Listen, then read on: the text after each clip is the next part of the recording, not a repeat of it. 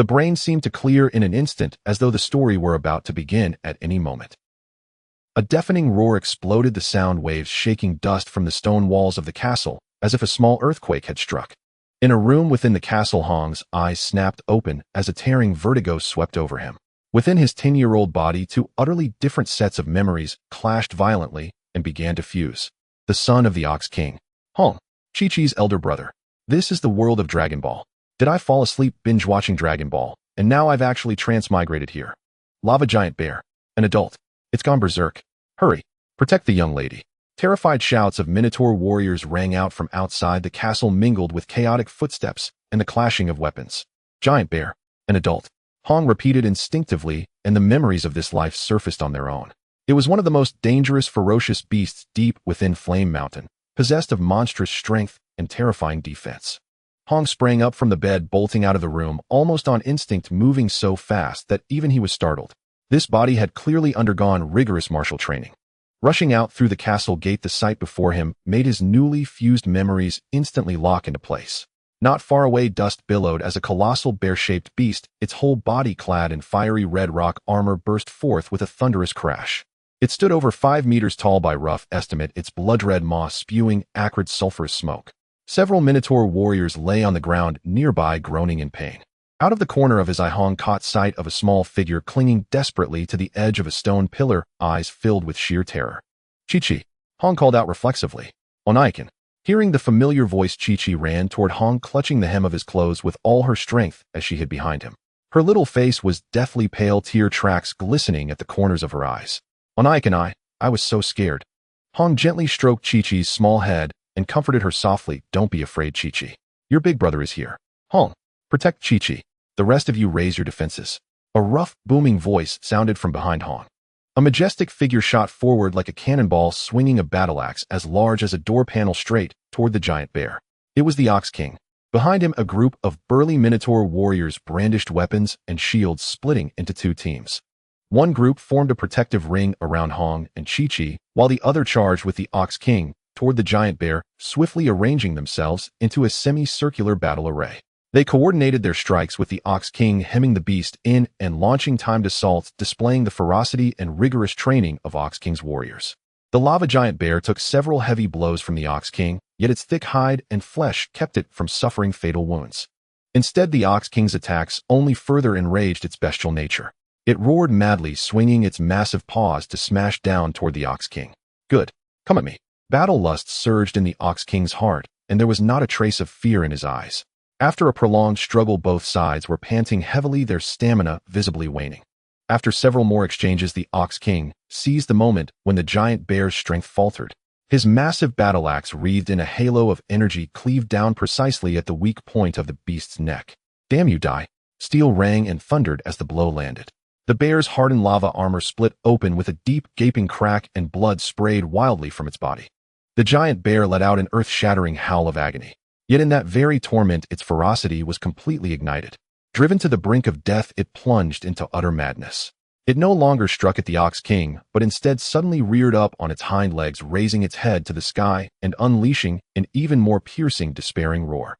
Its body began to swell. Dark red light seeped out from every crack in its armored shell. This is bad. It's going to self-destruct. The Ox King's expression changed drastically. Quick, shield Hong and Chi-Chi. He roared, dashing rapidly toward them and throwing his body over them to protect them beneath him. The warriors also converged rapidly toward their young lord and young lady. To stop such a self-destruction, one would have to kill the beast in an instant. But against this thick-skinned giant bear, the Ox King, already exhausted, was clearly no longer capable of that. A blast of that magnitude would be enough to turn half the castle and everyone nearby into ash. Damn it, how do I run into something like this the moment I transmigrate here? Inwardly, Hong's mind was in complete turmoil, seething with fear and unwillingness. In anime, this last-moment self-destruction trope was a classic routine. An overwhelming sense of peril poured down on him like icy water.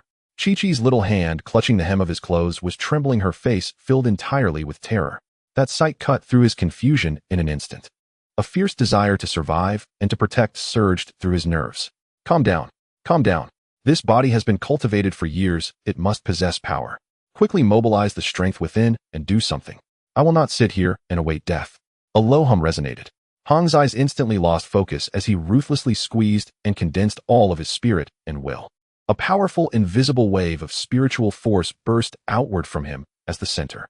Like the most precise radar image, his mental power spread and sensed outward. The raging energy within the giant bear was madly converging and collapsing toward its chest cavity. Along the path where that energy surged toward the core, a crucial node was already shuddering violently from the burden on the verge of collapse. It was just above the bear's heart, slightly to the left. There the flow of energy was most chaotic and its structure most fragile. That's it. The only chance. Unprecedented sharp light flared in Hong's eyes. The chi deep within his body was instantly stirred and ignited by the spiritual power unleashed in this life and death moment. That chi, mixed with the fruits of his years of bitter cultivation and accumulation, surged into his right fist, which began to glow with a halo of energy. There was no time to hesitate. There was no way back. Hong tore himself free from the Ox King's arms, vaulted over the wall of flesh and shields formed by the warriors, and erupted forward with speed far beyond his usual limits. He shot toward the lava giant bear like a gale. Hong, get back here. The Ox King bellowed. Die. Hong roared as he drove his fist forward. With a sickening crack, Hong's fist drove deep into a fissure in the bear's armor, striking unerringly at that fragile energy node. Time seemed to freeze for an instant. The blinding red light covering the bear's massive body rapidly faded, and it let out a guttural, incoherent cry. Its mountain-like bulk swayed, then crashed to the ground with an earth-shaking thud, sending dust billowing into the sky. The threat of self-destruction had been strangled at the very brink of eruption. Silence, an even deeper silence than before, blanketed the castle. The Ox King's rugged face was etched with disbelief, shock, and lingering dread.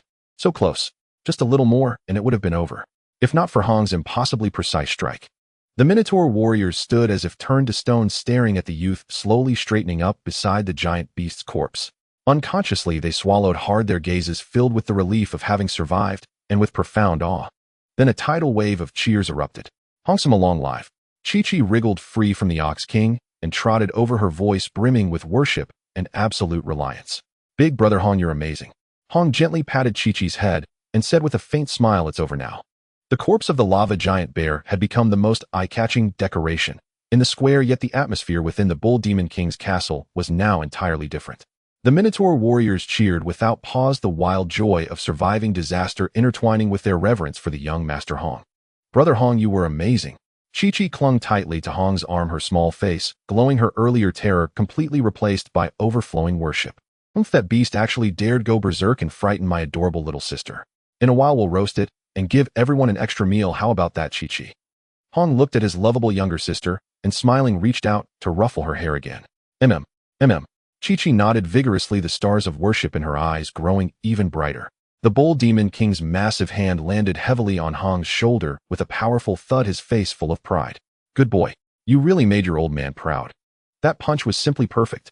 The foundations of the turtle school were not trained in vain. He automatically attributed the credit to his own lineage of teaching. Hong felt the fatherly love on his shoulder, yet inside his chi and blood were churning from the heavy smack, and he hurriedly said, Stop, I'm about to fall apart. He looked at the fallen giant bear, clenched his fist, and felt once more the explosive power that had surged through his body when he had been on the knife's edge between life and death. At this moment, that eruptive chi within him was rapidly subsiding, leaving behind a wave of intense emptiness. A clear realization accompanied by a strong sense of frustration rose within his heart. I won. But if it hadn't already been heavily wounded and lost its sanity, if I hadn't sensed the weak point in its energy, if I hadn't risked my life to stir my chi, the outcome would have been unimaginable. He silently evaluated the limit of the power he had just unleashed, comparing it to the combat strength of a farmer armed with a rifle at 5 points. Roughly. A combat level of 35 to 40. And this is already the result of over a decade of bitter cultivation. Information from his previous lives' memories surfaced on its own. That Saiyan brat, Sun Wukong, when he first appeared, already possessed a combat strength of 42. And he, the young master of Flame Mountain, son of the Bull Demon King, inheritor of the Turtle School, had gone all out and erupted with everything he had, yet could only slay a single beast under very specific conditions. A sense of powerlessness laced with fierce unwillingness gnawed at his heart. The ultimate limits of human blood seemed like an invisible shackle pressing down on his shoulders with crushing weight. Science. That kind of bloodline talent is basically cheating. Are humans destined to be crushed beneath them? No, there must be another path. Spiritual power, perception, and chi. In my previous life, when I watched anime, I noticed that the stronger one's chi, the stronger the body naturally became. Since that is so, could chi also strengthen one's potential? Perhaps I shouldn't blindly pursue ever stronger chi, but instead try to use chi to nourish my own body, digging out deeper layers of potential.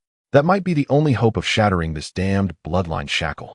He lifted his head and met the Bull Demon King's gaze, a mix of shock, lingering fear, and wild joy.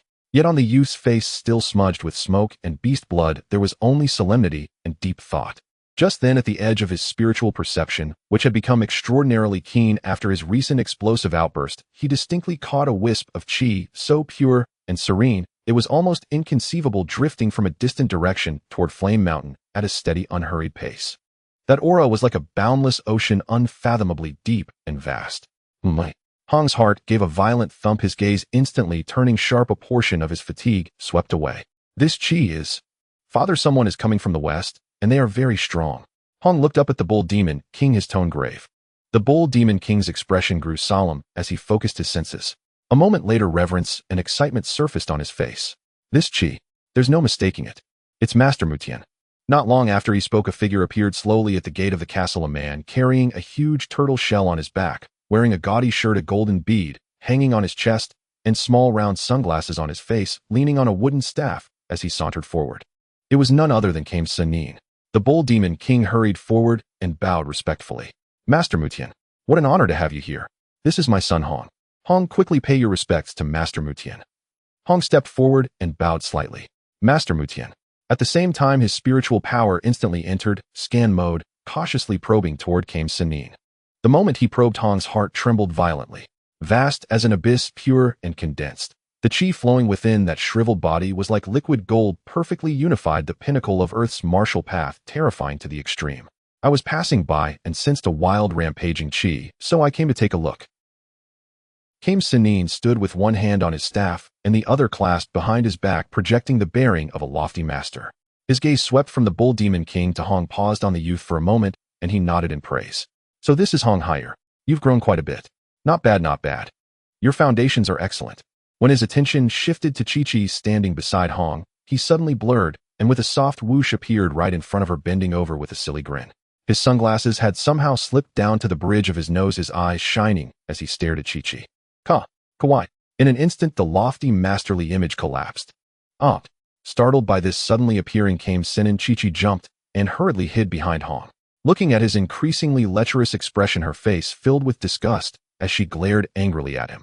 Watching Kame Senin's image flip 180 degrees in an instant, Hong could only shake his head speechlessly. Truly, that is just like Kame Senin. Familiar with his master's temperament, the Bull Demon King felt a bit embarrassed and coughed helplessly. Master, this is my daughter Chi-Chi. Ahem. Bull Demon King, both of your children are quite good. Kame Senin coughed in embarrassment, pushed his sunglasses back up, and resumed his lofty, masterly demeanor. His gaze swept across the square and paused briefly on the lethal fist mark in the lava giant bear's chest before he quickly shifted the topic. My, this big fellow died in quite a unique way. Bull Demon King, it's been a long time. When did your fighting style change like this? Kame Senin lightly tapped the giant bear's corpse with his staff, his voice clear, carrying a lazy hint of teasing. The Bull Demon King quickly replied with respect, Master Mutian, it was my son who slew this lava giant bear. At those words, Kame Senin narrowed his eyes and examined Hong anew. A flash of sharp light flickered behind the sunglasses. Having lived over 300 years, he could tell this boy was unusual. Hong's gaze was calm and deep, far beyond his age, and though his chi was weak, it was abnormally active, carrying a certain spirit. What startled him even more was that the way this boy looked at him seemed to pierce through the surface and directly perceive the source of his power. Oh, little fellow, how did you stamp that seal on this big guy's chest? Even old bull hide isn't as hard as his, and yet your little fist has quite the story, doesn't it? Kame Senin asked with great interest.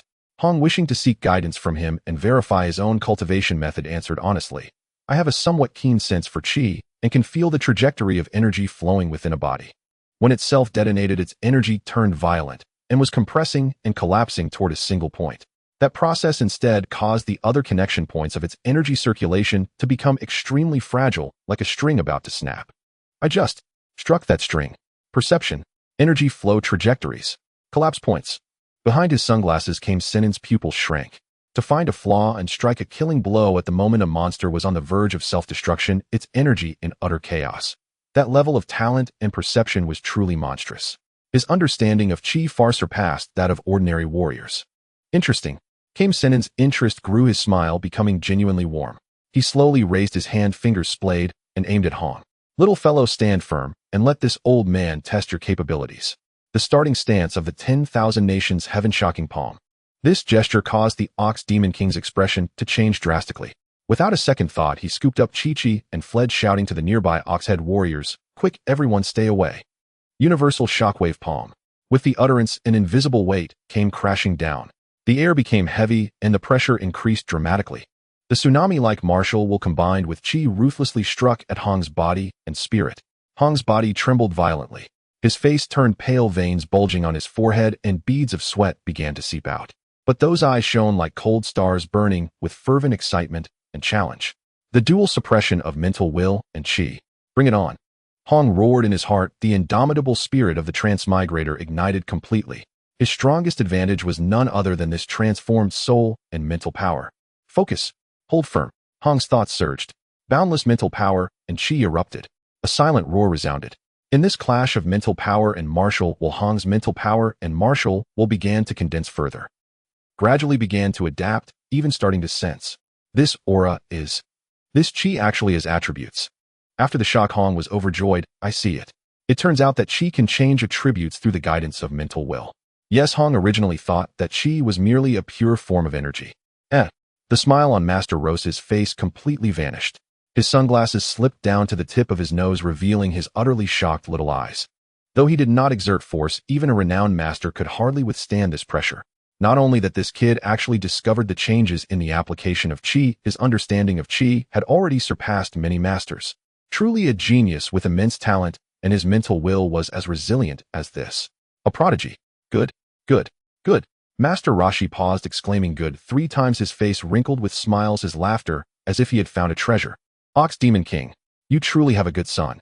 This kid has a solid foundation, a resilient martial will, and his talent is indeed extraordinary.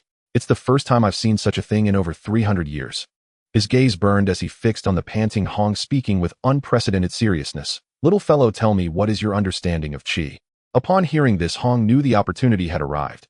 After slightly adjusting his aura, he met Master Roshi's gaze and threw out his hypothesis. Master Wutian, I just discovered that this energy called chi can be converted into other forms of energy through mental power. Mental power. Master Roshi was momentarily confused. Yes, it's actually what is commonly referred to as martial will, but I believe it's not entirely the same. Hong explained. Elaborate on that. Master Roshi nodded. Martial will, I believe Master Wutian understands it better than I do, so I won't elaborate too much. What I refer to as mental power is simply the will, the strength of intention, or the power of the soul. Some individuals with exceptionally strong mental power will possess some extraordinary abilities. I believe that some masters with superpowers are strong because of their powerful mental force. Not bad, not bad. It's impressive that you can understand it so thoroughly. Master Roshi had an expression of calm, yet inside, he was already astounded. Soga, I heard that old Crane has a disciple who possesses superpowers, so that's how it is. After receiving Master Roshi's acknowledgement of his theory, Hong continued to put forth his reasoning. Master Wutian, I can sense that chi originates from the tiniest little flames within the body. Since chi can nourish the body and make it stronger, can we use mental power to transform this chi to nourish and strengthen these little flames to make them stronger? Wouldn't that create even more powerful chi? If we could cycle this process, wouldn't it lead to becoming stronger? He cautiously avoided the term cells and replaced it with little flames. Nourish. Little flames. Master Roshi was completely stunned, forgetting to adjust his sunglasses. Having lived for over 300 years mastering the art of controlling chi with intent and touching the realm of immortality. But the idea of using chi to nourish the Bodhi's essence was unheard of. This fantastical notion hinted at deeper possibilities. A total disruption. An absolute disruption. He looked at Hong with profound eyes. Little fellow, you mentioned little flames. Using chi to nourish them, forming a cycle. His tone was imbued with unprecedented seriousness. Hong took a deep breath and replied earnestly, Yes, Master Wutian. I can feel countless tiny light points within my body like little flames. The stronger the little flames, the more vigorously they burn, and the chi will become greater and more powerful. I believe that if we can carefully use mental power to transform the attributes of chi to nourish these flames, allowing them to burn hotter and longer, we can produce more and stronger chi, and the furnace that stores these little flames will also become sturdier. He used metaphors to explain the embryonic form of qi nourishing cells. Furnace. Flames. Qi. Master Roshi murmured, reflecting on 300 years of martial wisdom. Traditional cultivation focuses on refining the body to accommodate more qi and expertly utilizing qi. No one had ever thought to nourish the source that generates qi. This line of thought cuts to the heart of the matter. Yet he vaguely sensed that the vibrant and spirited qi within Hong seemed to be truly linked to the state of the flames. Interesting. Bold. Unprecedented. Master Roshi exclaimed, his interest piqued. But no matter how good the idea is, a foundation is still needed. Just feeling isn't enough. You must first learn to start and control a fire. Otherwise, don't even think about nourishing the flames, or you might blow up the furnace. He decided to teach in the most fundamental way. He slowly raised both hands, palms facing each other at his waist. A simple start containing endless mysteries. Watch closely. This is my strongest qi technique. Feel the fundamental application of qi. Master Roshi's voice was deep and solemn. Instantly, all eyes were focused. The Ox Demon King held his breath in awe. Chi-Chi stared wide-eyed with curiosity. Hong concentrated his mental power to the utmost. With all his senses open, he focused intently on the space between Master Roshi's hands. This was a once-in-a-lifetime opportunity. Wow, so huge. A bear. At that moment, a vibrant shout filled with wonder like thunder in the clear sky suddenly interrupted Master Roshi's demonstration of qi technique and shattered the tense anticipation in the air. Outside the castle, a wild boy dressed in a patched dark blue martial arts outfit with a fluffy monkey tail swaying behind him and hair standing in a wild explosion leaned halfway into the scene. His clear big eyes were round with astonishment, staring intently at the corpse of the lava giant bear in the center of the square, drooling almost uncontrollably, his eyes shining with an insatiable gluttony. Excitedly shouting, "Hey, this looks like it could feed me for a long time. So amazing. Who defeated it?" Almost simultaneously, Hong's mental power was like a magnet, instantly locking onto this suddenly appearing wild boy. A life force far more abundant, filled with wild vitality, yet incredibly pure, rushed toward Hong. What made Hong's heart tremble even more was that deep within this aura, he faintly sensed something extremely special, exceedingly weak, yet containing unimaginable explosive potential.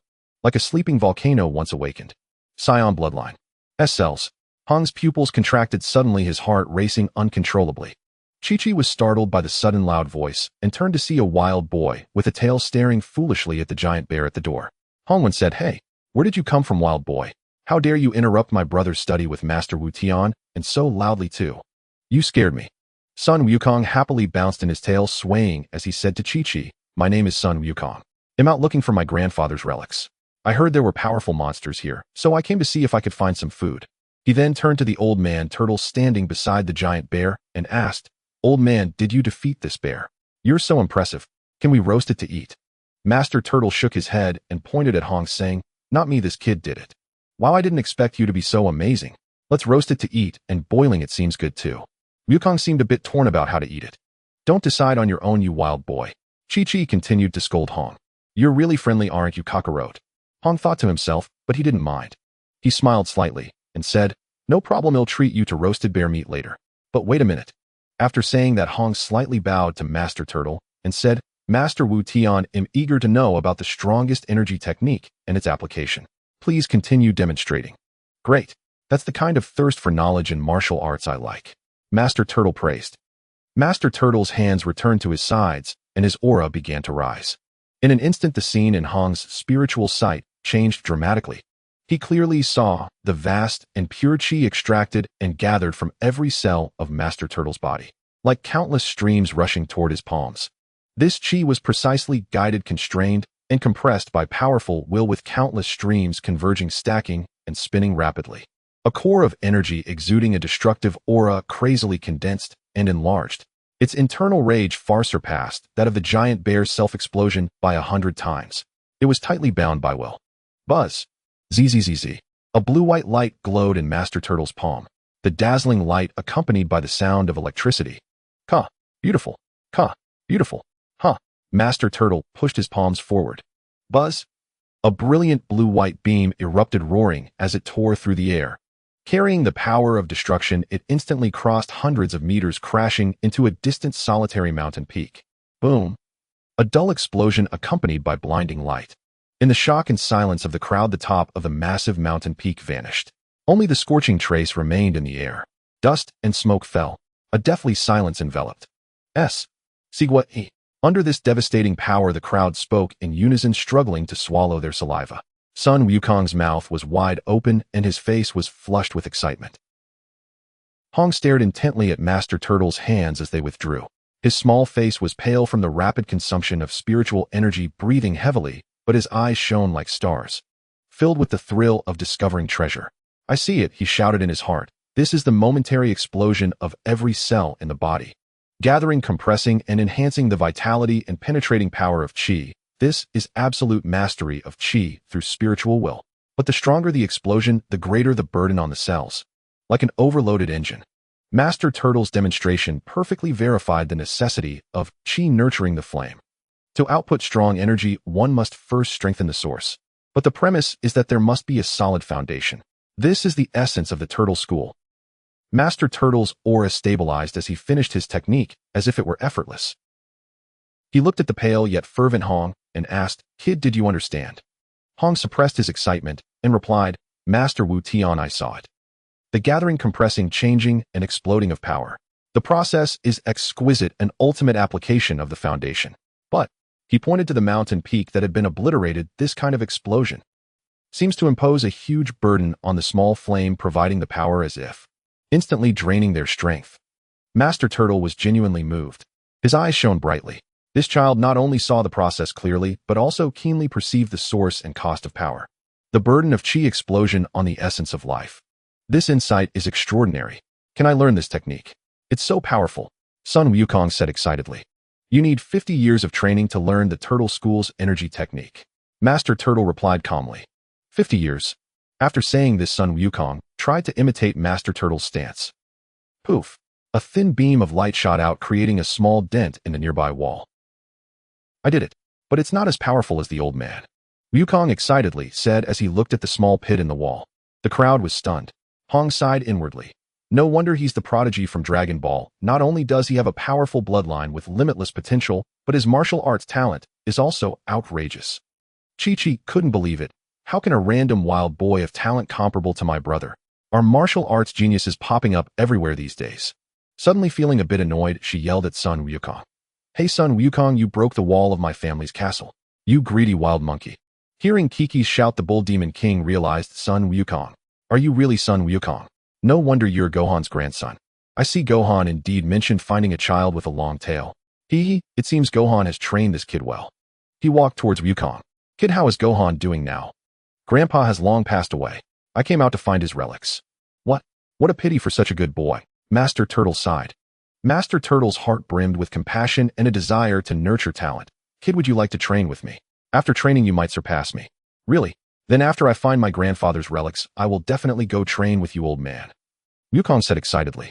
Hong, what about you? Master Turtle turned to Hong, his eyes filled with expectation. Hong also excitedly bowed and said, Greetings, Master. I have longed for this. Training with someone like Master Turtle, who stands at the pinnacle of martial arts, is the best way to validate his path of cellular cultivation.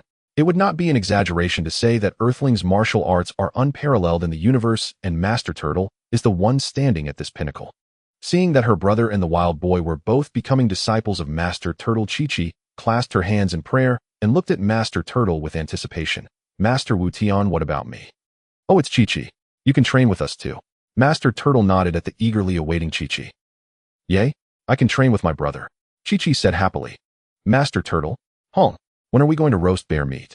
I'm so hungry, Sun Wukong said, while rubbing his growling stomach looking forward. Chi-Chi looked at his greedy expression and huffed. All you think about is eating, wild monkey.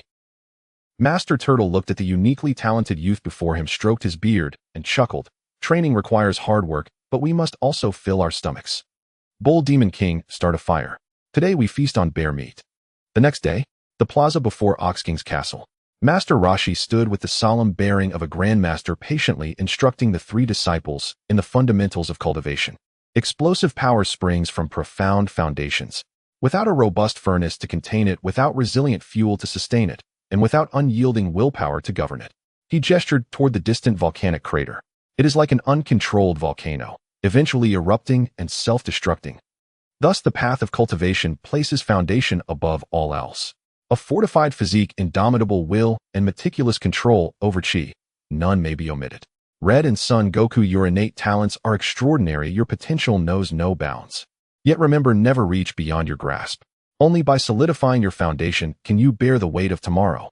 Otherwise you build upon air, nothing but a castle in the sky. Though Shishi's innate talent and potential are somewhat modest, she still far surpasses most ordinary people.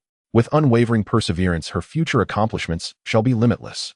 Master Roshi paused, then continued. In essence, the Turtle School martial arts rest entirely upon the principle of foundation. Every technique, every form, every nuance arises from this bedrock. Furnace, fuel, wolf foundation. Red murmured softly. Roshi's words struck him like a sudden downpour of wisdom, resonating perfectly with his own insight, nourishing cells with chi. Though Master Roshi had not explicitly endorsed the theory, his emphatic focus on foundation amounted to silent affirmation and quiet guidance. Master. Red's gaze burned with unwavering resolve. I understand. True strength demands an even stronger foundation to uphold it. Henceforth, I shall not only rigorously train my fundamentals, I shall also experiment with using chi to nourish them directly. Let the furnace grow sturdier, the fuel more abundant, so that each explosive surge rests upon ever firmer ground. Wait until you can command the chi within your body as effortlessly as moving your own limbs.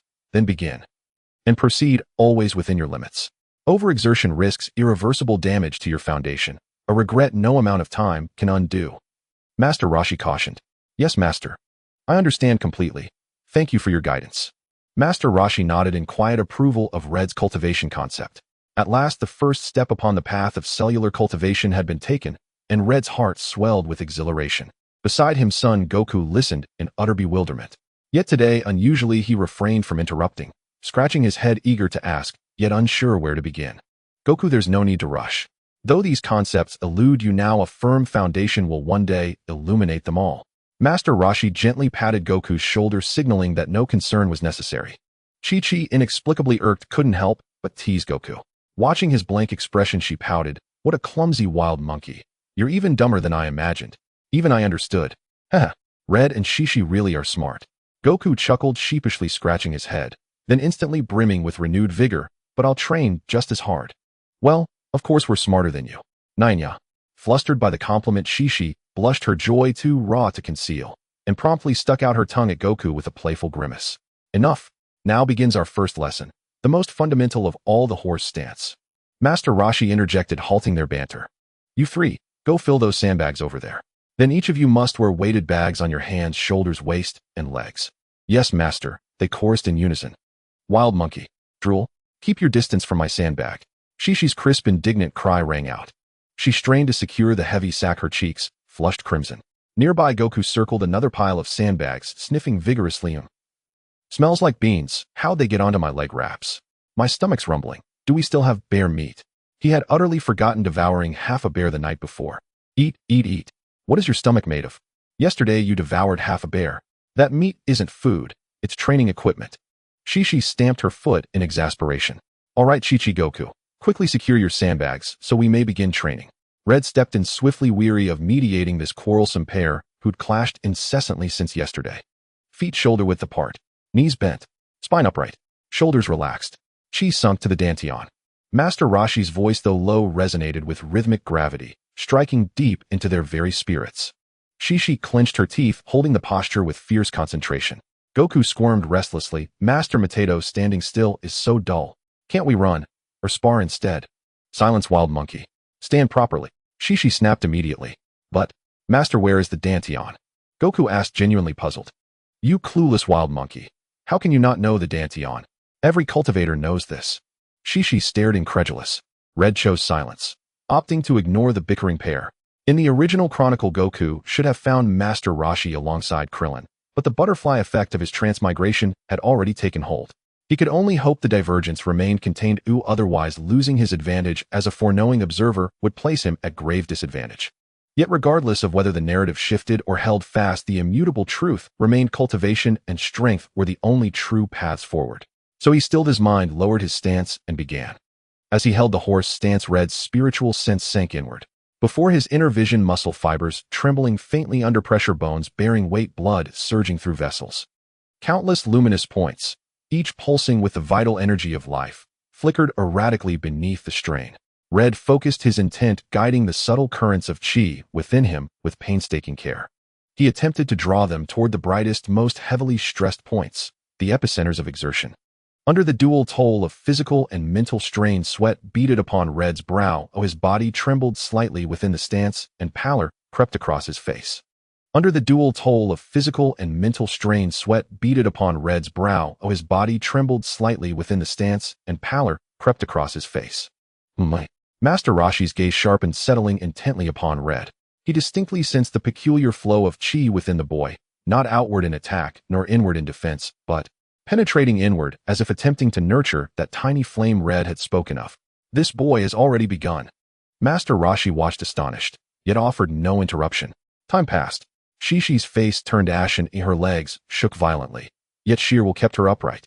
Inside, she silently praised Red. My brother truly stands like a pillar.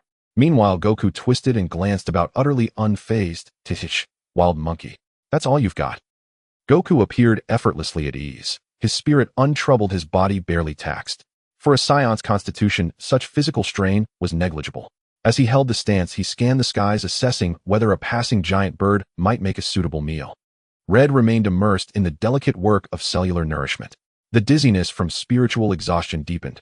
Yet to his delight, he observed that under sustained chi infusion, the cells under pressure seemed genuinely strengthened, however imperceptibly. Their vital aura grew noticeably more vibrant. Moreover, as chi flowed through these nourished cells, it resonated, smoothing, softening, and harmonizing more deeply with his body. It works. It's viable. A surge of elation flooded Red's heart, proof that the path of gentle cellular cultivation was no illusion. Rest now. Master Roshi's voice fell like celestial music. Shishi collapsed with a groan, massaging her aching legs. Goku hooped and sprinted after a giant bird soaring overhead. Decision made. I'm having you for dinner today. Red slowly released the stance, opened his eyes, and exhaled a long, turbid breath. A faint warmth pulsed deep within his thigh muscles, the gentle, invigorating hum of cells newly nourished. Master Roshi approached and clapped Red's shoulder, his eyes glinting with quiet approval. This boy had truly uncovered something remarkable. After rest, Goku dragged the giant bird back. Shishi rolled her eyes. Wild monkey glutton, yet instinctively swallowed, her mouth watering at the sight. Enough rest. Now basic fist and foot techniques. This promised far more excitement. Even Goku's eyes gleamed with anticipation. Master Roshi instructed from behind, arms crossed. Shishi practiced with diligent precision. Goku moved purely on instinct, raw, untamed, and explosively powerful, his speed and force leaving the others awestruck. A humanoid beast, Red practiced foundational forms while simultaneously observing Chi's subtle movements within. He refined his focus, guiding Chi to wash over and saturate the luminous points activated with each punch and kick.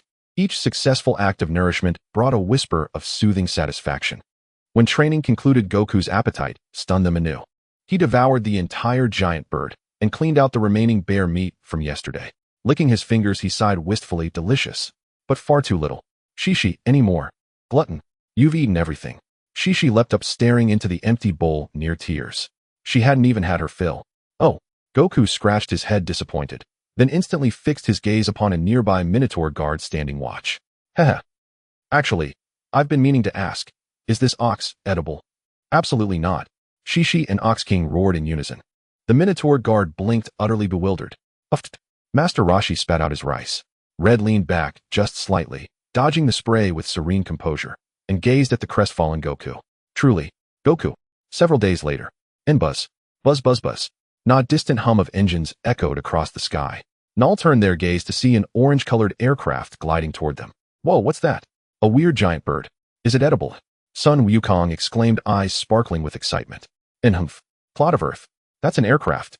Chi-Chi watched Wukong's wide-eyed wonder and couldn't resist teasing him. In moments later, the aircraft descended smoothly before the castle, and a girl of about 16 stepped out. She held a peculiar mechanical device in her hand, emitting a rhythmic beep beep beep. Its glowing sensor was locked precisely onto Master Roshi. Bingo, the girl cried triumphantly. And she strode straight toward Master Roshi, her eyes fixed intently on the Dragon Ball hanging from his chest. With a sweet smile, she addressed the elderly man. Grandfather, my name is Bulma. And what a unique pearl you have there. Would you consider gifting it to me? Or I could buy it, at a generous price. Money, or even capsules. Anything you desire. Nas. The girl approached Master Roshi, adjusted his sunglasses, and gave her a thorough head-toto appraisal. His 300-year Dao heart instantly crumbled to dust. And stroking his beard, his small eyes gleamed with sly brilliance. Beautiful, isn't it? I found this deep beneath the ocean over a century ago. It's been my loyal companion ever since. But, he rubbed his palms together, leaned in, and lowered his voice. Money capsules. They're mere worldly trinkets. What truly matters is spiritual connection. For instance, let me give you a little pat. Just a gentle pat, to feel the warmth of youth. Nee's lecherous hand gestured eagerly as his gaze lingered shamelessly upon Bulma's shapely figure. Old pervert. Bulma's sweet facade shattered instantly. Her roar shook the heavens. From nowhere she produced a super-extended alloy wrench. Thud! The wrench descended like thunderbolts, striking Master Roshi's bald crown with surgical precision. OWWW. Master Roshi shrieked, a piercing soul-rending wail. A glossy crimson lump swelled instantly at the center of his forehead. His sunglasses slid crookedly down his nose, revealing dull, lifeless eyes. Bulma, still seething with humiliation and fury, bared her teeth and delivered a colossal kick straight to Roshi's face. Had a force detector been present, it would have registered impact exceeding 100 units. OWWW. Another unearthly shriek tore from his throat as he rocketed backward, spinning 3.5 times midair, before embedding himself headfirst into the castle wall. His sunglasses slipped slowly from his face, revealing a massive boot print across his cheek, his body convulsing, his gaze vacant and unfocused. Two harrowing cries pierced the sky, lingering, echoing, reverberating into silence. Well done. That lecherous creep deserved it. Chi-Chi laughed heartily, hands on hips, utterly merciless. After all, this old lecher had ogled her with lewd grins more than once. Whoa, Master Mateto has been defeated. Are you all right, Master Mateto? Curious son Wukong shuffled close to inspect Master Roshi. After a moment's thought, he somehow produced a slender rod and poked Roshi's foot, each poke eliciting another violent twitch. Pfft. Ha! Hong couldn't contain himself. Even with 2 lifetimes worth of cultivated composure, this spectacle was simply too much. Master Mateto, why provoke her of all people? She's the very being who dare strike a god of destruction. Truly, the essence of Dragon Ball. Inyo uncovered his face. Master Mateto, you? Oh dear, your legendary reputation. Master Roshi painstakingly extracted himself from the wall, clutching his throbbing head, tears streaming down his cheeks. You young lady. You struck a 300-year-old elder far too harshly. Bulma hoisted her wrench high, radiating regal authority. Who told you to be so vulgar? Hand over the orb, and I'll forgive you. Master Roshi clutched the Dragon Ball tightly to his chest. His lecherous instincts concussed, yet his resolve to protect the treasure burned fiercer than ever. He suspected it must be priceless, and certainly not for surrender. Never. I'm grievously wounded. Discuss it again once I've recovered. Humph. Perhaps sensing she'd gone too far, Bulma said no more, stepped outside the castle, tossed a capsule onto the ground, and watched it expand into a cozy cottage where she took up residence. 3 evenings later, after concluding their cultivation, the group gathered around the dining table. Neo Moong grilled enormous slabs of volcanic mutton nearby, the aroma rich and intoxicating. After several days of camaraderie, Bulma had grown comfortably familiar with them, whispering secrets with Chi-Chi, laughter chiming like silver bells, cheeks flushing with bashful charm. Indeed, girls always seemed to possess an endless trove of hushed confidences. Son Wukong sat near Chi-Chi, eyes locked hungrily on the roasting mutton, drool pooling at his lips, shouting repeatedly, "So hungry. Gimme food." Master Roshi chose the seat farthest from Bulma, still wearing his sunglasses. Not for style, but because his panda-like black eyes, swollen from repeated beatings, now overlapped in concentric bruises. Hong sat in silent meditation, reviewing that day's cultivation progress. Daily reflection remained his unwavering discipline. And after 1 incense stick's time, the table brimmed with dishes, and the colossal mutton roast rested proudly at its center. Chi-Chi reached for her chopsticks, only for a hand to flash past like lightning. Wukong's cheeks bulged, his expression one of pure bliss. Delicious. Chi-Chi shot him an indignant glare and reached again, only for that same hand to dart past once more, and this repeated several times. Thwack. Enough already, you wild monkey. A sharp knuckle rap landed squarely on Wukong's forehead, Chi-Chi's temper finally boiling over. Whoa, why are you hitting me, Chi-Chi? Wukong wore an expression of utter innocence, rubbing the swelling on his head with one hand, while the other snatched at the giant leg of mutton. And you dare ask? Wild monkey, I'll tear you apart. Chi-Chi seized a fork and gave chase. Wukong fled, mouth full, muffled cries escaping. Help! Help! Master Roshi watched Wukong's plight with profound sympathy, and unconsciously touched his own bald pate. Bulma shot Roshi a defiant, mocking glance. This is what happens when you harass girls. Hong calmly ladled soup for Neo Moong and said, Father, this broth is excellent. Do try it. Neo Moang watched the chase unfold, his lips twitching. After dinner, Bulma dragged Chi-Chi off to the capsule house to experiment with newly developed cosmetics. Master Roshi and Neo Moang dozed in reclining chairs, while Sun Wukong practiced martial forms in the courtyard. Saiyans truly obsess over strength, and especially Sun Wukong. Gifted, tireless, and relentless. How could anyone possibly argue with such raw, unassailable dedication? Lately, Hong had been pondering one question: how would altered storylines reshape the future? With narrative divergence, certainty dissolved, leaving only a fog-shrouded horizon that left him restless and uneasy. Once the plot shifts, anything becomes possible. Perhaps tomorrow brings a scouting squad of Frieza's forces, or an alien descends without warning. At Earth's current power level, don't count on the Dragon Balls resurrecting you. If you're annihilated en masse, who then will seek the Dragon Balls to revive you? Thus, until true strength is attained, foresight remains the ultimate safeguard. If feasible, Hong hoped to gently guide events back toward their original trajectory, minimizing the butterfly effect's turbulence. Got it. After a moment's quiet contemplation, a cunning smile curled Hong's lips as he gazed at Wukong. In mid-punch, Wukong suddenly shivered, chilled to the bone. Hey Goku, how about sparring with me? Hong's lips curved into a subtle smile. His trap was set. Sun Wukong ignited like a lit firecracker, his eyes blazing with uncontainable combat fervor. The Saiyan blood coursing through his veins awakened an instinctive primal passion for battle. In later years, his obsession with fighting grew so consuming that he would neglect even his own family, leaving Chi-Chi to bear endless worries. Hence, she forbade Gohan from cultivation altogether, pushing him solely towards scholarly achievement, ultimately squandering the extraordinary talent and untapped potential of the boy destined to be the greatest genius of all. He even defied Beerus's counsel, persuading the Omni King himself to initiate the Tournament of Power, a wager so audacious it staked the very existence of entire universes. Truly, his self-assurance was staggering, an unmistakable hallmark of the ultimate battle maniac. Kong. Such insatiable hunger for combat was nothing short of terrifying. Whether one calls him naive or selfish, Sun Wukong has always possessed a heart as pure and unblemished as a child's, fighting not merely for glory but above all to protect. It is precisely this innocence fused with unwavering confidence that propelled him ever upward, until he surpassed every limit, defeated all rivals, claimed victory in the Tournament of Power, and finally restored the erased universes using the Super Dragon Balls. Watching Wukong brim with martial ardor, Hong felt his own excitement rise. Their power levels were now evenly matched, but when it came to sensing and manipulating ki, Hong held a decisive, unmatched advantage. After all, he was fated to become the strongest being in the cosmos. If not now, then when? Agreed, follow me. With those words, Hong turned and strode purposefully out of the castle. The plan must unfold step by step, certainly not within earshot of Master Roshi or Ox King. Outside. I won't lose to you. Wukong dashed after him, exhilarated.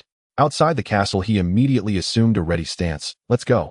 Hong raised a hand, halting him. Not so fast. Let's talk first. Oh. Wukong lowered his guard, puzzled. Goku, would you say we're friends? Hong began laying his groundwork, planting the seed. Friends. Wukong's eyes lit up, and he nodded vigorously. Yes, you're my very first friend, and you even treated me to roasted bear meat. Raised deep in the mountains, his understanding of friendship remained hazy, but profoundly cherished. What about Chi-Chi? Are you friends with her too? Hong pressed. Chi-Chi. Wukong's brow furrowed, his thoughts stalled. She keeps punching me for no reason at all. Grandpa said I must never strike a girl, or I'd have hit back long ago. Still, training together is fun. Does that count as friendship? His mind seemed on the verge of overheating, logic unraveling into delightful chaos. Hong's lips twitched faintly, such an eccentric train of thought. No, you and Chi-Chi are not friends, Hong declared, grave-faced. Not friends. Then what are we? Wukong was utterly flabbergasted, completely lost. A sly, triumphant gleam flashed in Hong's eyes as he stated firm and unyielding, "Your husband and wife." Husband and wife. What does that mean? The term lay entirely beyond his comprehension. Chi-Chi is a girl. You cannot call her your friend. You call her your wife. Hong savored the moment, then gently coaxed further. Look, we're friends. And Chi-Chi is my younger sister. Suppose I'm ever gone from her side. Wouldn't you as her friend stand in my place and protect her? Friends help each other. Wukong agreed earnestly. And not just protection. Care for her too, right? Care. Oh yeah, that makes sense too. Wukong nodded again. But what if you're gone for a very long time? Even forever? Hong dropped his final decisive lure. Forever? Are you dying? Wukong gasped, concern flickering across his face, then nodded resolutely. Still, you're right. That logic holds. Hong suppressed a twitch at the corner of his mouth. Is this kid cursing me? Just wait. I'll deal with you properly later. So then, to care for a girl your entire life, to protect her your entire life, that is what husband and wife means. Understand? You and Shishi are husband and wife. Sokka. So that's what it means. Wukong exclaimed, enlightenment dawning with childlike delight. Also, don't you find training together with her joyful? When being with a girl brings joy, that is called liking. And you don't dislike her, do you? Hong seized the momentum. Dislike? No way. Wukong shook his head instantly. His open-hearted nature bore no ill will toward anyone. So put it all together, you like Shishi, and you will marry her. Correct. Seeing the moment ripe, Hong delivered his verdict without hesitation. Yep, absolutely correct. Wukong accepted it without doubt. With Wukong fully reeled and Hong clapped once. Then go tell Shishi right now you like her, and you wish to marry her. That way she'll never punch you again, and will treat you with kindness instead. Before Wukong could reply, Hong sealed the plan, and then later we can spar freely, without Shishi mistaking our training for a real fight and worrying. Right? Right? Hong, you're brilliant. I'll tell her this instant. Eyes sparkling, Wukong bolted off at full speed toward Bulma's capsule house. Remember, not a word about me. Otherwise Shishi might think we conspired to deceive her for the sake of a fight. Hong called after him urgently. Got it. Wukong's voice echoed from afar. At that moment Hong's heart swelled with quiet triumph. Perfect. Once their engagement was secured, and marriage inevitable, the narrative would realign flawlessly, becoming the strongest in the world, the supreme ruler of the cosmos. Merely a matter of time. Wukong sprinted breathlessly to the front of Bulma's capsule house, fingers gesturing emphatically as he rehearsed under his breath. Mustn't mention Hong. Protect. Care. Like husband and wife. Yoshi. That's how I'll say it. Hey. Shishi. Shishi. Moments later the door swung open. Seeing Wukong, Shishi frowned. Wild monkey. What do you want?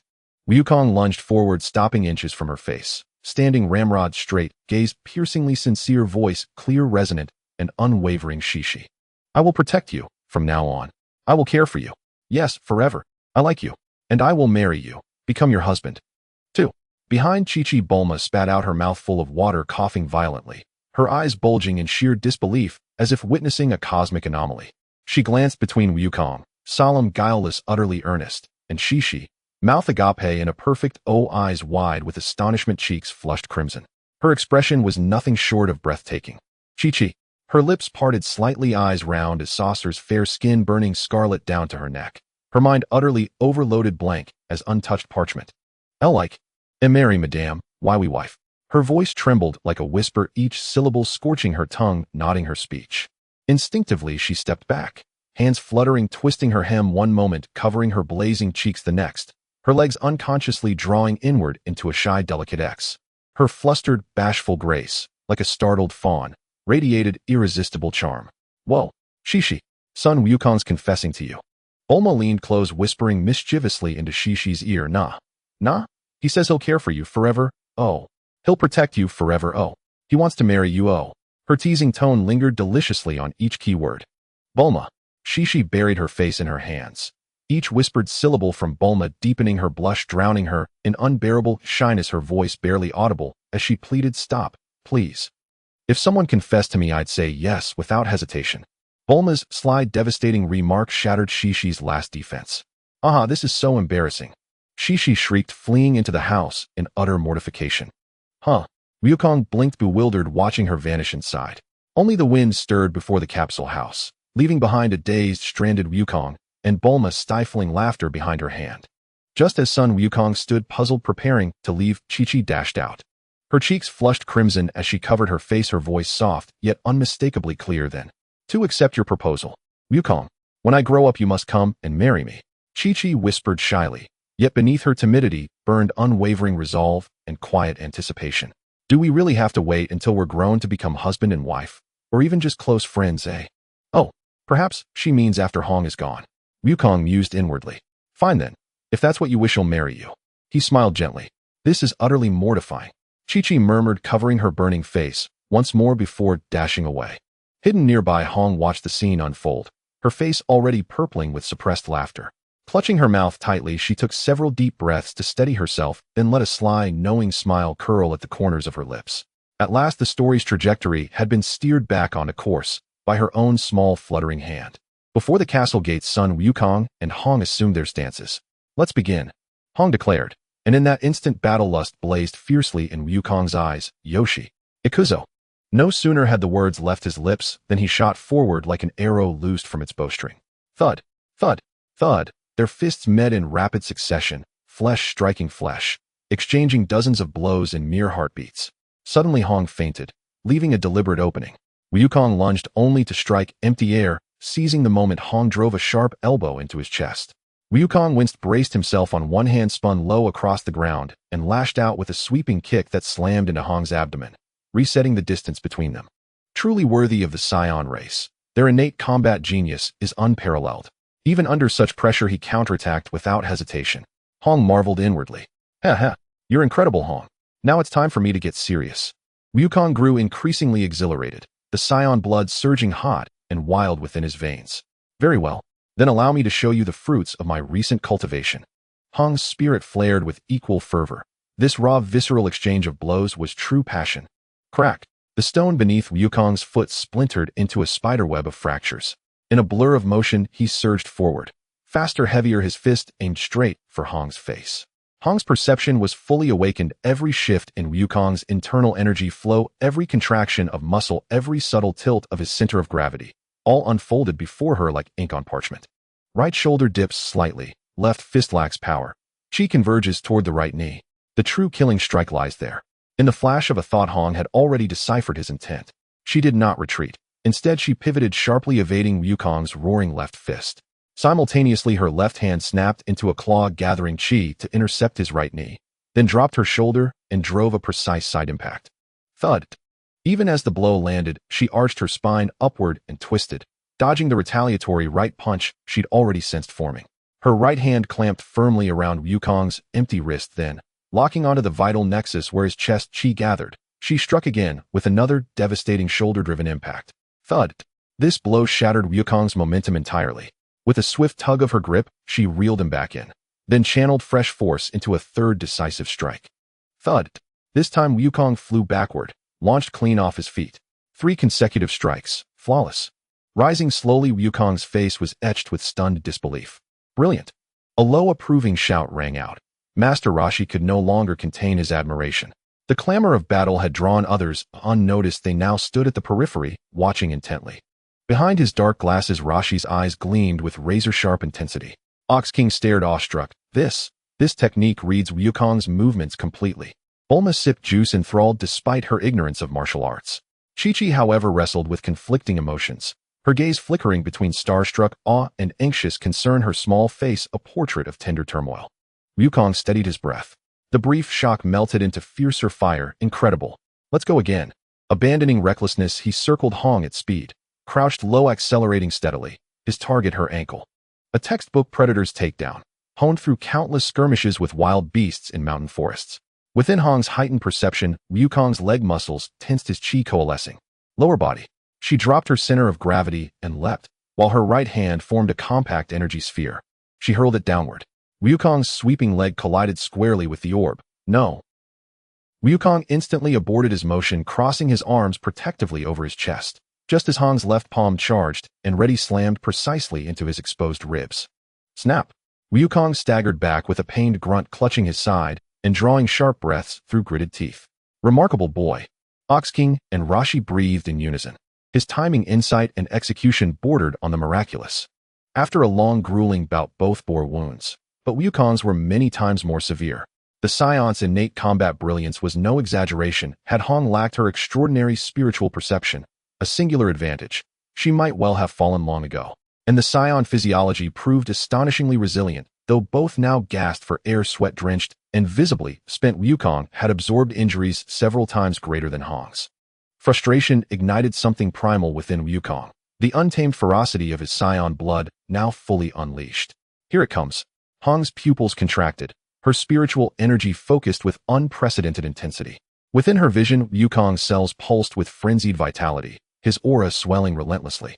Then deliberately, he drew his hands to his waist. Hey, cheating again. After all this fighting, his power still climbs. It's nearly 70 now. Utterly unfair. Hong muttered wryly. The Saiyan's near-limit burst defied all logic. Yet Hong's own fighting spirit soared. She settled into a firm stance, palms drawn to her waist, spiritual energy honed to a razor's edge, ruthlessly compressing every last trace of chi within her. Contain. Compress. Rotate.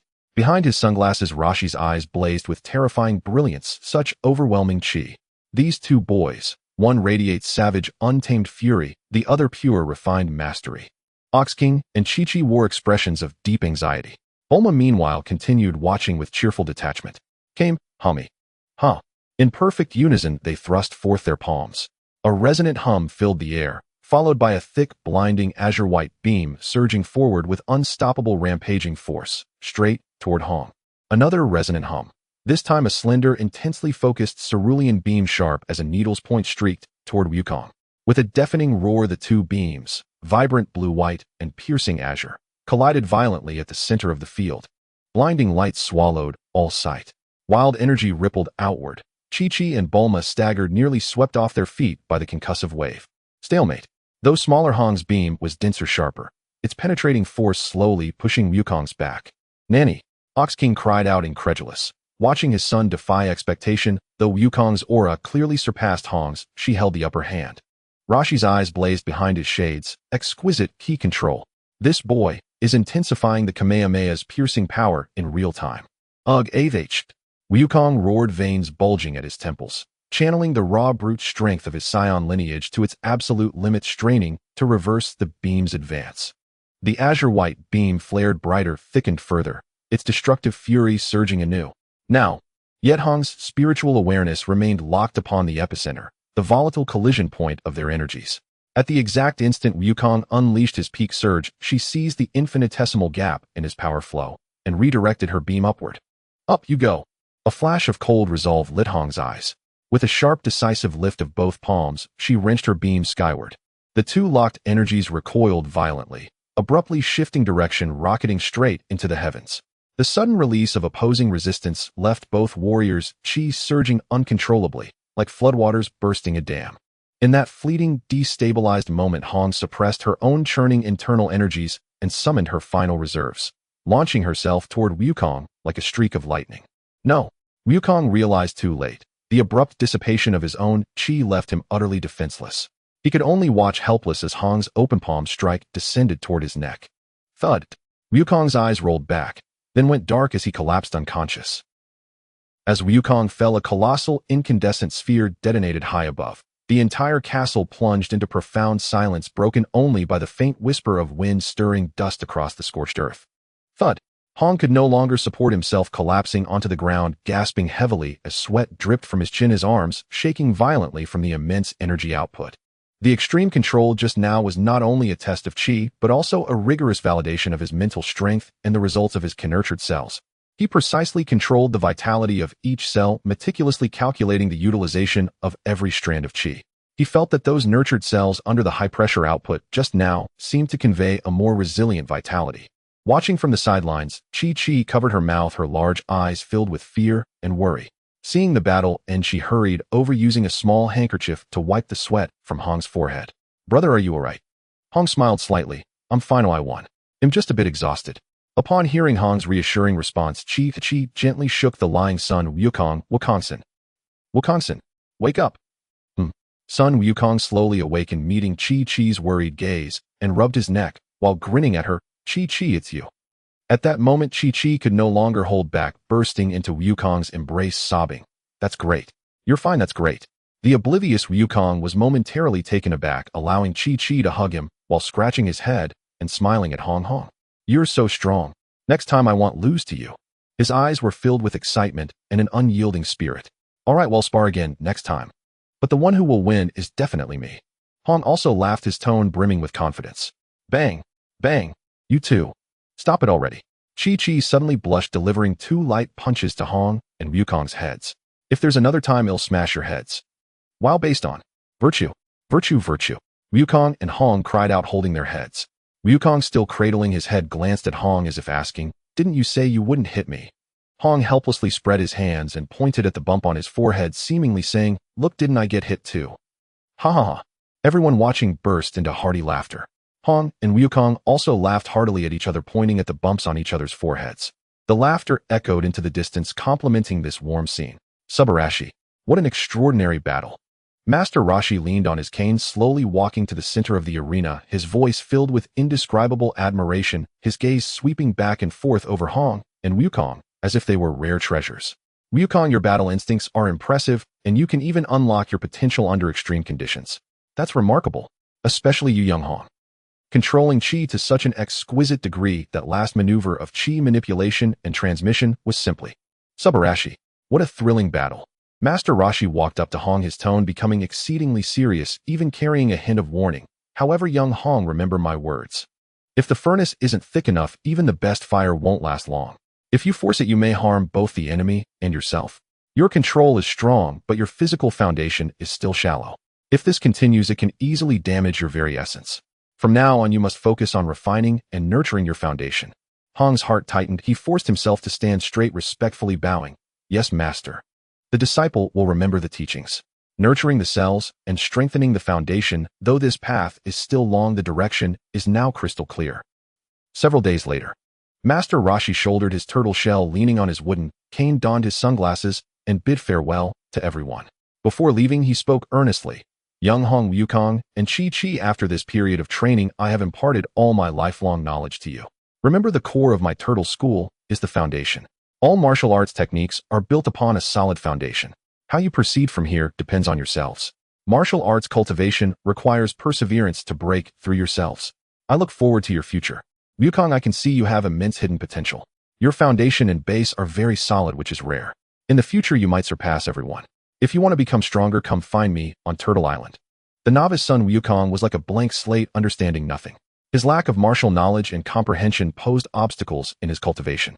However, with immense talent and diligent training, if he spends more time guided in his practice, he will gradually grasp everything. None of this is a problem. Young Hong, while I believe your cultivation method is feasible, the final outcome still depends on you to verify slowly. Don't be a hermit. Go out and see. Go find your own path, learn from others' strengths to compensate for your weaknesses, and strive for perfection. Chi-Chi, you need to strengthen your foundational base. As long as your foundation is solid, anything is possible. Yes, master, the three bowed in response. Master Roshi turned to the eager Bulma, took the orange Dragon Ball from around his neck, and tossed it over casually. Here, Bulmakin, this shiny orb belongs to you. So you won't be thinking about this old bone of mine. Cough. He instinctively touched his forehead. Bulma excitedly caught the Dragon Ball. Thank you, Master Mateto. She quickly ran back to the capsule house, and soon returned with a thick box. Cough, since Master Mateto gave me the Dragon Ball, I'll give you a gift too. She quietly leaned close to Master Roshi, lowering her voice, said, This is my personal collection. A limited edition. The only one in the universe. The Universal Capsule Corporation's annual Most Beautiful Employee Photo Album. It features swimsuits, various uniforms, cosplay, and different themes. Master Roshi instantly turned into a steam master. His whole body heated up and turned red, steam rising from his head and blood gushed from his nose like a high-pressure water gun. Swimwear, uniform, cosplay, pleasure. Bulma looked at Master Roshi with a face of disdain for his naivety, gripping the Dragon Ball in her hand, finally having it in her possession. During this time, she had often engaged in wits with Master Roshi.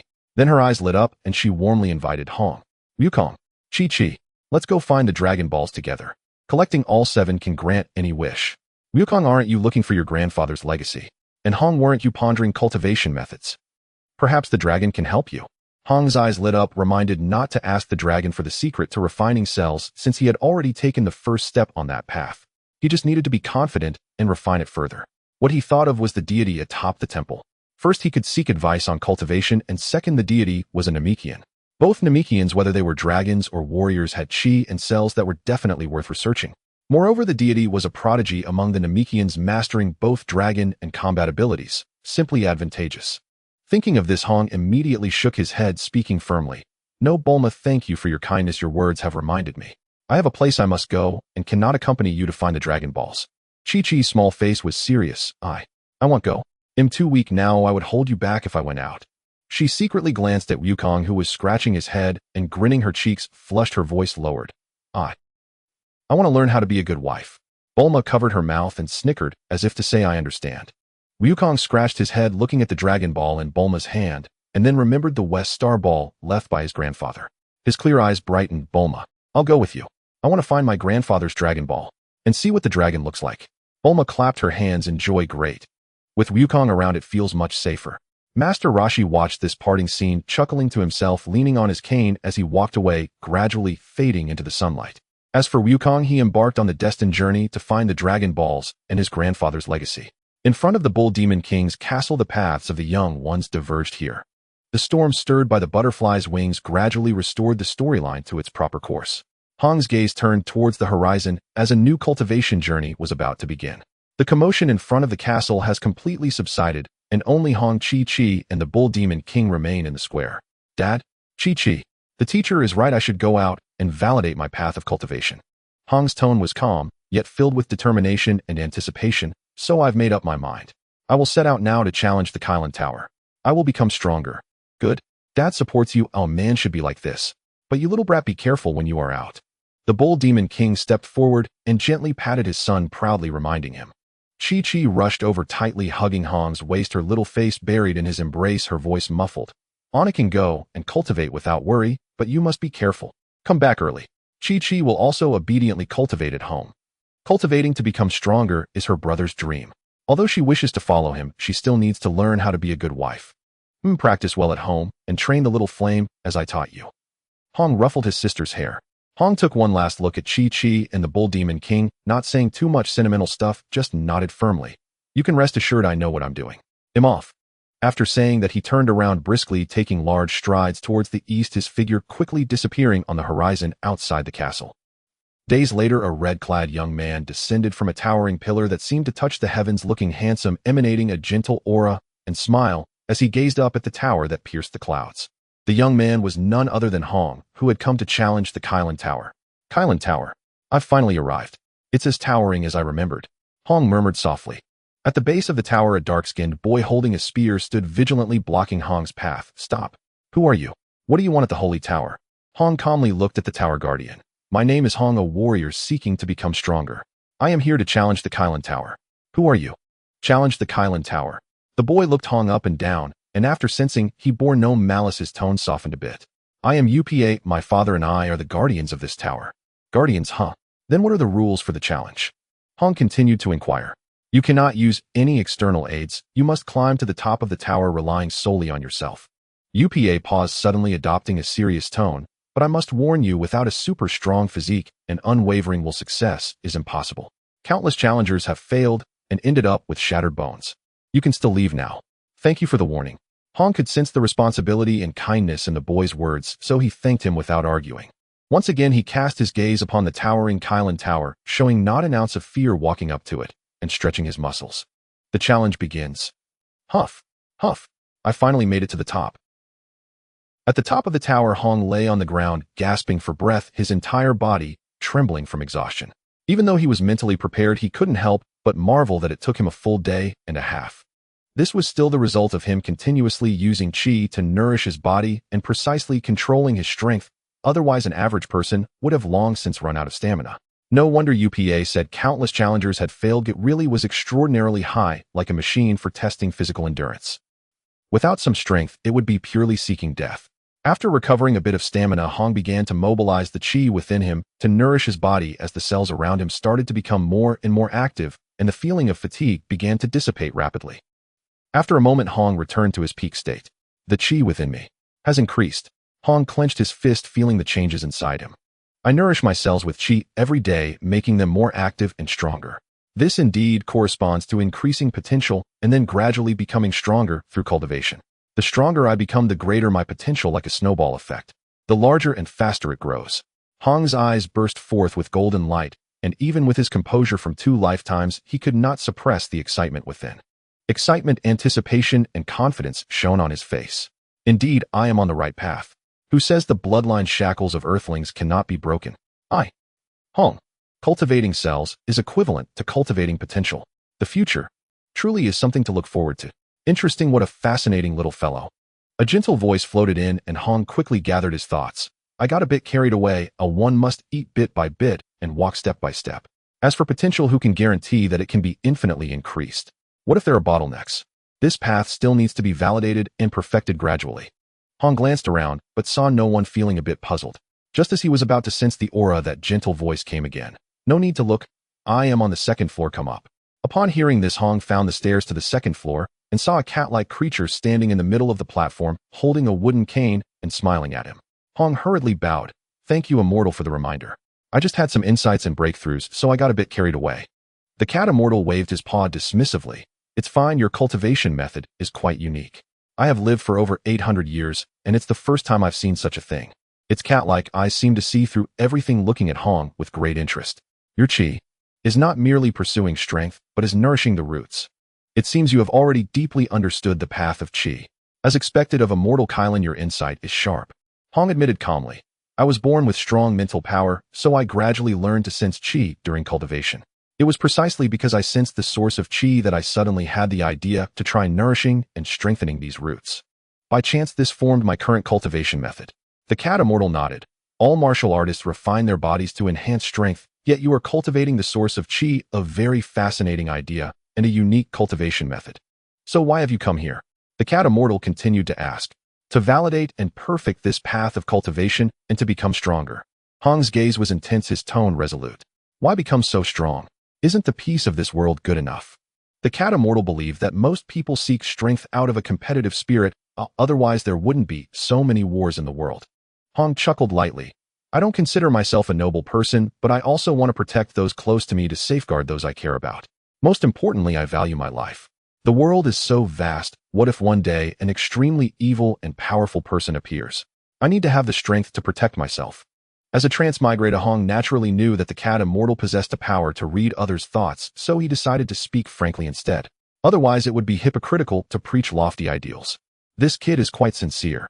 The cat Immortal nodded, understanding the truth and falsehood in Hong's words. "Protection and self-preservation. Very pragmatic. I have never seen your path of cultivation before, so I cannot provide you with specific guidance. In terms of chi utilization, you have already reached a level of proficiency, and I have nothing more to teach." The cat Immortal changed the subject, pointing its cane towards the higher sky. "However, perhaps the deities above can offer you some inspiration." "Deities?" Hong's heart stirred, feigning confusion. "Exactly." The cat Immortal nodded slightly. "Above this Kylan tower at the peak of the clouds is the Hall of Deities. The deities of Earth reside there." The Hall of Deities. Namekians. Hong's breath quickened. This was precisely the ultimate goal of his journey. He suppressed his excitement and asked, "How can I reach the Hall of Deities?" "Very simple." The cat Immortal mysteriously pulled out a small golden bell and gently hung it at the tip of the wooden cane, a glint of cunning flashing in its eyes. "Obtain my approval." Hong's gaze immediately fixed on the seemingly ordinary, yet profoundly significant bell. "How do I gain the Immortal's approval?" The cat Immortal shook the wooden cane, and the bell emitted a crisp and pleasant ringing sound, smiling as it said, "Steal this bell from my hands." As the cat Immortal's words fell, Hong indeed wore an expression of scrutiny regarding the assessment. To gain the cat Immortal's recognition, not only must a warrior's virtue and temperament meet the standards, but they must also possess sufficient aptitude and talent. As for the former, as long as one is not an evil person, they can generally pass, but the martial arts aptitude must meet certain criteria. Someone like the turtle Immortal, who took 3 years to obtain the super divine water from the cat Immortal, simply does not qualify to enter the heavenly god temple. Gifting some prizes to appease the situation, such was the origin of the turtle Immortals Rui Bang and Nimbus Cloud. "In that case, I must offend." "Karin Immortal," Hong said with a bow.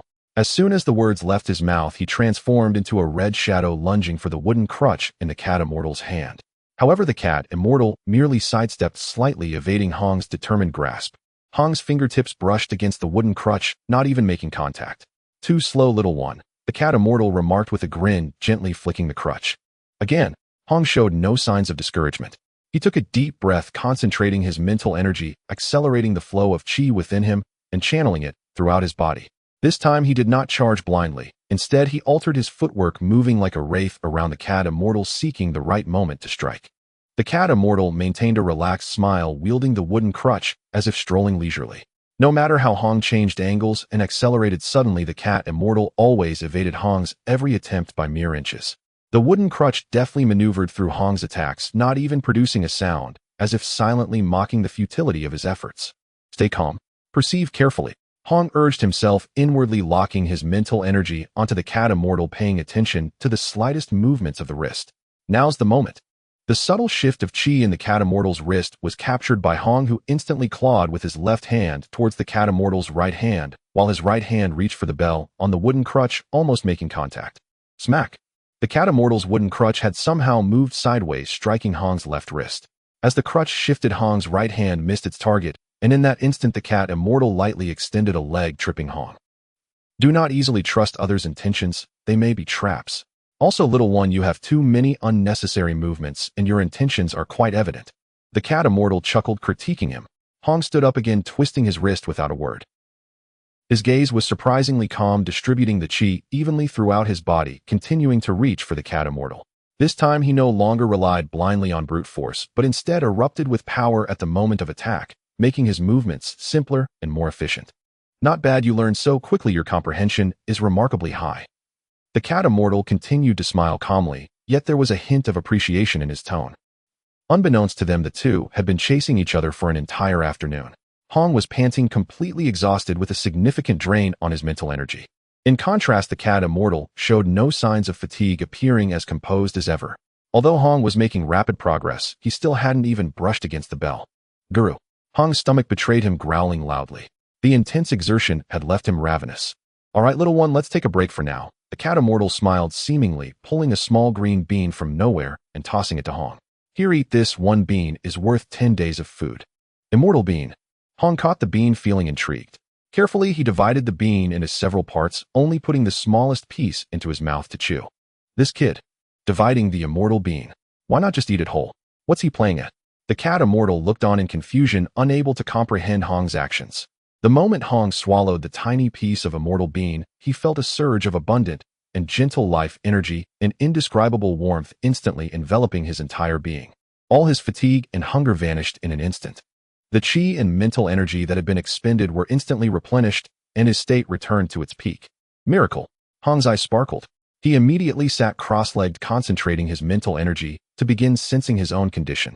The aura of the immortal being was gentle, abundant, and full of life, akin to a concentrated essence of life, emitting a unique and peculiar wave. This peculiar wave was complex and obscure, possessing its specific rhythm. Want to study the immortal being? Quite an ambition, but given his current dimension. The cat immortal shook its tail dismissively, thinking Hong was engaging in futile efforts. After a moment, Hong concluded, I cannot comprehend it. It made sense, his current realm was too low to grasp it. But Hong began to activate the chi within him, attempting to transform and simulate the unique life wave frequency and aura emitted by the immortal being. The cat immortal's eyes focused sharply, pupils narrowing. What is he doing? Using chi to mimic the life rhythm of the immortal being. Has he lost his mind? Chi is energy. The immortal being is a creation of life rules. How can this be possible? A wave of absurdity crashed over it. Hong remained focused on his perception. When the wave of the immortal being dissipated, he merely consumed another small piece, continuing to sense and simulate. If he ran out of beans, he would just ask the Karin immortal for more. The cat immortal was quite generous. To it, the immortal beans were merely a means to satiate hunger. It had plenty and happily provided Hong with a full jar. Thus, half a month later, Hong's fingertips gathered a trace of faint golden light. Success. To transform the chi and mental energy throughout his body, every bit of other chi must be eliminated. Only then could he simulate and transform a strand of golden energy as fine as a hair. Such restrictions were utterly impractical. If injured or excessively exhausted, it would be impossible to complete this. This was of no use in combat. Would he still have to rely on the immortal being? Indeed, his dimension and realm were too low to understand the principles behind the immortal being. Hong felt a bit defeated after tinkering for a few days, achieving nothing. As Hong's fingertips condensed that faint golden energy, the cat immortal suddenly sprang up from the ground with a cry, meow, ow. The wooden crutch clattered to the ground.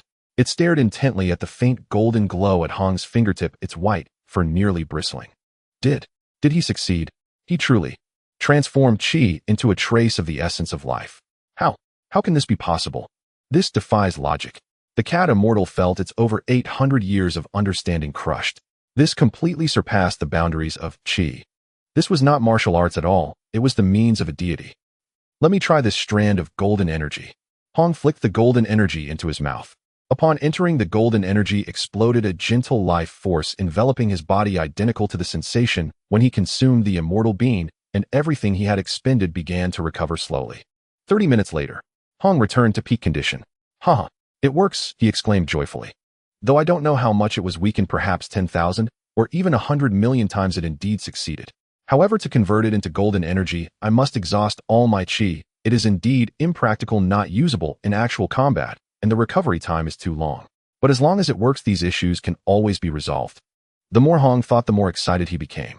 The cat immortal observed the enthused Hong. It's 800 years of resolve crumbling. It works. It truly works. This is a monster, an unparalleled prodigy. The cat immortal suddenly felt like its 800 years of life had been spent on a dog, even though it was a cat. After the excitement faded, Hong began to calm down, contemplating how to store this golden energy or transform it when needed. After pondering for a long while, his eyes suddenly brightened. If I use this strand of golden qi to nourish my cells, turning them over, would the resulting qi not be this golden energy? There is great potential. Hong's eyes gleamed brighter and brighter. The Shuhai Novel Network, turning to the next page, reveals another world. Once the thought of nourishing cells with golden life energy emerged, it took root deeply in Hong's heart and began to grow wildly. Hong could no longer contain himself, fully immersed in the possibilities brought by that streak of golden life energy. Thus he embarked on a frenzied experiment. He cautiously selected a minuscule portion of cells at the tip of his right thumb as the target for his experiment. Firstly, the golden life energy was limited. Secondly, in case of failure, the risks would be significantly lower. Hong began to focus his mind, operating the qi and spiritual power throughout his body to initiate the transformation according to the specific pattern he had previously discovered.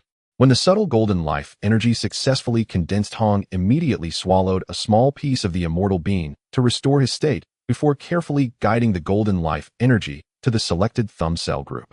The golden life energy, like the gentlest spring rain, slowly permeated those cells under Hong's urging. Day after day, month after month, the platform at the top of the Karin Tower became the site of Hong's frenzied experiments. His life was reduced to transformation, nourishment, eating beans, recovery, and then transformation again. The monotony reached its peak, yet his focus was unparalleled. The cat immortal, initially shocked and numb, gradually became accustomed to watching. It watched as Hong repeatedly transformed, nourished, and delicately pinched those tiny fragments of immortal beings as if they were rare treasures. The emotions in those cat eyes shifted from watching a fool to watching a monster.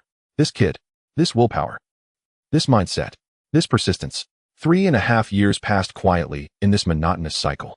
Hong meticulously divided each immortal being into dozens of portions for use. Even so, the large quantity of beans in 2 jars decreased at a visible rate due to the extremely high consumption. As the immortal beans were about to be exhausted, a sudden change occurred. Buzz, buzz, buzz. The minuscule area of cells that had been nourished for 3.5 years suddenly glowed with an extremely faint, yet real golden light. Pure, gentle, and full of vitality. Following this, within Hong's perception, that small area of cells began to emit unique and strange fluctuations, complex and obscure, with its own specific pattern. It was exactly the same as the energy emitted by the immortal beings. 3 strands of pure, gentle, life-filled golden energy slowly emerged from those cells. It worked. Hong shouted in his heart, an immense joy nearly bursting from his chest. He suppressed his ecstasy, gathering one strand condensed at his fingertip and then flicked it into his mouth. As before, a gentle life force swept through his body, and everything he had consumed began to slowly recover. In 30 minutes, he was fully restored, matching the effect of his own transformation. After condensing a strand of golden life energy, that faint golden area of cells dimmed by 1/3, becoming somewhat lethargic. Hong attempted to renourish that dimmed area to restore its vitality, but to no avail. Thus he began another round of frantic testing. A month later, Hong finally understood the connection between the golden life energy and the cells. Once that small area of faint golden cells produced golden energy, it could not be replenished through nourishment or eating beans. It could not be restored even using one's own qi. Only time could gradually restore vitality, allowing for the regeneration of a strand of golden energy. This process took about 3 days, and 3 strands of golden energy could be used simultaneously, fully restoring in 10 minutes. Thus, consuming 3 times the recovery time would also increase 3-fold. As for the cell's restoration time, it became 9 days. Although the yield is low and the cooling time is long, this means my cells can truly evolve. Hong was so excited that his body trembled. The 3.5 years of effort were worth it. Cultivating cells was indeed the right choice. After the excitement, looking at the nearly empty 2 jars, Hong scratched his head, feeling a bit embarrassed as he looked at the cat immortal. The immortal beings seemed to have been completely consumed by me. The cat immortal, however, maintained a calm demeanor, wearing a faint smile. No worries, those things are merely for my sustenance. In truth, he had thought countless times about how he had spent 800 years embodied as a dog. No, the effects of the immortal beings are extraordinary. Thank you, immortal Karin, for allowing me to consume so many for cultivation. Hong sincerely expressed his gratitude. Then Hong scratched his head feeling a bit shy and said, "Immortal Karin, I've consumed so many immortal beings. What if Earth encounters a great crisis in the future like another enemy of the caliber of Demon King Piccolo? These immortal beings could save countless martial artists' lives. What do you think? Should I help you plant more just in case? There are quite a few martial artists on Earth." The cat Immortal pondered upon hearing this. Indeed, it hadn't paid much attention to the reserves of immortal beings. After all, it didn't need many.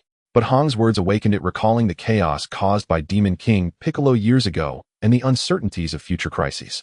You make a good point. The cat Immortal nodded, a serious expression on its face. We do need to plant more. Rest assured, although this tower isn't large, there is enough space to plant immortal beings. No need to help, only I the Immortal can plant the immortal beings. I will put more thought into this going forward. It would replenish what Hong had consumed, and even store more. Hong indeed felt very embarrassed. Consuming so many immortal beings was a major inconvenience for the Z fighters. With the concern about the immortal beings resolved, the burden in Hong's heart was lifted.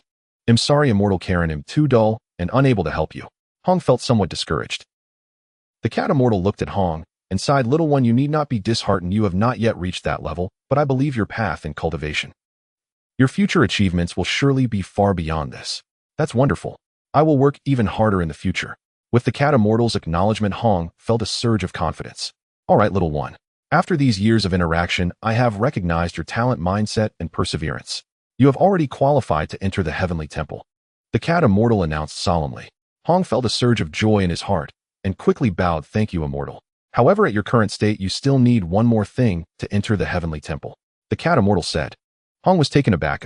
What else do I need?" "The Rui stick. I gave it as a reward to the turtle hermit long ago. If you wish to enter the Heavenly Temple, you must have the Rui stick," the cat Immortal continued. "The Rui stick. That's not a problem. The turtle hermit is my teacher, and the Rui stick is currently with my junior brother," Hong replied to the cat Immortal. "I see." The cat Immortal nodded, and then turned to walk downstairs. "You take your time. I'm going to take a nap." "Yes." Hong performed a bow. After the cat Immortal left, he slapped his forehead. "How did I forget this? Before gaining the approval of the deities, the only way to the temple is through the Rui stick. However, calculating the time, Sun Wukong should be arriving at Karin Tower soon, just in time. That kid should be fighting against the Red Ribbon Army right now. I recall that he hasn't trained properly in these years, so his battle power probably hasn't increased much. Before he arrives, I should refine my combat power a bit to surprise him." Hong began to envision the scene of Sun Wukong's astonishment. Afterward, he utilized the environment of Karin Tower to continue honing himself, climbing the tower with added weight, integrating the fine control of Qi into every move, and his combat power slowly increased steadily. At the top of the Karin Tower, a young man in a red outfit was engaged in basic fist and foot training.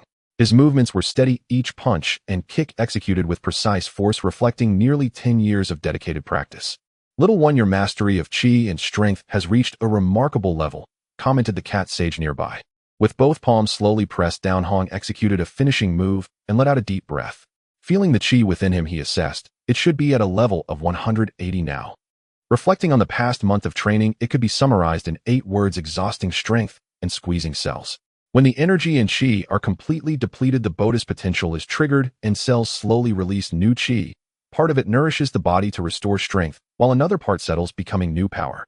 This is also the fundamental principle of most people's cultivation.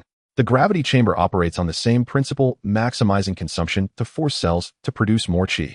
This method is limited by bloodline talent. After reaching a certain level, cells can no longer improve their Qi production capacity, which is known as the bloodline bottleneck.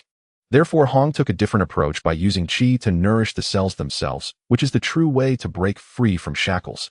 Although this path offers slow increases in combat power in the early stages, its foundation is exceptionally solid, and the potential grows greater as one advances, making it almost limitless. Since successfully nurturing the pale golden cells capable of producing golden life energy, Hong shifted his focus to the cultivation of strength. He vaguely remembered that the day the 22nd World's Martial Arts Tournament concluded was the day the Demon King Bick emerged. In his memory, Bick's combat power reached an astounding 260 points, and after regaining his youth, he became even more terrifying, having already dominated all martial artists on Earth in the early stages. Thus, his primary goal now was to quickly enhance his combat power at least to a level where he could protect himself. Unfortunately, even with the solid foundation laid by the cell nourishing method, the improvement in combat power was not achieved overnight. It took nearly a month to elevate his combat power to around 180. However, with his current exquisite control over chi far surpassing ordinary mental acuity and the terrifying endurance gained from years of nurturing, Hong felt confident that he could hold his own against the Demon King Bick. Moreover, he had the trump card of golden life energy. Although it couldn't compare to the broken-level healing elixirs like the Senzu Bean, it was still a healing red potion. Imagine two exhausted individuals in the finals each taking hits while consuming poison and suddenly realizing the other has an anti-poison backpack. How would you feel? Frustrated to say the least. Although the analogy may not be perfect, the principle remains the same. In fact, climbing the tower has become almost negligible for your enhancement. Why do you still persist every day? The cat sage looked at Hong preparing to descend the tower and asked curiously. Of course it's for the food. I can't just rely on eating Senzu beans, can I? The Senzu beans have their uses, and besides one cannot neglect their stomach. Hong grinned widely and replied honestly. Although he wasn't a foodie, there wasn't much to eat in the tower and his mouth had become dry. In truth, his daily climbs were not solely for cultivation, but also to satisfy his cravings. Well then, meow. The cat sage's face showed a hint of greed, hesitating to speak. Hong understood. Don't worry, Master Karin, I will bring back a few fish. After saying that, he swiftly climbed down the tower. This kid has a resilient character, exceptional comprehension, monstrous talent, and also knows how to be polite and respectful. Not bad, truly impressive. The cat sage squinted in satisfaction, already becoming somewhat attached to this considerate young man. At the base of the Karin Tower. It seems you have quite a bit of confidence in yourself, so I won't hold back. Tao Bai stood with his hands behind his back, exuding an air of a master, smiling with a skin-deep grin, his tone extremely cold. Just as he finished speaking, Tao Bai suddenly vanished. Whoosh! He reappeared in front of Bora, gripping Bora's spear in one hand. Calm. So fast. Sun Wukong exclaimed, eyes wide in shock. Bora's muscles tensed, gritting his teeth as he exerted all his strength, beads of sweat forming on his forehead, yet he could not budge the spear an inch. What's wrong? Can't move. How about this? Tao Bai looked at Bora indifferently, as if observing an ant, his tone filled with mockery. He held Bora's spear with one hand, using only 2 fingers to pinch it, and Bora still couldn't free it. Still can't move? Then let me help you move. A cruel contempt flashed in Tao Bai's eyes as he seemed tired of this one-sided game. Gripping the spear, he tossed Bora into the sky. Here, take your toy back. With an expression of indifference, Tao Bai treated Bora as if he were dead, casually throwing the spear back at Bora in the sky. Father! UPA cried out in desperation, his voice heart-wrenching. Nimbus! Sun Wukong's voice rang out simultaneously as he attempted to use the Nimbus to save him. Just as the spear was about to stab Bora. Bang! A chi blast struck the spear, shattering it into fragments. Bang! A chi blast struck the spear, turning it into debris. Who? Tao Bai exclaimed in shock, quickly scanning the surroundings. The chi blast had appeared without warning. He hadn't sensed any fluctuations beforehand. Wukong skillfully maneuvered the Nimbus to catch the falling Bora. UPA also rushed toward his father, who had just landed. At the base of the tower, a young man in red appeared with a handsome face and a well-proportioned physique, his muscles flowing gracefully. After glancing at Sun Wukong and confirming they were unharmed, his gaze turned toward Tao Bai, studying him with great interest. The young man in red was none other than Hong, who had just descended from the tower. The world's #1 assassin, Tao Bai. Is this how you treat my friend? Did you ask for my permission? Hong smiled at Tao Bai, but his tone carried a hint of anger and his eyes turned icy.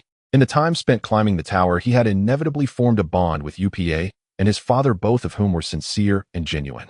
Hong held them in high regard, especially since their family had taken on the duty of guarding the Karin Tower for generations. He had long considered them friends. Hey, this person looks familiar, Sun Wukong said with confusion, as this person seemed to give him a sense of familiarity. Hong, thank you.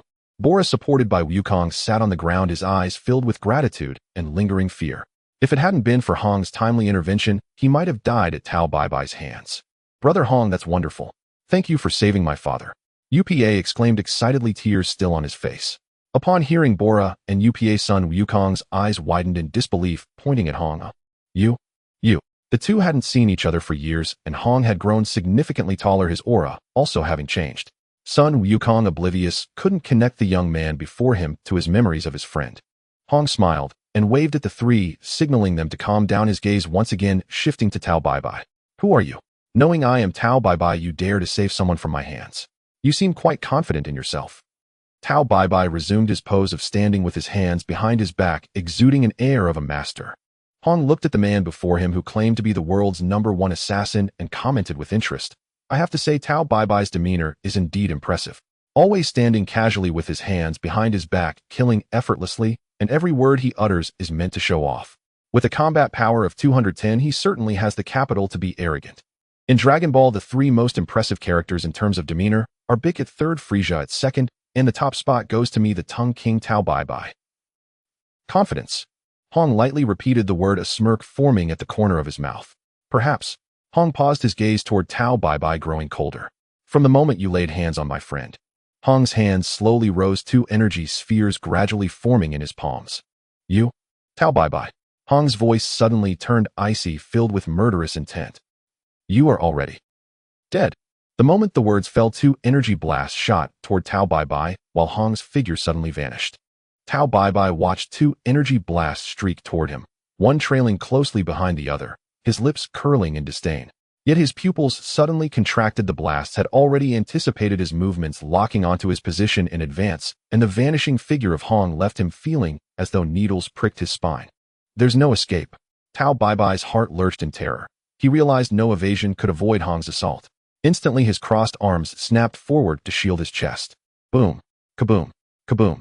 Just as the twin energy blasts were about to strike, Hong, now inexplicably behind Tao Bai, delivered a seemingly casual kick to his lower back. The blow sent Tao Bai hurtling forward straight into the path of the oncoming blasts. Ow. Tao Bai crashed down, but twisted midair, landing hard on one knee. The explosion shredded his upper garment, his meticulously styled phoenix hairdo lay in wild disarray, and deep lacerations crisscrossed his torso, blood dripping steadily from his arms. Why aren't you moving? Can't dodge anymore? Hong asked with a mocking smile. Damn you. Tao Bai roared. The master's mask shattered completely. His aura erupted violently. Fingers curled into eagle claw talons as he teleported to Hong's left side, and lunged, aiming straight for Hong's temple. Hong remained smiling, tilting his head back just slightly. The lethal strike grazed his nose. In the split second Tao Bai overextended forward, Hong raised his left elbow, casually yet with surgical precision, and drove it deep into Tao Bai's ribs. A muffled, sickening thud echoed. You are KO. Tao Bai's eyes bulged, his body curled like a shrimp, trembling violently as he staggered backward. How is this possible? He clutched his side, horror twisting his face. Then, collapsing to his knees, he vomited torrents of crimson blood. Two ribs shattered, his internal organs violently jolted. The strongest in the world? Hong's voice dripped with scorn as he strode forward. With each step, Tao Bai's expression darkened further, fear deepening like ink in water. Don't come any closer. Tao Bai, driven to absolute terror, sprang up wildly, swinging both arms frantically. Die. One after another, key blasts screamed toward Hong. His expression never changed, only slight head tilts, subtle sidesteps, or effortless shifts of posture. He strolled through the storm of blasts as if ambling through a tranquil garden. Impossible. Tao Bai's scalp prickled, his spirit reeled. He, the peerless assassin of the realm, reduced to a pitiful, clownish spectacle. Hong halted before him, gaze cold and contemptuous, as if observing a buffoon. The world's greatest assassin. Before the words fully faded, slap. A thunderous backhand struck Tao Bai's face. Stars exploded behind Tao Bai's eyes, his ears roared with white noise as he spun sideways and crashed down. Half his face swelled instantly, his lip tore open. Ow. Tao Bai lay prostrate, trembling. Humiliation and agony seared his nerves. Never, not once in his life, had the world's greatest assassin endured such unspeakable disgrace. Defeated. A monster. Escape. Now was the only option. He lifted his head, eyes blazing with venom and madness, his swollen face twisted into a grotesque grin. His left hand darted to his waist and withdrew a stady-off-tart, high-explosive grenade. He yanked the pin and hurled it toward Son Goku and the others. All of you die. Tao Bai shrieked with manic glee while his right index finger locked onto Hong. A concentrated beam of ki, a lifetime's cultivation compressed into a single blinding lance, lanced toward Hong's chest. Dodon Ray, his ultimate technique. The final gambit meant to force Hong into impossible choice. If Hong diverted even a fraction of his focus, to block or to save the others, Tao Bai would vanish into the wind. Humph. A dying man's flail, Hong murmured, having seen every move before it began. Facing the roaring Dodon Ray, Hong raised his right hand, palm open. A low hum resonated, and within it a fist-sized sphere coalesced instantly. Glowing faint crimson, the orb pulsed with contained fury. Countless silver-white lightning threads writhed within its core. Energy so densely compressed, it radiated pure, annihilating penetration. Thunderflame. Hong commanded coldly. Forged atop Karin Tower, born from nights spent studying the heavens' violent storms and honed by absolute mastery over ki. This was his newest art, Thunderflame. It gathered in an instant, pierced with unmatched velocity and unpredictability, its trajectory zigzagging like true lightning, and could even breach the body's defenses to detonate from within. Whoosh! Thunderflame trailed a dark, smoldering wake, launched later, yet arriving first, striking the Dodone Ray dead center. SSSSS, Crockham. Wild lightning fire bearing apocalyptic piercing force erased the beam utterly. Then, still trailing its dark ember, Thunderflame surged onward, straight toward Tao Bai Bai. Simultaneously, Hong vanished, reappearing before Goku and the others, and lifted his left index finger with effortless grace. With the same nonchalant flick Tao Bai Bai had once used to toy with before, he tapped the grenade lightly. Your toy. I'll return it to you. The grenade reversed course, hurtling back toward Tao Bai Bai. By then, the dark crimson Thunderflame had already reached Tao Bai Bai, blocking his only escape route.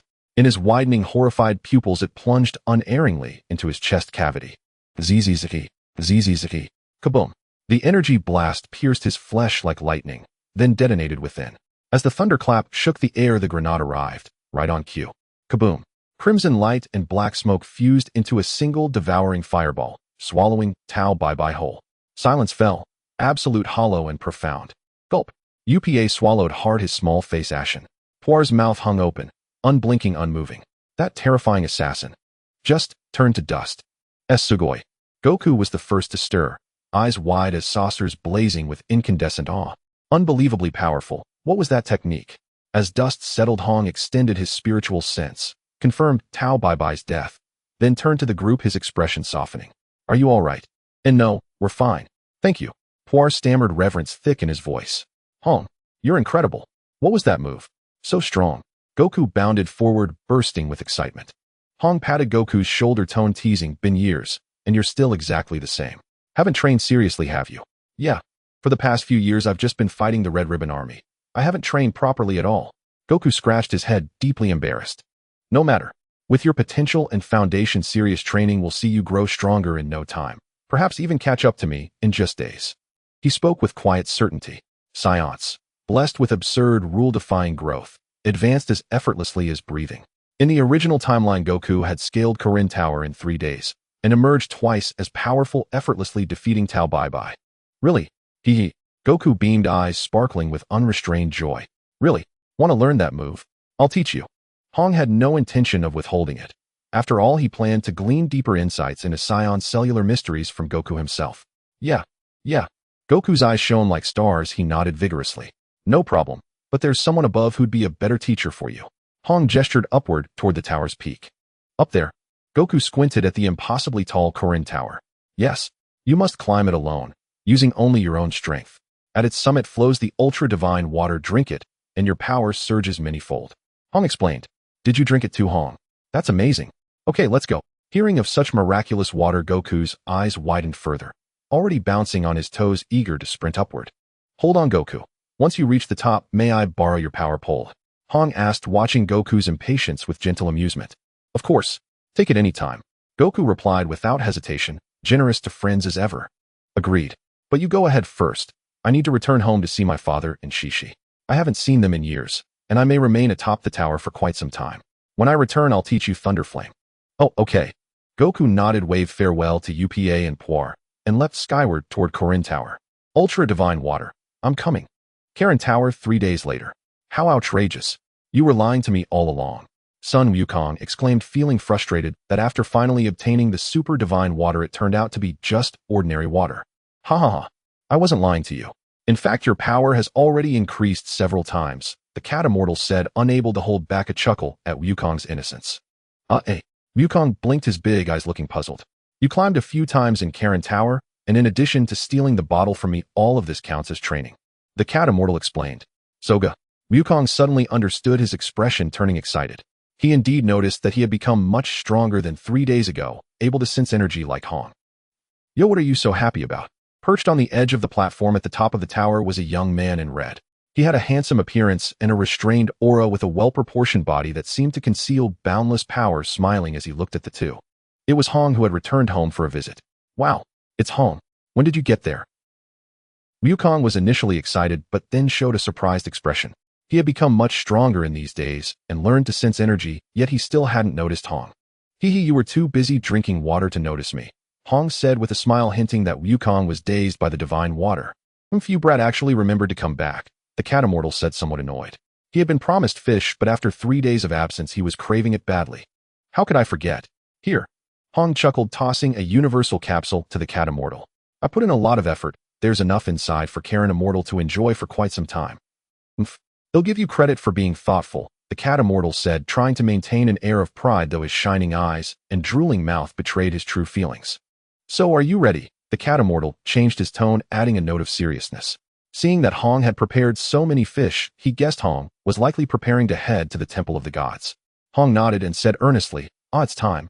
Before we go. Wukong watched carefully, this is Thunderflame. Hong raised his hand, condensing an energy ball that emitted a faint red glow with lightning dancing inside. At the top of the tower, Hong inserted the Rui stick into the slot and nodded at Wukong and the cat immortal preparing to set off. Hong, are you really not coming with me to the martial arts tournament? I still want to spar with you. Son, Wukong asked again, looking somewhat regretful and unwilling. No, I have many cultivation methods to ponder and verify, which will take a lot of time. There will be plenty of opportunities to spar in the future. Hong declined Wukong's invitation to participate in the martial arts tournament, not wanting to waste time on it. Winning the championship was not worth as much as an energy ball casually thrown by someone else. Fine, after I finish participating in the martial arts tournament, I will come to the Temple of the Gods and ask the god to teach me how to cultivate. I will definitely surpass you. Son, Wukong declared with determination in his eyes. Alright, I will be waiting. So Karin immortal Wukong, goodbye. With that, Hong's figure rapidly ascended along the Rui stick, reaching up into the sky. The Rui stick seemed endless, penetrating the thin clouds and finally reaching a strange hemispherical place suspended high in the air.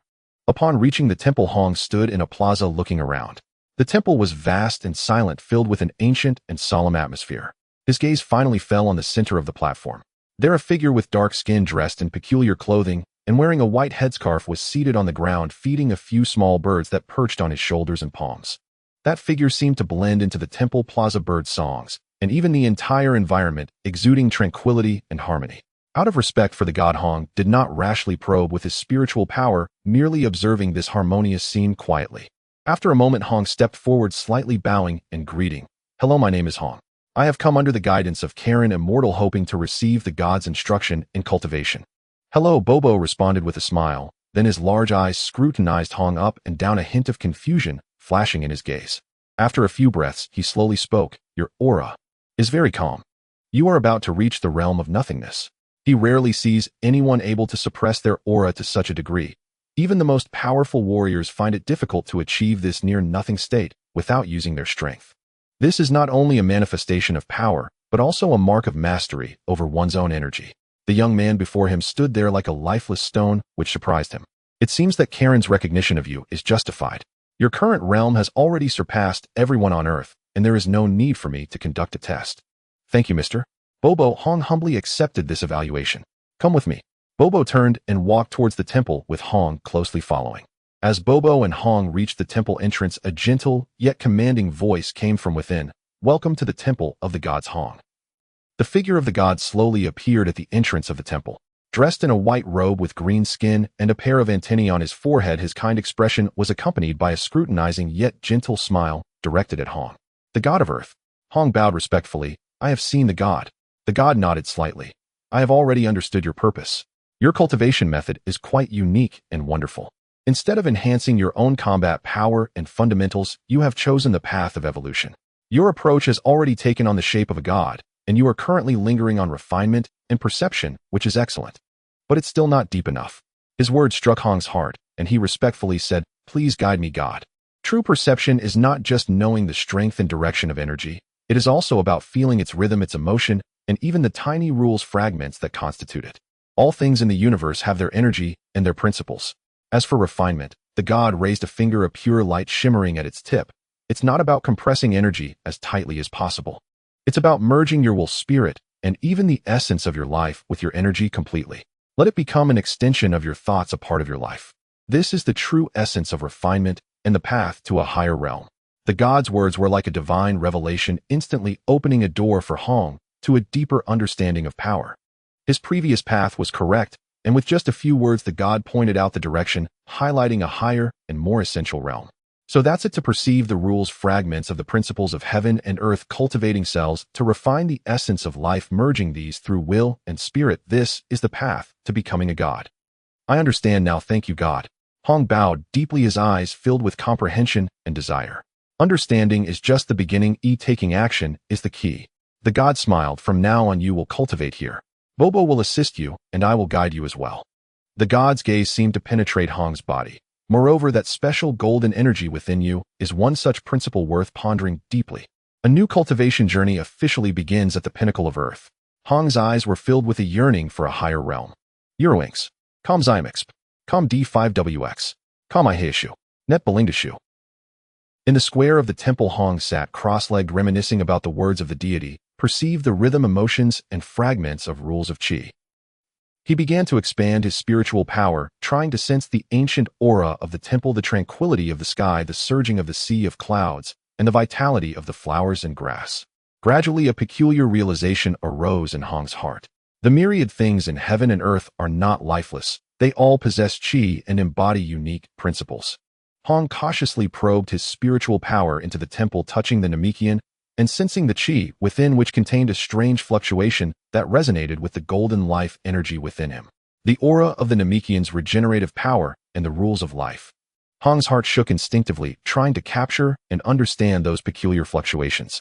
At that moment, the faint golden cells within him seemed to be attracted by something slightly heating up, as if resonating. Incredible comprehension. The deity's voice echoed in Hong's mind, filled with unabashed admiration. In just over 10 days, you can glimpse a corner of the rules of life. Your path of nurturing is touching the realm of the divine. The deity walked over slowly, his emerald finger gathering a gentle energy, which he pointed at Hong's brow. A peculiar energy surged in, resonating with the faint golden cells at Hong's fingertips, clarifying his understanding of the principles of that life energy several folds. The deity's voice once again entered his mind. Condensing is not about brute force compression. It is the blending of will, spirit, the essence of life, and Qi. Let them become an extension of your intent, a part of life. Hong ceased attempting to forcibly control the Qi within him and instead immersed all his spiritual power into the core of those nurtured cells. His spiritual power, like a sculptor's chisel, carried his understanding of life, attempting to engrave it deep into the essence of each cell. An invisible wave spread out from Hong as its center. A tiny portion of Qi within him underwent a transformation, no longer existing in the form of energy, but slowly merging with his will and cells. Hong's heart trembled. No wonder even the later stage Sun Wukong cannot sense the aura of the divine. Now I finally understand the Qi has already changed its form of existence. How is this possible? Bobo, who was watering the potted plant, suddenly looked up, his face filled with shock. He sensed Hong's life form undergoing some essential leap. Although it was just a trace, that wave's rhythm had already subtly resonated with the temple, surpassing the realm of martial artists. The deity's eyes sparkled. Subarashi, imprinting the essence of life with spiritual will and using the essence to nourish the energy cycle. This is the path to the heavens. Hong, your future holds infinite possibilities. Hong slowly opened his eyes, clenched his fist, feeling the power within him. A sense of unprecedented control arose. The cells rejoiced under the imprint of his will, releasing even purer and more powerful Qi, which in turn nourished the cells, forming a perfect internal cycle. He deeply bowed to the deity and Bobo. Thank you, deity and Mr. Bobo, for your guidance. The deity smiled and nodded. It is your own talent and perseverance. Continue to solidify. The path ahead is beneath your feet. Time flew rapidly during the cultivation. Hong immersed himself in the wondrous realm of perception of rules and will imprint. His will imprint on his own cells became increasingly profound and detailed, even beginning to attempt to guide that small section of cells, producing golden life energy, simulating the rhythm of the regenerative rules within the deity's aura. Although progress was slow, the vitality and recovery effects of that golden energy were truly rising slightly. While Hong was immersed in the ocean of rules, a familiar yet strange Qi surged from Karinta. This aura. Sun Wukong. A delighted smile appeared on Hong's face. He had finally arrived. At the edge of the temple, a figure in an orange martial arts uniform leaped onto the platform, with his iconic spiky hair and a monkey tail swaying behind him. It was none other than Sun Wukong. Hong. Wukong excitedly waved and shouted, instantly locking his gaze on Hong. I defeated Piccolo. His tone was filled with joy from becoming stronger. Well done, Wukong. I already knew in the temple. Hong sincerely praised as he could clearly sense the surging power within Wukong far exceeding his current 200-point combat power level, probably nearing 300 points. The official combat power of the old Piccolo is 260, and with the restoration of youth it has increased, thus setting Wukong at 300 seems reasonable. The potential of the Saiyan bloodline is terrifying. Wukong scratched his head and smiled, but then his eyes instantly became fervent, with a blazing fighting spirit igniting without reserve. Hong, I have become stronger. Let's have a match. This time I must win against you. The combative blood of the Saiyan boiled over, eager to test his growth and to avenge the regret of being defeated by Hong last year. Upon hearing this, Wukong instantly transformed into a flash of orange lightning, his fist gathering strength as he charged towards Hong. Hong's mouth curled into an excited arc, but his eyes remained calm. Come at me, he exclaimed, advancing instead of retreating. Ahum. The spiritual power field was fully unleashed.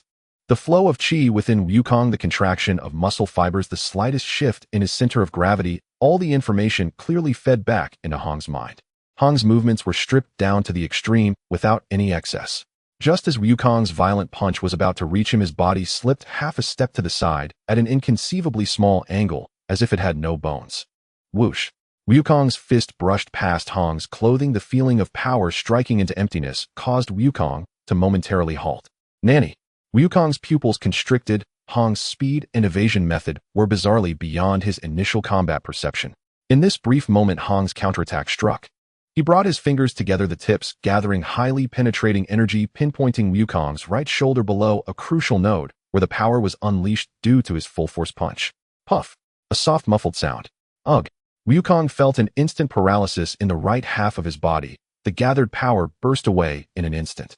A strong sensation of acidity and numbness swept over him, causing him to stagger back uncontrollably, his face filled with shock and disbelief. In just one exchange, he hadn't even seen Hong's movement and had already been hit in a critical area. How is this possible? Wukong stabilized himself, shaking off the numbness in his right arm. The fighting spirit in his eyes not only did not extinguish, but burned even more fiercely, accompanied by intense excitement. Hong, your move is too powerful. How did you do it? Just how strong have you become now?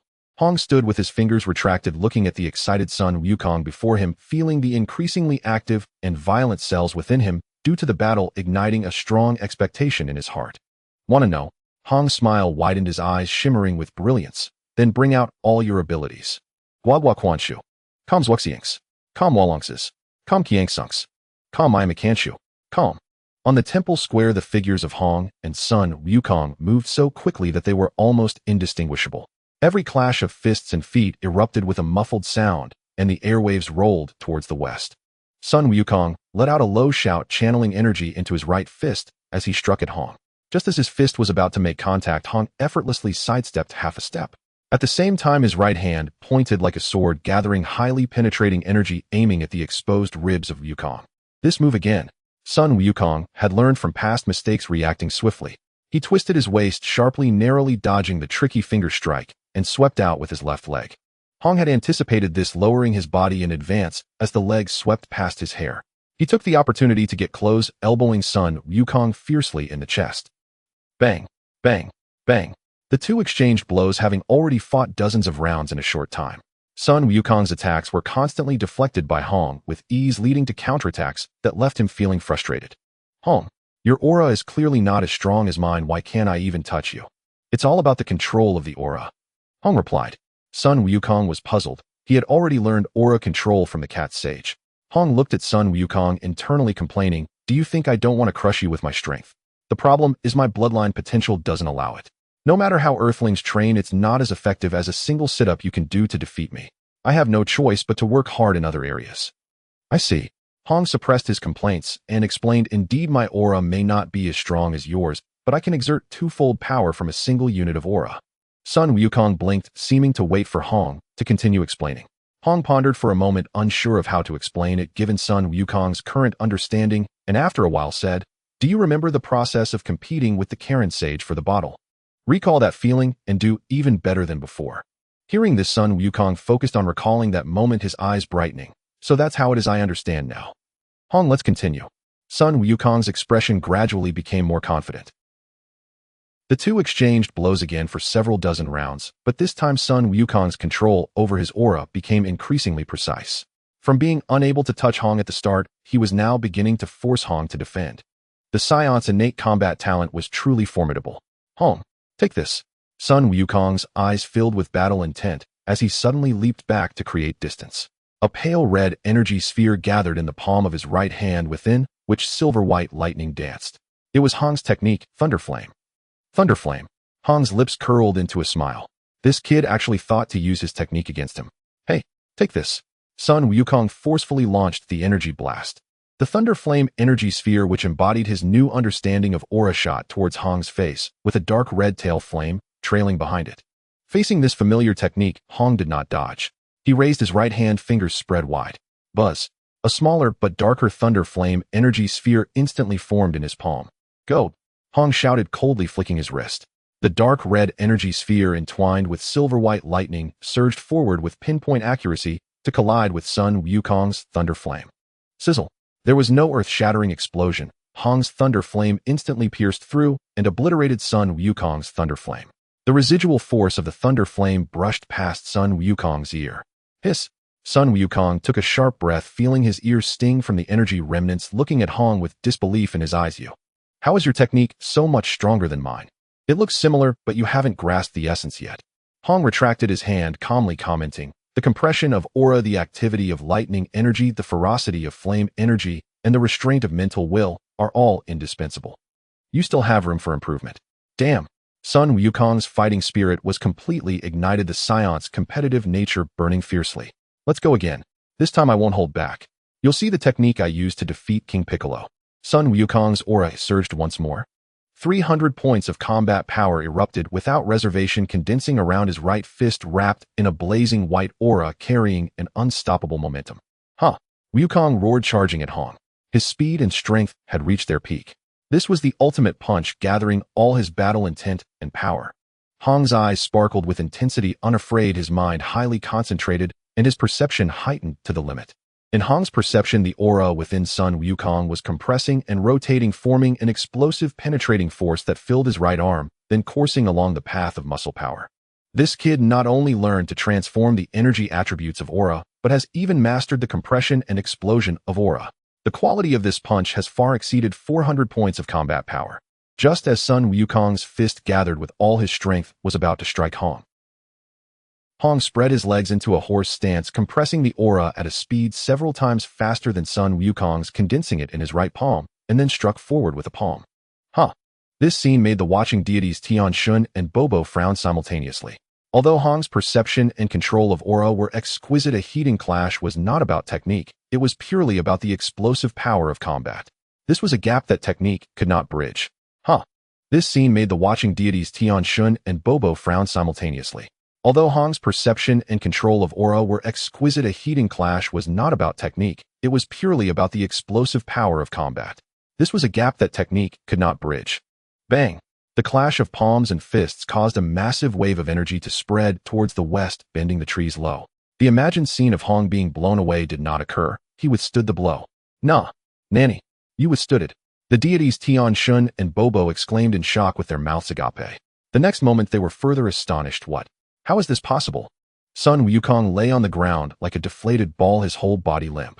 The faces of the celestial god and Bobo were wide open, capable of holding a basket of eggs, their expressions filled with disbelief as they remained stunned for a long time. The scene replayed as Hong compressed and rotated his chi at an accelerated speed, condensing immense penetrating power, striking towards Goku's fist while simultaneously channeling another energy into Goku's body. This was the Thunder Flame. The Thunder Flame, with precise control, dismantled Goku's chi, disrupting its circulation within him, yet caused no injury. It merely left Goku temporarily paralyzed, lying on the ground. After a few breaths, the celestial god, recovering his senses, leaned on his wooden staff and slowly approached Hong, shock written all over his face, as he said, Subarashi Janshu. It was hard to believe that not only could he compress and penetrate chi in such a short time, but he could also manipulate another form of chi simultaneously infused with attributes of fire and lightning. What was even more impressive was his ability to release them simultaneously. The celestial god paused, then shook his head in admiration, saying, in terms of chi control, there is no one in this world who can surpass you. Although I am the celestial god of earth, and once an exceptional martial artist, I must admit, you have surpassed me by far. Not at all, I am merely standing on the shoulders of giants thanks to the guidance of the celestial god and Mr. Bobo, and those who have guided me in the past. Without your pointers, I wouldn't have achieved what I have today, Hong said, slightly bowing with humility. Indeed, without the guidance of his predecessors, he could not have reached this point, at least not at this moment. Ugh. Wow. Goku struggled to rise, his chi dissipated, leaving him weak and slumped on the ground. After several attempts, he finally managed to circulate his energy again. Hong. You really. Subarashi. You. That move just now. Ugh. How did you do that? It's nothing, just familiarity. Hong explained to Goku. The control and utilization of chi will come with more practice. That's incredible, Hong. One day I will surpass you. Goku remained exceptionally excited and full of confidence. There was no trace of defeat, only the thrill of having such a formidable opponent as Hong. The stronger the opponent, the more excited he became. At that moment, Goku finally noticed the celestial god. After a moment of stunned surprise, he roared, "Ha! Piccolo, you're still alive?" Before he could finish, he launched a powerful punch towards the celestial god. Anticipating this moment, Hong instantly appeared in front of the celestial god, grasping Goku's fist and pulling him back. Goku, calm down. This is the celestial god, not Piccolo. Celestial god. Goku paused, trusting Hong's words. He calmed down, though he looked at the celestial god with some confusion. The celestial god looked at the bewildered Goku and began to explain, "A long time ago. Thus Piccolo is my evil manifestation. So that's how it is. I'm very sorry." Goku realized, feeling a bit apologetic for his earlier rashness, then turned to the celestial god with anticipation. "Celestial god, may I ask you to revive those who have passed away? Though I am a celestial god, I cannot perform the act of resurrection." The celestial god shook his head, pausing before continuing. "However, the dragon was actually created by me, so if it's the dragon, I can have it revive them, and then you can wish upon the dragon." "Really? Thank you." Goku was filled with joy at the thought of being able to wish upon the dragon again. "But I have one request. You must stay in the celestial god palace to train until the next world martial arts tournament." The celestial god spoke with a serious tone, knowing that because Goku had defeated Piccolo the Demon King, the second generation of Piccolo would surely seek revenge, meaning that if Goku participated in the tournament, the second generation Piccolo would definitely appear. Thus, even if Goku could not defeat the second generation Piccolo after 3 years of cultivation, he would have a way to bring them both down. "So that's great. I can train with Hong in the celestial god palace. I will definitely become stronger." Goku's eyes sparkled with excitement again. Hong helplessly rubbed his head, realizing that the Saiyan's enthusiasm was boundless.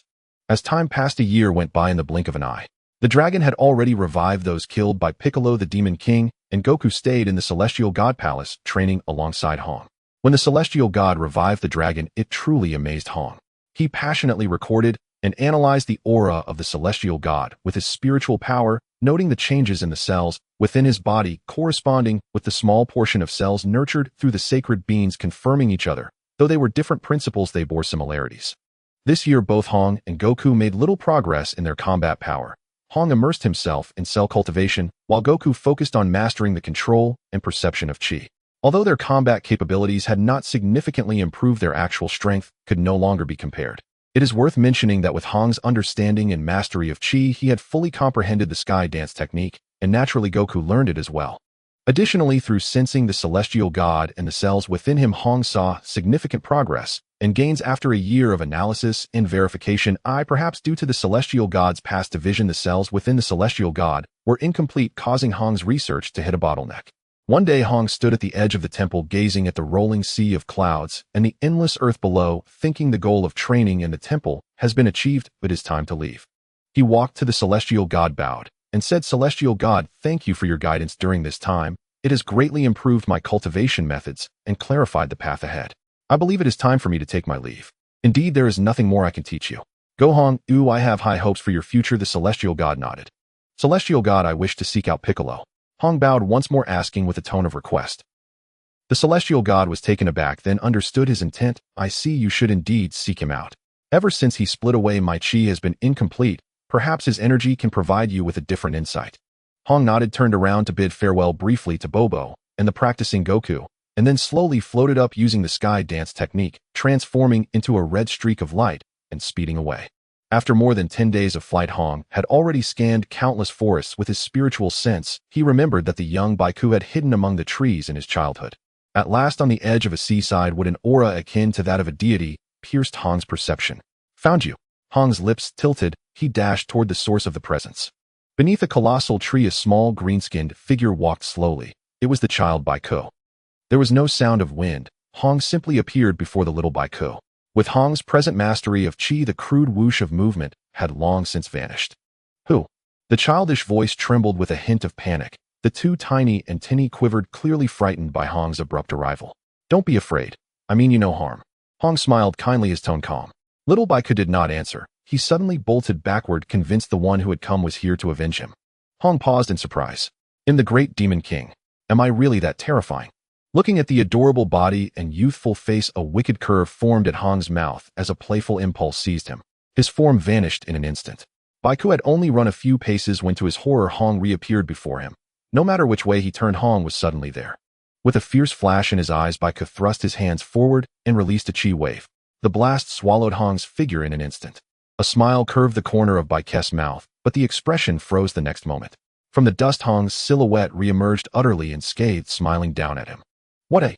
Baikou's pupils widened. He stared in disbelief that his strike had left Hong untouched. Wrong. Qi is not used like that. You have such powerful Qi within you. Hong offered a teacherly critique. Bo. Enraged, Baikou sent forth an even greater Qi blast toward Hong. Still using combat form? I told you Qi is not used like that. Hong's instructional voice drifted again through the settling smoke. As the dust cleared, Baikou's face was pale with terror, fine sweat beading his brow. Watch closely. This is how Qi should be used. Hong ignored Baikou's fear and raised his right hand. A fist-sized dark red orb of light coalesced in his palm, countless sparks of lightning dancing within it. It was his own creation, Lei Yin Thunderflame. Use your heart to feel the power within your body. Guide it, control it, let it respond to your will, compress it, alter it. Hong taught with patient authority. Then with a casual flick he hurled the orb. The sphere shot forth like errant lightning, dragging a trailing tail of dark red flame toward a fairly sizable island in the distance. On contact there was a sharp sizzle, then a thunderous detonation. A blinding redand white radiance engulfed the entire islet. When the light finally dissipated, that island had vanished. All that remained was a vast gaping crater and seawater rushing in from the Western Ocean. Silence reigned. Even the wind seemed to have fled the forest. The young Baikou stood frozen, the devouring redand white light reflected in his pupils. His body trembled, not with fury, but with a primordial instinctive fear. Is this power? Hong withdrew his hand, as if brushing away a speck of dust. He smiled at the stupefied child, his tone still gentle. Do you want to learn? Those 3 words detonated in Baikou's bewildered mind. He lifted his head sharply. His gaze toward Hong was filled with astonishment and confusion. There was also beneath it all a glinting hunger for that annihilating light. Hong met his chaotic stare, a knowing curve appearing at the corner of his mouth. I will teach you. At last the forest wind resumed, lifting Hong's hem and ruffling the tiny antennae on Baikou's brow. His fist was clenched tight, nails biting into the flesh of his palm. That power that could casually destroy an island. A few seconds of struggle passed, the clenched fist finally loosened. Baikou dropped his head, bearing both a yearning for power and a thirst for vengeance, and slowly began to speak. Ma. Stir. It worked. A faint keen light flashed deep within Hong's eyes. An excellent experimental subject had willingly offered himself. The mysteries of the combat type Namek Shinran and the latent potential of Longzhu bloodlines would be gradually revealed through this boy. Hong kept that smile as he unconsciously clasped his hands behind his back, attempting to affect the demeanor of a wise master as he began his first lesson. From now on, the first lesson, I teach you, use your heart to feel the power within you. Learn to guide it, learn to control it. Thus Hong's teaching began. Baikou listened intently, closed his eyes, and concentrated on sensing his inner Qi. At the same time, Hong's spiritual perception locked onto his new disciple, tracing the boy's Qi and the rhythmic flutter of his cells. Gradually, Hong's golden life energy fluctuated with a strange cadence and began to resonate with Baikou's Qi. It was the hallmark of a combat type, Namek Shinran. A gleam shot through Hong's eyes as his spiritual sense ravenously recorded and analyzed the cellular rhythms. Deep within those battle cells, Hong sharply detected an exceedingly faint separate aura. It radiated warmth, breath, and vigorous life. This aura shared a source with the energies found in the bodies of the celestial being. Longzhu cells. Gold light exploded in Hong's gaze as he feverishly logged and parsed the data. Days later, in a cleared glade within the forest, Hong sat cross-legged on a green stone, watching Baikou below, whose face had gone green with effort. Control your Qi well. Let it obey your will. You strengthen it, or weaken it, release it, and withdraw it at your command. Hong's voice was low and calm. Baikou clenched his teeth, sweat beaded on his forehead. The master instructed him to strike a tree trunk with a Qi blast, but he could only scrape away the bark. It was unbearably difficult. He tried countless times to restrain the force from breaking the trunk, yet each attempt shattered the wood. Remember, chi comes from your body, you decide its will. If it disobeys, you must temper it. Observing the turbulent yet uncontrolled chi within, Hong decided to change his approach. After all, even geniuses cannot grasp the penetrative subtleties of chi from a few words alone. Hammer. Hong's words struck like a revelation. Baiku seized the clue at once. He learned to use mind and will to govern his chi, gradually mobilizing the energy and gathering it slowly into his palm. A chi wave passed through the trunk, leaving no explosion or fracture, merely stripping a patch of bark. It's done. Baiku looked at Hong with elation. He had finally learned, finally grown stronger. Beautiful.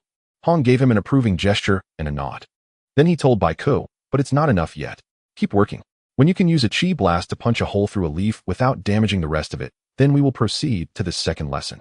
Baiku restrained his excitement, nodded solemnly, and answered, yes, master.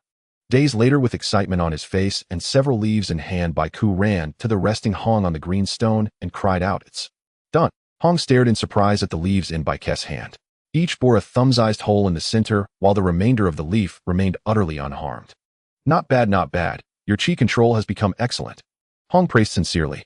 The combat type proved formidable. In only a few days, the boy's innate comprehension was astounding.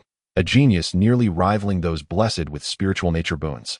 Next, I will teach you the transformation of chi attributes. Come with me, Hong said, and walked toward the sea at the forest's edge. In a certain part of the forest, a small waterfall flowed through a riverbed. Little Bick was half submerged in the water, gritting his teeth, with veins bulging on his forehead.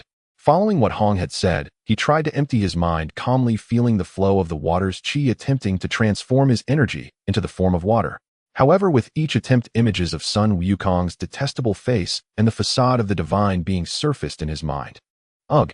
Each time he released a blast of energy, it merely disrupted the flow of water, splashing everywhere. This damn tranquility, I can't achieve it. Power is meant to destroy, not to be like water. Breathing heavily, filled with unwillingness and agitation, Hong's voice burst forth in a frustrated roar. Destroy. Foolish. Do you think water is gentle? Is a waterfall calm? Is a tsunami gentle? Seeing Little Bick remain silent, Hong continued, anger and hatred are merely emotions. The power guided by them is ultimately limited. To become truly powerful, your chi must remain calm, and your heart must be at peace. Only then can you grow infinitely stronger. The Namekian was inherently close to nature, which was the source of their wonder and strength. Relying on anger and hatred would only narrow the path. Bick. Little Bick appeared somewhat unconvinced, his small fists clenched tightly. Hong decided to provide a practical demonstration. Do you remember that move of mine? If it were you with the same level of power, could you achieve that level? Hong paused, throwing out the straw that broke the camel's back. The current Sun Wukong is much stronger than you because he has already mastered these. Sun Wukong is stronger than me. Already mastered. Hong's voice thundered in Little Bick's heart. Little Bick's fists tightened, even more blood seeping from his palms. Anger, unwillingness, struggle, then slowly fell into silence. His tightly clenched fists gradually relaxed as he exhaled a deep breath, closed his eyes again, and earnestly tried to feel that damn calm chi. Empty your mind, calm your heart, feel the breath of the water, sense its rhythm, and listen to what it wants to tell you. Hong's voice was not loud, yet it struck Little Bick's mind like a hammer. Time passed gradually, with the sun rising and setting, the moon waxing and waning. Little Bick's chi began to calm down slowly, emanating a strange rhythm akin to water. Did you feel it, eh? Hong's voice timely echoed, taking advantage of the moment. Communicate and channel this chi, let it flow according to your will, and release it. Little Bick began to follow Hong's instructions, communicating and channeling this chi, gathering it in his palms, gently pushing it forward. A wave of energy imbued with a peaceful aura surged from Little Bick's hands, not breaking the water flow, but scattering into twinkling points, as if he were the water flow itself, carrying gentle starlight and flowing downstream at a faster rate.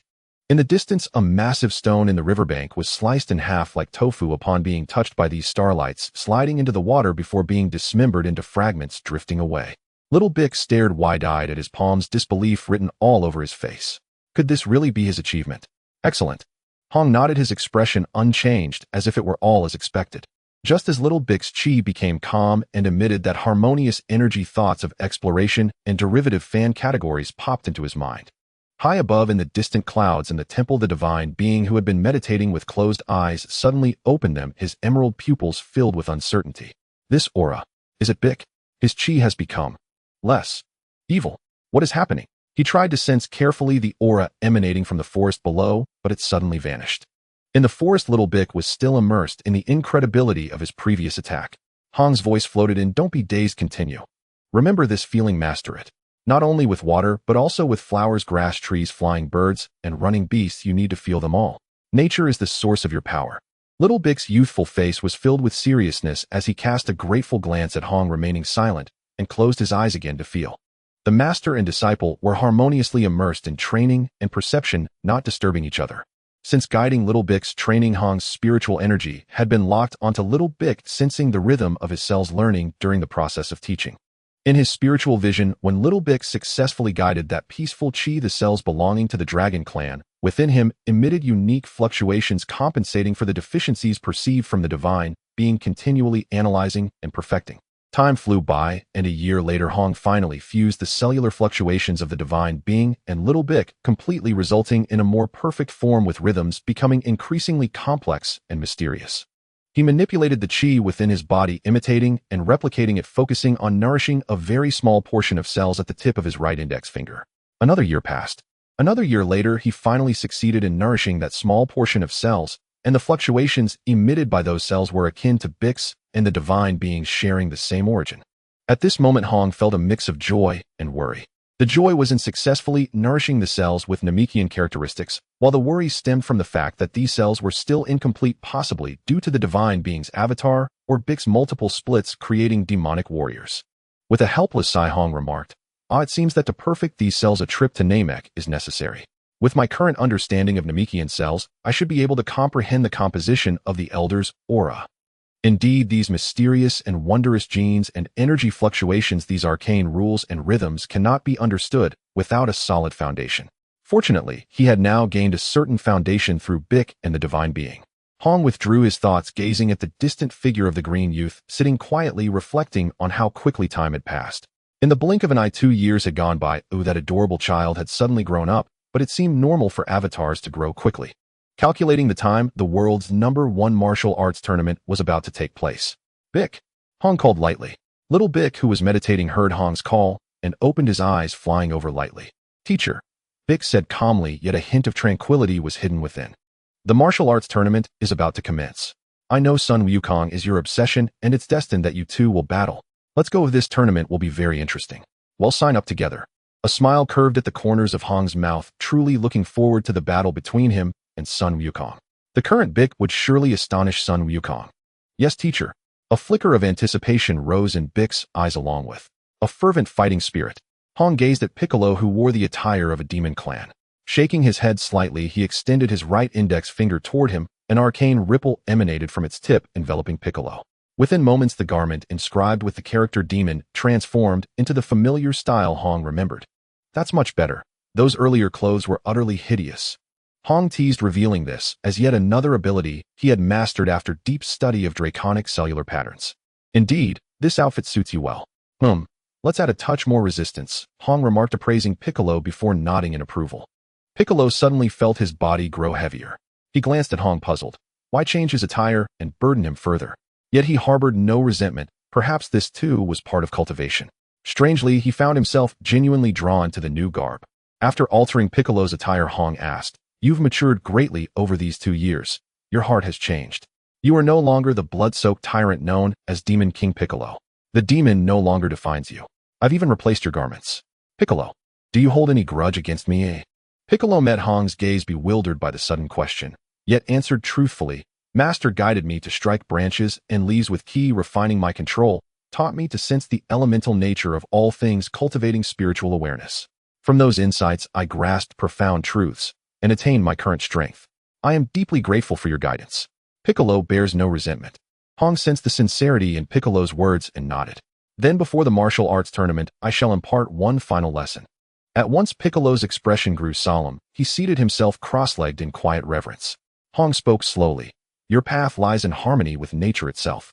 The fiercer the demonic aura within you, the lower your potential for transcendence. Thus attuning yourself to heaven and earth, the myriad phenomena of existence, is your true method of cultivation." Seeing Piccolo nod in quiet acceptance, Hong paused, then continued, "Repeated cellular division has eroded your innate talent far beyond its original depth, yet that does not mean it is irreparable. Having sensed his own limitations through recent practice, Piccolo bowed respectfully and urged, "Please, master, guide me." Hong smiled faintly at Piccolo's earnestness. Raising his finger, he gathered a soft, radiant luminescence. Not raw energy, but the materialized essence of spiritual power, a technique he'd unlocked while studying the resonant frequencies of draconic cells. He gently touched the glowing orb to Piccolo's forehead, allowing it to seep into his mind. This was Hong's unique method of cellular cultivation, nourishing latent potential at its deepest roots. After a brief moment of silent contemplation, Piccolo leapt to his feet, trembling with elation, and bowed deeply to Hong. "Thank you, master." Hong waved a hand, urging calm. "This has long been my personal cultivation method, and the very key to resolving your predicament. Study it diligently, and your path ahead will stretch ever farther. Well then, let us depart." With those words, Hong rose effortlessly into the air. Piccolo followed without hesitation. South Capital Gadi's Island. At a scenic overlook on the island's edge, Hong lounged casually in shorts and a sleeveless top, sunglasses perched on his nose, one leg draped over the other. A coconut pierced with a straw rested in his hand, its sweet nectar flowing smoothly. He exuded pure, unhurried ease. Piccolo sat upright beside him, arms cradling his own coconut, sipping quietly now and then, his expression serene, unreadable, neither joyful nor troubled. "See, told you it was delicious," Hong said, flashing Piccolo a grin that silently declared, "I wasn't lying." Piccolo gave a stiff, slow nod. Normally, he drank only water. Don't always wear that stern mask. Cultivation isn't merely combat. It's also life itself. You've trained half your life. Can't you allow yourself a moment of rest? Master Hong launched into another impromptu lecture. Piccolo, oh, he nearly replied that he still had centuries ahead, but glancing at his master's relaxed countenance, he reconsidered. In the end, he settled on a hesitant, drawn-out, "Oh." Then he strained to form a smile. His facial muscles twitched violently, contorting in vain. Until defeated, he failed entirely. Hong rubbed his temples, sighing. Not a single anime character is remotely normal. Some appear perfectly ordinary, yet lack several vital neural connections unbeknownst even to themselves. Seeing his master's exasperated expression, Piccolo flushed like a chastised child, his green skin tinged with rosy embarrassment. "I apologized." He lowered his head, shyly hiding his face. The sight left Hong utterly speechless. Is this truly the same Piccolo? Where's the Demon King's terrifying presence? Well, technically he was the one who told Piccolo not to scowl constantly. Fair point, Piccolo was after all only 3 years old. Perhaps the expectations had been a bit high. As Hong pondered what to say next, a familiar silhouette entered his field of vision. A young woman approached in a flowing blue kippa-style gown, her arms wrapped in crimson arm guards. The sea breeze stirred the fabric, revealing beneath it a delicate pink satin martial uniform. Her youthful face radiated both innocence and vibrant charm. "Hey there, whose adorable little sister is this? Come over here, little miss. Have some coconut juice." Hong grinned, rakishly, waving lazily with a gleam in his eye. Piccolo's stoic expression finally cracked. Eyes wide, jaw slack, disbelief etched across his face. Was this truly his revered master? So flippant. He hesitated. If she kills him, should I flee first? The girl turned at the call, and upon recognizing Hong, her initial scowl melted instantly into wounded dismay. Tears welled in her large eyes, her lips trembled, tiny fists clenched as she hurried toward him. "Ah, she's coming." Piccolo gasped. This defied every human behavioral axiom he knew. Shouldn't a girl thus addressed fly into rage or hurl stones? No, perhaps she meant to pummel Master herself. Yes, that made sense. As she drew nearer, Piccolo's inner turmoil peaked, her ki astonishingly potent. Master is immensely powerful. Surely he needs no aid. But as his disciple, I must stand before him. Just as the girl reached Hong, Piccolo flashed forward, arms outstretched, and interposed himself between them with a single decisive teleport. "No, you must not lay a hand on Master. I apologize on his behalf." Even as he spoke, he strained desperately to maintain a smile. Twice. Both were utterly stunned. What on earth was happening? Piccolo stood resolute, face locked in grim resolve, yet twitching uncontrollably in forced cheerfulness. "Namekian, who is this? What's he doing?" Chi-Chi asked, baffled. "How should I know?" Hong spread his hands, equally perplexed. Piccolo froze, utterly dumbfounded. "Nanny. Oni-chan. Exactly. Why are you blocking me from my brother?" Chi-Chi asked, tilting her head. In an instant, Piccolo leapt backward and snapped to attention, his green face blazing crimson. He'd misread everything. Hong hadn't been flirting. He'd simply invited his little sister for coconut juice. "I, the mighty Demon King Piccolo. How utterly, profoundly ashamed I am." Master was right. Misunderstandings bloom where imagination runs wild. "Brother, what are you doing here?" "Of course I came to see, or to find you, Chi-Chi." He nearly slipped. Almost admitted he'd come to witness the pinnacle martial arts showdown of Earth's cultivation world. Chi-Chi pouted and planted her hands on her tiny hips, clearly unconvinced. How could it possibly be such a coincidence? How did he even know she'd attend the martial arts tournament? Even Hong, whose face was famously impervious to embarrassment, knew this excuse was flimsy. Hastily he improvised, "Our brilliant, adorable, stunningly beautiful, utterly invincible Chi-Chi has grown up. So naturally you're destined to marry Sun Wukong." And that battle-obsessed cultivator. He'd never missed the World Martial Arts Tournament, the greatest spectacle under heaven. So of course you'd be here too. Yes, exactly like that. Brother is the best. Chi-Chi hugged Hong's arm, beaming sweetly, then puffed her lips and murmured, "Unlike some wild monkey who promised to marry me." Hong surreptitiously wiped imaginary sweat from his brow and sighed in relief. Phew, crisis averted. "Brother, who is he?" Chi-Chi pointed at Piccolo, who stood frozen beside them, cheeks flushed with awkwardness. "Oh, he's Demon King Piccolo," Hong replied offhandedly. "Oh, it's him." "Piccolo. Demon King." Chi-Chi gasped and instantly assumed a combat stance. Piccolo blinked. "Huh? Relax. He's not that Demon King anymore." Chi-Chi lowered her stance, but paused skeptical. She marched forward, hands on hips, and glared at Piccolo. "Piccolo, spill it. What's your agenda following my brother?" Her tone bristled with unspoken threat, ready to strike at the slightest provocation. Piccolo raised both hands and surrendered, voice tight, with panic. "No. Nothing at all." Chi-Chi said nothing, only stared, piercing him with unwavering scrutiny. Beads of sweat glistened on Piccolo's forehead. "My master was right. Women are terrifying creatures." "Fine. Even if you did have ulterior motives, my brother is the strongest." In Chi-Chi's heart, her brother was invincible. "All right, Chi-Chi, he's my disciple." Hong quickly interjected to smooth things over. "A disciple? No wonder he's my brother," Chi-Chi murmured, hugging his arm again, her eyes shimmering with pure admiration. Thus the long-separated siblings chatted warmly, while Piccolo hastily retreated to the side and sank into deep meditation. His expression still held traces of lingering unease. He still couldn't fathom it, though women possessed no overwhelming power, they inspired profound dread.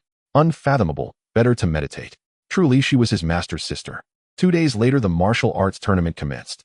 After the host's lengthy preamble, contestants drew lots. As foretold by fate, and subtly nudged by Jiaozi, the draws assigned each fighter to distinct arenas. Hong glanced at his own number, pondering whether his entry might disrupt the narrative, especially the iconic arena wedding scene. What if Chi-Chi and Piccolo were drawn into the same bracket? That would be problematic. Only one could face Sun Wukong in the ring. Better check their numbers. If they matched, he'd quietly swap them. "Chi-Chi, where's Chi-Chi?" Hong scanned the crowd and spotted her cheerfully tapping Sun Wukong's shoulder. Sun Wukong. She beamed, joy radiating unreservedly, tinged unmistakably with quiet anticipation. Krillin and Yamcha watched her stunned into silence, then burst into awestruck whispers. "So adorable. A girl this charming actually approached Sun Wukong. We're dying of envy." Sun Wukong, however, frowned in genuine confusion. "Who are you?" Chi-Chi froze. "What? You don't remember me? After all these years of waiting, you've forgotten me." Furious, she snapped, "You idiot." Then with a haughty humph, she spun on her heel and strode away. "Forgotten? Is he trying to break our engagement? Just you wait. I'll teach you a lesson later." Her shout left Sun Wukong utterly bewildered, his expression shifting between shock and alarm. Piccolo leaned against a pillar nearby, arms crossed, a sardonic smirk playing on his lips as he observed Sun Wukong's flustered state. "Humph. Even you, Sun Wukong, crumble before a woman who once made this Demon King tremble." Hong watched, inwardly chuckling. Sun Wukong really is an idiot. Chi-Chi wasn't wrong. Couldn't he just sense her aura? Such a simpleton. The preliminary rounds proceeded surprisingly smoothly, perhaps because Tao Pai Pai had been eliminated by Hong. His spot was filled seamlessly through carefully calibrated theatrics. Hong defeated Jiaozi and advanced to the quarterfinals. With his current mastery of Qi, concealing his true strength from others was effortless. As the 8 finalists emerged, the tournament surged into its climactic phase. Sun Wukong versus Chi-Chi Kaiatsu versus Yamcha Krillin versus Piccolo Hong Hiren versus Tien Shinhan. The first match, Hong versus Tien Shinhan. On the arena platform, Tien Shinhan's 3 eyes locked onto Hong with fierce intensity, likely because Hong had just defeated Jiaozi. His aura crackled with palpable menace as he lunged first, blitzing with lightning-fast lethal strikes, every motion honed by the Crane School's deadly art. His battle power far exceeded Hong's deliberately suppressed level, already surpassing 350. Yet Hong remained utterly unruffled. Though he hadn't actively pursued combat enhancement in recent years, Hong's Qi had already soared past 300 points, and at his caliber his actual combat output exceeded 600. Under Hong's refined spiritual sense, every subtle shift in Tian Shinin's internal chi flow and every minute contraction of his muscles unfolded before him with crystalline clarity. Hong moved only minimally, shifting his weight or raising a hand to deflect, yet always evaded the crushing blows at the last possible instant with unnerving hair-trigger precision that sent chills down Tian Shinin's spine. Your left shoulder overexerted, causing a 0.1 second imbalance and instability beneath your feet. Hong murmured, voice low, yet piercing directly into Tian Shinin's ear. Humiliated and enraged, Tian Shinhan intensified his assault, unleashing the four-way fist. His forearms blurred like shadows striking from impossible angles, fists, palms, fingers, claws, all converging to seal Hong's escape. Fascinating. Hong's eyes gleamed, not retreating but surging forward. His two fingers formed a blade-like point, moving deceptively slow, yet unfailingly striking the precise weak nodes where Tian Shinin's forearm energy flow faltered most. Boom, boom, boom, boom. For muffled detonations erupted almost simultaneously. Tian Shinin's furious barrage shattered midair, rebounding violently and sending him staggering backward, blood churning in his chest. This technique scatters your power. For arms only slow your chi circulation. Two would serve you better, Hong remarked coolly, his words cutting like scalpels. Veins throbbed on Tian Shinin's forehead. All three eyes blazed with fury as he roared, "Don't underestimate me." He inhaled sharply, compressing immense chi into his fingertips. The Crane School's ultimate technique, Dadampa. Not bad, its explosive force is sufficient, but its refinement is crude. Your control over chi remains immature. You lack true command, unable to wield it with absolute precision and restraint. Hong's voice stayed calm, detached. At the instant Dadampa launched, Hong lifted his own hand and fired a single focused fingertip blast. Dadampa. Two beams collided, not with thunderous explosion, but silent annihilation. Hong's Dadampa exquisitely condensed, dissolved Tian Shinin's beam on contact, then streaked onward unimpeded toward its origin. Nanny! 6 voices cried out in unison. Tian Shinhan, Master Roshi, Krillin, Yamcha, Jiaozi, and Sun Wukong. Who is this man? How does he know the Dadampa? At the moment the energy waves collided, Hong seemed to have anticipated the outcome. He suddenly moved in his speed akin to teleportation. The trajectory of Hong's energy wave precisely blocked the movement to Tianjin Fan's left. Simultaneously, Hong's sudden approach also sealed off his movement to the right. In Tianjin Fan's 3 eyes, he vaguely saw Hong's hand at his waist, emitting a faint glow positioned right above him. Can't dodge, Tianjin Fan exclaimed in horror. He saw clearly Hong's motion, but couldn't react in time. He watched helplessly as Hong pointed a finger, releasing a penetrating energy that accurately struck a critical spot beneath his right rib.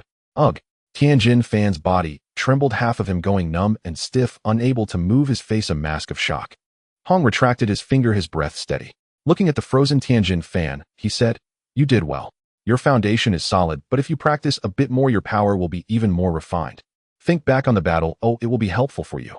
Tianjin Fan's expression changed several times, finally sighing. The fighting spirit in his 3 eyes remained, but there was a newfound respect. "You won. Thank you for the guidance." He knew better than anyone how terrifying Hong was. His aura was calm and refined, making it impossible to gauge if he was strong or weak. Only in the moment of battle would his power explode, and even then it was just a flash too quick to catch. The understanding and control of power were on an entirely different level. Hong nodded. "After the tournament, shall we gather together?" "Sure. I would love that," Tianjin Fan replied with a smile, genuinely happy to make a friend out of such a formidable expert. The second match, Chi-Chi versus Sun Wukong. On the stage, Chi-Chi and Sun Wukong faced each other. Wukong was pondering who this girl was and why she seemed to know him. Seeing his clueless expression, Chi-Chi felt a surge of anger. How could this fool forget her completely? Sun Wukong. Sun Wukong blinked with wide eyes, looking adorably confused. "Did you mistake me for someone else?" "Absolutely not. I could never mistake you."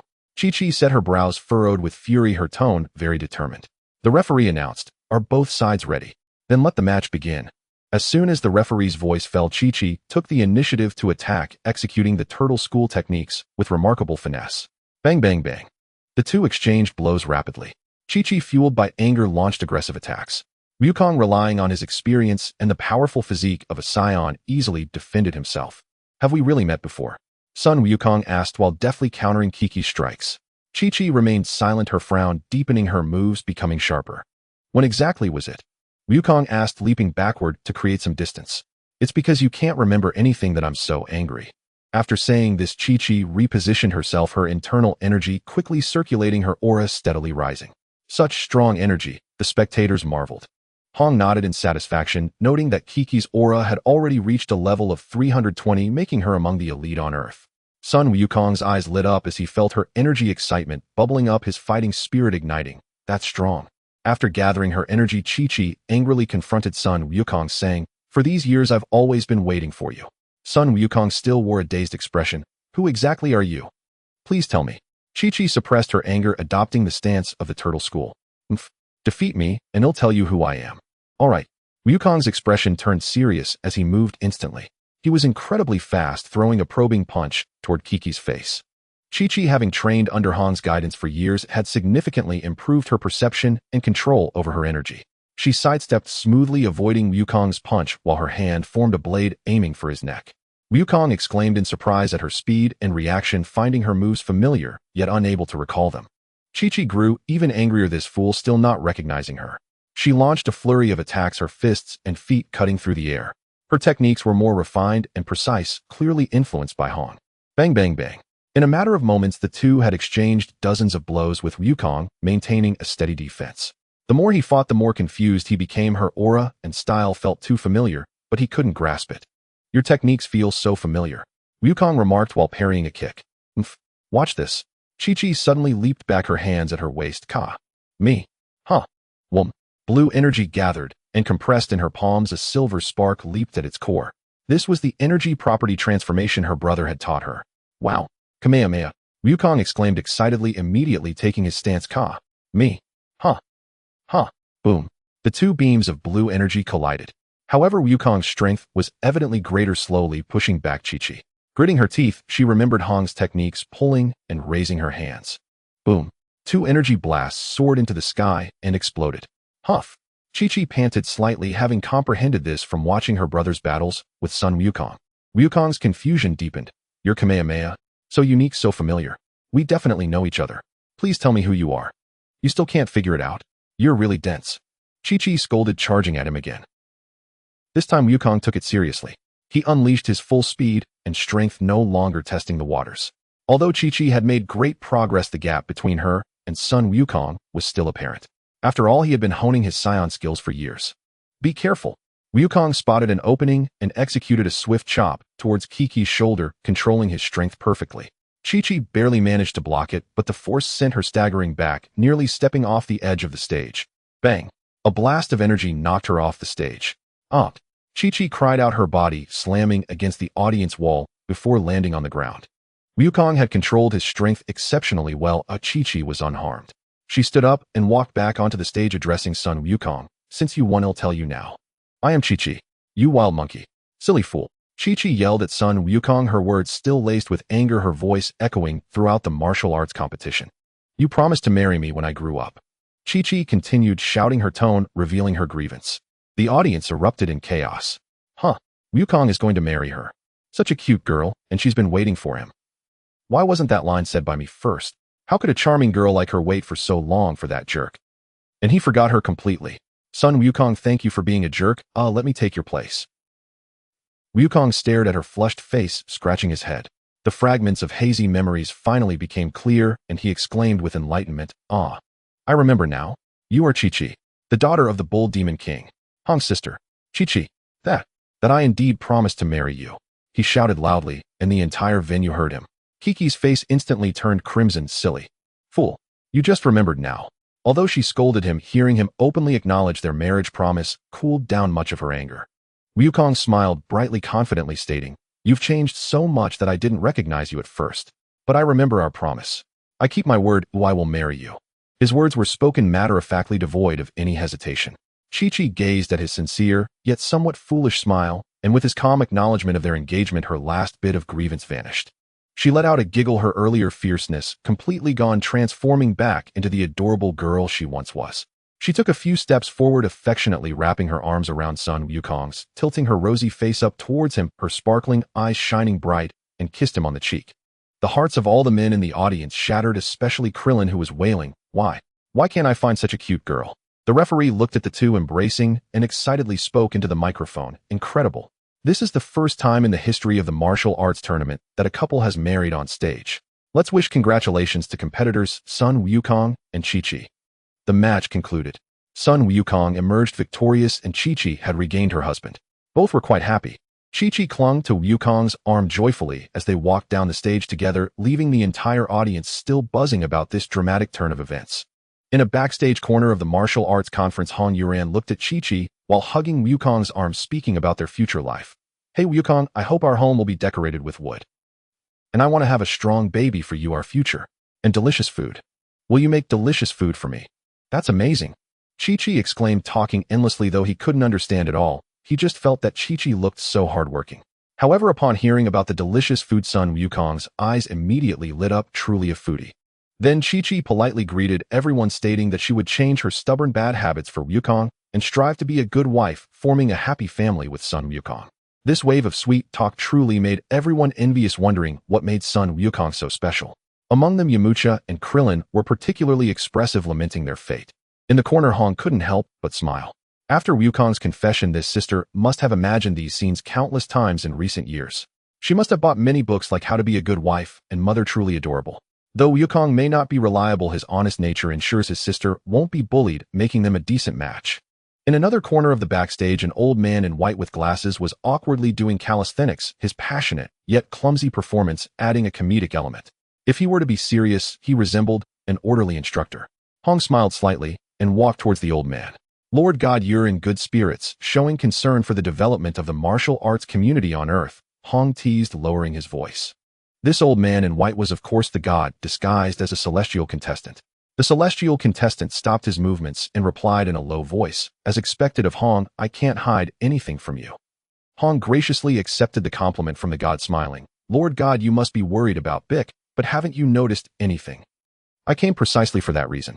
Ever since 2 years ago, I suddenly felt Bic's aura becoming peaceful. The god suddenly remembered something, exclaiming in surprise, wait, could it be you? Hong smiled and nodded, indeed.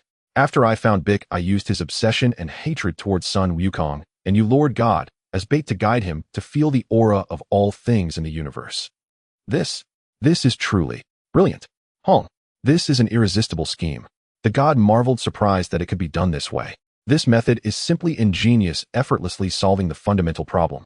After hundreds of years, how did he not think of such a simple way to resolve the issue? He felt as if he had wasted these centuries. If the cat immortal were here, he would surely say, who isn't like that? Hong made me feel the same way back then, even though I'm a cat. Hong continued, based on my understanding of Qi, I discovered from Lord God's aura that the deeper the perception of the principles of the universe, the stronger the Qi becomes. Similarly, it will become more harmonious, and since Bic is your avatar, this should be applicable to him as well. Thus, the stronger he becomes, the more peaceful he will be, and the problem will naturally be resolved. The solution relieved the god of a great burden. What a wonderful method. No wonder I felt Bic's aura becoming peaceful. The problem that had troubled me for hundreds of years has finally been resolved. Suddenly the god became serious and bowed to Hong. Thank you, Hong. For hundreds of years he had been tormented by Bic's massacres and sins, and he truly appreciated Hong. Hong quickly returned the bow. You're too kind, Lord God. I merely acted within my capabilities. However, I have an unreasonable request. Why not let Bic unleash his full potential? After all, this battle is also his obsession. Regardless of the outcome, I will be here. Hong requested, his face bearing absolute confidence. Actually, I have some selfish motives. Their battle would greatly aid my training. Hong did not hide his self-interest, speaking frankly to the god. He had been looking forward to this battle for a long time. In his memories of his past life, this was the pinnacle battle of the martial arts community on Earth. Moreover, Hong was very curious about how Namekians become stronger and more miraculous the closer they are to nature, and how Saiyans accumulate more S-cells with a peaceful heart. These two different races share a commonality. What profound connection could there be? Thus, he wanted to observe the changes in cells during the battle between Saiyans and Namekians, seizing this opportunity to compare and confirm, and he didn't want to miss it. Because in 5 years the Saiyans would invade, followed by the cosmic Emperor Frieza of the Wadaxi Battle Power Kingdom, which would feel like a mountain pressing down, leaving you gasping for breath. He urgently sought faster ways to become stronger. He didn't want to rely on others entirely. He disliked the feeling of helplessness. Upon hearing Hong's request, the god looked at Hong's confident face and pondered for a moment before agreeing. Would that help your training? That makes sense, otherwise you wouldn't have gone to such lengths to find Bic. I believe you're right. After all, Sun Wukong has killed him once. This is his obsession. What if you do indeed have the ability to resolve any lingering concerns now? That would be excellent. Thank you for your understanding, Lord God.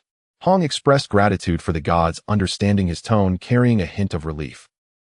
He remembered the battle between the god and Bick, where the god, unable to defeat him, used the demon sealing wave only to be countered by Bick sealing himself in the process. If this battle could be avoided, that would be the best outcome. After all, the god had guided his training, and Hong was a person of deep emotions and gratitude. Now let us invite the celestial contestant and Yamucha to the stage. During the top 8 battle, the god withdrew from the arena amidst the audience's astonishment. In the subsequent Western battle, Hong also chose to withdraw from the arena under Kiki's anxious expression, her small lips pressed tightly. Chi-Chi smiled happily, looking at him with gratitude, speaking in a voice only Hong could hear, "Thank you, brother." Her brother was the most considerate. Sun Wukong felt endless regret that he couldn't even fight such a strong opponent. The subsequent matches were unsurprising, with Yamucha and Krillin's defeat leading Sun Wukong and Bick into the finals. The century's peak battle of the Earth martial arts community is about to begin. Read the popular work Dragon Ball, starting from Cultivating Cells to Surpass the Gods, a heartfelt masterpiece by author Peiichijian Dianji, exclusively on the Shuhao Novel Network. On the arena, Sun Wukong and Piccolo stood facing each other, both filled with a fierce sense of battle. Bang, bang, bang, bang. 2 blurred afterimages clashed violently on the small stage. Each collision reverberated like thunder, sending waves of force that knocked the front row spectators off balance. So fast, Krillin and the others exclaimed in shock, beads of cold sweat forming on their foreheads. The movements, so refined. Tien Shinhan stared intently at the arena, his tone serious. He lost to the Red Queen, deeply feeling the fighting style that eliminated all unnecessary movements and instantaneously condensed and unleashed power. Piccolo's gaze was calm as he unleashed his right fist, focusing his energy, without any unnecessary flair, striking Sun Wukong squarely in the chest. Sun Wukong's expression remained serene, completely unfazed. His left arm precisely intercepted Piccolo's wrist with minimal movement, deflecting the force of the punch. Simultaneously, he leveraged his body to pivot, striking Piccolo's back of the head fiercely with his right elbow. This counterattack showcased the results of 3 years of intensive training at the temple. Beautiful. A glint of light flashed in Red's eyes from the sidelines. Piccolo snorted coldly, his precise sensing of energy allowing him to move half a foot to the side, narrowly avoiding Sun Wukong's elbow strike. Taking advantage of the momentum, Piccolo spun around, sweeping his leg towards Sun Wukong's unsteady base. The movements flowed smoothly, the force concentrated, embodying the efficiency that Red had emphasized. Sun Wukong lightly leaped with the tips of his toes, his palms drawn to his waist midair as a blue and white energy aura rapidly compressed and exploded. Kamehameha. Did it hit? A tense Yamcha clenched his fists. Following the law of smoke, but no injury, Piccolo leaped out of the dust, suspended in midair, with only some dust on his clothes, completely unharmed. He gathered both hands in front of him, forming a highly condensed white energy sphere at great speed, filled with violent red energy, clearly reflecting Red's influence in its technique and compression. Piccolo's voice was flat. Try this. Magic flash. A beam of energy distilled to perfection shot towards Sun Wukong with terrifying explosive power. Not good. Oh no. The spectators exclaimed in alarm. Stop. Piccolo. There are people in the audience. The god shouted urgently. Only Red, fully attuned to his psychic perception, looked gratified. Not bad, significant improvement. It's getting interesting. Piccolo. Someone screamed in terror from the audience. Piccolo. The Demon King. Run. The Demon King has been resurrected. Panic spread like wildfire. The audience, who had just cheered for the exciting battle, now screamed and pushed each other in a desperate rush towards the exits. The vast martial arts arena instantly descended into chaos, with only the dedicated host trembling as he spoke into the microphone. Oh my goodness. The contestant from the 2nd generation of demons is actually the legendary Piccolo, Demon King. The god looked anxiously at Red, hoping he would do something. Yet Red gave him a reassuring look. The god had no choice but to suppress his impulse to rush out and block the energy attack, ultimately choosing to trust Red's judgment. At the critical moment, Sun Wukong leaned back as far as he could. The energy beam grazed past his chest, and just as it was about to slam into the fleeing crowd, Piccolo redirected the beam towards the distant sea. Dragon Ball Surpassing the Gods from Cultivating Cells is creating a reading frenzy on the Shuhai Novel Network. Haven't you seen it yet? Boom. The energy detonated in the sea, creating a massive crater with the seawater rushing back. Everyone broke into a cold sweat. That was too close. This power. If that previous strike had landed, the consequences would have been unimaginable. The dedicated host trembled. Wow. The Demon King Piccolo has sent energy into the sea. A huge Crater has appeared, it's incredible. Sun Wukong stood up, touching his scorched chest, his fighting spirit burning even more fiercely. This technique is impressive, Piccolo. Sun Wukong grinned. If it didn't hit, it has no meaning. Piccolo flew back to the arena, standing face to face with Sun Wukong, calmly saying, "Show me your true strength, Sun Wukong." After saying this, he removed the weighted cloak and headband that Red had added. Bang! Bang! The arena was struck, creating two pits. Sun Wukong nodded excitedly, removing his weighted clothing and heavy boots, tossing them to the ground. The battle escalated. The two figures vanished once more. Boom! Bang! Bang! Boom! The sound of fists connecting with flesh echoed, and the energy waves carrying dust spread westward. Exquisite control, pure power, and speed. So exciting. Just now during the energy attack, Sun Wukong was completely unharmed, and the Demon King Piccolo has returned to the arena. They have removed something remarkable completely. Disappeared. The host ran back to the side of the arena, struggling against the force of the battle's wind, excitedly raising the microphone. How powerful. I can't see the movements at all. Tien and the others marveled, realizing they had fallen far behind. Indeed, both of their energies have surpassed 400 points. This active energy from the cells. This rhythm. Just a bit more. Just a little. On the arena, Sun Wukong punched out, while Piccolo's palm accurately struck the side of his fist, skillfully deflecting it, while fiercely driving his knee into Sun Wukong's abdomen. Sun Wukong braced himself, countering with a knife hand strike towards Piccolo's throat. Piccolo leaned back and jumped, kicking towards Sun Wukong's chin. The transition from offense to defense occurred in an instant. No unnecessary movements, both concise and lethal. It perfectly illustrated the concept of mastery. In Red's psychic vision within Sun Wukong's body, with every clash the cells vibrated violently. Each vibration stimulated the proliferation of latent factors deep within the cells. These factors were violent, ferocious, rampant, and bloodthirsty, ignited by various emotions, for instance anger, transforming into energy, or rather power or combat strength. A gleam of light flashed in Red's eyes. He seemed to see the unique secret of the Saiyans becoming stronger through battle. Meanwhile, within Piccolo, another scene unfolded.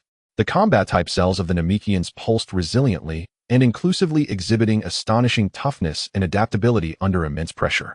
In the high-pressure stimulation of battle, they emitted a gentle, yet vibrant fluctuation, granting Piccolo powerful self-healing and regeneration potential. Calm emotions influenced these fluctuations, releasing a more resilient and inclusive rhythm, which is the reason for the Namekian strength through harmony. Red rapidly recorded and analyzed this invaluable data, greedily capturing every subtle change at the cellular level and imprinting it deep within his mind. This fateful showdown was a treasure trove for him. Just a bit more. Sun Wukong. Just a little more. The gains from this battle are immense for Red. He has understood the reason behind the Namekian's calm, yet powerful nature, leaving only the Saiyans to decipher. The battle had reached a fever pitch, both sides battered and breathless. Ugh! Sun Wukong took a heavy punch from Piccolo, blood seeping from the corner of his mouth, yet the fighting spirit in his eyes burned to the fullest. He suddenly unleashed his power, speeding toward Piccolo with a fierce attack. Sun Wukong's strikes came in waves, each stronger than the last, as a glint of ruthlessness flashed in Piccolo's eyes, and his body began to swell violently. Gigantification, the deity exclaimed. However, just as his body began to expand, Piccolo's movements suddenly stalled.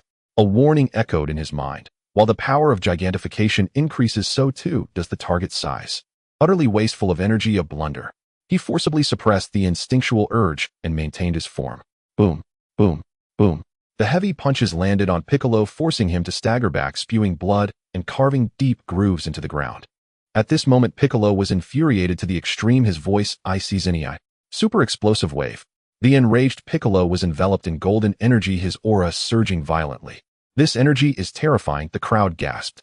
Oh no, the range of this attack is too vast. Tianjin Fan's expression changed dramatically as he soared into the air, placing his hands before his chest, unleashing an energy wave that crashed into the edge of the arena, instantly creating a massive pit. Quick, jump it! Tianjin Fan shouted at Krillin, Yamcha, and the others. The dedicated host hiding in a corner trembled as he spoke into the microphone. Oh my! My God! The contestant Piccolo has unleashed the legendary terrifying technique. This energy frightens even a layperson like me. It's truly remarkable. Red, the deity shouted urgently. This energy exceeds 550. Red's expression finally became serious. A power level of 550 required considerable effort. Red spread his arms wide, instantly gathering energy.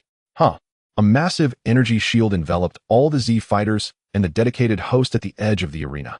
This was a new technique developed by Red. A three-colored shield with a dark outer layer, a red inner layer, and a white base layer composed of countless particles that vibrated and operated at extreme speed.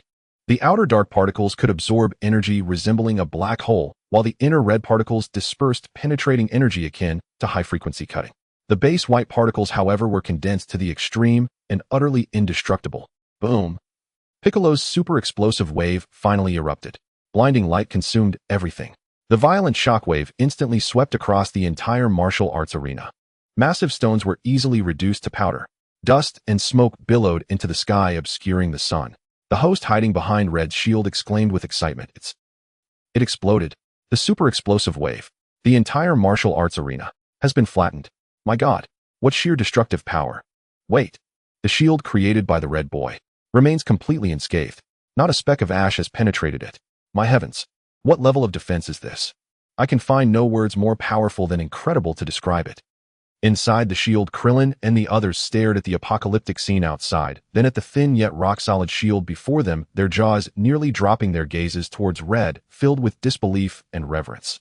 At the center of the explosion's dust, Sun Wukong crossed his arms in front of him, enveloped in concentrated energy, bracing against the devastating blow.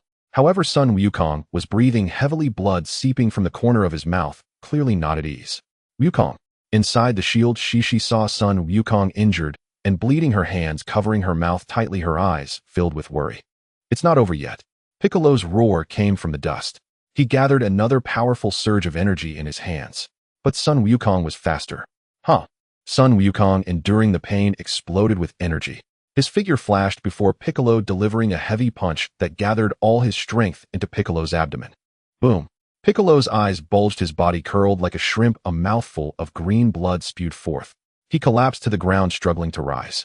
Sun Wukong took a deep breath, his body slowly ascending, his palms returning to his sides. This time the energy he gathered was even more massive and refined than before. It's over. Piccolo. Super. Kamehameha. Sun Wukong roared, thrusting his palms forward. A thick beam of light ripped through the lingering dust, roaring toward the struggling Piccolo below. The light consumed Piccolo's figure. Boom! Another earth-shaking roar erupted. The spot where Piccolo stood was blasted into an even more terrifying pit. Moments later, the deep pit remained unresponsive. The host excitedly began counting down. 10, 9, 8. Sun Wukong's Super Kamehameha hit the target. Can the great demon king Piccolo still stand? 7, 6. Krillin and the others also let out a sigh of relief, starting to count down. 5, 4. Sun Wukong stood at the edge of the massive pit, straining his weakened body. As he saw the bottom of the pit seemingly unresponsive, he finally felt a bit of relaxation. Just as the countdown reached 3, an unexpected change occurred. Piccolo suddenly shot out. His right hand's index and middle fingers aligned like a sword, the tips swirling with highly compressed, flickering dark red energy, resembling the weakened double-finger version of Red's lightning flame. Die, Sun Wukong. Piccolo's eyes reflected his final obsession, channeling his power into his fingertips. With a hiss, a dark red lightning bolt concentrated to the utmost instantly pierced through Sun Wukong's right chest.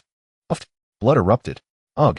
Sun Wukong's body trembled violently, incredulously looking down at the blood hole pierced through his right chest. The intense pain and the sudden loss of strength made him collapse to the ground. Wukongson!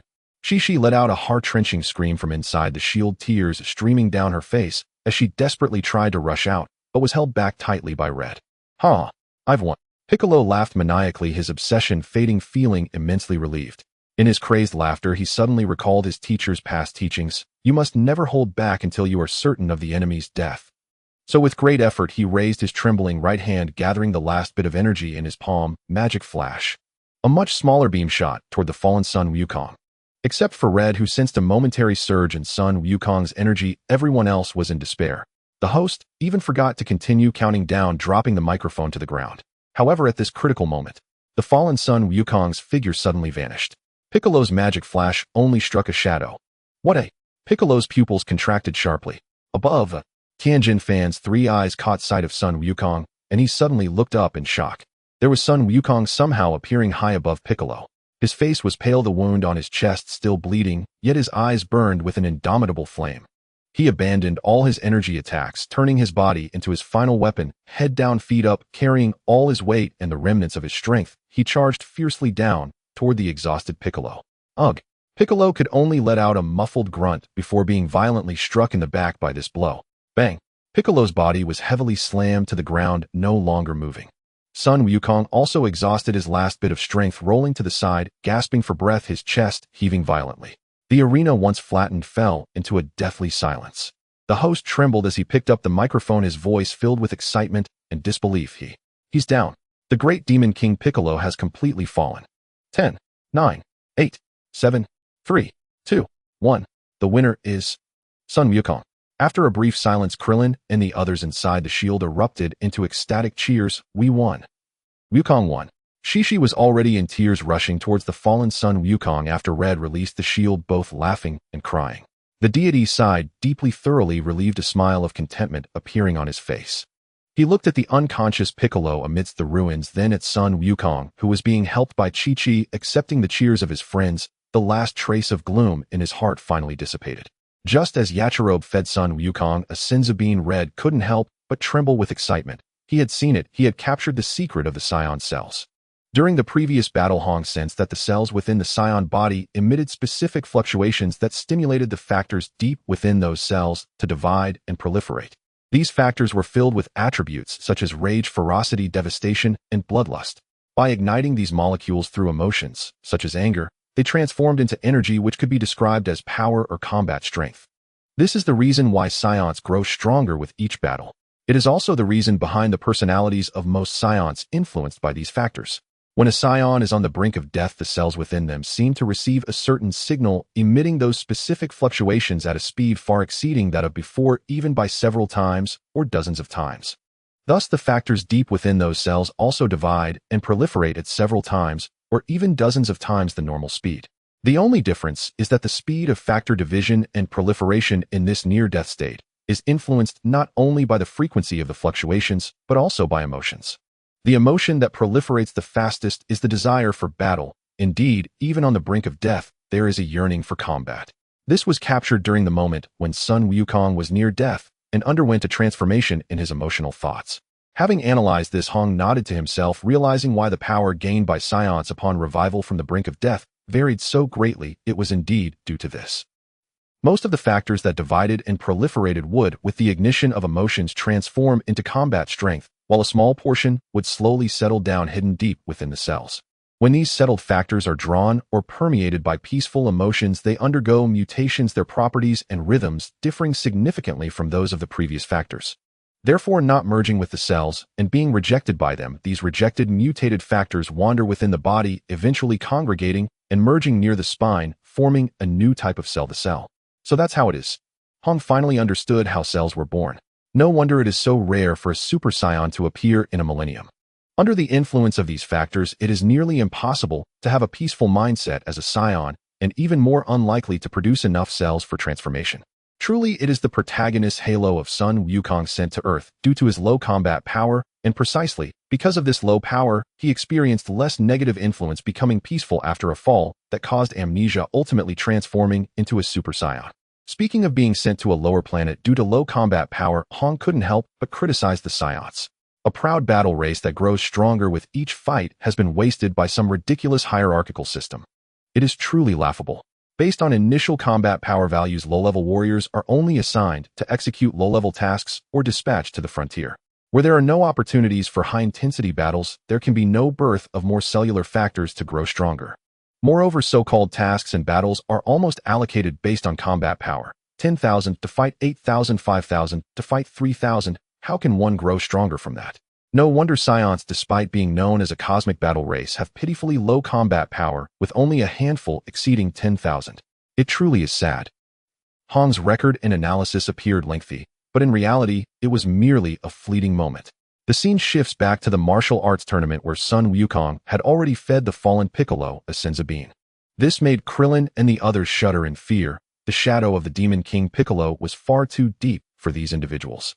Revived Piccolo did not suddenly attack as everyone had anticipated, but instead looked at Sun Wukong with a complex expression. "Ya?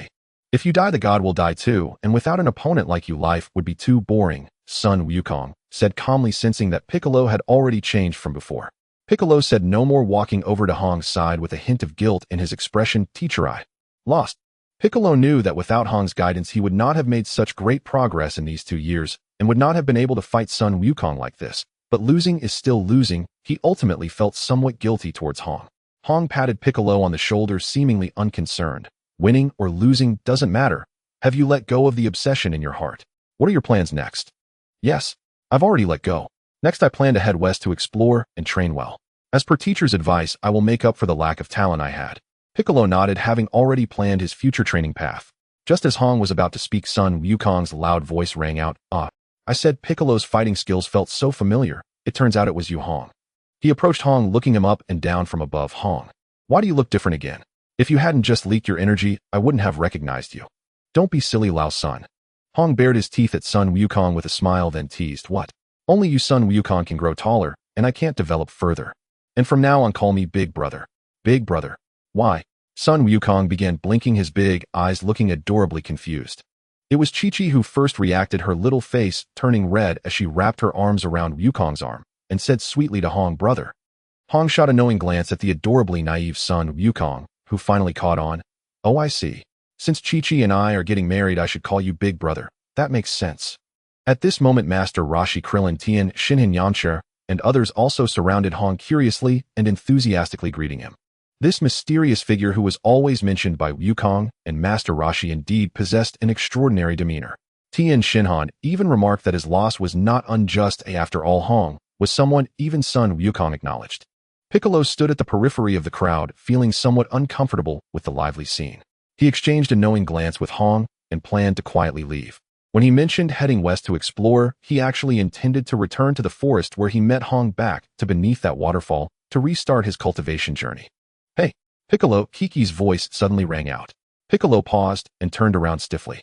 Don't forget to come to my wedding with Wukong. Chi-Chi called out to him enthusiastically. Yep, Piccolo, make sure to come. Sun Wukong added with a silly grin, not feeling that inviting Piccolo was inappropriate. Piccolo fell silent for a moment, his face twitching as he tried to force a smile. In the end, the corners of his mouth turned up in a particularly stiff manner, revealing 2 sharp teeth, forming a terrifying smile that sent chills down one's spine. Krillin and Yamcha were instantly drenched in cold sweat, and Oolong was so scared that he trembled. That smile was indeed lethal. Hong couldn't help but laugh out loud. This laughter seemed to flip a switch as Sun Wukong burst into laughter, and Chi-Chi followed suit with her giggling. Krillin looked at Piccolo's awkward and forced expression and couldn't help but chuckle. Tien Shinhan and Yamcha exchanged glances, the corners of their mouths lifting. Yamcha turned his head, his shoulders slightly shaking. Master Roshi adjusted his sunglasses, a smile blooming on his old face. The light-hearted laughter gradually merged into one, echoing through the empty venue's ruins, diffusing the previous tense atmosphere and seemingly dispelling the last trace of gloom left by Piccolo, creating a notably warm and harmonious scene drifting towards the distance. Wait! Hong's laughter abruptly came to a halt as he suddenly remembered something. The smiles on everyone's faces lingered, looking at him with confusion. Hong showed a mischievous expression, pointing towards where the organizers originally stood, urgently calling out to the oblivious Sun Wukong, Old Sun, hurry, your 50 million bonus has run away. The Fire Mountain Castle has shed its rugged past, adorned in festive red silk. The long table in the center of the square is piled high with sumptuous dishes, and the air is filled with a delightful blend of roasted meat and floral scents. The Bull Demon King, dressed in a brand new suit that fits a little too tightly, beams with a rugged smile as he directs several minotaurs to move enormous barrels of wine, his booming voice echoing, hurry up, everyone. Today is my beloved daughter's big day. Bulma accelerated her hover car toward the castle gates, suddenly executing a beautiful drift to a stop, nearly toppling a large gift box that Master Roshi was carefully cradling. Hey, Bulma, watch the road. Master Roshi fumbled to steady the gift box as his sunglasses slipped down to the tip of his nose, revealing a look of distress. This is a rare photo album I've cherished for years. It's a wedding gift for Goku and Shishi. You old pervert. Bulma shot him a glance before nimbly jumping out of the car. Master Roshi approached unsteadily, his small eyes gleaming. Bulma, are you here alone? Such youthful vitality. Before he could finish, Bulma irritably pushed his face away. You old pervert. Stay away from me. She looked around and spotted Krillin and Yamcha immediately walking over to greet them. On the other side, Sun Wukong was awkwardly adjusting his newly bought tie, which was pulled so tightly that it resembled a twisted rope. His gaze was firmly locked onto the towering pile of cream cakes on the long table, and he slyly extended his finger when no one was watching. Goku, Chi-Chi, clad in a pristine white wedding dress, appeared just in time to gently swat his hand away, a blush of bride-like shyness on her face, softly scolding, "The ceremony hasn't started yet.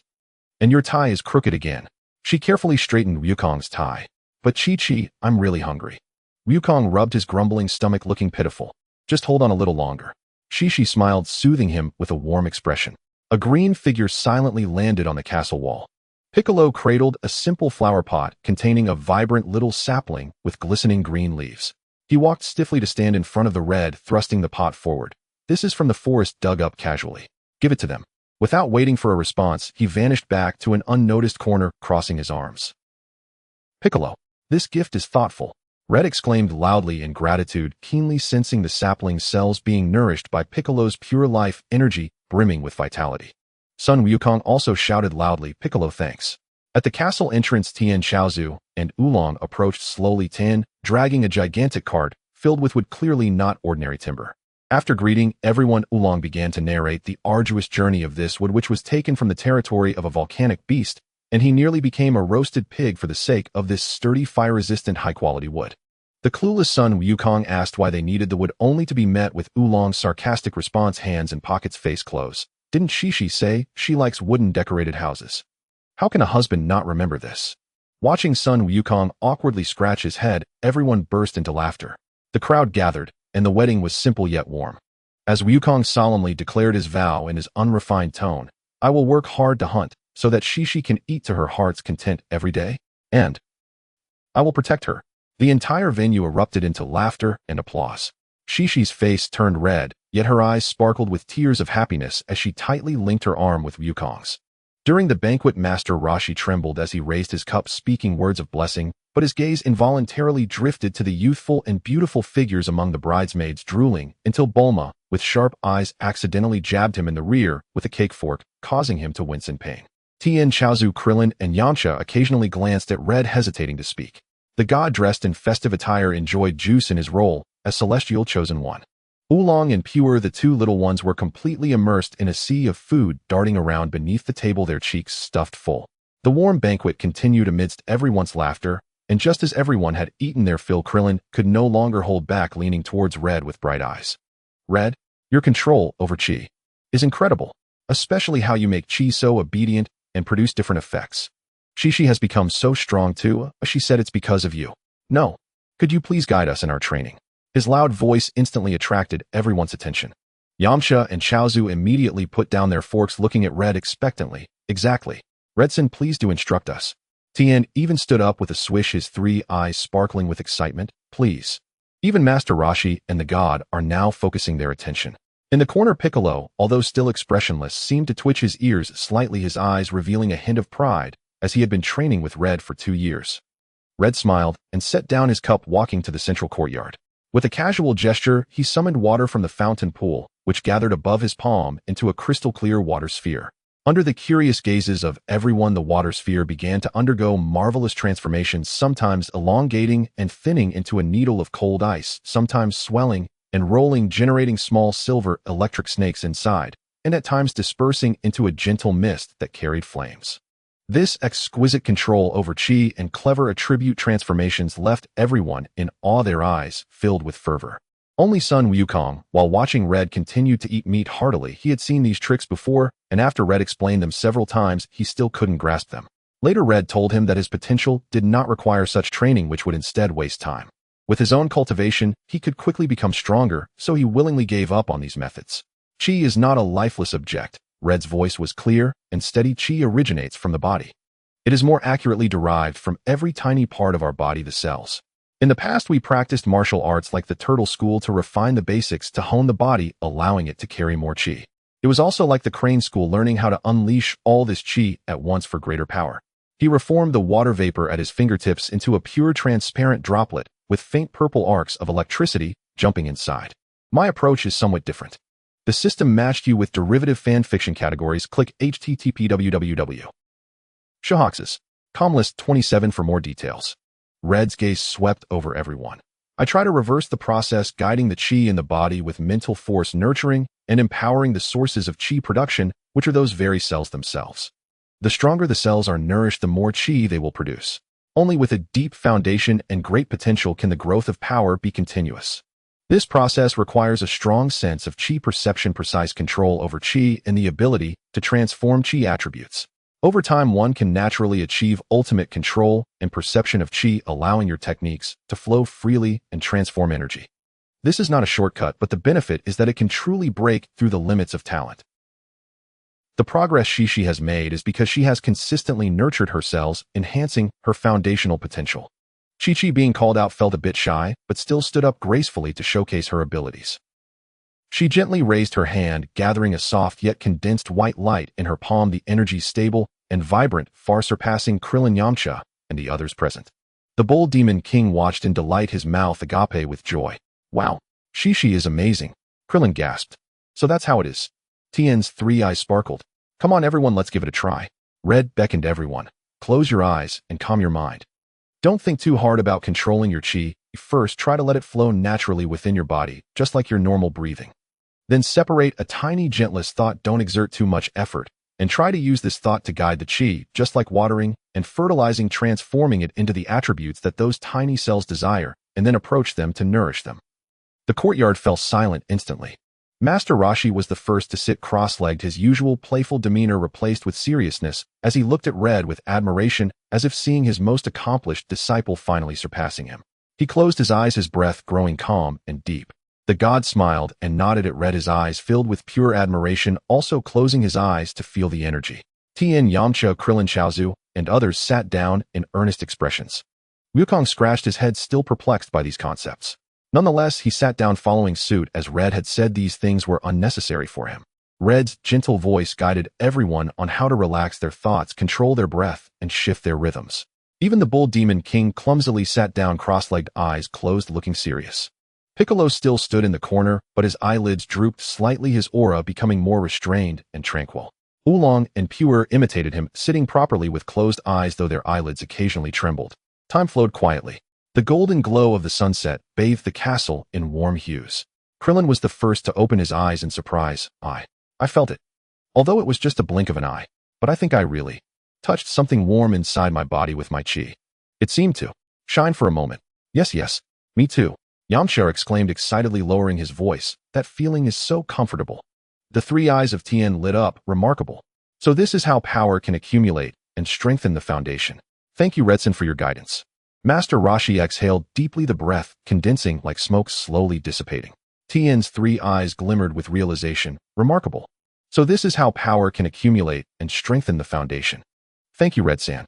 Master Roshi stood up, walking to Red, no longer his usual cheeky self, but seriously patted Red on the shoulder, his eyes filled with pride and satisfaction. Good lad. When you told me about the path of cultivation, I never expected. Not only did you succeed, but you have paved such a glorious road. Good. He repeated the word good 3 times.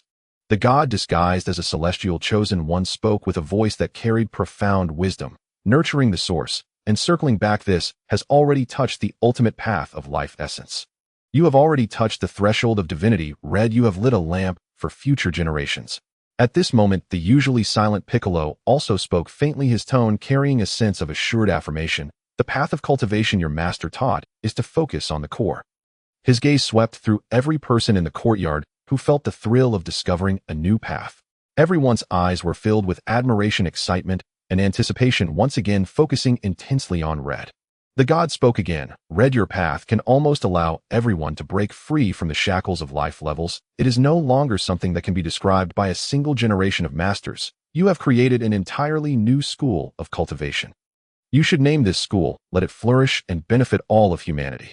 The god's words excited Red. Indeed, his method of cultivation could rewrite the entire history of life evolution, even being considered a path to divinity, a blessing for all humanity that should be promoted. Thus, he needed to give this method a name. Red pondered, quietly surveying everything before him. His sister Chi-Chi, gentle yet strong, nestled beside the naive yet earnest Wukong. His father, the Bull Demon King, smiled like a child. The former world enemy Piccolo was now his most steadfast disciple. His mentor Master Roshi looked on with immense pride. The guiding god offered the highest praise. Along with Krillin, Yamcha, Tien, and Chaozu, the flames of hope burned brightly in their eyes. In this warm current, the grand vision he held for the Cell universe became even clearer.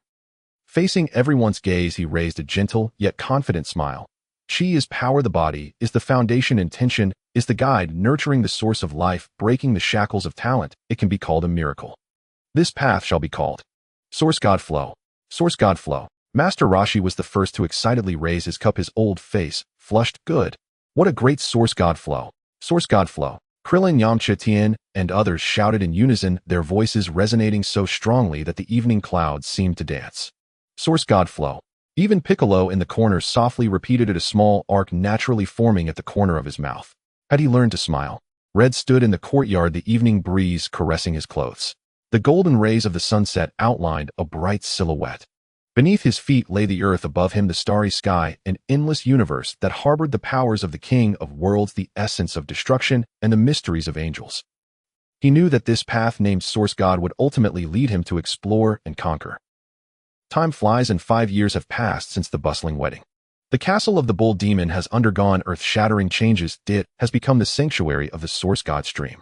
Core essence of the Source God Stream, using spiritual power as a guide, transforming chi into gentle energy that nourishes the source of life, rejuvenating the life cell's origin, and breaking the shackles of talent. This path of cultivation has spread throughout the martial world on Earth. Countless martial artists drawn by its reputation have formed a massive settlement around the castle. The Source God Stream has become the foundation of martial arts on Earth. Red has become a living legend in the hearts of all practitioners, a source of admiration and longing. The longer one cultivates, the more serene the aura, the more resilient the power, and the more vibrant the source of life. This is the characteristic of the Namekian's closeness to nature, producing a virtuous cycle after being integrated into the Source God Stream. Becoming stronger leads to greater peace. Greater peace enhances the nourishing effect, deepening the foundation and increasing potential. The entire Flame Mountain region is enveloped in this rhythm of ceaseless life, embracing all things. The Z Warriors are the most steadfast practitioners of the Source God Stream. Tianjin fans, 3 eyes opened and closed, brilliance contained within. With a casual wave, a concentrated blast of energy shot out, silently reducing a boulder the size of a millstone to dust 100 meters away. After 5 years of nurturing, his battle power has surpassed 500. Coupled with Red's teachings on ultimate strength and chi control techniques, his actual destructive power has already broken through 750. Klin's figure flickered, leaving an afterimage, and his true self appeared 100 meters away. Hey, this speed is something I wouldn't have dared to imagine before. He grinned, and his battle power had also exceeded 450, with a speed far surpassing the past. Yamcha, Jiaozi, and others maintained a steady and profound aura, their movements imbued with refined power exceeding the standards of the first martial arts tournament. They had all far surpassed 400 points. Master Roshi stroked his beard, feeling a deep sense of satisfaction. Occasionally, the gods visited in the guise of immortal contestants, sensing the vigorous life rhythm of this land, their eyes filled with contentment. On the west side of Flame Mountain, the roaring waterfall was created by Piccolo himself. By the deep pool beneath the waterfall, he sat cross-legged in midair, his figure seamlessly blending with the mountains and forests. This was the place he had personally opened up for cultivation, mimicking the environment where Red had guided him by the forest waterfall, a silent tribute to the place where his teacher first instructed him. Over the past 5 years, he had devoted nearly all his energy to nurturing, compensating for the damage to his origin caused by the split. Although his battle power had not increased significantly, it had stabilized above 600. At Baozi Mountain, Sun Wukong was busy working on the farm, occasionally sighing, "I really want to cultivate, it's been so long since I last did so." In the depths of Flame Mountain, Red slowly opened his eyes. After 5 years of accumulation, the results were remarkable. His spiritual power sank into his body, ultimately focusing on the tip of his right thumb. Every cell in his thumb flowed with a warm jade-like golden sheen, radiating a unique fluctuation that embraced all things while containing infinite vitality. This was the characteristic of the Namekian cells that embraced all things, the essence of the Dragon Clan's life energy and the golden life energy cultivated from the celestial beings, a perfect fusion of 3 elements.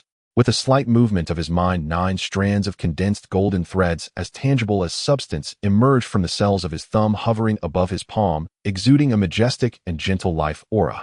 Each strand contained a recovery power far surpassing anything before. When used individually, even in a depleted state, within 30 breaths the state would fully recover. 3 strands merging into one required only 10 breaths to return to peak condition. When all 9 strands were combined, they could bring a near-death body back to its prime within just 3 breaths. Using chi turns it golden, it really has become a golden finger. Red joked. Unfortunately, Red shook his head slightly. The cycle of cells recovering vitality to produce new energy is still one strand every 3 days. This is a deeper constraint of the rules of life that cannot be broken at the current realm. The spiritual power shifted to the index finger, where a minute part of the cells was emitting another unique fluctuation. Deep within these cells, a trace of ferocity, brutality, and a penchant for battle faintly emerged. The secret of Saiyan cells. The greatest challenge over the past 5 years lay here. The Saiyan cell factors inherently conflict with and reject the aura of peace like oil and water. Red tried countless times to guide them using the nurturing methods of the source god stream, all ending in failure, even causing violent fluctuations in his internal chi. One day he suddenly had a flash of inspiration. Why must peace be forcibly enforced? Why not try using the inclusiveness of the Namekian cells? He mobilized the chi from his right thumb, which fused with the characteristics of Namekian inclusiveness, to envelop and nourish those cells containing Saiyan factors, and a miracle occurred. The rhythm of embracing all things acted like a gentle buffer. The ferocious factors were not rejected. Instead, they mysteriously calmed down within that rhythm of inclusiveness, like a frenzied beast being soothed. After a series of tests, although it could not reproduce the explosive proliferation and division of true Saiyan cells in the face of death and anger, it was indeed gradually proliferating. But it certainly had begun to exhibit that characteristic. Success is good a little by little. Red's eyes sparkled. After lunch, everyone continued to cultivate as usual. Suddenly, a powerful aura descended from the atmosphere. This aura was filled with pure ferocity, rampancy, and barbarity. Exuding terrifying power that crushed all, it violently swept across the globe. In the holy land of cultivation at Flame Mountain, all martial artists immersed in serene, nurturing regardless of strength felt this overwhelming and violent aura at that moment. Suffocation, trembling, the fears stemming from life instincts instantly submerged rationality. Weaker cultivators collapsed to the ground pale-faced. Clin Tianjin Fan and others sprang to their feet, their faces pale, their auras boiling uncontrollably. What a powerful aura! What? Who is this? Yamcha's voice trembled. Piccolo beneath the waterfall suddenly opened his eyes wide, his previously serene aura instantly replaced by fierce battle intent, staring intently in a certain direction in the sky. At Baozi Mountain, son Wukong, who was working, suddenly froze. He looked up sharply, and for the first time his clear eyes were filled with incredulous horror, along with a hint of excitement and agitation stemming from his bloodline. So strong. Red slowly stood up. He calmly gazed at the sky from which the aura emanated, his gaze sharp. All the warmth and peace brought by 5 years of nurturing were entirely retracted, replaced by a long silenced sharpness and weightiness. It's here, Raditz. Not long after sensing the immense energy, Hong Bik Tianjin Fan, Krillin, and others appeared one after another above the castle. Look, it's the masters of the Source God sect. A shout arose from the crowd practicing outside the castle. It's Master Krillin. That is, Master Tianjin Fan. Master Hong. It's Master Hong, everyone look. It's really Master Hong, I've finally seen Master Hong, haha. It's Master Hong, now we are safe. The appearance of the crowd, especially Master Hong, seemed to provide a reassuring boost to the martial artists in training, instantly dispelling the fear and anxiety that had lingered in their hearts. They were the figures they admired and aspired to, the founders of the Source God sect, the legends of Earth's martial arts. Everyone, do not worry, focus on your training. Master Hong's voice was gentle, entering the ears of every martial artist. Yes, Master Hong, they all bowed in unison. Master Hong glanced at Bic, and the others nodded and flew towards the direction where Raditz was descending. Bic and the others followed closely behind. The spherical spaceship landed with a thud, and a figure walked out from within. He was dressed in standard combat attire with a tail wrapped around his waist, muscles bulging, and explosive long hair down to his waist. It was Raditz. He scanned the surroundings with an utterly indifferent expression. As expected, the people of this planet are living well, that cockroach guy. Who are you? In front of Raditz stood a farmer, holding a shotgun, trembling all over his face, filled with terror. Raditz activated his power level detector, a smirk of disdain curling at the corners of his mouth as he slowly approached the farmer. A power level of only 5, simply trash. The farmer was drenched in cold sweat, instinctively aiming the gun at Raditz. Don't come any closer. Bang! In a state of extreme fear, the farmer pulled the trigger. But Raditz caught the bullet in his hand, flicking it back. Bang! The tremendous force sent the farmer crashing into a distant vehicle. Just as Raditz mocked such a pathetic race, the detector emitted a sound. 103. 117. 210. 522. How is this possible? Thousands of power levels exceeding 100. Raditz's indifferent expression began to shift to one of suspicion as the detector's numbers continued to fluctuate. and there are several with even higher power levels. What's going on? Raditz was a bit confused. How could such a trash planet have an average power level over 100?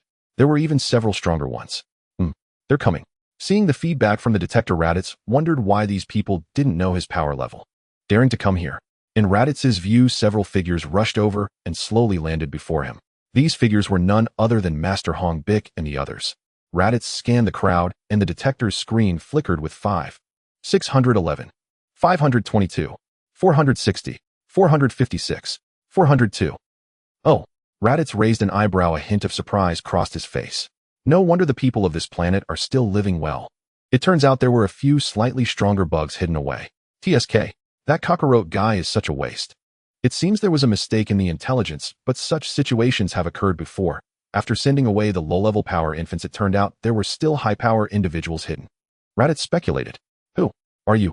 The guy across from him had an aura several times stronger than his own. Krillin suppressed a hint of tension and asked, Who I am is not something a mere ant like you is qualified to know. A smirk of mockery played at the corners of Raditz's mouth. In his eyes, the weak were the original sin. What?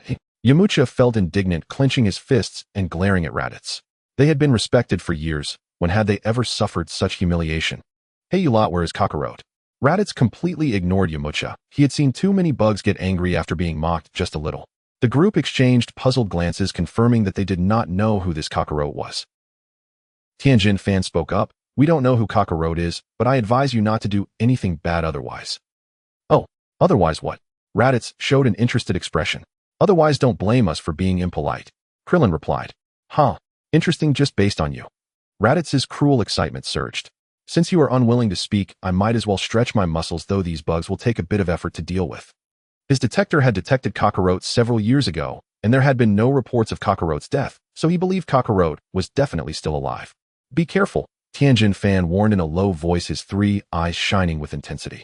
Krillin, Yamcha, and Dumpling instantly took battle stances, their energy solidifying, ready for action. Boom. Raditz's figure flickered instantly, striking in front of Krillin with a punch. After years of training, Krillin's reflexes were quick, and he raised his hands to block in front of his chest, but the next moment, he was sent flying. Ugh! Krillin's painful cry echoed from a distance. Krillin, Tianjin Fan, Yamcha, and Dumpling exclaimed, immediately attacking Raditz. Bang! Tianjin Fan, Yamcha, and Dumpling engaged Raditz in combat, but it was evident that Raditz had the upper hand, handling them with ease. Bang! Tianjin Fan, Yamcha, and Dumpling engaged Raditz in combat, but it was evident that Raditz had the upper hand, handling them with ease. TCH. Raditz's mouth curled into a disdainful arc, his voice cold and arrogant. A bunch of low-power trash. Just as Raditz was mocking them arrogantly, Dumpling unleashed his mental energy, raising both palms towards Raditz and growled, Damn it! Tianjin Fan shouted angrily, his three eyes locking onto Raditz, both hands raised in front of his chest, his entire energy wildly compressing and condensing. New Qigong blast. Buzz! A blinding white light erupted between Tianjin Fan's palms. He compressed the qi to a near-physical destructive beam with the utmost control of the Source God sect. With the momentum to penetrate everything, it slammed down on Raditz.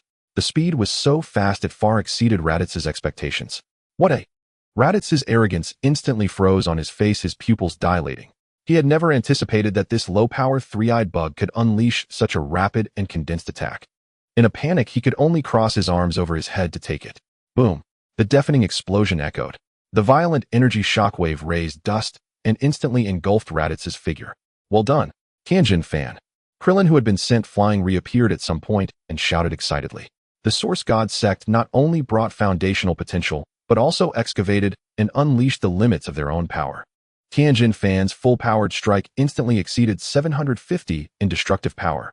As the dust began to settle, Raditz's figure emerged in a disheveled state. His combat suit burned black where his arms had crossed, but his energy showed no signs of decline, indicating the law of no injuries was at play again.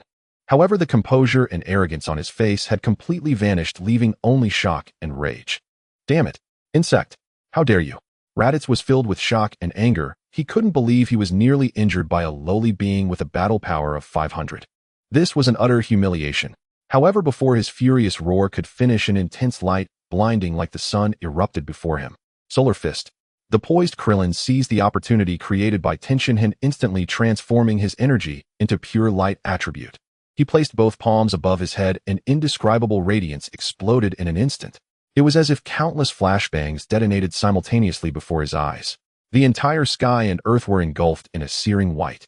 This light was not only blinding, but also carried a scorching aura and mental interference. My eyes. Raditz was caught off guard. The detector in his left eye emitted a piercing alarm and garbled signals, while his right eye was in excruciating pain from the blinding light, tears streaming down his vision, a complete whiteout. He instinctively raised his hand to shield himself, instantly exposing a huge opening. Now, new. Wolf Fong. Fist. Yamcha's figure appeared like a ghost behind Raditz. After 5 years of training in the source energy flow, his speed had improved tremendously. He condensed all his energy into his arms, striking Raditz with overwhelming force in an instant. Bang, bang, bang. The sound of fists hitting flesh. Ugh. Raditz groaned in pain. Blinded, he could not mount an effective defense. Get away from me. Raditz forced out a surge of energy, creating a shockwave that exploded outward from him. However, Yamcha struck and retreated, refusing to linger in battle. He successfully dodged the blast radius in the split second after Raditz unleashed his energy. West Fist. Tenshinhan's roar echoed once more. Multiple identical figures, each with an afterimage, simultaneously lunged at Raditz from tricky angles. These were not mere clones or illusions, but visual remnants created by an explosive increase in speed combined with the precise control of energy simulated by the source energy flow. There was only one true body. New. Dodon Wave. X4. Each Tenshinhan raised a hand, condensing highly refined energy beams, with spiral-penetrating force fiercely shooting toward Raditz's left limb joints. The angles were tricky, the timing precise. PFF, PFF, PFF, PFF. Before his vision could recover, Raditz's Saiyan instinctively contracted his body to evade the critical joints, but his battle suit was instantaneously pierced. Blood sprayed. Intense pain surged. Raditz completely lost control. The consecutive strikes from the swarm of insects he regarded as mere ants had drawn blood, a tremendous humiliation that shattered his sanity. The raging factors within him roared wildly. Insects, you've thoroughly enraged me. Raditz howled to the heavens, a colossal blaze of energy erupting from him like a volcanic explosion. The ground around him cracked under the force of this energy, and debris was swept into the air by the violent wind. The numbers on the left eye's detector fluctuated wildly, finally stabilizing at 1800. Having not endured such a blow in a long time, the extreme anger caused his Saiyan cells to wildly divide and proliferate, skyrocketing his battle power. Die, all of you. He raised both hands high above his head, a massive energy sphere over 5 meters in diameter, radiating destructive waves, instantly solidified. The frenzied energy fluctuations began to warp space itself. He intended to obliterate this group of damned insects along with the very earth beneath them. This is bad. Tenshinhan, Krillin, and Yamcha's expressions changed drastically as they sensed the world-ending energy. They knew they could not withstand it. Dumplings were so frightened that their faces turned pale. Just at this critical moment, a red figure appeared as if conjured from thin air, gently appearing beside Raditz, resting a palm lightly on the surface of that massive energy sphere, exuding destructive energy. There was no earth-shattering collision, no violent clash of energies. Buzz. That wildly destructive energy sphere capable of obliterating a city instantly collapsed and vanished without a trace under that gentle grip. The rampant energy turbulence abruptly calmed, the ferocious energy waves dissipated in an instant. It was as if the cataclysmic scene just moments ago was merely an illusion. Raditz maintained his pose with hands raised high, his face frozen in rage and murderous intent replaced by sheer astonishment and confusion. He stared blankly at his empty hands, then stiffly turned his head to the red-clad youth who had appeared beside him without him noticing. The red figure didn't even look at him, merely gazing down at his own palm, as if sensing something, his brow slightly furrowing, his tone as bland as discussing what to have for dinner. It's too noisy. A battle power of 1800, and this is the extent of your energy control. Have the wild factors in your Saiyan cells burned out your brain. You can't even manage basic energy compression, relying solely on brute force. How crude, what a waste of energy. He lifted his gaze, calmly sweeping over the terrified Tenshinhan and the others, finally landing on the petrified Raditz. If you're going to fight, then fight. Keep the noise down. You're disturbing my research on cells. A brief silence ensued. The wind swept through the shattered square, stirring up wisps of dust. Raditz stiffly turned his neck to look at the red-clad youth who had suddenly appeared beside him, crushing his full-force attack with a single hand. The detector's lens flickered wildly with the red light, representing a value of 5. No. It's impossible. Raditz's voice was dry and hoarse, filled with disbelief. Who? What kind of monster are you? His once proud battle power seemed like a complete joke in front of this person. The other party didn't even cast a glance at him. Just then a green figure burst in with a whoosh blocking the path between the red figure and Raditz. He radiated a sharp battle intent, his gaze like a knife locking onto the battered Raditz. His gaze shifted to the red figure. "Teacher, leave him to me." The red figure glanced at Piccolo, nodding. "Go ahead, test the results of your training over the past few years. The tail is his weakness as well as the regulator for the raging factors. Attacking there is most effective." He first pointed out the key without hesitation, not avoiding Raditz's presence. Indeed, apart from the previously known Saiyan weaknesses, this was also something the red figure analyzed from the recent battle. The red figure had one lingering question: why did the character of Saiyans become fierce, brutal, and bloodthirsty? Due to the influence of those wild factors in their cells. Under such influence, they would eventually go mad. However, there had never been reports of Saiyans going insane, or what was it that limited the effect of these factors on them? Today, he finally understood. It was the Saiyans. Tails. When he analyzed Sun Wukong before, it was partly because Wukong was still young and his cells were in a growth phase, not fully developed. Moreover, as an adult, Sun Wukong no longer had a tail. Thus, he only comprehended the reason today. It turned out that a Saiyan's tail functioned as a regulator for negative factors. Most of the emotionally charged negative elements generated through proliferation were drawn into and stored within the tail. This mechanism minimized the influence of those negative emotional factors on the Saiyan's psyche, ensuring their temperament remained stable, wild enough perhaps, but never descending into madness or frenzy.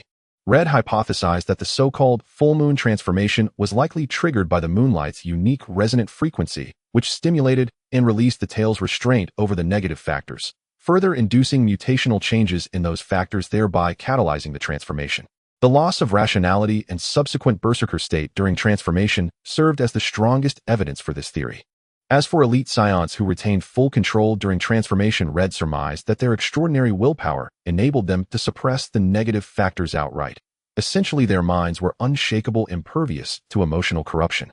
The tail's status as a Saiyan's critical weakness stemmed precisely from this regulatory role when struck or touched its delicate equilibrium, and thus its containment of negative factors was disrupted. Unmutated negative emotional elements then flooded back into the body, directly overwhelming cellular structures, eroding their integrity, and severing their chi supply, causing immediate power loss. Legendary Super Saiyans were of course an exception. Extraordinary cases beyond current verification, as Red had yet to encounter one whose future study might await an encounter with Broly. Back to the matter at hand. Upon hearing Red expose his vulnerability, Raditz's expression shifted from disbelief to deepening dread. His hand instinctively coiled his tail even tighter. Piccolo wasted no words. With a low guttural cry, his figure vanished in an instant. Boom, boom, boom, boom. Fierce impacts echoed anew. Piccolo channeled to perfection the immense power he had cultivated over 5 years, and the exquisite precision granted by the Source God style. His strikes were lightning swift, deceptively angled, and densely concentrated. Each blow targeted Raditz's joints midsection, and above all that ever-coiling tail. Raditz was both stunned and enraged. He had never faced such a tenacious adversary. Though his opponent's raw strength lagged far behind his own, Piccolo's masterful combat artistry, uncanny speed, and relentless underhanded assaults against his tail left Raditz severely hampered. Power abundant, yet utterly unfulfilled. Each fresh tear in his battle suit sent sharp jolts of pain, fueling his fury further. "Damn you, get away from me!" Raditz snarled, growing increasingly frantic. He erupted with explosive ki, blasting Piccolo backward, then swiftly gathered energy once more between his palms. Though vastly diminished in magnitude compared to his earlier blast, the orb still radiated terrifying intensity. Yet Piccolo's eyes flared with cold resolve. He too drew his hands inward. Flash cannon. A refined variant of the evil flash, a tightly focused spiraling beam of penetrating energy launched just after Raditz, but arriving first. Its aim unwavering, Raditz's energy converging hands. Hiss. Energy collided. Blinding detonation hurled both warriors backward. Piccolo grunted, a trickle of emerald blood edging his lips, clearly wounded. Raditz recoiled violently, arms numb, his gathered energy dissipating in tatters, leaving him battered and humiliated. Enough. A calm voice cut through the chaos. Red appeared between them, an invisible yet irresistible force gently parting the two like opposing tides. "Rest for now. The one he calls Kakarot has arrived." Red spoke softly, his gaze sweeping across the panting, wounded figures, Tien Shinhan, Krillin, Yamcha, and Kaiatsu. Then lingered on Piccolo, whose lips bled green, yet burned with undimmed battle fervor, before finally settling on Raditz, alarmed, furious, and marked with fresh injuries. "Kakarot." As confusion rippled through the group, Red raised his right hand slightly. his thumb's tip glowing with a warm golden luminescence. With a gentle sweep, a soft hum resonated. 5 impossibly fine threads of pale gold unfurled and wove seamlessly into every injured being present, including Raditz. Tien and the others felt a surge of profound warmth, vital, boundless, and brimming with life, engulfing them entirely. Fatigue in their limbs, internal tremors, even grievous wounds sustained in battle, all healed at astonishing speed. Their depleted energy returned like a wellspring. Within 30 breaths, each stood astounded, restored fully to peak condition. Raditz felt it most intensely. His lacerated limbs tingled, bled no more, and sealed rapidly. The violent internal shocks inflicted by Tien's ki blast and Piccolo's strike subsided instantly. Even his expended strength flowed back. This eerie, overwhelming ability left him utterly dumbfounded. His stare locked onto Red, eyes wide with terror and disbelief. What are you? Raditz's voice trembled, unwittingly, uncontrollably. At that very moment, a familiar aura surged toward them, drawing near. Son Goku finally arrived. Sensing the cataclysmic energy clashes, he had sprinted here without pause. He froze upon taking in the scene, the tense standoff, and especially that figure clad in Saiyan battle armor radiating raw, untamed power. That energy feels strangely akin to mine. And he has a tail. Goku murmured, eyes wide as he stared at the armored warrior. Raditz's gaze snapped to Goku. His earlier shock and fury melted away, replaced by haughty disdain. So, we meet at last. Though you've grown, I recognized you instantly, Kakarot. Kakarot. Goku blinked, puzzled. You look exactly like your father, Raditz said, studying Goku intently. The scanner embedded in his left eye flickering numbers until settling decisively on 416. Did I hear that right? He called Son Goku Kakarot. Krillin turned to Red, incredulous. Red-san, you knew all along. All eyes converged on Red, confused, seeking answers. They'd heard him name Kakarot moments before. Now they understood this was the man Raditz meant. Red smiled faintly and nodded. Ki, and the tail. Hearing this, the group carefully probed Goku's and Raditz's auras, and looked again at Raditz's tail. Understanding dawned. Kakarot, what is this nonsense? Wasn't your mission to eradicate every human on this planet? What? A mission? To destroy Earth's humans? Shock rippled through the group. Bewilderment deepened. Kakarot, you've forgotten even me. Raditz thundered again, voice thick with outrage. Raditz's aura and tail had already seeded Goku's suspicions, but upon hearing eradicate humanity, Goku straightened, resolute. I don't know who this Kakarot is. I am Son Goku. Such a thing is impossible, Raditz thought, knowing Saiyans never forgot their core mission. It was etched into their very bones unless. Did you suffer a severe head injury? Lost your memory? Yes. I fell and hit my head as a child. I remember nothing before then. Goku affirmed, calm and candid. Just as I suspected.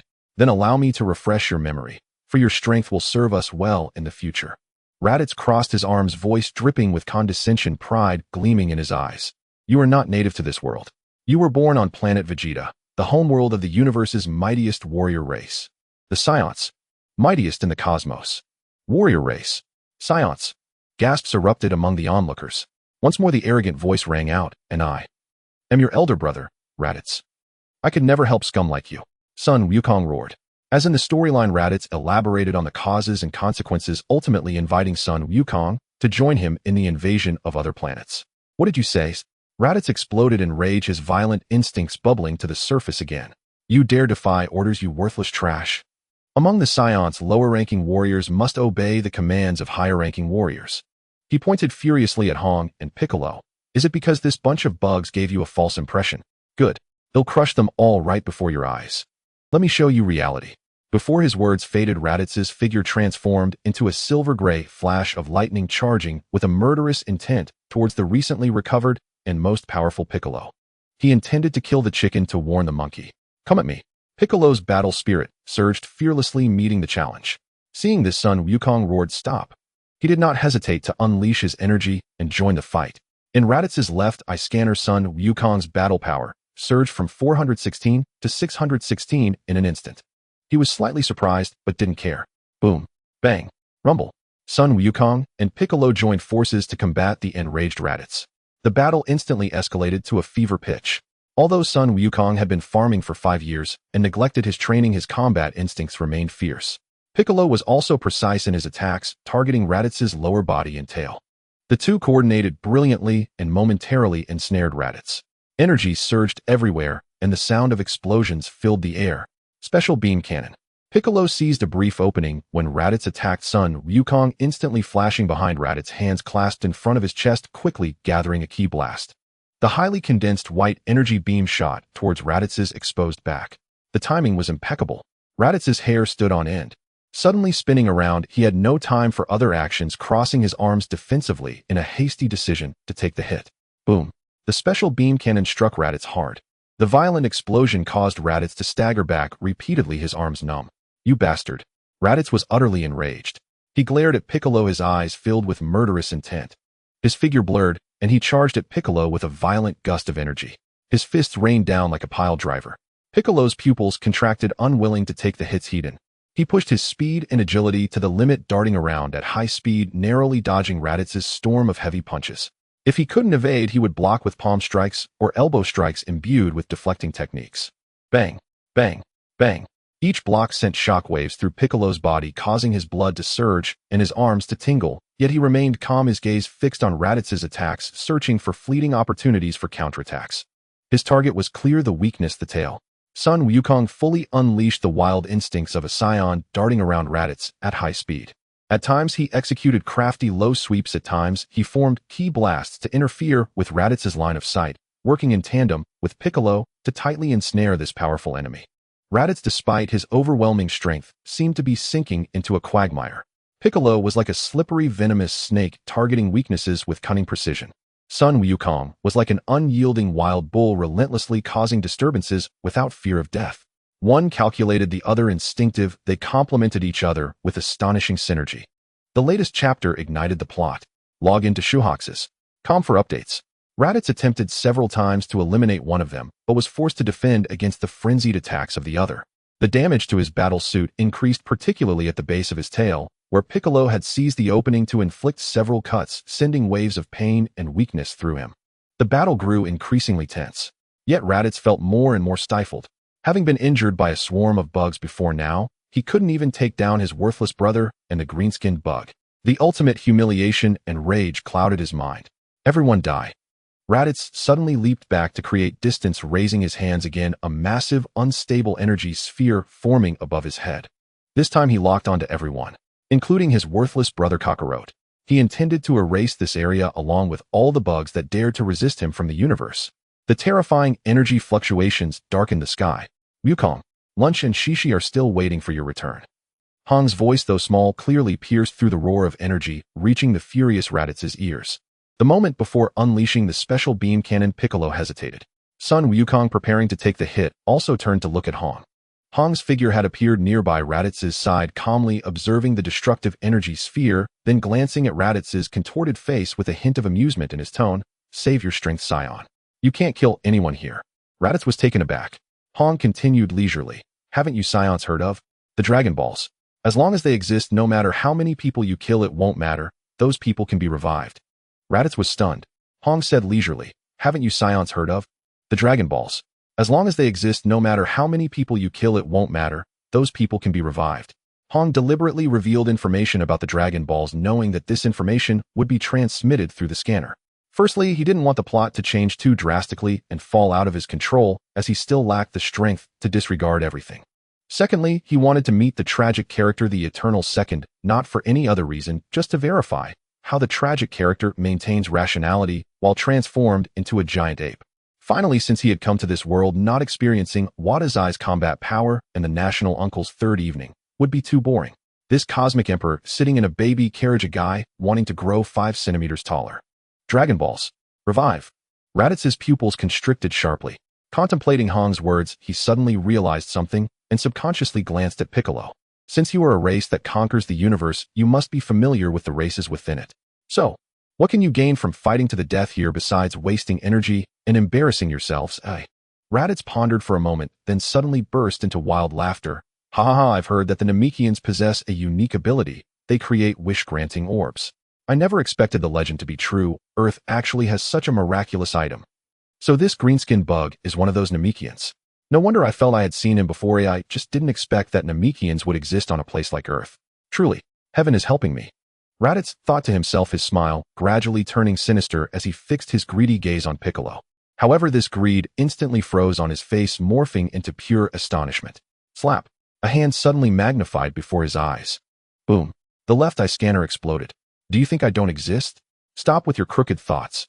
Hong's calm voice resonated once more in Raditz's ears. I want to live. You. Raditz exclaimed in terror. He couldn't react at all to the light slap from the young man in red. Raditz covered his slapped face, suppressing his anger and holding back his rage. The guy named Hong radiated an eerie aura that made him extremely apprehensive. It seems the violent factor has fried your brain, Hong stated flatly yet with a hint of regret. You have been severely poisoned by this broken machine. Hong looked at Raditz as if he were an idiot. Still don't understand. The numbers in that detector, are they really useful? Raditz stared blankly at the flickering fragments of the detector on the ground, then glanced at the surrounding crowd. Their behavior was completely different from what the detector's numbers displayed. Finally, his gaze fell back on Hong. Is it a failure? Stupid to the point of being beyond saving. Hong shook his head helplessly, then changed the subject. What was my number in that machine? 5 points. Raditz didn't understand why Hong suddenly asked him this, but he answered truthfully. Well, get ready. Hong slowly raised his right hand, extending his index finger casually. I'm going to attack. Raditz was startled by the words, instinctively backing away quickly and assuming a defensive stance, beads of sweat forming on his forehead. He stared intently at Hong. Is this eerie person going to attack? Puff.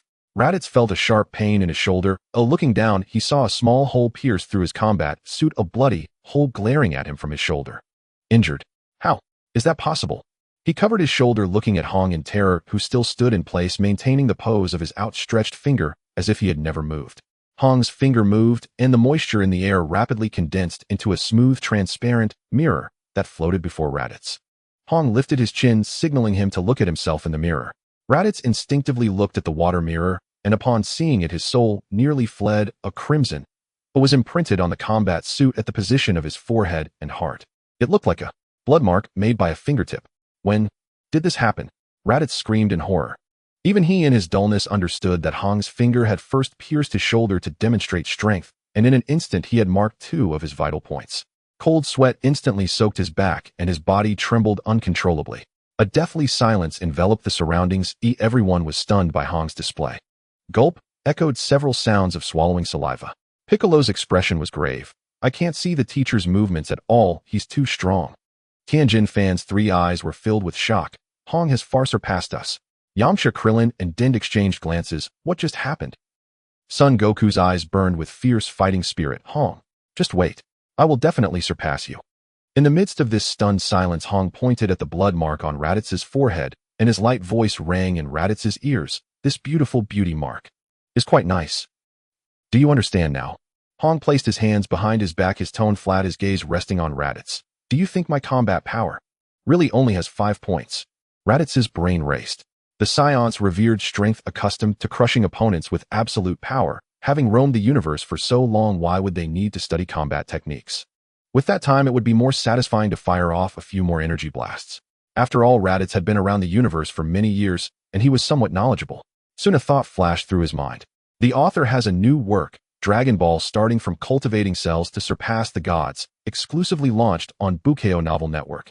Combat power. You can control combat power. Raditz blurted out, his eyes mixed with shock and a hint of anger at being fooled.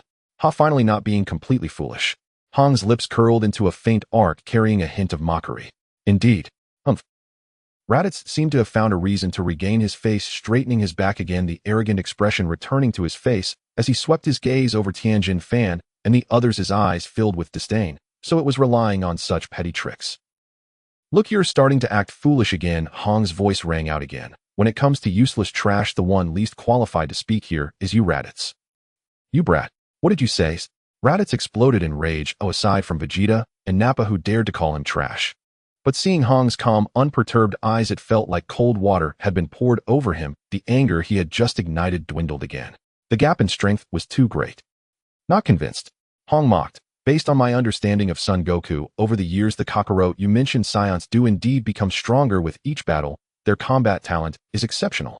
But Raditz, your so-called combat is merely slaughtering the weak with strength, isn't it? Hong continued to dissect Raditz. Son Goku has always challenged opponents stronger than himself. According to those numbers from your machine, he grew from a weak child with single-digit combat power to over 600 now, and can display combat strength far exceeding those numbers. And you, Raditz, with a combat power of 1500, how much can you truly unleash? Your energy control is a complete mess. You can't even manage the most basic compression relying purely on brute force, wasting more stamina in a single battle. Wasting the Scion's talent. If you're not trash, then who is? Raditz's face turned from red to green, his fists cracking as Hong spoke, each word his expression darkening further. The phrase, the most useless trash, completely shattered the last remnants of his pride. Do you know my base combat power? That's right, just like when you exploded with anger earlier, it's 1800. Hong's voice was calm, yet carried immense confidence. But what was the result?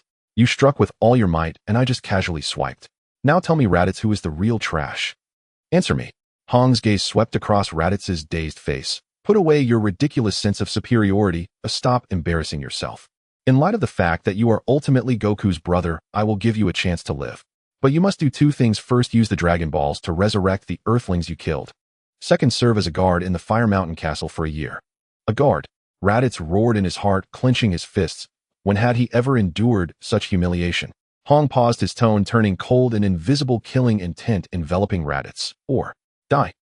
Hong paused again, his tone returning to indifference. Of course, if you perform well, I might teach you how to truly utilize your combat power, how to enhance your combat power, allowing you to enjoy battle better and regain your self-respect instead of wasting it like now. A slap followed by a candy, an old routine. The air seemed to solidify. Raditz could clearly feel that the cold, killing intent was not an empty threat. He struggled internally, the pride of a Saiyan clashing violently with the fear of death. Regain my self-respect. Ultimately, the instinct to survive and the yearning for combat power. He lowered his head dejectedly, his voice dry and hoarse. I want to live.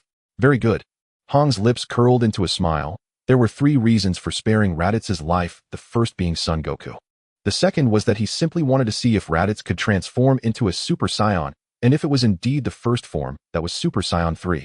As for the third, there was no other reason. There were too few Saions in Universe 7, and having one more Saiyan meant one more research sample. On the distant borders of the universe on a certain planet. The signal from that waste Raditz has been interrupted. He may already be dead, said the burly Nappa, looking at the disappearing signal on the detector. There are 2 interesting pieces of information. Earthlings possess a technique to control combat power, and there is also the Dragon Balls. A flame of infinite desire for battle burned in Vegeta's eyes. Let's go, Nappa. Vegeta commanded, his excitement barely contained, as if he had gained eternal life, learned to control his combat power, and avenged himself against Frieza. Earth, the place where Raditz descended. Raditz struggled for a while, deciding to inform the other Scions about coming to Earth. After all, he had already surrendered, and facing the powerful Prince Vegeta, it was better to unite with everyone. Perhaps there was a way to resist. Especially that mysterious red figure who gave Raditz an unfathomable sense of mystery. If it were him, perhaps there really is a way. So Raditz said to everyone, our previous conversation must have been overheard by the other 2 Scions. They would definitely be interested in the Dragon Balls from Namek, a treasure that can grant wishes. They will definitely come to Earth. Raditz paused and continued, and they are much stronger than I am. What stronger than Raditz? Sun Wukong exclaimed, but after the shock, a fierce battle intent erupted in his eyes, and his body trembled with excitement. Indeed, it was Sun Wukong. The stronger the opponent, the more excited he became. Tien Shinhan, Krillin, and the others felt a sinking sensation in their hearts, their faces revealing grave and worried expressions. The terrifying power of Raditz was still fresh in their memories. That's right, Raditz's voice trembled with fear. One of them has a combat power of at least 4,000. And the other? Prince Vegeta, over 18000. His voice shook as he revealed this number. What? Krillin gasped while Yamcha and Chaozu turned pale. 18,000. Hundreds against 18,000. This enormous gap felt like a giant mountain pressing down, making it hard to breathe. Despair was evident on everyone's faces. No worries. Red's voice was steady and powerful, dispelling the gloom in everyone's hearts. Don't be discouraged. Remember, the path of the Source God flow is limitless. The deeper the foundation, the greater the potential. In a year's time, there may be a chance to fight. His confident words were like a shot of adrenaline, and Shinhan clenched his fists, his gaze growing resolute again. Piccolo snorted, but his fighting spirit was already rising. Krillin and Yamcha exchanged glances and nodded vigorously. Just right, I know a great place for training that can quickly increase combat power. Red grinned, and this statement brought another wave of anticipation among the crowd. Red, are you talking about the Heaven's Temple as the training location for quickly enhancing combat power?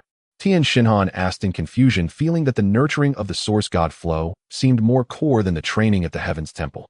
No, Red's lips curled into a mysterious smile. It's another world. Red, where are you talking about? I want to train there too. Sun Wukong exclaimed eagerly. Red looked at him. Wukong, you should first go back and discuss it with Shishi. If she agrees, then come to Flame Mountain to find us. Red turned to Yamcha. Yamcha, please contact Bulma and borrow the dragon radar to give it to Raditz. Raditz. Red's gaze fell again on the dejected Saiyan. Your task is to use the radar to gather all 7 Dragon Balls and bring them to the Flame Mountain Castle. Remember your promise. Others. Red looked finally at Piccolo, Tien Shin, and Krillin, and Chaozu, returned to Flame Mountain. I will make a trip to the Heavens Temple. Time is of the essence, and we must set off immediately. Red's figure silently landed on the pristine plaza of the temple. The god and Bobo seemed to have sensed his arrival, waiting at the entrance of the temple. Red, you have arrived, the god said with a hint of understanding, clearly aware of everything that had happened before, including Raditz's descent and the overwhelming threat. Red got straight to the point, his tone grave. Lord Kami, you are aware of the situation. A combat power of 18,000 is something we cannot face head in now. I need a place that can allow them to rapidly enhance their combat power. King Kai's planet. The god was slightly surprised. Red, how did you know of King Kai's existence? I sensed it during my training. Red lied with a serious expression. He had already thought about how to explain it on the way, as the existence of King Kai was not something a mere mortal like him could know. Saying it like this allowed the god to fill in the blanks himself, which was the best method. Also, that's how it is. The god did not doubt it, thinking it through himself that Red had created the source god flow, allowing the entire Earthling population's indices to rise. King Kai must have known right away. Since it was sensed during training, perhaps he even guided Red. The god frowned slightly. King Kai oversees many planets and is quite busy, so he might not necessarily agree. I am confident I can persuade him. Red said with certainty. Please help me contact King Kai, Lord Kami. All right, after all, it concerns Earth. As the god of Earth, I also have a responsibility. The god nodded and began to contact King Kai through mental communication. On King Kai's planet, King Kai's plump figure was leisurely watering his little sapling when suddenly he sensed something and had a thought. Ho, the god of Earth. King Kai adjusted his sunglasses, his small eyes filled with curiosity. The god bowed respectfully and quickly explained the situation. After listening, King Kai's small antenna twitched, and his figure instantly manifested in Red's spiritual realm. Earthlings, what do you seek from this king? Red performed a bow and recounted the events and requests. King Kai, after listening, stroked his chin, looking conflicted. Training mortals is quite a few. Very troublesome. Red continued. King Kai, I have 3 reasons. Firstly, I created the source god flow, significantly enhancing the overall combat power and spiritual realm of Earthlings, causing a surge in the civilization index. This is undoubtedly a tremendous achievement for the area under your jurisdiction in the Northern Galaxy. King Kai nodded in agreement. The improvement of the civilization index in his jurisdiction indeed gave him a sense of pride before the other kings. Secondly, the Saiyans are notorious destroyers. If they come to Earth, not only will they destroy the hard-earned prosperity, but they will also slaughter living beings, sending Earth back to barbarism and even completely annihilating it. At that time, the indices that you King Kai worked so hard to elevate will turn to nothing. King Kai nodded. It would indeed be as Red said. Thirdly, Red revealed a sly smile. As a return, and to make it more enjoyable for you to guide us, each of us going for training will tell you one of the best jokes from Earth every day. I guarantee it will make you laugh heartily and feel delighted. Jokes. King Kai's small eyes lit up instantly, but then he put on an authoritative pose, puffing out his round belly. I, North Kai, am the universe's #1 master of jokes. Can your Earthling jokes measure up? Lord Kai, how will you know without trying? Red's voice was filled with temptation. How about I present one first for your appraisal? Oh, let's hear it. King Kai crossed his arms, wearing an expression of let's see what you can come up with. Red cleared his throat and said in an extremely flat tone, one day a mosquito flew to King Kai's planet. It circled around King Kai 3 times, then sighed and said, the gravity here is too strong. Sucking blood is more exhausting than carrying a mountain. After finishing, it fell to the ground and died of exhaustion. Silence. A deathly silence. The god and Bobo held their breaths. Suddenly, an earth-shattering burst of laughter erupted on King Kai's planet. King Kai clutched his belly, laughing so hard that tears streamed down his face, rolling wildly on the grass. Gravity is too strong. Sucking blood is more exhausting than carrying a mountain. Died on the ground from exhaustion. So vivid. So creative. Earth's jokes. Waha. After laughing for a full minute, King Kai barely managed to get up, wiping his tears and gasping for breath, his voice still filled with uncontrollable laughter. All right. For the sake of the soaring indices of Earth, and based on this, well, it's barely interesting joke. I'll make an exception. Hurry up. Come on. Right now? I can't wait to hear the next joke. Waha. King Kai's laughter erupted once more. The god and Bobo exchanged glances, both seeing shock and a hint of amusement in each other's eyes. It seems we have succeeded. The god chuckled helplessly and said to Red, "There's no time to lose, gather everyone. He'll have Bobo take you to the entrance of Snake Way."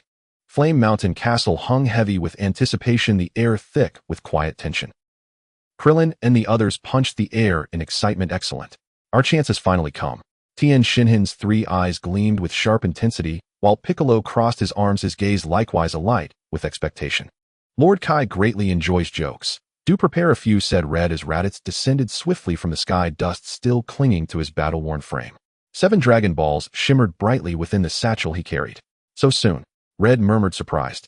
Yamcha explained calmly while borrowing the dragon radar. Bulma mentioned she'd grown bored and had already gathered 6 of them. "Better safe than sorry." Red nodded, understanding instantly. This was pure Bulma. He turned to Raditz. "Well done. You neither used the Dragon Balls nor fled with them." Raditz set the Dragon Balls down, chin lifted with innate Saiyan pride. "Humph. A Saiyan keeps his word. Else who in the cosmos would dare trade with us?"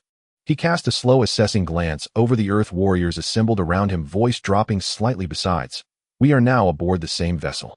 "Good." Red nodded, firmly pointing at Raditz. "You will remain here for the next year. Set aside that absurd arrogance and truly learn how to wield your power from these martial artists. Remember, no harm to others.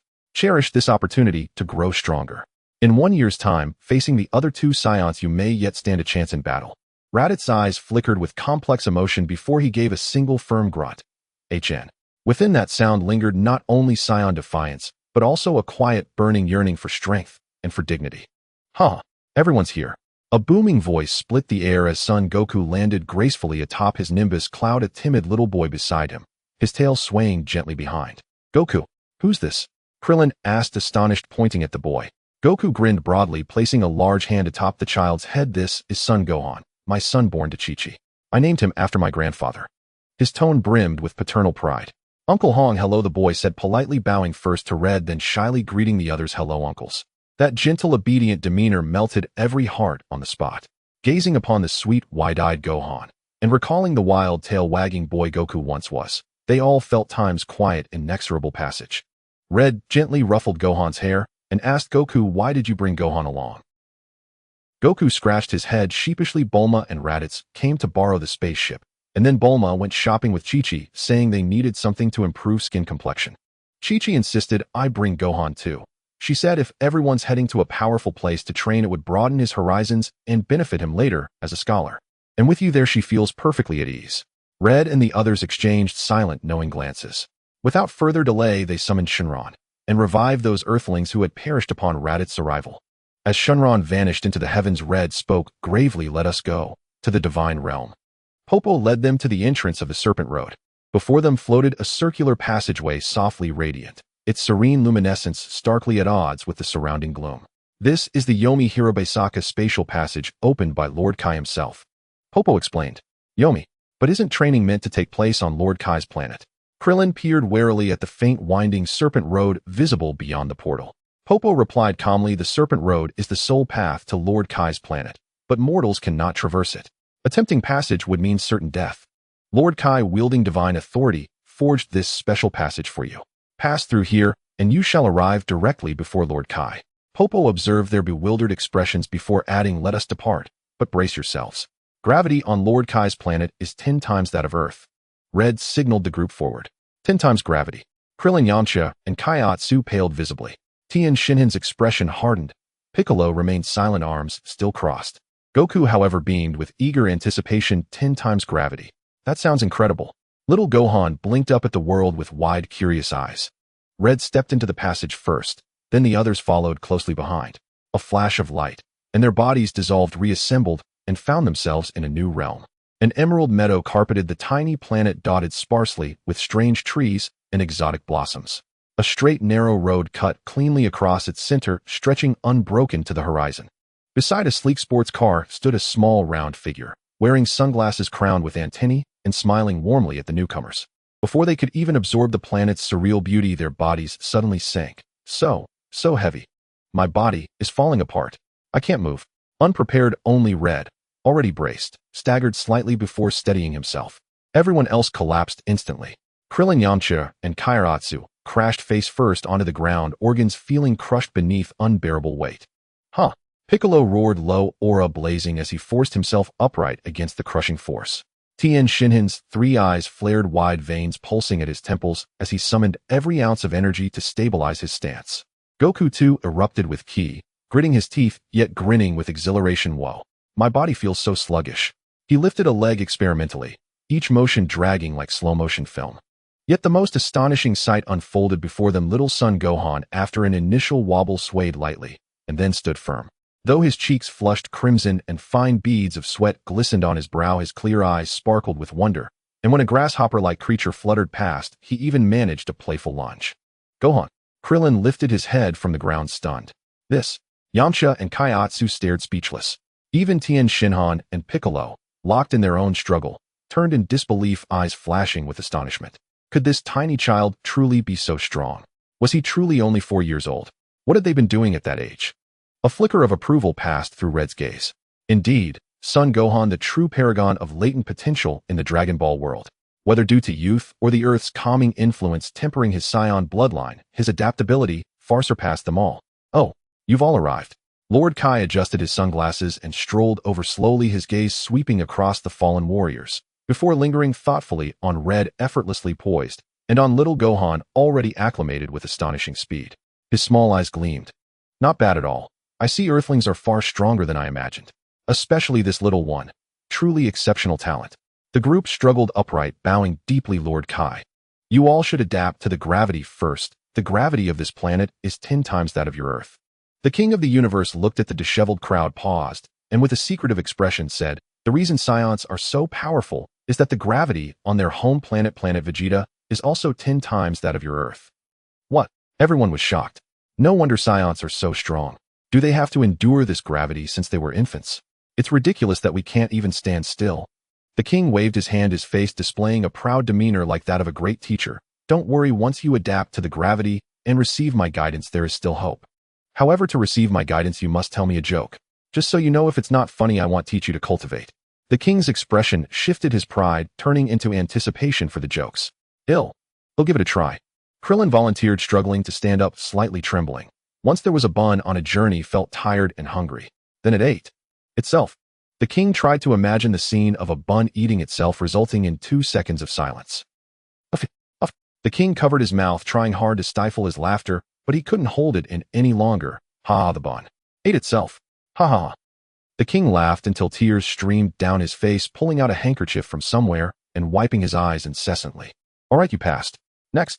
After laughing for a while, the king calmed down and casually beckoned, directing his attention to the dumpling. It's my turn. The dumpling's small face turned pale with nervousness as he floated forward, trembling. He glanced at Tianjin Fan, who nodded seriously at him, giving him silent encouragement. Taking a deep breath, the dumpling gathered all his energy, and his body even emitted a faint glow. He shouted with a choked voice, ice. Ice cream. It got frozen.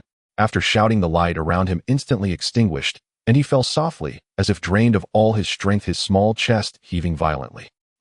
The king had just caught his breath when this nonsensical frozen joke hit his funny bone, and he burst out laughing. Ha! Ice cream. Got frozen. Ha! You passed. Next. Yamcha, seeing Krillin and the dumpling pass easily, felt confident and tremblingly walked up to the king, saying with anticipation, the secret of sneezing is in the nostrils. What? The king looked at Yamcha's eager expression, then glanced at the others who were encouraging him with clenched fists, and smiled a bit reluctantly. Okay, you pass to next. Yash, it's my turn. Sun Wukong cheerfully walked up to the king, quickly adapting to the tenfold gravity. He made a gesture as if to whisper, King, my lord. In the refrigerator there was a dough that was hungry and swallowed a meatball beside it in one gulp, turning into a meat bun, and then burped. Sun Wukong actually strung the previous jokes together. Ha! The king laughed again. The dough swallowed the meatball, turned into a meat bun. Burped. Not bad, ha. Passed. Next. Piccolo stood with his arms crossed, eyes closed, showing no intention of stepping forward to tell a joke. However, upon closer inspection, beads of sweat were forming on his forehead, indicating he was racking his brain to think of a way to pass. As the king's gaze fell on Tianjin Fan, an invisible pressure bore down on him like a mountain. Tianjin Fan clenched his fists tightly, his aura fluctuating uncontrollably, even exuding the oppressive feeling typical before unleashing a new ki blast. His face turned a deep shade of purple, with his 3 eyes fixated on the ground, the corners of his eyes twitching madly. After 10 breaths, he finally shouted angrily, "The secret of 3 eyes. It's just, I can't wear sunglasses." As he shouted the last few words, he leaned on his knees, panting heavily, his sweat pouring down, as if he had just fought a life-and-death battle. The king, startled by this sudden roar, dropped the handkerchief he was using to wipe his tears, staring blankly for several seconds. Ha! He laughed so hard that he fell to the ground, rolling in the grass. Ha ha ha! Sunglasses. Can't wear. This is a secret. Ha! You made me die laughing. After laughing for a long while, the king finally calmed down, and the pressure turned to Piccolo, who crossed his arms, his fingers turning white from the grip as energy stirred beneath his green skin. Just when everyone thought he was about to explode from holding it in, he suddenly raised his head, his eyes turning fierce, as if he had reverted to the former Demon King Piccolo. With a low growl that sounded like a killing intent escaping through his teeth, he began, "Once there was a demon clan that aspired to conquer the world, but in the end, they couldn't win. Gave up him." After finishing, he immediately turned his head away, wearing an expression that suggested he would annihilate anyone who dared to let him tell another joke. Ha ha ha. The demon clan couldn't win. Gave up. The king wiped his tears, shaking with laughter. "You passed too." Finally, Red slowly walked up to the still-tearing king and calmly began. "There was an emperor of the universe who ruled the entire universe just to find one thing." "Oh, what is it?" The king, curious, stopped wiping his tears. Red's lips curled into a subtle arc. "The secret to growing 5 centimeters taller." Deathly silence. 1 second. 2 seconds. Ta! The king laughed until he lay on the ground, his hefty hands digging little pits into the grass. "Ha! To grow 5 centimeters taller. To rule the universe." Just as the king was laughing so hard that he was about to shake the planet apart, Son Gohan lifted his little head and pointed at a cosmic encyclopedia he had found, which illustrated a fire-breathing monster fish, asking curiously, "Grandpa King, does this fish breathe fire? When it breathes fire, won't its mouth be very hot? Will it jump up from being burned?" This. It. Burn its own mouth. And jump. The king was about to explain biological adaptability, when suddenly, like being struck by lightning, his pupils dilated, laughter caught in his throat, ready to explode. Gohan pointed at another illustration of an alien with 1 eye and its shaped arrangement. "This alien uncle has 1 eye. Doesn't he need to wear 2 pairs of sunglasses? Unlike Tianjin Fan uncle, who has to worry about sunglasses." Ha! Burn, jump. 2 pairs. Sunglasses. Ha ha ha. The king recalled Tianjin Fan's 3-eyed joke. He laughed so hard that he fell onto the grass, rolling around until he had no strength left to spasm, only able to lie there with his mouth open, making wheezing sounds as tears streamed down. Tianjin Fan stood aside, his brow twitching, his face flushed red, wishing he could find a hole to hide in. I give up. Earthlings are too terrifying." Ha ha ha. On the small planet of King Kai, everyone was fervently training to resist the invasion of powerful enemies. Ha. Krillin's voice was noticeably strained. His training outfit was already soaked with sweat, clinging tightly to his skin. Each punch and kick felt like he was pushing a small mountain, his movements slowing down as his muscles trembled violently from the heavy burden. Gritting his teeth, he pushed the nurturing method of the source spirit stream to its limits, striving to tap into the potential deep within his cells to combat the terrifying tenfold gravity. Yamcha's situation was not much better. He attempted to unleash his signature Wolfang fist, but under tenfold gravity his movements became severely sluggish and distorted, rendering the speed emphasized by the technique ineffective. He gasped heavily, his chest heaving violently. "Damn it! Move!" he cursed softly, his eyes betraying a stubborn defiance. Dumpling was floating at a slightly lower height, his little face reddened as he struggled to maintain his balance while attempting to condense a chi ball. The tiny energy sphere flickered in his palm, forming with great difficulty. Tianjin Fan showcased a solid foundational skill. His 3 eyes glimmered with focus as he eliminated all flashy movements, diligently repeating the most basic techniques of punches, kicks, and horse stance. Sweat also soaked his training outfit, but he remained focused, striving to maintain perfect posture under tenfold gravity, with every exertion integrating the refined control of breath from the source spirit stream into each basic action. Sun Wukong, however, was entirely different. He sprinted, jumped, and punched across the grass. Although his movements were similarly slowed by gravity and seemed incredibly heavy, his face radiated excitement from training, as he had not trained properly in years. Wukong was pushing his stamina to the limit, challenging his own boundaries, which was the most suitable training method for him, as the feeling of power enhancement ignited the fighting spirit in his eyes. Every move of Piccolo carried a natural rhythm. Although his actions were also heavy under tenfold gravity, they remained fluid. A small figure nearby was gazing curiously at Piccolo's graceful movements with wide, clear eyes. Goten seemed to have adapted to the terrifying tenfold gravity, imitating Piccolo's stance albeit in a wobbly manner before clumsily throwing small punches and kicking short legs. Piccolo caught sight of this out of the corner of his eye, instinctively frowning, puzzled as to why Goku's child was mimicking his actions. Goten, however, remained oblivious, continuing to imitate earnestly. He tried to move his feet quickly like Piccolo, but lost his balance and stumbled forward with a cry just as he was about to crash heavily onto a rock jutting out of the grass. Piccolo's finger twitched slightly. A barely perceptible wave of energy silently swept beneath Goten. The small stone was instantly shattered by this wave of energy. As Goten fell, he propped himself up, feeling no pain as he had expected. He looked confused at the ground, scratching his head and murmuring, "There was clearly a stone just now." He raised his head in bewilderment, glancing at West Zhou before looking back at Piccolo, who was focused on training with an expressionless face. It seemed he understood something, and he gratefully smiled at Piccolo, saying, "Thank you, Uncle Piccolo." Piccolo maintained his indifferent expression as if everything that had just happened was irrelevant to him. Yet when Goten attempted a slightly more complex turning movement again, Piccolo's emotionless voice clearly reached Goten's ears. "Your breathing is off and your stance is unstable. Concentrate, imagine the power within you wrapping around your feet like the earth, and then exert force." Goten paused for a moment, blinking his large eyes as he tried to comprehend this profound statement. He tried to focus, furrowing his little brows, and attempted the turning movement once more. This time, although still clumsy, his footing seemed slightly more stable. Piccolo did not speak again, but the corners of his tightly pressed lips lifted slightly. Unknowingly, Piccolo had learned to smile. Unlike everyone else who was sweating profusely training their physical abilities, Hong was sitting cross-legged quietly on the grass of King Kai's planet. The impact of tenfold gravity on his physique and foundation was no longer significant. His mental energy was fully immersed in observing King Kai. Within his mental perception, King Kai's seemingly ordinary plump body contained a rhythm unlike that of ordinary life. It was not merely the intensity of combat power, but rather an ineffable authority and rules.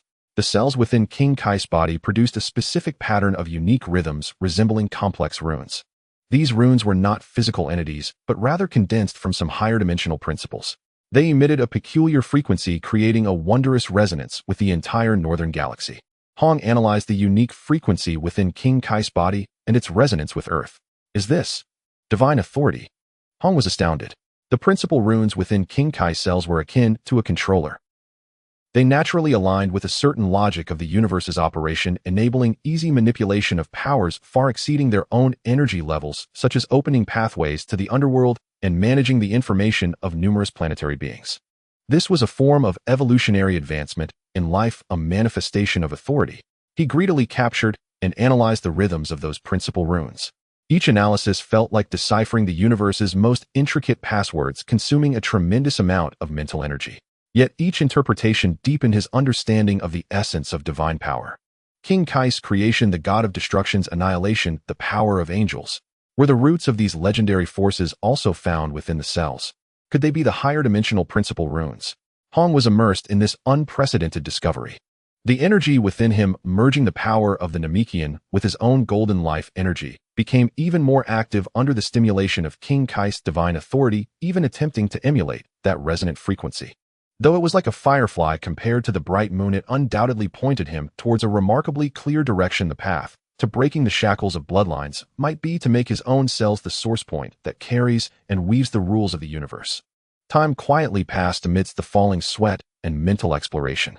King Kai occasionally leisurely drove around in a car, tended to plants with pleasure, and occasionally pointed out the severely deformed movements of Krillin or Yamcha, but more often his gaze behind the small sunglasses would sweep over the quietly sitting Hong with disbelief and surprise. King Kai mused, "This kid, the quality of his soul is clearly at a level beyond that of an earthling. His perception. Could he be analyzing this King Kai? The rhythm he emits. Is he really beginning to grasp something? Source spirit stream. What an interesting earthling." On King Kai's planet, Krillin and Yamcha had just finished a round of attacks, catching their breath as they faced each other.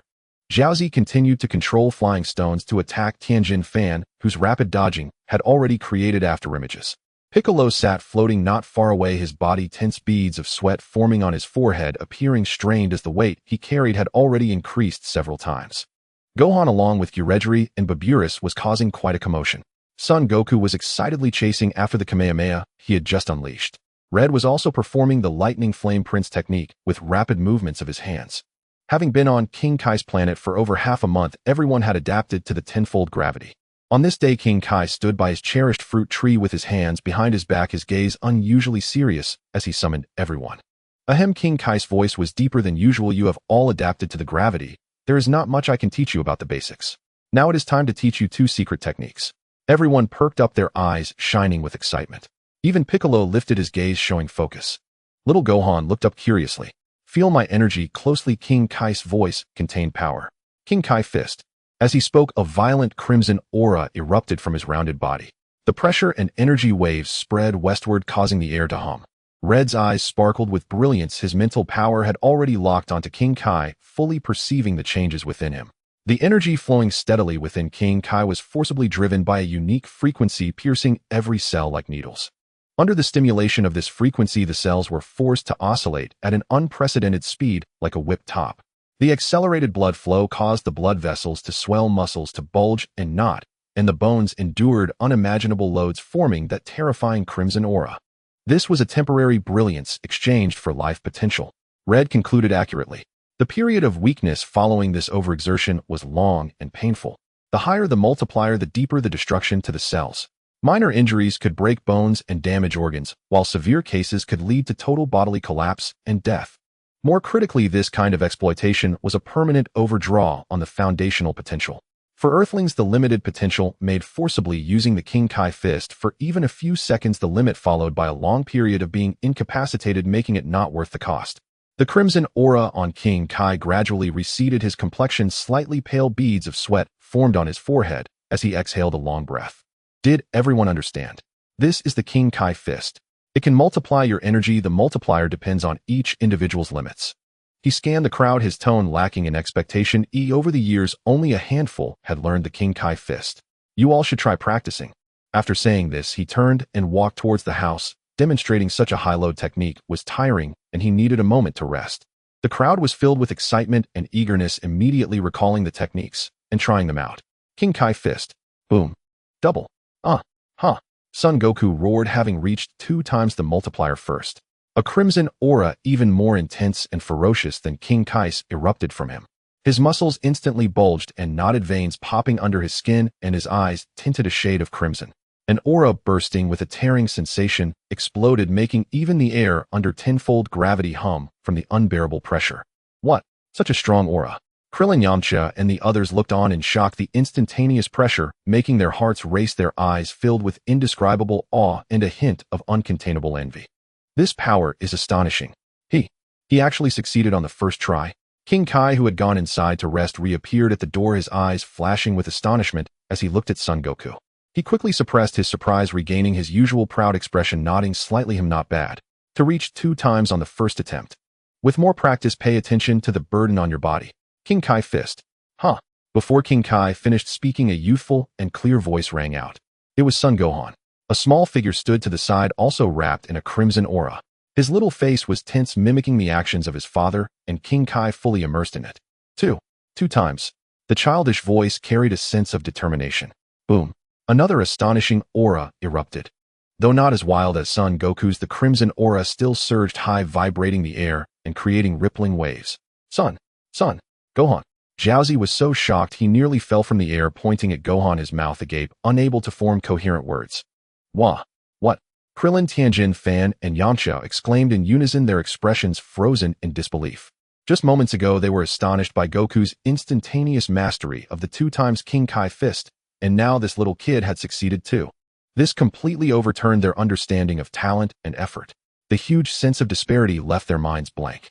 How is this possible? Even the usually unflappable Piccolo had his pupils constrict, disbelief written all over his green face. He looked at the small figure and felt for the first time the terrifying potential contained within the Saiyan bloodline. It was a talent that transcended common sense. Well done, Gohan. Only Son Goku laughed heartily, his face filled with pure joy and pride, as if it was only natural for his son to achieve this. Red silently watched Son Gohan, shock flickering in his eyes. Indeed, Son Gohan is worthy of being the one with the greatest potential. King Kai's fingers trembled unnaturally behind his back. His pupils behind the sunglasses had widened to a dazed state. It felt as if 1,000 Baburis were racing through his mind. He forced himself to maintain King Kai's dignity, trying to make his tone sound ordinary him also. Not bad. Then trying to appear calm, he scanned the crowd again, and added everyone else should also practice hard. After saying this, he quickly turned and walked back inside. In a corner where the crowd couldn't see, he almost fumbled in taking out a handkerchief, vigorously wiping the beads of sweat forming on his forehead. He gasped for breath. His trembling hand knocked off his sunglasses, revealing eyes still in a state of extreme shock and disorientation. Truly a monster. The Sun family are all monsters. After King Kai entered the house, the entire King Kai's planet fell into a brief silence. The display of Son Goku and his son's seemingly cheat-like talent poured like a bucket of ice water over Krillin and the others, overwhelming them with a bitter sense of loss. It was a deep sense of powerlessness. Just then Red's calm voice rang out, carrying a penetrating strength. Have you all forgotten the core essence of the Source God flow? The crowd jolted as if awakened. Yes, the core of the Source God flow was to break the shackles of talent through nurturing, giving birth to limitless potential. What allowed them to challenge the impossible future was none other than Red, who repeatedly created miracles before their eyes. What did temporary lag matter? The future is filled with endless possibilities. The despair in everyone's eyes quickly faded, replaced by rekindled fighting spirit and firm belief in the future. They all directed grateful and determined gazes at Red, respectfully bowing, and then with unprecedented resolve they immersed themselves once more into even more arduous and focused training. Days later, the faces of everyone bore an unmistakable air of despondency and defeat. No matter how hard they gritted their teeth and pushed themselves, the moment the ferocious Kaioken frequency was triggered, their bodies immediately sounded alarms of unbearable strain, and pain and weakness surged in, rendering them incapable of forming it. The gap between the limits of their bodies and their potential loomed before them like an insurmountable abyss. Under the fruit tree, the Kaioken summoned everyone again, and after soothing them, his expression turned solemn. Now I will teach you the vitality sphere. Focus your mind and feel the most primal pulse of life in the world. He slowly lifted both hands, palms facing the sky. This time there was no raging aura, only a sense of tranquility and vastness spreading out. Vitality is not a combat energy. It is the source that constitutes all life, the purest life energy of all beings. The Kaioken's voice resonated in the minds of everyone. Hong's eyes once again became intensely focused. His spiritual energy even captured the warm and pure life elements scattered in the void. Between the Kaioken's hands, a glowing sphere began to slowly coalesce, radiating a gentle and sacred aura containing a tremendous vitality. This sphere emitted a purifying rhythm that seemed capable of washing away all impurities in the world. Purification. Hong instantly understood its essence. This technique possessed a natural destructive restraint against evil and impure things. Hong watched the sweat beads rolling down the Kaioken's forehead, feeling the intense depletion of his spiritual energy and the slow speed of the sphere's formation. He sighed inwardly. The skill's preliminary phase was too long, and the consumption of spiritual energy was immense. This pure life energy could only be wielded by those with a pure heart and a steadfast will. Try to sense this purity. The Kaioken pointed again. A thought about communication, guidance, and condensing vitality spread clearly into everyone's minds. Everyone immediately sat cross-legged, focused and calm, striving to sense the ubiquitous light of life. Just then, an incredible scene unfolded again. Little Gohan seemed to have an innate affinity for this pure source of life. With the innocent curiosity of a child, he imitated the Kaioken's posture and stretched out his small palm, facing upward. Almost the moment he extended his hand, countless pure and gentle white lights, as if summoned by the divine, converged from the air, from the grass beneath his feet, and from the void. Slowly, a glowing sphere radiating warm and sacred light coalesced in his tiny palm. The light illuminated his pure and innocent little face. Gohan! Gohan! Everyone was once again shocked, their jaws nearly dropping to the ground. This could no longer be described as extraordinary talent. He was simply the chosen one. The Kaioken's sunglasses slipped down slightly, revealing an incredulous gaze again. It's Gohan, born with a natural affinity for the essence of life. His heart was pure and flawless. A prodigy. Was this member of the Sun family truly born to defy logic? A gentle smile appeared on Hong's face. Gohan's innocent heart, untainted by the world, was the perfect bridge to communicate with the essence of life.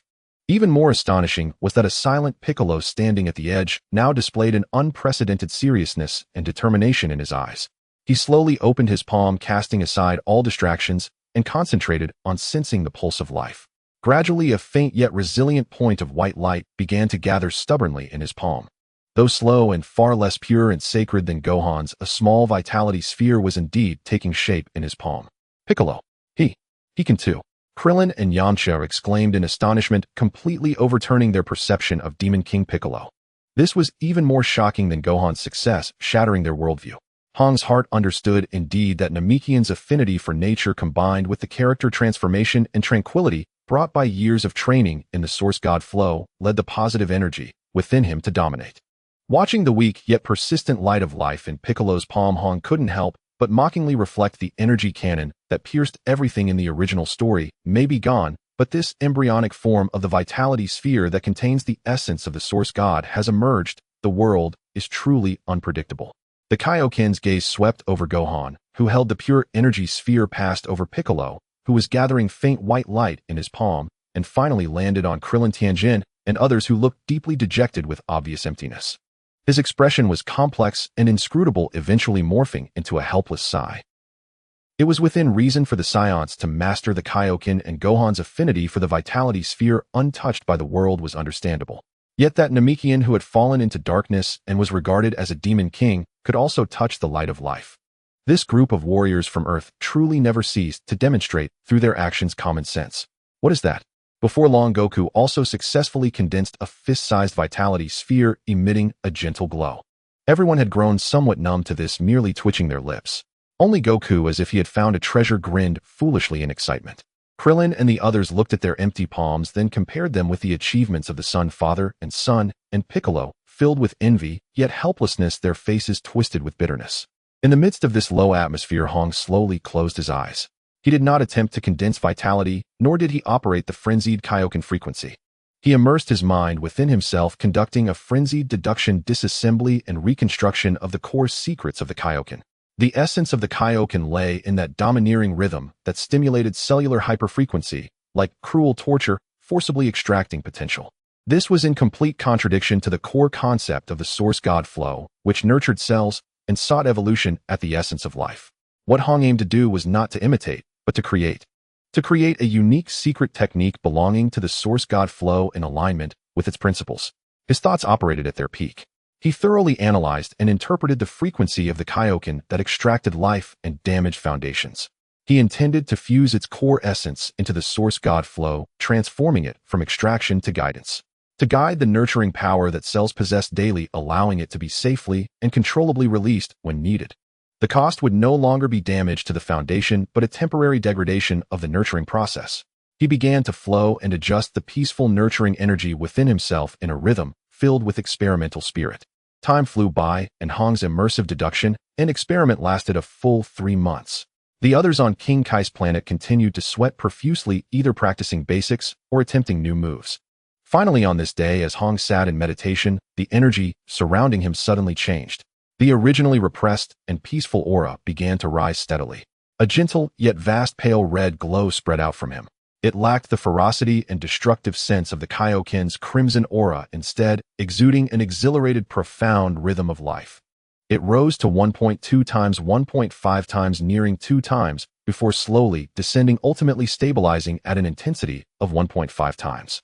Hong opened his eyes, and a pale red glow flickered deep within his pupils. He felt the surging power within him and the emptiness brought by his cells. He understood that this state would consume the effects of nourishment for a day after lasting a minute. At the moment this pale red aura surged upward, the entire King Kai's planet seemed to fall silent for an instant. Everyone felt something and turned their gaze to Hong in unison. This is... Hong, how did you do it? Clin couldn't help but exclaim, his voice trembling with disbelief. The figure of the king of the realm appeared before Hong almost instantly, his gaze behind sunglasses filled with extreme shock and inquiry. He fixated intently on the gentle yet powerful light aura surrounding Hong, exclaiming, "This rhythm is very similar to the king of the realm's fist. Yet the aura is gentle and restrained, imbued with a thrilling weight of life. You actually imitated the king of the realm's fist and created a new technique that earthlings can endure. This is impossible." Hong slowly stood up, suppressing the excitement within, and replied, "Lord King of the Realm, the technique you taught the King of the Realm's fist is too domineering and extreme, draining and consuming the foundation. With the physique of an earthling, it is simply unbearable. Therefore, I combined the essence of the King of the Realm's fist with the concept of nourishing the source energy and developed a new technique where the cost is a temporary degeneration of the nourishing process rather than damage to the foundation. Genius. An unparalleled genius. The King of the Realm's voice was filled with unprecedented excitement as he paced around Hong, unable to hide his admiration. Wonderful. Exquisite. Trading temporary power at the cost of degeneration without harming the foundation. The side effects are nearly negligible. As long as it is not overused, the foundation remains as solid as ever. This is truly a uniquely tailored explosive technique for your source energy. Good. What is this technique called? Hong smiled slightly. I just created it and haven't had time to name it yet. Source Energy Fist. The King of the Realm declared unequivocally, his voice booming. The technique most suited for source energy will be called Source Energy Fist. Well named. Hong nodded in agreement. Great. Source Energy Fist. The King of the Realm rubbed his hands in excitement. Quick, let me see it again in detail. Feel it. He was filled with enthusiasm for this entirely new revolutionary technique. Boom. Hong concentrated, and the pale red aura erupted again, enveloping his entire body. Gentle, yet heavy, filled with the power of life, distinctly different from the violent oppression of the King of the Realm's fist. Subarashi. So incredible. The King of the Realm carefully sensed the rhythm, continuously praising. The energy conversion efficiency is extremely high, with minimal load on the body. This is simply miraculous. He looked at Hong with eyes full of respect for a true pioneer. Hong retracted the Source Energy Fist state, his aura stabilizing, and said to the King of the Realm, however, the multiplier for this technique should not be overly ambitious. I attempted to calculate a higher multiplier and found that forcing an increase would exert double the pressure on the cells, potentially leading to intensified degeneration or even irreversible damage, undermining the fundamental concept of nourishment, yielding more harm than good. Currently stabilizing at 1.5 times is the perfect balance between power and cost. This was a precise conclusion he derived from countless calculations and internal experiments. The King of the Realm nodded, repeatedly agreeing, very correct. The foundation of source energy lies in long-term accumulation, building up to a grand release. This Source Energy Fist is merely a technique that adds embellishment. It cannot be overly relied upon, nor should the main purpose be neglected. The foundation is the source of all power. He emphasized again. Amidst the King of the Realm's generous praises, and in the eyes of the onlookers filled with almost palpable admiration, excitement, and anticipation, Hong did not rush to teach. Exciting developments, Chapter 41, Exclusive Source Energy Bomb, featuring an increase in damage, full release. Click http www. Shahoxes. Conkergs 041. HTML. He knew well the principle of not biting off more than one can chew, and in his heart the calculation of the Source Energy Bomb had reached a critical stage. After a brief exchange with everyone, he sat down cross-legged again, his mental energy diving into a deeper analysis and reconstruction of the Source Energy Bomb. In the blink of an eye, 3 months passed quietly. Hong's calculations entered the final stage. The Source Energy Bomb, gathering the essence of all life, boasts immense power, purifying evil, but its activation is too slow, severely limited by the environment. Hong's goal was to extract the core rhythm of aggregation and purification, merging it with his own advantages to create a more practical skill. He still used the peaceful and life-filled aura of the source energy as a foundation, beginning to simulate the unique rhythm of the Source Energy Bomb that aggregates life, energy, and purifies evil.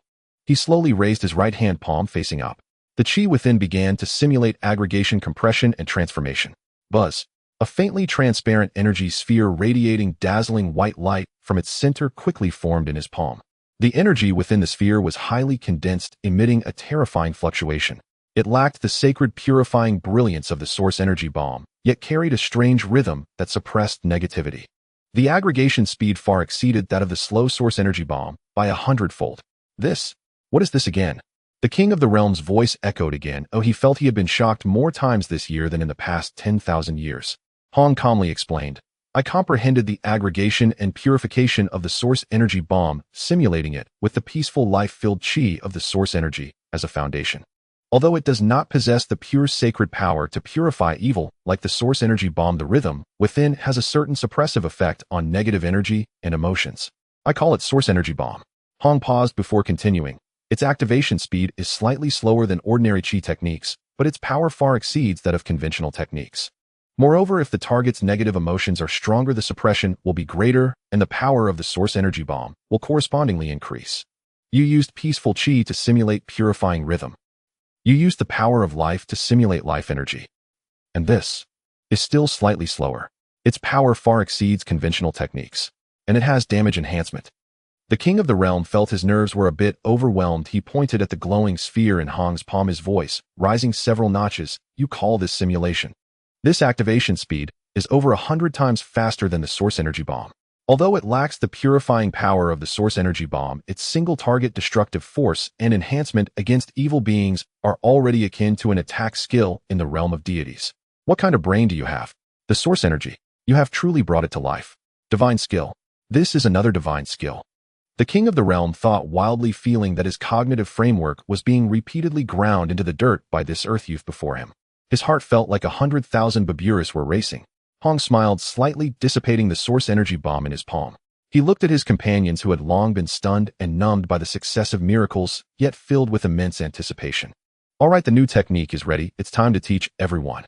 Hong's voice carried a hint of fatigue, but more importantly, the satisfaction of successful creation. In the days that followed, King of the Realm Star became Hong's exclusive teaching ground. On the lush grass of the King of the World Star, Hong's red gaze swept over the excited crowd who had mastered new techniques, and he said with a serious expression, the Source God Fist, which utilizes the degradation of nurturing processes to exchange for power, contradicts the core essence of our Source God lineage. Therefore, it is merely a means reserved for the battle against Vegeta and must not be leaked or abused. He paused for a moment and continued, nurturing the foundation is the eternal pursuit of the Source God lineage. After this battle, I will find a way to refine it further and eliminate the cost. Before that, remember, it is our last trump card. Understood. The crowd set aside their excitement, responding solemnly, and immediately threw themselves into even more rigorous training. Watching everyone immerse themselves in training, Hong also closed his eyes and sat cross-legged deep in thought. It took considerable time to establish the Source God Fist and Source God Bomb suitable for Earthlings. Next, I need to ponder on how to enhance the speed of cultivation. Otherwise, with my current battle power, just above 2,000, how can I contend with Vegeta? Moreover, there is the upcoming 3 Nights of the Royal Uncle. Since I've come to this world, I can't just cling to Sun Wukong's leg. The king of the world stood with his hands behind his back, his complex gaze falling on Hong, who was once again sitting cross-legged. The birth of the Source God Fist and Source God Bomb had deeply shocked him, the king of the Northern Realm. He knew that this earthling would never stop. Hong's mental energy sank back into his body as his thoughts raced. He intended to experiment with the recently transformed Namekian cells and Saiyan cells. The king of the world fist violently stimulates cells to extract potential. Its essence is to forcibly accelerate the division and proliferation of cellular factors. If I could retain only the acceleration function of the cells, discarding the harmful aspects of potential extraction, and integrate the regenerative rhythm of the Namekian cells as the foundation, while harmonizing and stabilizing it with the vitality and peaceful energy of the Source God lineage. A clear line of thought unfolded in his mind. Guided by his powerful mental energy, he captured and analyzed the catalytic frequency that stimulates the cells through the King of the World Fist, removing the extracted components while retaining the core rhythm of acceleration. When this transformed catalytic rhythm touched the Saiyan cells within him, the Saiyan cells were stirred by this unique rhythm and began to tremble slightly. Deep within the cells, those factors representing potential, as if injected with a gentle catalyst, began to accelerate in division and proliferation. Immediately afterward, Hong's mental energy guided the inclusive and regenerative rhythm of the Namekian cells to join in. The regenerative rhythm and catalytic rhythm perfectly merged, forming a powerful yet gentle force of catalysis and protection. The division was accelerating. The ferocity and rampant nature within the Saiyan cellular factors also surged explosively. At this moment, he infused the life force and peaceful energy nurturing the cells. The negativity of the Saiyan cellular factors was transformed by the peaceful energy of the nurturing cells. The life force of the nurturing cells became the nourishment for the Namekian regenerative rhythm. The regenerative rhythm protected the Saiyan cellular factors as they divided and proliferated, repairing any potential minor damage. The negative factors were neutralized by the nurturing, peaceful energy. The three formed a delicate cycle. Finally, those integrated factors were expelled from the cells, wandering within the body, and ultimately gathered near the spine on his back, beginning to mutate. S cells. Hong's heart trembled. He did not expect his experiment would actually trigger the S cells. Time quietly flew by, and before he knew it, a month had passed. Hong's power had not increased significantly, still hovering just above 2,000, but the S cells within him had already formed a certain scale. Hong suppressed his inner excitement and a hint of uncertainty. He concentrated all his mental energy cautiously, trying to stimulate those dormant S cells. However, it was like a stone sinking into the sea without any ripple. The key to unlocking the S cells is anger. A thought flashed through his mind. He took a deep breath, and instead of merely touching them, he enveloped his own energy and began to simulate an extreme rhythm. Anger. Just as this simulated rhythm of anger touched the S cells a hum. The sleeping S cells awakened, beginning to hum and tremble. Hiss. Ugh. Excruciating pain. Far beyond any pain from previous battles. It felt as if every nerve and muscle was being torn apart. The bones in his entire body seemed to bear endless pressure. His muscles uncontrollably swelled and twisted. A frenzied excitement filled Hong's heart. Golden light uncontrollably burst forth from every pore of his body, growing brighter and more blinding. Hong's body began to tremble violently, as if the power was about to break free from its constraints. He gritted his teeth, letting out a beast-like low growl, veins bulging on his forehead. His originally black hair began to explode upwards, flickering crazily between black and gold. Even his eyebrows were shimmering with golden light. This intense aura instantly overwhelmed everyone else's presence on the king of the world star. Huh. Sun Wukong turned his head first, his eyes bursting with a mix of surprise and uncertainty, his body tensing up instantly. Uncle. Little Gohan, who was practicing with Piccolo, was frightened pale by this sudden terrifying pressure. Instinctively, he hid behind Piccolo, his small hand tightly clutching the hem of Piccolo's pants. Teacher. Piccolo had already put down his crossed arms, looking at Hong in astonishment, his face grave to the extreme. This aura. Hong's aura. What happened? Too powerful. Everyone who was training was pressured to the point of paling, their faces filled with extreme terror. They had never felt such a strong aura, their bodies trembling as they focused their gaze on Hong. The king of the world gaped. He sensed the surging power within Hong, shocked beyond words. This change once again refreshed his understanding. Ugh. That violent power finally broke through the critical point. Boom. A golden flame of unprecedented intensity surged skyward from Hong. The terrifying, oppressive force swept across the entire king of the world star like a tangible substance. The green grass beneath his feet was instantly subdued, and fragments of rock were suspended in midair. The entire small planet trembled violently. Hong slowly lowered his head, looking at his hands covered in golden flames. Feeling the ceaseless flow of seemingly endless power within him, his heart was filled with confusion and astonishment, but his eyes held a hint of uncertain anticipation. With a flick of his finger, the water vapor drifting in the air quickly condensed into a smooth water mirror in front of him. The reflection in the mirror no longer showed the familiar young man with black hair. Instead, it was a head of explosive upright hair radiating light. A pair of emerald green eyes with his eyebrows also transformed into gold, surrounded by golden flames emanating a compelling aura. Is it really Super Saiyan? Hong stared at the reflection in the mirror, both familiar and unfamiliar, murmuring in disbelief. This form, which only existed in the memories of his past life and the legends of the Saiyans, surprisingly manifested through this unexpected attempt through his own hands on this earthling. It became a reality. So it was just a simulated state. The physical consumption is immense. And the duration seems quite short. Hong calmed his mind, carefully sensing this successfully transformed state. After all, as an earthling, how could he truly become a Super Saiyan? Is there any way to allow earthlings to possess this doubling amplification effect as well? Hong fell into deep thought. Gazing at the golden figure in the water mirror, Hong still felt a bit dazed. He clenched his fist, feeling the power coursing through it so vividly. Feeling the surging chi within him was like a dream. 100,000 battle power. A 50-fold increase. He had truly transformed into a Super Saiyan. In fact, long before deciphering the mystery of the S cells within Sun Wukong, he had realized the accumulation of S cells was not directly related to basic battle power. These mysterious S cells originated from the negative factors produced during the cellular division and proliferation of Saiyans. When these negative factors combined with a calm aura, strange mutations would occur, eventually settling into S cells. Once the S cells accumulated to a certain degree, they could trigger a transition of tears through rage, transforming into a Super Saiyan. However, generally speaking, such negative factors from cellular division and proliferation would only manifest during high-intensity battles or when on the brink of death. The childhood transformations of Son Goten and Trunks were precisely due to the Earth bloodline within them. They could naturally harmonize the violent factors within Saiyan blood, accelerating the generation of S cells. What have you done? The king of the world screamed in shock, his voice cracking. He suddenly rushed to Hong, trembling fingers pointing at him, while his antennae wildly scanned the aura. How could the aura possibly surge to this extent? Earthlings can transform. His worldview crumbled once again, exceeding his understanding. Hong was still pondering how to explain this unexpected experimental result. After all, he was merely trying to stimulate the S cells, never expecting to achieve such a monumental leap. The King of the Worlds, however, was already in a frenzy, circling around Hong wildly, his chubby face displaying the words "Thou heart shattered" in bold hurry. Quickly tell me, what kind of dark magic did you use? The king's antennae twitched even more frantically. No, this aura is not evil, it is divine magic. This is definitely divine magic. Tell me, how could you an earthling transform? Otherwise I won't live to see another day. Wah! The king pounded his chest and stomped his feet, his words conveying a profound desire for knowledge. This information that shattered his billion-year understanding was more captivating than a joke.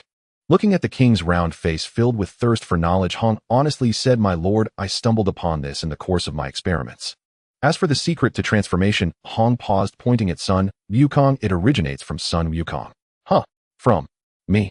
Sun Wukong looked confused, pointing at his own nose in bewilderment. "Continue," urged the king. "When I sensed the unimaginable potential within Wukong, I attempted to guide my own cells to simulate the unique frequency of his cells. Over time, a small part of my cells gradually matched the frequency of his. Today, during my training, I accidentally stumbled upon these cells, so it turned out like this." "Huh? Hong, what are you saying? Mimicking me led to your transformation?" Sun Wukong still looked puzzled, unable to grasp the concept. Meanwhile, Yamcha and the others exchanged glances, a hint of unease evident as they swallowed hard. Mentioning transformation immediately reminded them of that terrifying giant ape on the full moon night. "What? Wukong?" The king was astonished, looking at Sun Wukong as his antennae began scanning again. "I see. It's the Saiyans." The king nodded, wiping his sweat. "So it's the Saiyans. Then it's no big deal," he muttered softly, seemingly trying to reassure himself against his shattered knowledge. Ever since this group arrived on King Kai's planet, his understanding had been completely insufficient. "Wait, no. How come you didn't turn into a gorilla? Could it be?" The king's pupils widened as he seemed to connect the dots to something significant. Hong nodded. "He possesses another type of special cell within him.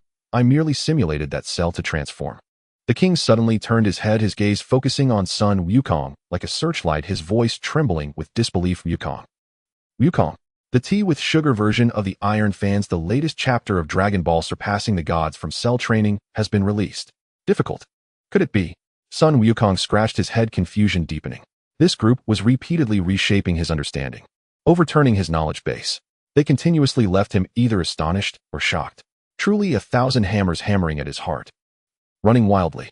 "Babras, stay away from me. And put down the hammer." The king's roar echoed across the entire King Kai's planet. Babras stood frozen. The crowd looked puzzled. After a brief silence, a voice broke the eerie quiet. "Hong." "No, master." Krillin gathered his courage and asked the question that was on everyone's mind, his voice filled with immense reverence and hope. "You. How exactly did you do it? This is incredible. Can we learn it?" Yamcha and Kaiatsu, and even Piccolo held their breath, their eyes fixed on Hong with fervent anticipation. Faced with the eager gazes of everyone, Hong had yet to speak when the King of the Worlds interjected with a complex mix of emotions. He pointed at Hong, his chubby face filled with the anger of those who simply could not comprehend. "He can do this because he can perceive. He can perceive the cells, even the factors within the cells smaller than dust. His terrifying mental power is so refined that it can sense their most minute fluctuations and movements." The king took a deep breath, speaking faster than a machine gun, as if he would suffocate if he didn't finish in one breath. Then he can use chi, the most refined chi, to manipulate those factors, making them dance to the rhythm he desires. Imitating the stimulating rhythm of the King Kai fist, merging it with the regenerative rhythm of Namek, and adding his own nurturing. Do you know how insane this level of control needs to be? He waved his arms excitedly. Perception, control, both are essential. If you can't perceive the cellular factor level, everything is just empty talk. If you can perceive but can't control the chi to influence them in detail, it is equally a delusion. I'm telling you, don't say you can do it. Even I, having lived for over 70 million years, I still can't achieve such precise control at the microscopic level. Even those above may not be able to do this. The king's voice carried deep frustration and a hint of barely perceptible awe. "The source god flow you are cultivating is a path he has already paved, a ready-made technique. You just need to follow it, nurturing and strengthening yourselves. But to do what he did, cutting into the essence of life, to push your own evolution, that is a path unique to him. It is truly a defiance against the heavens." His words poured like ice water, extinguishing the flickering flames of hope ignited in the hearts of the crowd, yet also elevating their perception of Hong to a near miraculous height. Krillin and the others were left with expressions of deep shock and reverence. They realized that what they were cultivating was merely a small path along the grand road paved by Hong.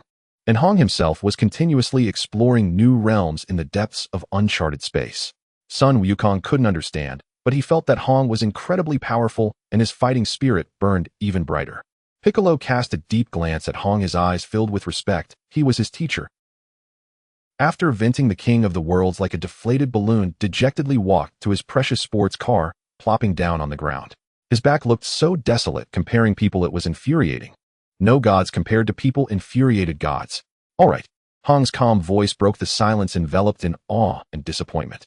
Calculating the time, there is still more than a month until the Saiyans arrive. The time left is short. Make good use of this month. It's the final sprint to test our hard work in combat, which is drawing near. An unseen pressure suddenly descended upon King Kai's planet with Hong's words. The previous shock and reverence were instantly replaced by a stronger sense of urgency and soaring fighting spirit. Everyone felt the aura of an impending storm. The unexpected transformation of Red surged like a giant stone thrown into a tranquil lake, igniting not ripples, but a fervent desire for strength among the onlookers. The verdant grassland had already become pockmarked and chaotic under the violent gusts of wind. Two figures collided and separated at a speed almost indistinguishable to the naked eye, only to clash again. The figure of Red with each punch and kick bore the power to cleave mountains and shatter stones, yet was restrained by a terrifying precision, focusing its destructive force solely on the points of attack. On the opposite side, Sun Wukong wore an unprecedented expression of excitement and seriousness. He had completely awakened the battle instincts that had dulled over 5 years of farming. Dodging and weaving under the onslaught of Red, he sought the nearly non-existent openings.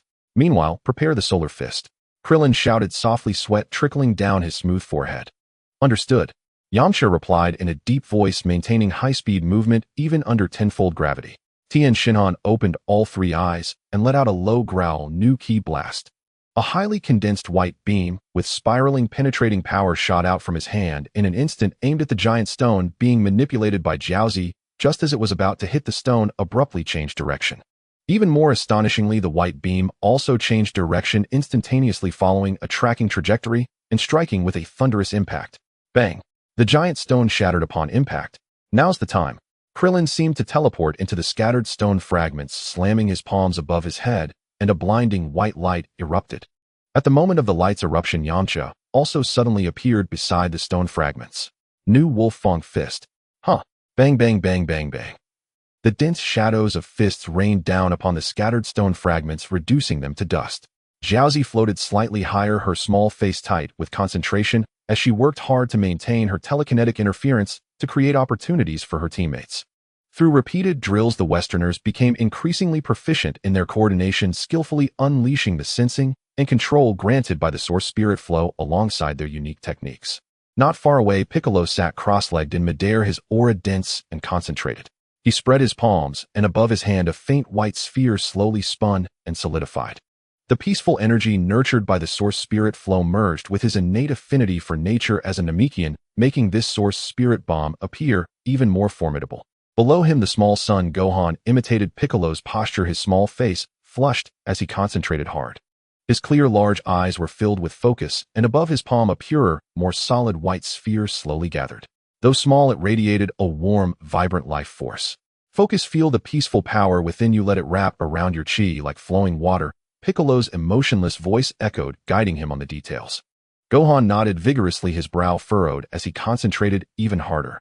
Time flew by, marked by the drops of sweat falling. Everyone was squeezing out their final potential, their foundations becoming more solid under the nurturing of the source spirit flow and their control over power soaring. A month passed in the blink of an eye. The King of Worlds stood beside his treasured sports car, his gaze scanning the rejuvenated auras of the gathered individuals behind his sunglasses. All right, time's up. The King of Worlds' voice resonated in everyone's minds. All movements ceased instantaneously and gazes turned toward him in unison. The Saiyan spaceship is almost here, the King of Worlds said with a serious tone. An invisible pressure descended, replacing the fatigue of training. The foundational battle power of Red steadily increased during training, silently breaking through the 2,500 barrier.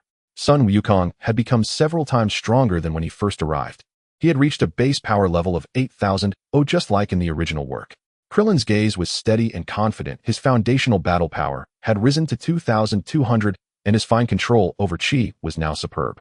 Yamcha clenched his fist, feeling the surging power within him. 2,100. His speed and explosiveness had undergone a qualitative leap under the refining of tenfold gravity. Tien Shinhan's calm demeanor masked a surging power, and his battle power had also reached 2,300. Jiaozi floated nearby, her energy reaching 1,800. The range and intensity of her telekinetic control had significantly improved. Piccolo slowly descended, the faint white light in his palm quietly dissipating. His foundational battle power had also reached an astonishing 3,500. Little Gohan also retracted the light sphere in his hand, running back to his father with a serious expression that belied his age. His immense potential lay like a volcano buried deep underground, waiting for the right moment.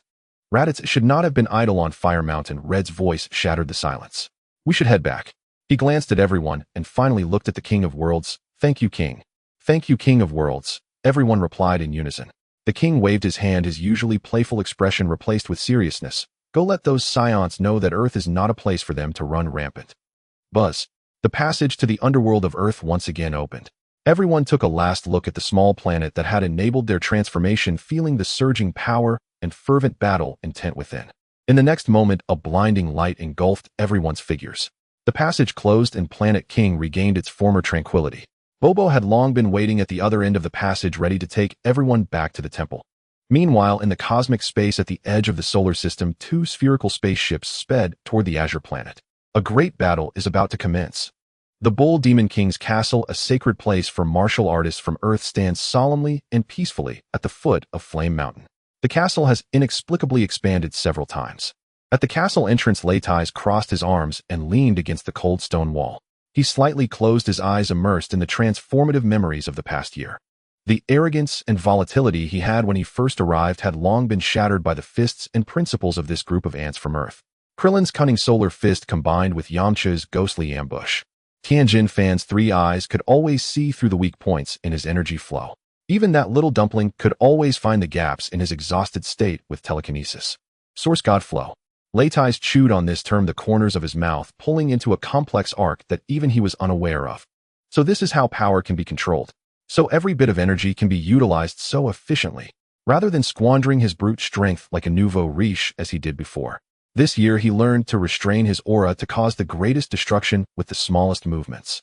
He learned how to make 1,800 combat power not just a cold number, but a true art of battle flowing through his muscles and nerves. Just as his thoughts surged, several powerful auras suddenly descended, slowly landing in the castle square. Leitais abruptly opened his eyes, his body tensing instantly. Deep in his pupils there was shock and disbelief. Those familiar yet strange auras were several times stronger than a year ago. What made Leitais' soul tremble the most was the red figure walking at the forefront. Red. He was still wearing that plain red martial arts uniform, his aura calm. Even more restrained than a year ago, there was no detectable fluctuation of power. He stood there casually, yet it felt as if he was the center of the entire universe. With each breath, there was a rhythm that blended seamlessly with the surrounding environment. Leitais' detector had already been destroyed by Red himself, but at this moment he was utterly convinced. This seemingly ordinary earthling had a level of terror far beyond his imagination. That natural feeling of blending into everything was more disquieting than any violent aura. Leitais. Red's calm voice broke the turbulent waves within Leitais' heart. It seems you haven't wasted this past year. Leitais took a deep breath, suppressing his tumultuous emotions, and stood up straight. Yes, as per your instructions. He slightly bowed his head, a gesture that would have been impossible a year ago, but now carried a hint of sincerity. Perhaps his choice was indeed the right one. Red nodded, his gaze not lingering too long on Leitais. Instead, he turned to the side of the square and casually waved at the Minotaur warrior standing nearby. The Minotaur warrior immediately understood, respectfully jogging over to present a communicator. Red expertly pressed a few buttons, and the communicator quickly connected. Bulma's energetic voice coming through. Hello. Red, you guys are back. Have you gotten stronger again? Bulma, there's something I need your help with. Red got straight to the point. Leitais' spherical spaceship, I've sent someone to transport it back to West City for your father to study. A spaceship? Researching alien technology. My dad will definitely love this. Leave it to me. Bulma's voice was filled with excited curiosity. Additionally, Red continued. Please ask the doctor to design and build a few gravity training rooms at the Flame Mountain base. The basic requirement is to stabilize at 50 times and 100 times Earth's gravity.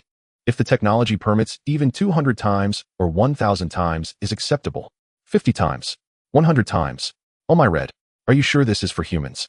Not to crush meat patties. Bulma's exaggerated gasp could be heard from the communicator. All right, although it sounds like a tall tale, it should be doable. Wait for my good news. She chattered excitedly and hung up the call. Red had just handed the communicator back to the respectfully waiting Minotaur warrior when his brow furrowed slightly. Almost at the same moment, Sun Wukong, Piccolo, Tianjin Fan, and others suddenly looked up, their sharp gazes piercing towards the distant sky. They're coming. Two powerful auras filled with aggression and arrogance like two burning meteors.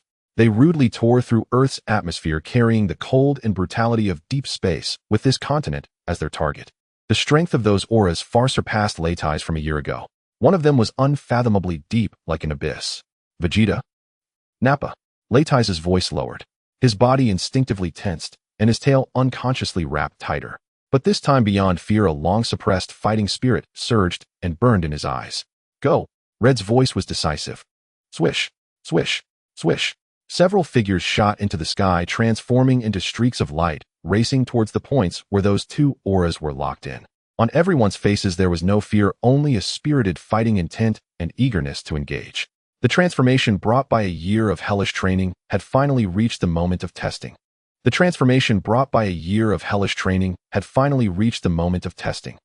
On the plains, the massive impact crater still emitted wisps of green smoke, and the doors of two spherical spaceships had already opened. The burly Nappa was the first to step out, his bald head reflecting a blinding light under the midday sun. He twisted his thick neck, producing a cracking sound, and his fierce gaze indiscriminately swept over the crowd, settling rapidly at the edge of the crater. When his gaze swept over Piccolo's unique green skin, a flicker of obvious surprise and greed flashed across his rugged face. Hey, Vegeta. Nappa turned his head and gruffly said to the icy figure standing behind him with arms crossed. That green-skinned guy must be that Namekian. Vegeta's cold gaze swept over Piccolo, his face bearing arrogance. The Dragon Balls must have been made by him. Upon receiving Vegeta's confirmation, Nappa grinned as he looked at Piccolo, his coarse voice carrying an unabashed threat. Hey, be smart and hand over the Dragon Balls. Otherwise, if I have to make a move, even if you are that Namekian, you're not that strong in our eyes. You've got it wrong. The Dragon Balls were not made by me. Piccolo crossed his arms, his voice calm, yet clear. He slightly raised his chin, his eyes revealing a hint of mockery. I, Piccolo, am only good at one thing. Fighting. Nappa seemed to have heard the greatest joke. He pressed down on the detector over his left eye, and the detector's lens quickly flashed the values of the crowd, most hovering around 1,000. Nappa's disdain grew, a group of insignificant fish, even weaker than Leitai's. However, when his gaze landed on the figure at the end of the group, his rugged smile suddenly froze on his face. Leitai's. Nappa's pupils suddenly contracted, his voice rising, filled with disbelief. The detector showed your signal had disappeared. We thought you were dead. Vegeta, look. The silent Vegeta at the edge of the crater was also taken aback when he heard Nappa's exclamation. He turned around, his gaze landing on Leitai's among the crowd. You, a waste actually mingling with Earthlings, truly a disgrace to the Saiyans. Vegeta crossed his arms, his face carrying an innate arrogance. Indeed, trash belongs with trash, and as a Saiyan you are really embarrassing, Leitai's. How did you beg to survive?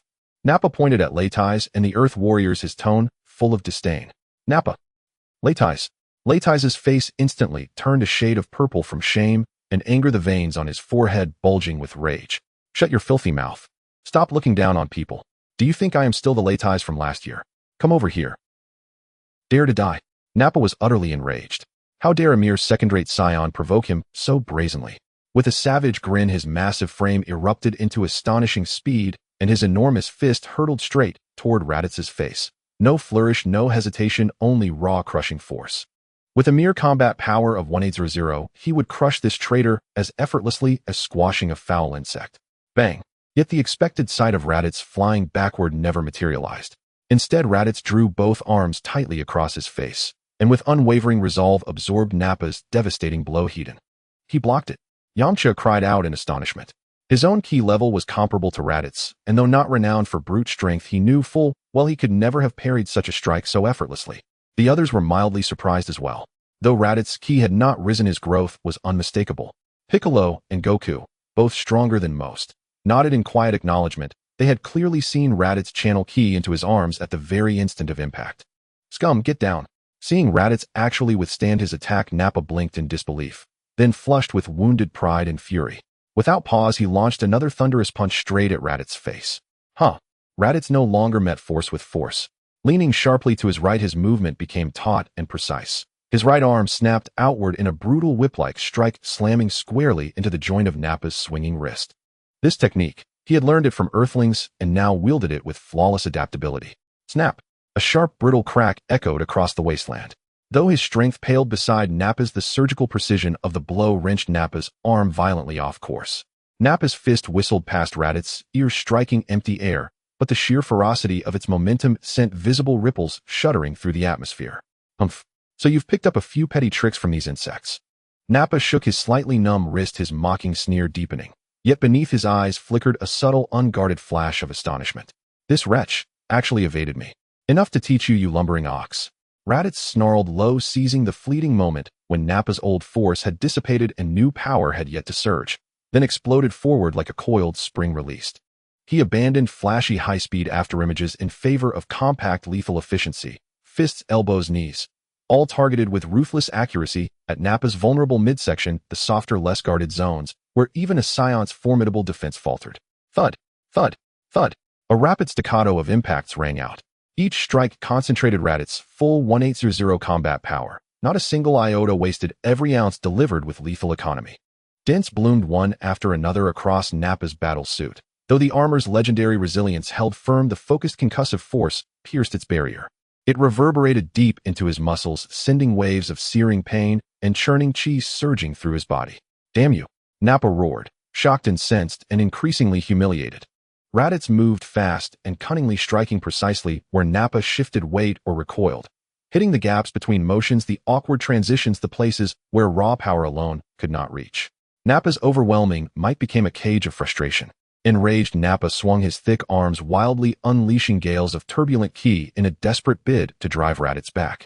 But Raditz clung like a tenacious parasite, always slipping just beyond the edge of destruction, then darting in again for relentless close-quarters assault. Even mid-combat, he taunted Nappa. Nappa, this is the insect technique you mocked on Earth. Taste its sting, won't you? Once, how long ago, it had been Raditz himself who'd been battered helplessly by opponents with mere hundreds of combat power. Heh. Finally, this kid's putting his strength where it counts, Krillin observed, arms crossed, thoroughly engrossed. Worth every zenny of tuition. The control over his ki lets him land every ounce of force exactly where it's needed. Tien Shinhan watched coolly with his 3 eyes. Pity. The gap in power remains too vast. That bald brute hasn't even begun to fight seriously, Piccolo cut in incisively. Go Raditz. Son Goku cheered, punching the air with unrestrained excitement. Across the barren plain, dust swirled thickly and 2 blurs clashed, ki flaring violently in all directions. Through sheer precision of control and razor-sharp tactical ingenuity, Raditz had momentarily pinned Nappa, a warrior whose raw power dwarfed his own. Nappa, a voice cold and edged with impatience, cracked like a whip. Are you playing house with insects? Vegeta lowered his crossed arms, his gaze sharpening from detached observation to icy command. His voice carried no volume, but immense instinctive dread. Even mid-battle, both fighters froze, their movements arrested by that oppressive aura. These insects can conceal their combat power. Drop your contemptuous arrogance. Discard those numbers. Trust nothing. In that traitor, now. Vegeta's rebuke struck like ice water. Nappa's mockery and rage instantly twisted into something far more terrifying, primal, unrelenting fury. Yes, Vegeta. He bellowed, his aura erupting. Savage, volcanic, as if a slumbering beast had just awakened. The game is over, trash. His eyes burned with murderous intent. No trace of play remained. Drawing his right fist tight to his waist, his ki surged violently once more, then lanced forward like lightning, aimed straight at Raditz's chest. This blow eclipsed the last in both velocity and destructive force. Bang! Ugh!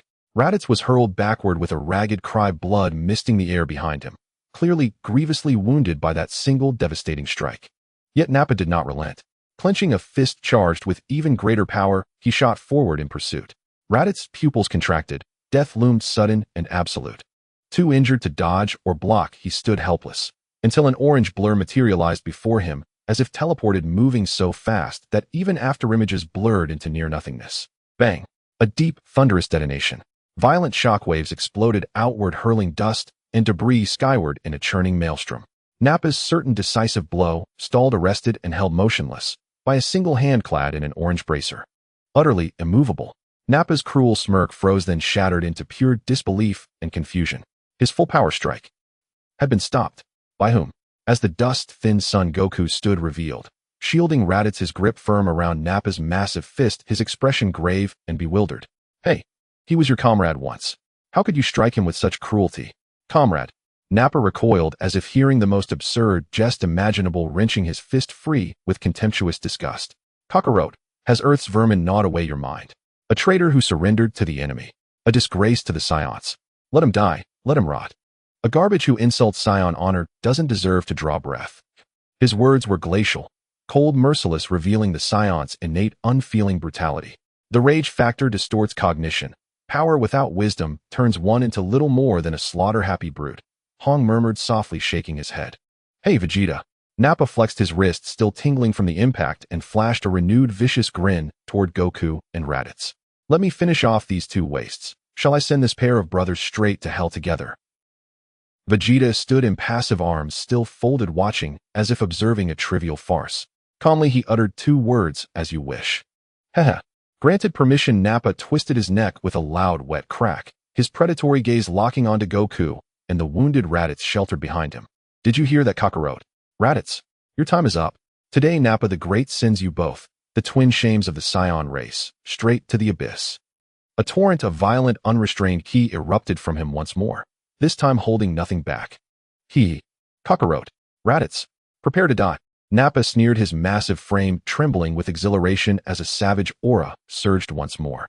At that very moment a calm voice rang out clearly, shattering the oppressive silence in an instant. Goku, conserve your strength. Don't waste it on fools. Hong's gaze shifted toward Son Goku, his tone unruffled. His voice was soft, yet carried with crystalline clarity into every ear. And what did you say? Red-haired insect. Nappa's sneer froze mid-face, then twisted violently into blind fury. How dare this insignificant earthling insult him? In rage obliterated reason, he even forgot Vegeta's prior warning. Without hesitation, he raised his left arm and hurled a furious backhand toward Hong. Boom. An orange energy sphere shrieked through the air toward Hong's position, warping the surrounding atmosphere with its violent energy fluctuations. This enraged strike far surpassed his earlier casual blows against Raditz, carrying the full unbridled force of over 300 battle power. Faced with this cataclysmic blast, powerful enough to level hills, Hong reacted with utter nonchalance. He didn't raise a hand, he merely tilted his head slightly and gazed almost idly at the blazing orb mere inches from his face. And huff. And he exhaled. Nas, if snuffing out a candle. And no earth-shaking explosion. No violent clash of energies. And the ferocious orange energy sphere dissolved the instant it met Hong's breath, vanishing soundlessly into thin air, not even stirring a ripple. The rampaging energy turbulence ceased instantly, as though it had never existed. A deathly stillness settled across the wasteland. Krillin, Yamcha, Tien Shinhan, and the others wore no trace of surprise, only serene, unshaken composure, as if Hong had merely brushed away a speck of dust. Nappa's fury froze solid. His mouth gaped open, his eyes bulged from their sockets, his mind utterly blank. What had he just witnessed? Ni's own furious energy blast had been extinguished by a single breath. Blown away. And this is impossible. Vegeta, observing coldly from the sidelines, flinched, his pupils contracting sharply. His arms crossed confidently over his chest, lowered unconsciously. For the first time, genuine shock and gravity hardened his expression. And so it is him. A tempest raged within Vegeta's mind. That mysterious red-robed figure who had effortlessly crushed Raditz. Information relayed in Raditz's final transmission. He'd assumed the man, however formidable, could at most match Nappa, not surpass him. Yet this spectacle before him. And granted, Nappa had struck carelessly, but that blast undeniably exceeded 3-0 in raw power. Vegeta himself could deflect or disperse it easily, but never with such effortless dismissive ease. Never by blowing it out. Such near-absolute erasure defied his entire understanding of power application. And this man named Hong was unfathomable. Intense wariness instantly eclipsed his prior arrogance. In Nappa, stand down, Vegeta's voice cut like ice, commanding absolute, and jolted Nappa out of his petrified stupor. Nappa snapped back to awareness, his face still etched with horror and bewilderment. With one last resentful glare at Hong, he reluctantly stepped backward, though his eyes now burned with raw fear. Hong had moved no more than if brushing off dust. His calm gaze swept over Nappa, then settled upon Vegeta. His voice remained placid. Let this giant serve as a test of their cultivation progress over the past year. Perfect. He gestured lightly toward Krillin, Yamcha, and the others behind him, their fighting spirits blazing. And if he defeats any one of them, and I'll hand you the Dragon Balls. How does that sound? Inhong's gaze turned to Vegeta, laced with a subtle knowing amusement. In Vegeta's frosty eyes narrowed, his sharp scrutiny flickering between Hong's tranquil face and the Earth warriors arrayed behind him, testing their progress. Humph. Is this a ploy to wear them down using Nappa as whetstone, or genuine confidence? Thoughts raced through his mind. That red-clad man was too enigmatic. Direct confrontation for now was unwise. Using Nappa to probe these Earthlings' depths, to uncover the truth behind their so-called battle power control, was in fact a sound strategy. As for the Dragon Balls, so long as power remained in his grasp, acquiring them would be inevitable. Humph. Not cold, disdainful curve lifted the corner of Vegeta's mouth. He crossed his arms once more, reclaiming his haughty bearing. Agreed. Nappa, play with these insects. Don't crush them too soon. Let me see what tricks they possess. Ha. Excellent. Vegeta. At those words, Nappa's terror vanished, replaced by manic glee and bloodlust. That red-haired monster was untouchable. But these Earthlings whose readings barely scraped 1,000. They were effortless prey. He cracked his neck with relish, his vicious gaze sweeping over Krillin and the others like a butcher sizing up lambs. Come on, insects. Let Nappa-sama loosen up. Who'll volunteer for death first? Inhong's quiet voice interjected at precisely the right moment and thoroughly test their cultivation progress over the past year. You may employ the Source God Fist. Time limit 10 minutes. Let's see who subdues this giant in the shortest time. There was a hint of encouragement and anticipation in Hong's tone. Yes, Krillin, Yamcha, and Shinhan and Kaiatsu ignited with fierce, unwavering resolve. I'll go first. Baldy, take this. Krillin stepped forward without hesitation, his grin brimming with confidence. Humph. Foolish to the point of suicide, Nappa sneered, dismissing the bald youth entirely. Yet the moment those words left his lips, NVRRRM. Not gentle, yet overwhelming rose-gold aura bloomed from Krillin's body. His battle powers surged like a rocket, leaping from a base of 200 to 3300 under the 1.5x amplification of the Source God Fist. The Source God style's peerless mastery over Ki allowed Krillin to wield this explosive power with efficiency far exceeding raw numbers, its palpable pressure freezing Nappa's sneer mid-face. This aura, Krillin flashed Nappa a cryptic smile, then vanished. Only a fading afterimage remained where he'd stood. But Nappa, a warrior of battle blood, reacted with lightning speed. The two locked in furious close combat. Solar Flare. Krillin seized his opening and unleashed the technique instantly. Caught completely off guard, Nappa screamed and clutched his burning eyes. Source God Kamehameha, not tightly focused cobalt hand white beam, radiating pure, vibrant life energy, slammed into Nappa's chest as he blindly flailed his arms. Crockum. Nappa howled, hurtling backward before crashing hard onto the ground. Chest searing, insides churning violently. Impossible. This power reading, barely above 1,000. Did the scanner malfunction? Lying wounded and stunned, Nappa doubted his own instruments. Before he could rise, a gentle, vast, life-infused warmth flowed silently into his body. His depleted strength, battered organs, and scorching chest pain receded rapidly. Within 30 seconds, he was fully restored. Both Nappa and Vegeta stared dumbfounded at Hong, who simply withdrew his fingertip with serene indifference. What is this? Vegeta's confusion and trepidation deepened markedly. 7 minutes. Next, Krillin smirked, tossing a playful nod toward Yamcha. Nappa screamed again, hurtling backward once more. 30 seconds later, the warm current restored him, and a flicker of dread and bewilderment now shadowed his eyes. Also 7 minutes. Next, Yamcha grinned at Krillin, then nodded toward Kaiatsu and the others. Nappa lay sprawled on the ground, gasping for breath. The warm current revived him once more. He felt numb, like a punchline in his own story. Unacceptable. Took 9 whole minutes. Kairatsu growled in frustration. On the ground, Nappa lay spread-eagled, lips pressed tight, waiting patiently for restoration. Tears glistened faintly at the corners of his eyes. Truly worthy of Tien Shinhan. Finished in just 6 minutes. Just then a child's clear, youthful voice chimed in. Is it my turn now? Should I hit too? Gohan stood beside Piccolo, looking up at him. Everyone else had finished their turns, and it seemed to be his turn now, his eyes filled with confusion and a hint of unease. After all, he was only 5 years old and had never fought before. Krillin glanced at Gohan behind Piccolo, his eyes lighting up. Hey Gohan, why don't you give it a try? Gohan shook his small head anxiously like a rattle. I can't do it. Gohan, don't be afraid. Yamcha immediately chimed in, encouraging him. Look at that big guy, he's already worn out from our attacks. Go give him one last punch. Believe in yourself, Gohan. Tien Shinhan said in a deep voice, You have great power within you.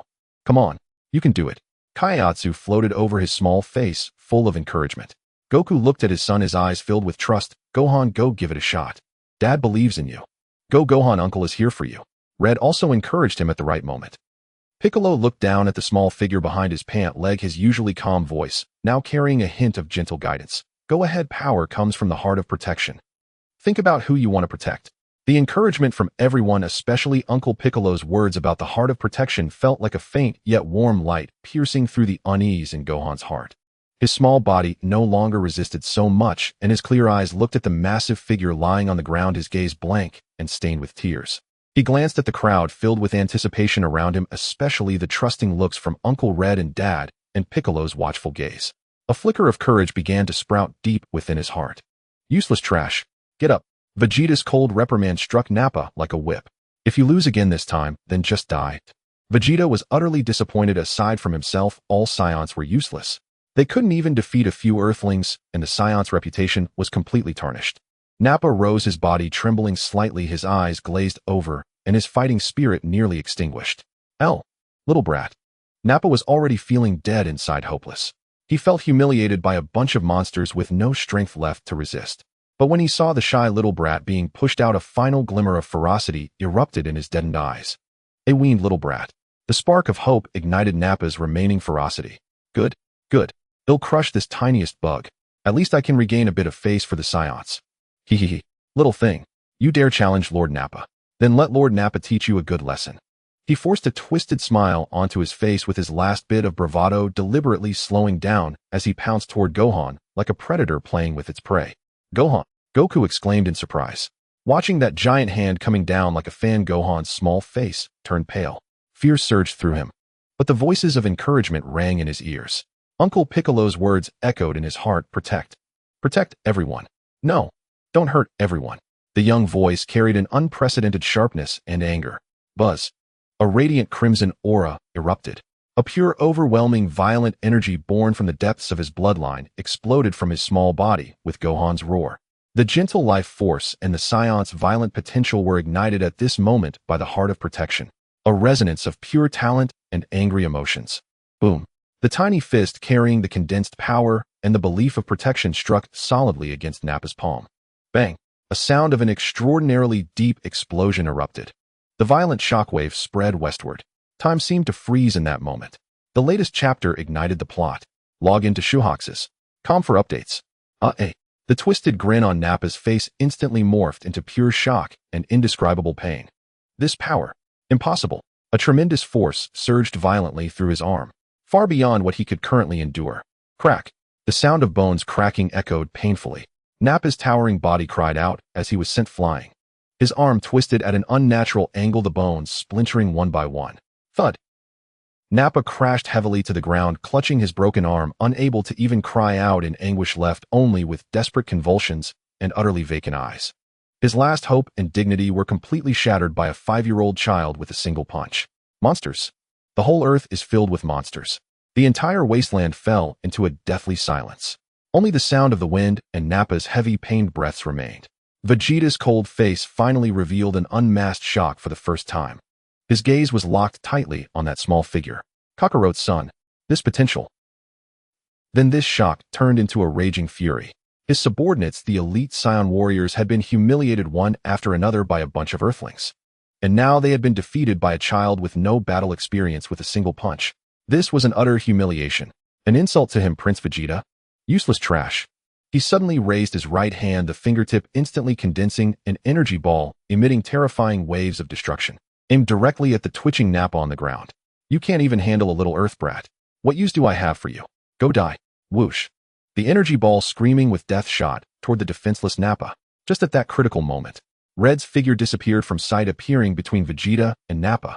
Gently lifting his index finger toward the incoming energy ball, he casually flicked it, sending the energy ball, charged with Vegeta's furious strike, capable of annihilating Nappa along with the land, shooting into the sky. Boom. Shortly after, an explosion sounded from the sky, accompanied by a shockwave that pressed the flowers and grass of the ground flat. What a powerful aura. Everyone stared in shock at the sky. The aura from the explosion had already surpassed 10,000. Nanny. Vegeta was immensely terrified. His strike had definitely not been restrained, yet it had been so casually deflected. Deflected? Who on earth is this guy named Red? This is absolutely something no Earthling could achieve. Red calmly withdrew his gaze, as if merely brushing away a speck of dust. His tone was indifferent, but carried an undeniable authority. As long as I haven't let him die, he won't die. His gaze swept over Nappa, curled up on the ground from pain and despair, and then turned to Vegeta, whose face was pale and whose pupils were constricted in extreme shock, his tone carrying a hint of playfulness. At least he has been practicing with them for so long. Even if there are no merits, there is still some toil involved. Taking him back to guard the house and trim the lawn can also be considered a waste of resources. What do you say, Prince Vegeta? The winds over the wasteland seemed to freeze at that moment. Vegeta clenched his fists, beads of sweat forming on his forehead, his wariness of Red reaching an unimaginable level. Red's calm voice rang out again. Vegeta, it's your turn. If all the readers think this book is good, please take a moment to give a good review, add it to your bookshelf, and click to urge updates. You can also check out the reward advertisement, which is only 15 seconds and allows for free rewards. The support from all the readers is the motivation for my writing. Thank you. A desolate wasteland lay in utter silence. Vegeta stared rigidly at Hong, his eyes blazing with shock and wariness. Impossible.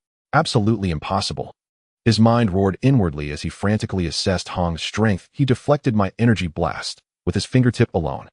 His true battle power must exceed 30,000. No, perhaps even higher. How could such power possibly exist on this remote, insignificant trash planet Earth?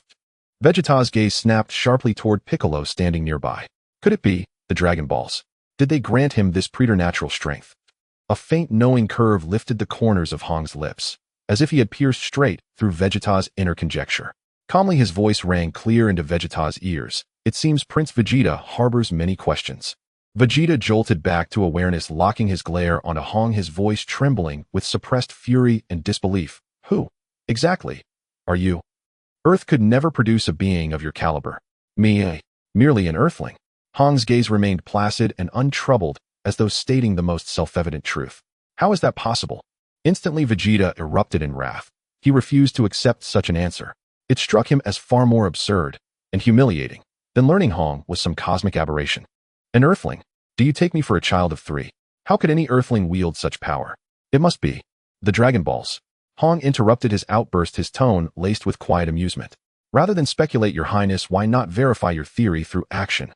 Hong's gaze swept over Vegeta, then lingered upon Goku and the others behind him, whose fighting spirits blazed fiercely. His voice, calm yet unyielding, carried absolute authority. Defeat us, and the Dragon Balls, along with every truth you seek, shall be yours. Defeat you? Vegeta laughed, a sound like shattering glass, then surged with incandescent rage. He, Prince of the Saiyans, the universe's mightiest warrior race. Was he now reduced to mere whetstone, a tool for these insects to test their pathetic cultivation progress? First Nappa had been humiliated, used as a punching bag. Now it was his turn. An unspeakable disgrace. A naked, brutal affront to Saiyan dignity. Fool. Never underestimate a Saiyan. Vegeta's fury finally shattered all restraint. His aura exploded skyward in a torrent of raw, violent energy. Come at me together, insects. Today I, Prince Vegeta, shall crush you utterly and teach you the true meaning of despair. Hong, let me do it. Let me fight him. Goku could no longer contain himself. Flames of battle burned fiercely in his eyes as he urgently called out to Hong. Watching Nappa's earlier battle had long stoked his impatience. The Saiyan blood's innate yearning for formidable opponents eclipsed all rational fear of Vegeta's terrifying might. Hong glanced briefly at Goku, whose fighting spirits surged like wildfire, then at the seething Vegeta. With a slight nod, he drifted soundlessly backward. Very well, Goku. Ha ha ha. Vegeta, bring it on. Granted permission, Goku roared with exhilaration. Activating the X2 Kaioken, he became a streak of crimson light, blazing forward with unstoppable momentum, launching headlong at Vegeta. Kakarot, you low-class warrior, dare you challenge me? Vegeta sneered, his face twisted with utter contempt and disdain as Goku charged. With a casual flick of his wrist, he hurled a massive energy wave, like a whip, straight at Goku. Boom. Goku twisted aside with lightning reflexes as the blast detonated behind him, carving a colossal crater into the earth. Unslowed, he closed the distance in an instant, his fist wreathed in searing crimson aura aimed squarely at Vegeta's face. Vegeta snorted coldly and met the blow with his own fist. He would crush this arrogant, ignorant warrior beneath the sheer, overwhelming weight of his power. Thud, thud, thud, thud. Their forms clashed violently across the barren wasteland. Each impact thundered with deafening force and unleashed torrents of concussive energy. So swift were they that Krillin and the others could barely track them, catching only blurred afterimages. As the stalemate dragged on, and he found himself pushed to such extremes by a low-class warrior, Vegeta's inner savagery and sense of shame erupted uncontrollably. His fury reached its zenith. Damn you, you leave me no choice. Vegeta leapt backward, putting distance between them, and grinned, a wild, grotesque grin. Kakarot, and you wretched insects. Behold the true power of the Saiyans. He thrust his hand skyward, a pulsating eerie energy sphere soared upward, radiating unnatural light. Ha ha ha, despair insects. Be reduced to dust beneath the great Simon's might. No, that's the artificial moon. Piccolo's pupils contracted sharply as he cried out in alarm. His attunement to nature had sensed the ominous surge. What a... Krillin, Yamcha, and the others paled instantly. They knew full well the horror of the Saiyan Great Simon transformation. Light spread outward, and a primordial heart-stopping aura of savage power began to permeate the air. Vegeta felt his blood ignite, his tail twitching with eager anticipation as he awaited the cataclysmic surge of power and the monstrous growth it heralded. Yet 10 seconds passed, 30 seconds passed. The light in the sky persisted, but Vegeta's expected surge of power, his body's swelling expansion, did not occur. He remained motionless, unchanged in stature or form. Only his tail continued its involuntary absurd swaying.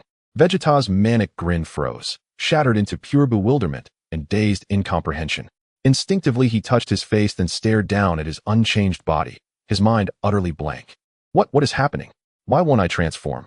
He jerked his head skyward toward the artificial moon, its light still radiating, but it somehow felt different. Impossible.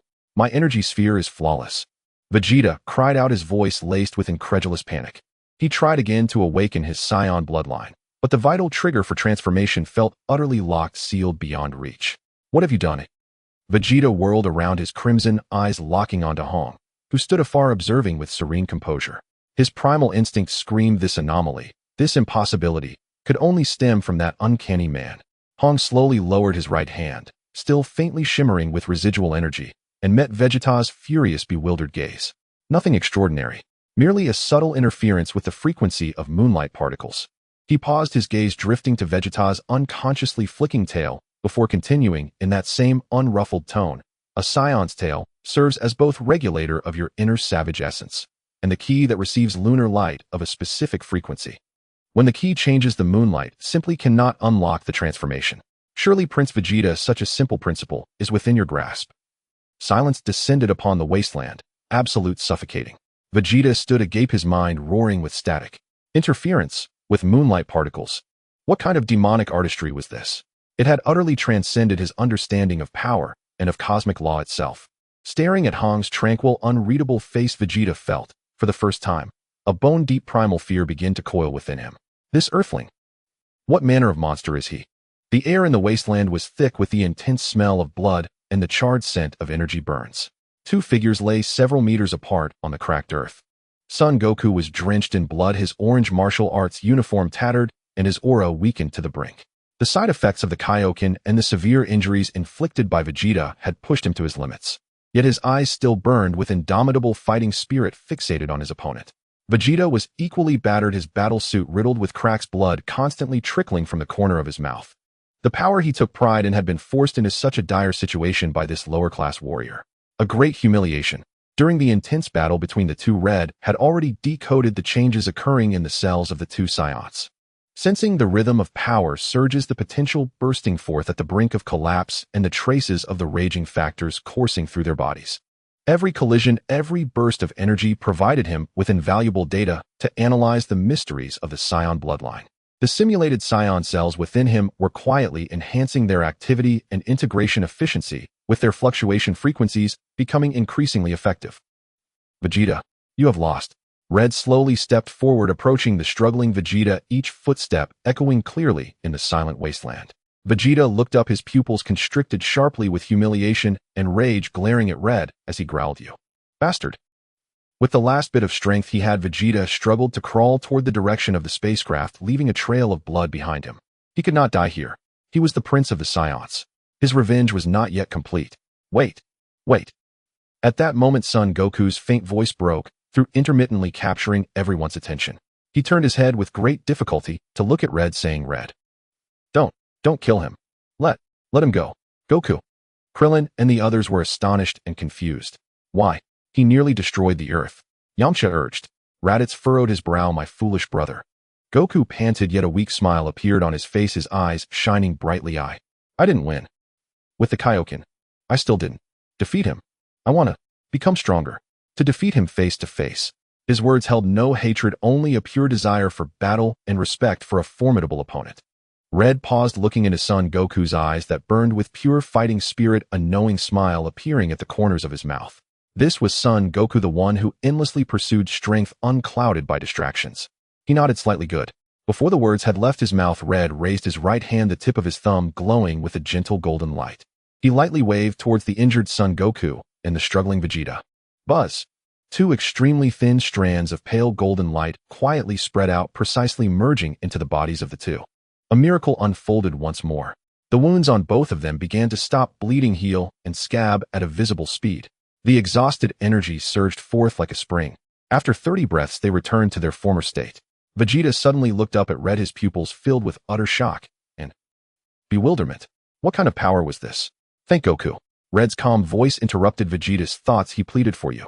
Red's gaze fell upon Vegeta. Since Goku says he did not win, the condition I promised you earlier can be fulfilled. Vegeta's breath became heavy in an instant, his eyes bursting with ecstatic light. The Dragon Balls. Eternal life. Invincible power. He finally. However, Red's voice held a hint of playful mockery. What wish do you want? To become stronger? Or eternal life? He watched the burning desire in Vegeta's eyes, gently shaking his head, his tone imbued with an all-seeing calmness. Don't be too naive. No matter how miraculous the Dragon Balls may be, they cannot exceed the limits of their creator's abilities. Otherwise, how could the Earth with the Dragon Balls be treated by you as a garbage planet? Vegeta's ecstatic expression instantly froze as if doused with cold water. He stared fiercely at Red. Then what about you? You are clearly a human from Earth. How could you possibly possess such power? This is impossible for the Dragon Balls to achieve. Who exactly are you? Uncle can transform into a Super Saiyan. A tender, clear voice innocently chimed in. Little Gohan looked up at Vegeta with his clear big eyes, as if stating something utterly ordinary. Boom. This statement struck Vegeta's mind like a thunderclap. What? Vegeta was stunned, his body shaking violently. His pupils expanded to their limits, staring intensely at Gohan, then abruptly turning to Red. Super Saiyan. Impossible. Absolutely impossible. The Saiyans left in the entire universe are only a few of us. How could you possibly be one? In his mind, the ancient legends of planet Vegeta surged forth, tales of the legendary warrior with world-destroying power who appeared once every 1,000 years. It is true. Gohan seemed startled by Vegeta's reaction, pouting his lips, arguing with defiance. Vegeta was utterly stunned, his mind blank. KO. Red met Vegeta's gaze, which was mingled with shocked doubt and a frenzied thirst for knowledge, and began speaking slowly. I am indeed human from Earth. He continued as he watched the intense denial rising in Vegeta's eyes. However, to put it another way, within me I possess the cells of a Saiyan. Vegeta's breath instantly halted, his mind once again buzzing. Possessing Saiyan cells. A human fused with Saiyan cells. This. Just as Vegeta was shocked beyond measure, desperately wanting to know the answer, Red stopped explaining. He gently closed his eyes. Buzz. An indescribable tremor emanated from within him. A gentle and vast pale red halo suddenly lit up, quickly replaced by a more dazzling and pure golden light. Boom. An overwhelming sense of power, far more terrifying, noble, and violent than any moment before, erupted violently. The golden aura surged upwards like the blazing sun from Red's body. When Red opened his eyes again, his once black short hair had transformed into explosive golden hair. His green eyes calmly gazed ahead, containing an indescribable pressure. Super Saiyan. Vegeta was completely paralyzed in place, as if turned to stone. His mouth agape, his pupils dilated to their limits. He stared blankly at the figure bathed in golden flame. That posture, that aura. Shock, ecstasy, jealousy, reluctance, and boundless desire instantly drowned Vegeta. How is this possible? How did you do it? Tell me. Vegeta's voice rose sharply, carrying a nearly insane scream. Completely losing the calm and pride of a prince, Red slowly retracted his golden aura, returning to his black-haired appearance, calmly looking at the frenzied Vegeta. The power of a Super Saiyan comes from anger, but it also requires a peaceful heart. A peaceful heart. Vegeta was stunned, as if hearing the most contradictory phrase. Anger and peace. How could they possibly coexist? Vegeta. At that moment, a weak and hoarse voice rang out. A pale-faced Nappa clutching his arm filled with panic said, I just received an emergency assembly order from Frieza's army. Frieza, he is personally leading the fleet targeting Namek. Frieza in Namek. And the sudden revelation left everyone stunned and uncertain, their gazes instantly converging on Piccolo. As if mocking their bewilderment, Vegeta recounted the cosmic tyrant Frieza's atrocities, especially the utter annihilation of planet Vegeta. His voice brimmed with seething hatred. And what? And Piccolo recoiled as though struck by lightning. Namek, the sacred origin of his bloodline, the homeland he had never set foot upon yet yearned for in his deepest dreams. Had that race-eradicating demon descended upon Namek? In Piccolo whirled toward Master Hong, eyes blazing with unprecedented urgency and entreaty. Master Krillin, Yamcha, and the others wore grim, solemn expressions. In that world was not only Piccolo's ancestral home, it was also the sacred cradle of the guardian deity. Piccolo, we're going with you. A shared flame of righteous fury ignited in every pair of eyes. And especially Son Goku, hearing of an enemy stronger than Vegeta, his fighting spirit surged, his face alight with irrepressible eagerness. Hold your ground. Master Hong's voice remained calm and measured as he turned to Vegeta. Vegeta, how long will it take Frieza's fleet to reach Namek? At least 1 month. The absolute minimum, Vegeta replied, arms crossed, his regal arrogance reasserted. 1 month. Na sliver of tension eased from Piccolo's nerves, but his desperate urgency remained undiminished. Master Hong gave a slight nod, then asked, and from Earth, how long would it take your Saiyan spacecraft to reach Namek? 6 days. Vegeta declared bluntly, pride barely veiled. That means we have at most 24 days. 24 days, sufficient. Na flash of sharp resolve gleamed in Master Hong's eyes. If Goku could attain a battle power of 600 during his 6-day journey to Namek, then 24 days would indeed be more than enough. He addressed the group. I have already entrusted Dr. Bulma to construct a gravity training chamber at Mount Pozu. The baseline settings are 50 and 100 times Earth's gravity, and even higher intensities are available. There, in that chamber, lies our primary battlefield for these 24 days. And the announcement electrified the group. A gravity chamber. 10-fold gravity on King Kai's planet had transformed them utterly. 50-fold. 100-fold. What unimaginable leaps in cultivation efficiency would such extremes yield? And foolish optimism. And Vegeta's icy voice shattered the rising fervor. His gaze swept over them, laced with undisguised scorn. You truly believe 24 days can prepare you to stand against Frieza's legion? You narrow-minded frogs have no conception of its true terror.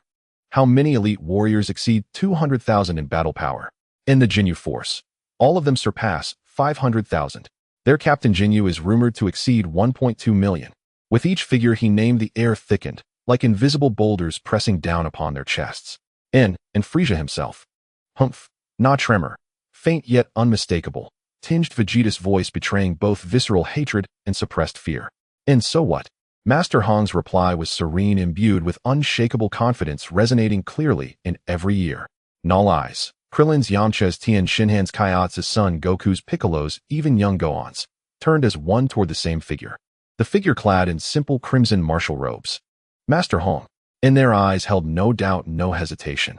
Only unwavering, almost blind faith. Non-King Kai's planet 1 year had forged them anew.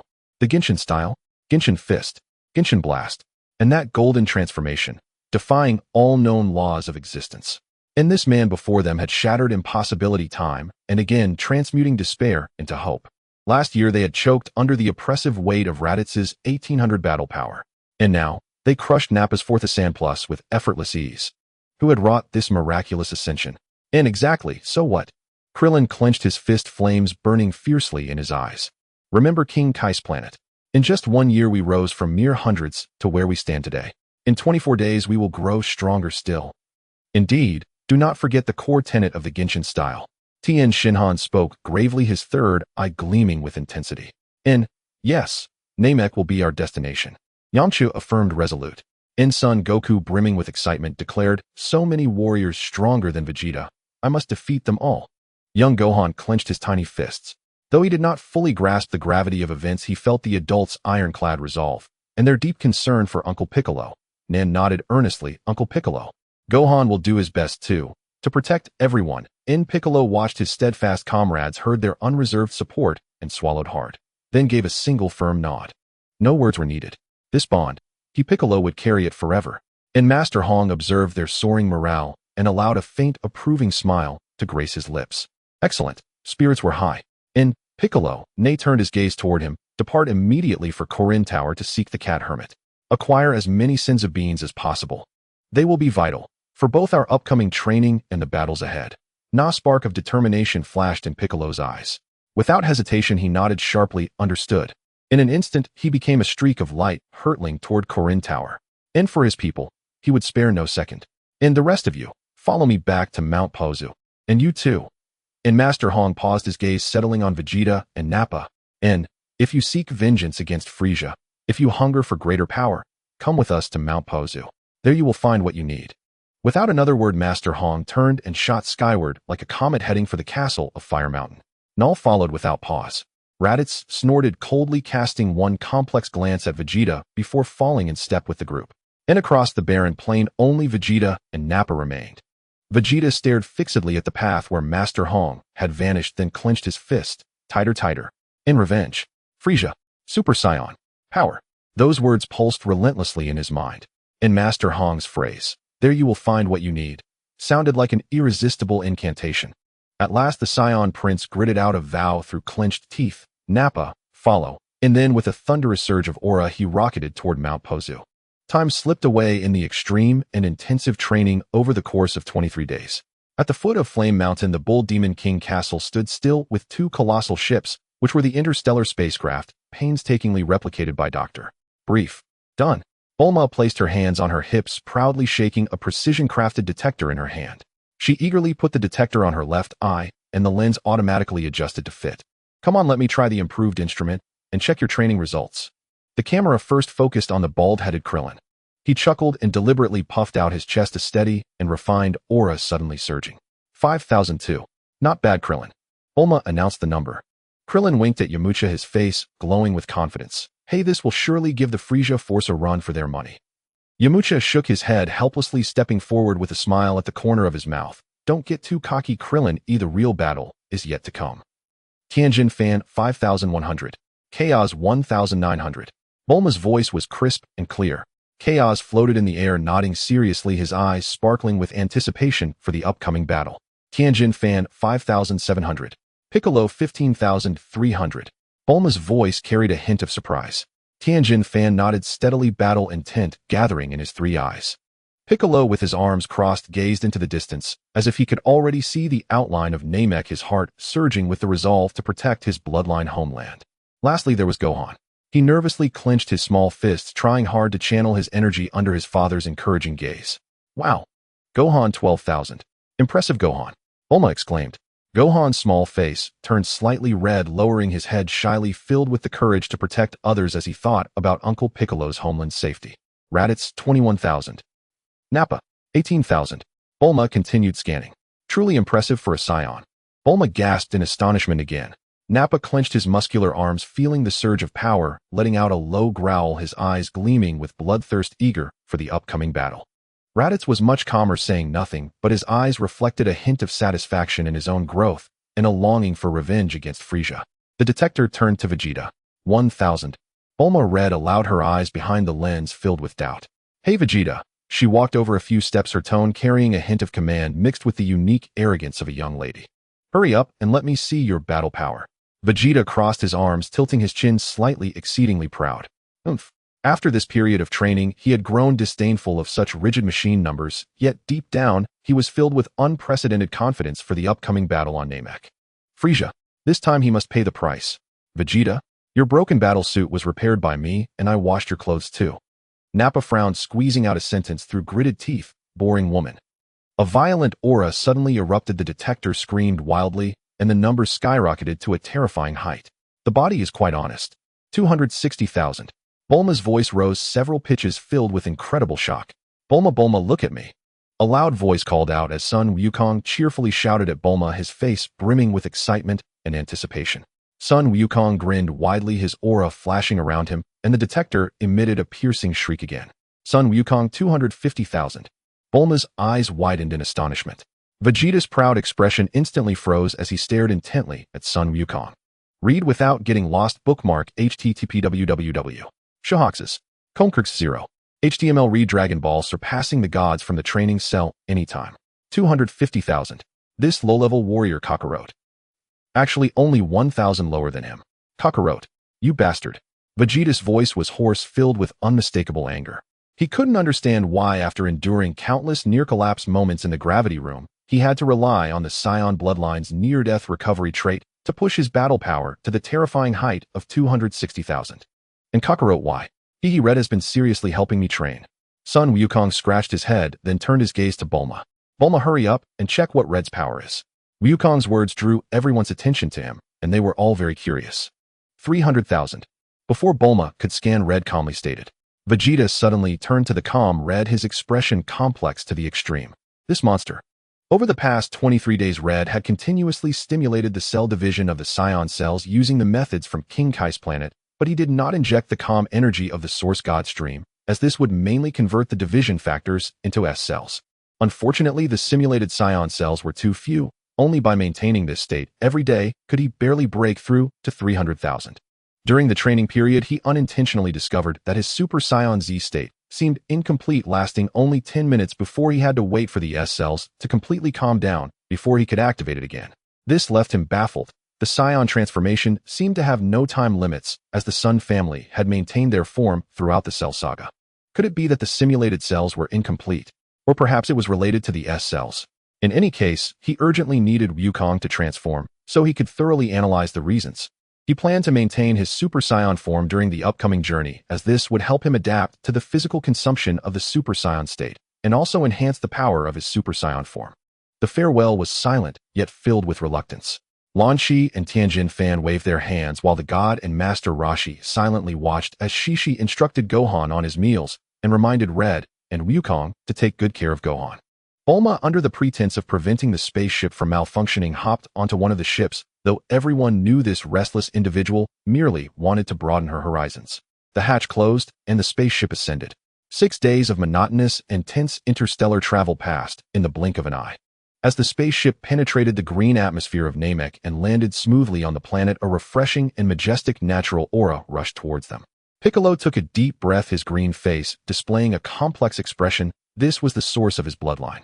The hatch opened, and everyone stepped onto this unfamiliar land. The air was filled with tranquility, and the shadow of the Frieza force had yet to loom over them. Red surveyed the group and said solemnly, "Time is of the essence. We have forced ourselves to the limit.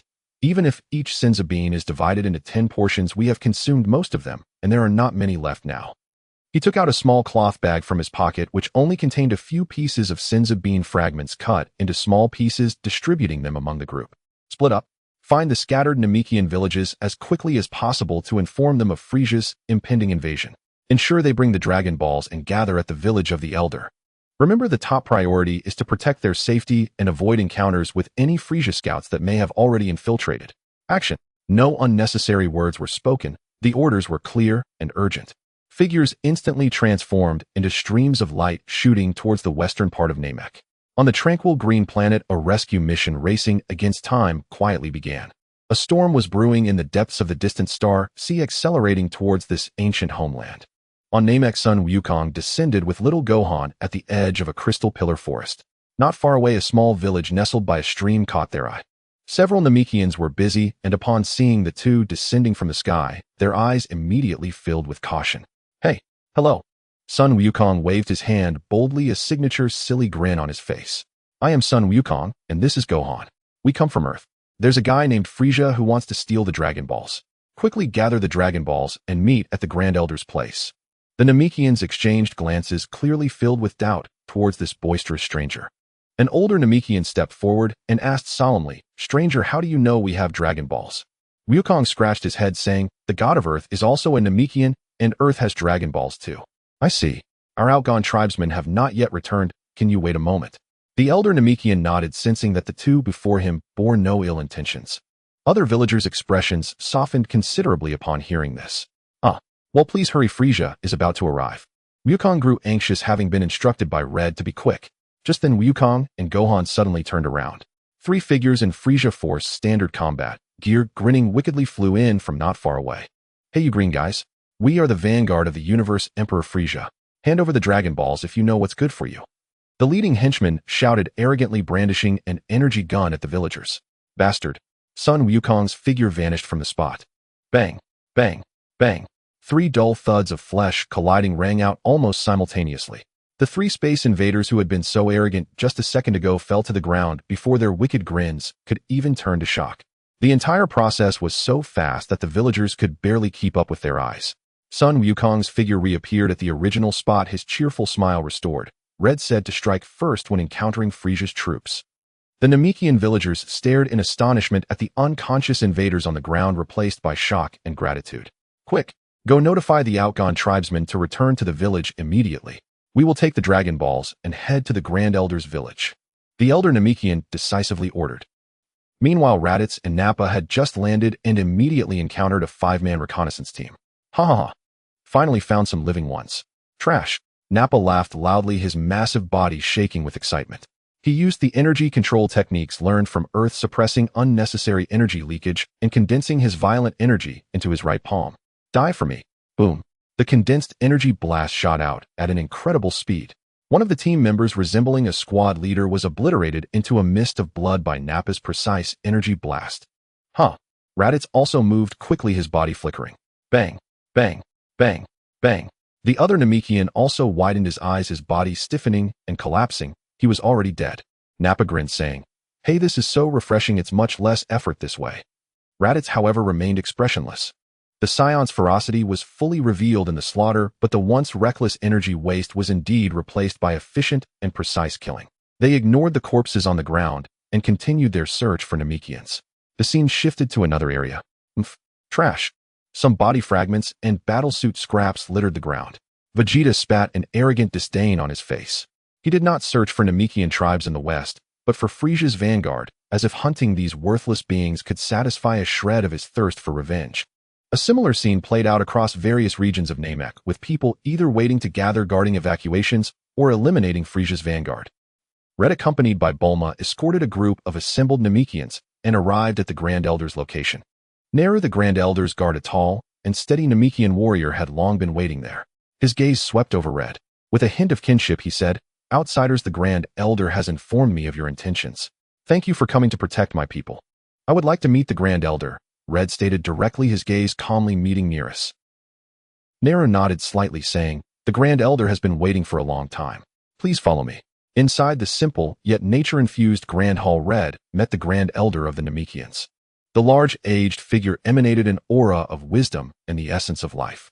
Without words, a powerful mental resonance was instantly established between Red and the Grand Elder.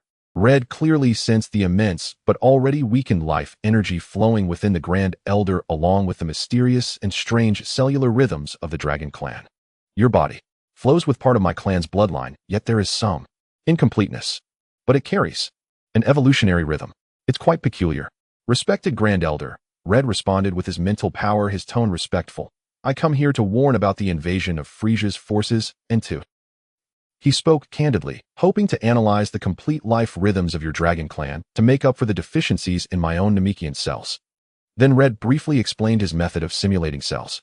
The Grand Elder was silent for a moment, and a vast mental force enveloped Red, as if examining the depths of his soul. After a moment, a frail voice carried a sense of understanding and entrustment. "I see your heart, your path. Unprecedented. Full of possibilities. You can sense the rhythms of my Dragon Clan, but remember..." The Grand Elder's mental fluctuations became serious. "The abilities of my Dragon Clan involve many rules. The core is causality. The simplest manifestation is the Dragon Balls. Wishes are the cause, granting is the effect. The strength of my Dragon Clan lies in comprehending the principles of all things.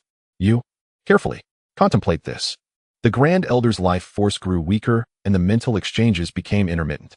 Red bowed deeply to the Grand Elder and then extended his mental power towards him. The Dragon Clan cells within the Grand Elder radiated a peaceful, strange wave.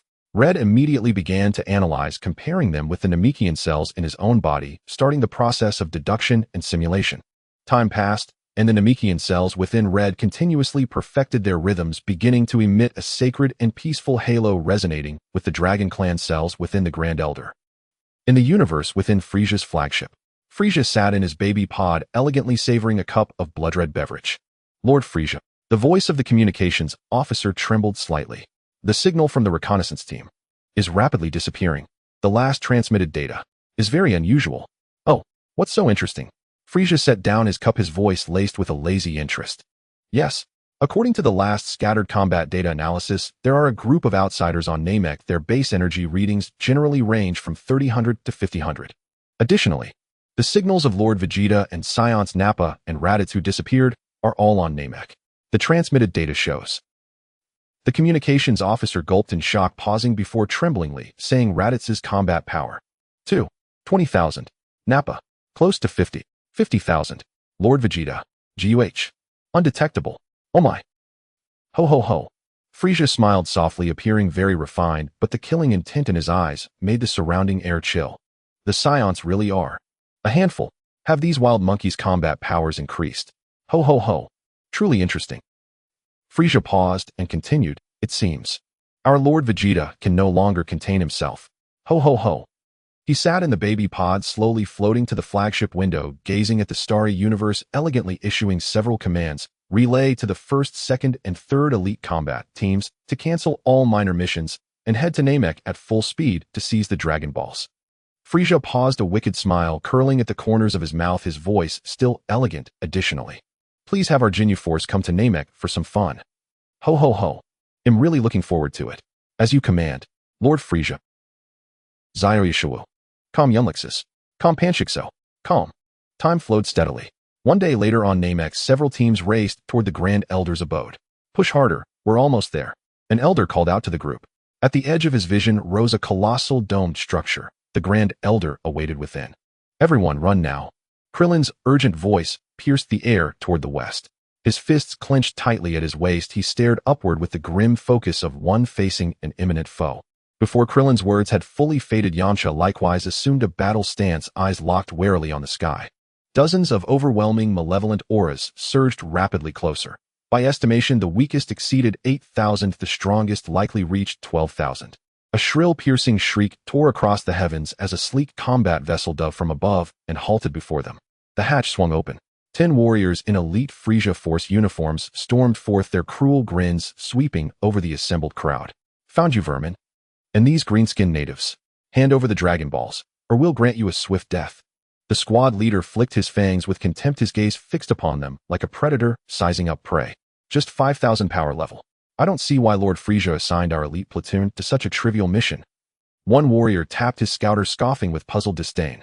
Isn't watching vermin writhe in their final moments rather entertaining? Huh, you're absolutely right. Their feeble struggles and desperate cries are the sweetest music of all. This unit was the elite platoon dispatched under direct orders. Frieza's ace strike team, specially trained for rapid reinforcement. Their ship, unmatched in speed, had traversed the void and arrived on Namek in less than a day. Everyone go. Leave this to us. Krillin's roar cracked like thunder. Sweat beaded on his brow, yet his eyes held no fear, only blazing unquenchable battle fervor. You insolent fools, dare you underestimate us? Yamcha bellowed. A faint crimson aura erupted around him as he activated the Source God Fist. Though the enemy was formidable, they were not invincible. Amplified by 1.5x through the Source God Fist, his combat power surged to 7650, who combined with peerless ki control, he could unleash over 1100 in raw output. Source God Fist, activate. Krillin roared in unison, his power instantly spiking to 7800. Foolish feudal resistance. The squad leader sneered coldly. Even with their boosted numbers, his disdain remained undiminished. For 2 warriors barely scraping 8,000, such defiance was laughable. He gestured sharply. 2 soldiers veered past Krillin and Yamcha, charging toward the Namekians. Halt, you wretches. Your foes stand here. Krillin and Yamcha erupted in fury, lunging after the pair, but their assault was intercepted by the remaining warriors. Look how frantic these bugs are. Ha. Source God Keyblade. Krillin raised a single hand high, or a razor-sharp, rotating ring of condensed energy flared into existence and shot forth instantly. The disc screamed as it sliced through the air, then cleaved cleanly through one elite warrior who failed to evade. His body split in 2, shock frozen upon his face. What a... you bastard. Another elite warrior snarled, firing a blast of energy at Krillin. Krillin evaded like a phantom, then struck with surgical precision, driving his palm edge into the warrior's elbow joint where ki flowed. A sickening crack echoed, bones shattered. The warrior staggered back, howling in agony. Channel ki, Source God Blast. Yamcha's fingers danced, a sphere of radiant white energy held forward. One elite warrior attempting to flank Krillin found himself locked onto by the sentient blast. It pursued relentlessly no matter how he twisted or dodged. Enraged and humiliated, he crossed his arms over his chest, bracing to absorb the impact. No thunderous explosion followed, only a muffled hollow pop. Then in a flash of light the warrior collapsed rigid, a desiccated husk utterly lifeless. The Source God Blast's devastating effect against malignancy was laid bare in an instant. It incinerated both his evil aura and vital essence. Unforgivable scum. Kill them all together. The elite commander watched 2 of his men fall, and shame ignited into blinding rage. Behind Krillin and Yamcha, the 2 elite warriors who'd slipped past them were already grinning savagely, poised to strike the Namekian villagers, when 2 ki blasts streaked from afar and struck with flawless accuracy. Boom, boom. Smoke and dust billowed. 2 alien bodies reduced to ash. All of you, return to the Grand Elder. I'll aid our other kin. A calm voice resonated, not lingering but surging forward like a comet, trailing incandescent aura racing straight toward Krillin and Yamcha. That figure was Nail, the Grand Elder's most trusted guardian. Sensing the elite squad's arrival, he had immediately set out to reinforce Krillin and Yamcha. Elsewhere, Tien Shin'en's third eye blazed with sharp light, his stance immovable as a mountain. Kaiatsu, disrupt them. Yes. Kaiatsu hovered slightly higher, his small face taut with concentration. Invisible waves of psychic force rippled outward like gossamer webs. The elite commander, who had just begun to circle for a stealthy lunge at the Dragon Balls, jolted to a halt, his movements grinding to sluggish inertia. Now, Source God Kikaho. Seizing the fleeting opening, Tien Shinhan thrust both palms forward. A searing, ultra-condensed beam of blinding white light blasted toward the stunned commander. The commander, though startled, did not falter. An old battlefield veteran, his composure unshaken. Instinct drove him to cross his arms before his chest and endure the blow heated. Crockham. The beam detonated. The commander reeled backward, arms numb, his armor scorched black. He was unharmed, but undeniably humiliated. His vaunted combat power of 12,000, overwhelmed by a mere 7,000 Earthling. An intolerable disgrace. Wretched vermin. Even his ironclad discipline cracked, rage boiling over as he prepared to unleash his full might. Ruhr, get out of my way. A deafening thunderous roar split the air. Raditz and Nappa crashed into the fray like 2 rampaging beasts bursting in from another direction. Raditz's gaze was glacial, his movements lightning swift, targeting only rank-and-file elites. One punch, just one, caved in the chest of a 10th Sand Power warrior, sending him flying backward in a spray of blood clearly beyond saving. Nappa was sheer devastation incarnate, his massive frame moving with shocking unnatural speed. Each swing of his fist stirred violent gusts of ki. 2 elites attempting to combine forces against him didn't even have time to scream. Before their eyes, concentrated fist energy obliterated them into twin bursts of crimson mist. Absolute merciless annihilation. Ha ha ha. Pathetic. Utterly pathetic. But what a rush. The Saiyans' primal ferocity blazed forth. Yet their slaughter was no longer reckless or wasteful, it was precise, efficient, lethally refined. Raditz and Nappa had arrived nearby with another group of Namekians. Sensing the battle's fierce ki signatures, they'd charged straight in. Every Frieza Force elite they'd encountered en route now fertilized the soil of Namek. Jiangchen slowly opened his eyes, sensing the spiritual energy circulating within his body as a glint of sharp light flashed across his gaze. In his past life, he was the supreme powerhouse of the Tianwu continent, yet he perished from the treacherous schemes of the very master he trusted most. The scene shifts back. Krillin and Yamcha barely survive the relentless assault of the remaining 6 elite fighters. The radiant glow of the Source God fist flickers erratically amid a dense barrage of energy blasts. Insects, how long do you think you can hold out? The elite captain sneered, gathering a colossal sphere of destructive energy, its malevolent aura locking onto Yamcha. At that critical moment, a flash of emerald green tore through space like lightning, crashing into the battlefield with thunderous force. It was Nail. Those who harm my kin shall die. Nail's voice exploded like rolling thunder. Without even glancing at the massive energy sphere about to detonate, he casually struck outward, palm aimed squarely at Captain Alpha. Boom. A torrent of overwhelming energy instantly consumed the elite captain and the unfinished sphere in his grasp. There was no explosion, only the eerie, absolute silence of annihilation. The captain and the 5 elite warriors surrounding him vaporized in an instant. All that remained was a deep, scorched trench stretching far into the distance, its walls wreathed in faint, rising smoke. Wow, what? The sole surviving elite fighter froze in sheer terror, paralyzed by shock. Now this is our chance. Kamehameha. Krillin and Yamcha roared in unison, eyes blazing with fierce light. Their palms drew sharply to their waists, then thrust forward with explosive force. Whoosh, whoosh. Two searing beams of energy engulfed the last warrior. When the light faded, only drifting ash remained suspended in the air. Nail's gaze swept sharply toward a distant region where energy fluctuations raged with unnatural violence and chaos. Their malevolence hung thick and palpable. Two savage auras, each surging near 12,000, clashed with terrifying ferocity. Foreign warriors, please safeguard my people. I must go aid the others. Nail spoke swiftly, voice calm and resolute, then vanished in a streak of emerald light. Leave it to us. Be careful. Krillin and Yamcha shouted after his retreating form. Exhausted after releasing the Source God Fist, the two realized they were too drained to be of meaningful help now. They hastened instead toward the Elder's location to protect the gathered Namekians. Moreover, the Namekian they had just met bore a striking resemblance to Piccolo, yet radiated far greater power. His words carried unquestionable authority. Elsewhere, Nail sped toward the distant battlefield. There Piccolo stood alone, his emerald cloak snapping violently in the turbulent gales. Before him, two full squads of Frieza's elite warriors converged like an impenetrable wall. Oomph, green-skinned insect. With such a pitiful power level, you dare stand in our way. The captain on the left scoffed, tapping his scouter. The reading froze at 15,000. Truly laughable folly. Surrender the Dragon Balls, and we'll grant you a swift, painless death. Enough talk, snarled the captain on the right, waving his hand. Tear him apart. Lord Frieza awaits the Dragon Balls. One elite warrior lunged without hesitation, his silhouette blurring into a phantom as he launched a claw strike charged with nearly 10,000 battle power aimed straight at Piccolo's heart. Simultaneously, several others unleashed a synchronized volley of energy blasts, sealing off every possible escape route. TCH.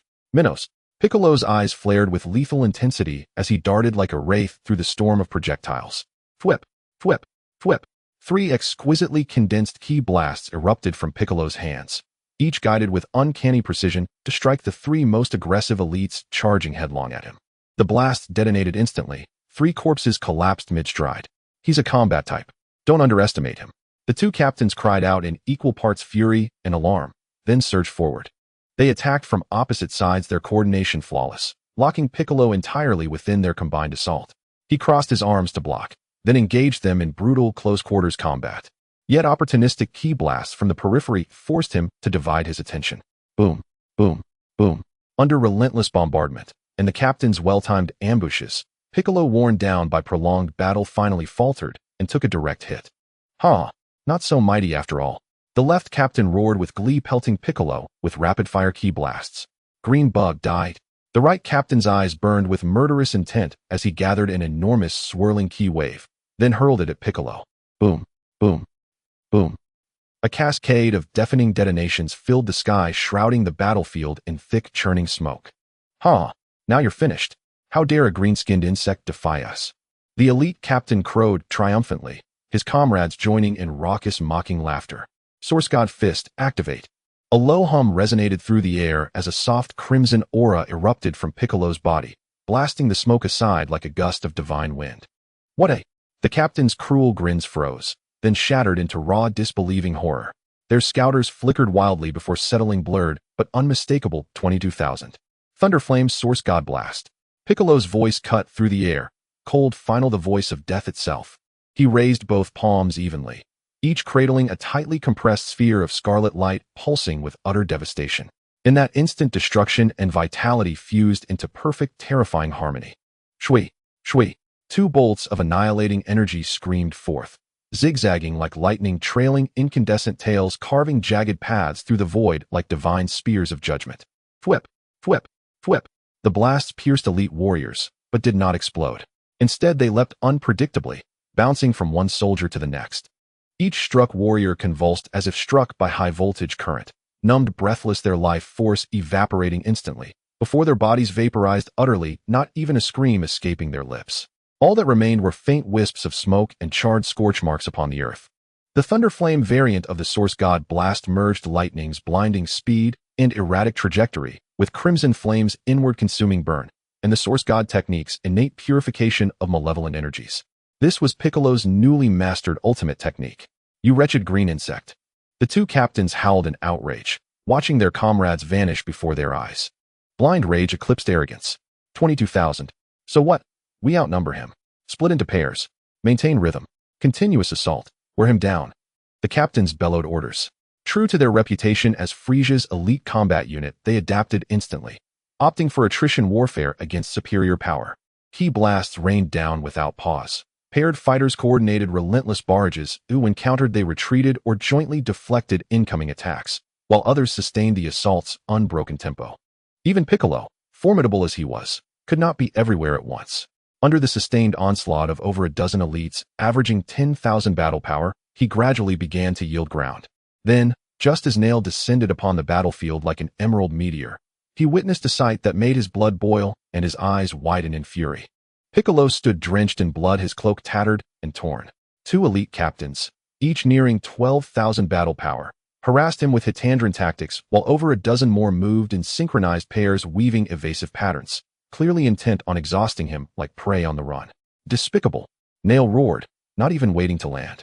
Still airborne, he thrust both palms forward as though pushing mountains into the sea. Hiya! A deafening roar echoed, followed by two colossal torrents of energy infused with the primordial fury of Namekian life force slamming into the encircling enemy ranks. Thwip! Thwip! Three elites directly in the path disintegrated without cry, reduced instantly to dust.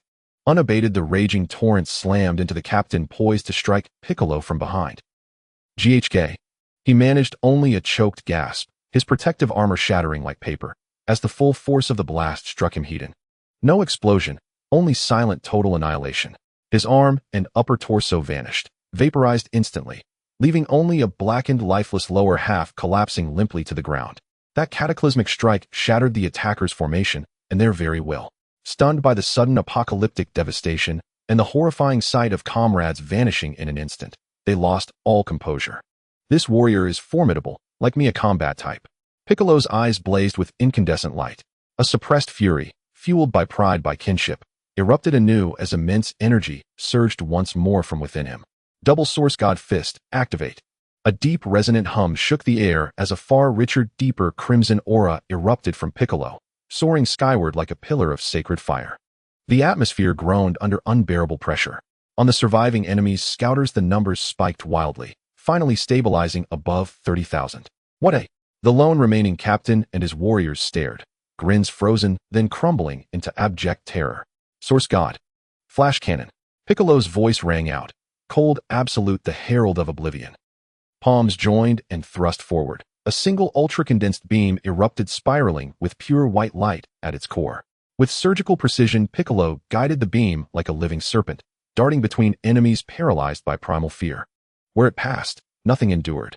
Elite warriors and their battle armor alike dissolved into vapor, leaving only fleeting wisps of smoke vanishing into the air. The last captain watched wide-eyed as the death beam expanded within his pupils, his face contorting into a final agonized shriek. No. The scream died mid-breath. The beam pierced his skull, carrying away his final terror, his arrogance, his very existence, scattering them as cosmic dust. Amid drifting smoke and settling ash stood only Piccolo, gasping heavily, and Nail, calm, immovable as a mountain. Two combat-type Namekians gazed at one another in profound, wordless recognition, mutual respect burning fiercely in their eyes.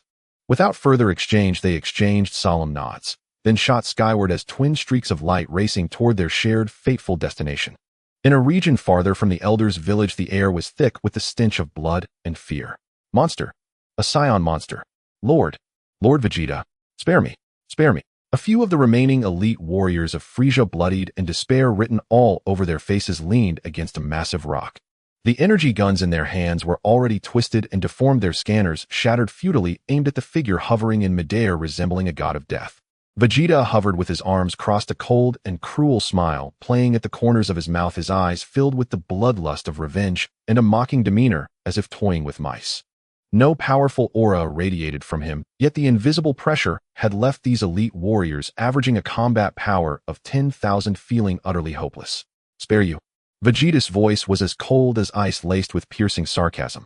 Did you ever think of sparing others when you slaughtered planets? All of Frieza's lackeys deserve to die. He slowly raised his right hand, without even curling a finger, simply flicking his wrist towards the warrior who had shouted the loudest. Puff! A blood hole the size of a finger instantly appeared in the warrior's forehead, and the back of his head exploded in a grotesque mixture.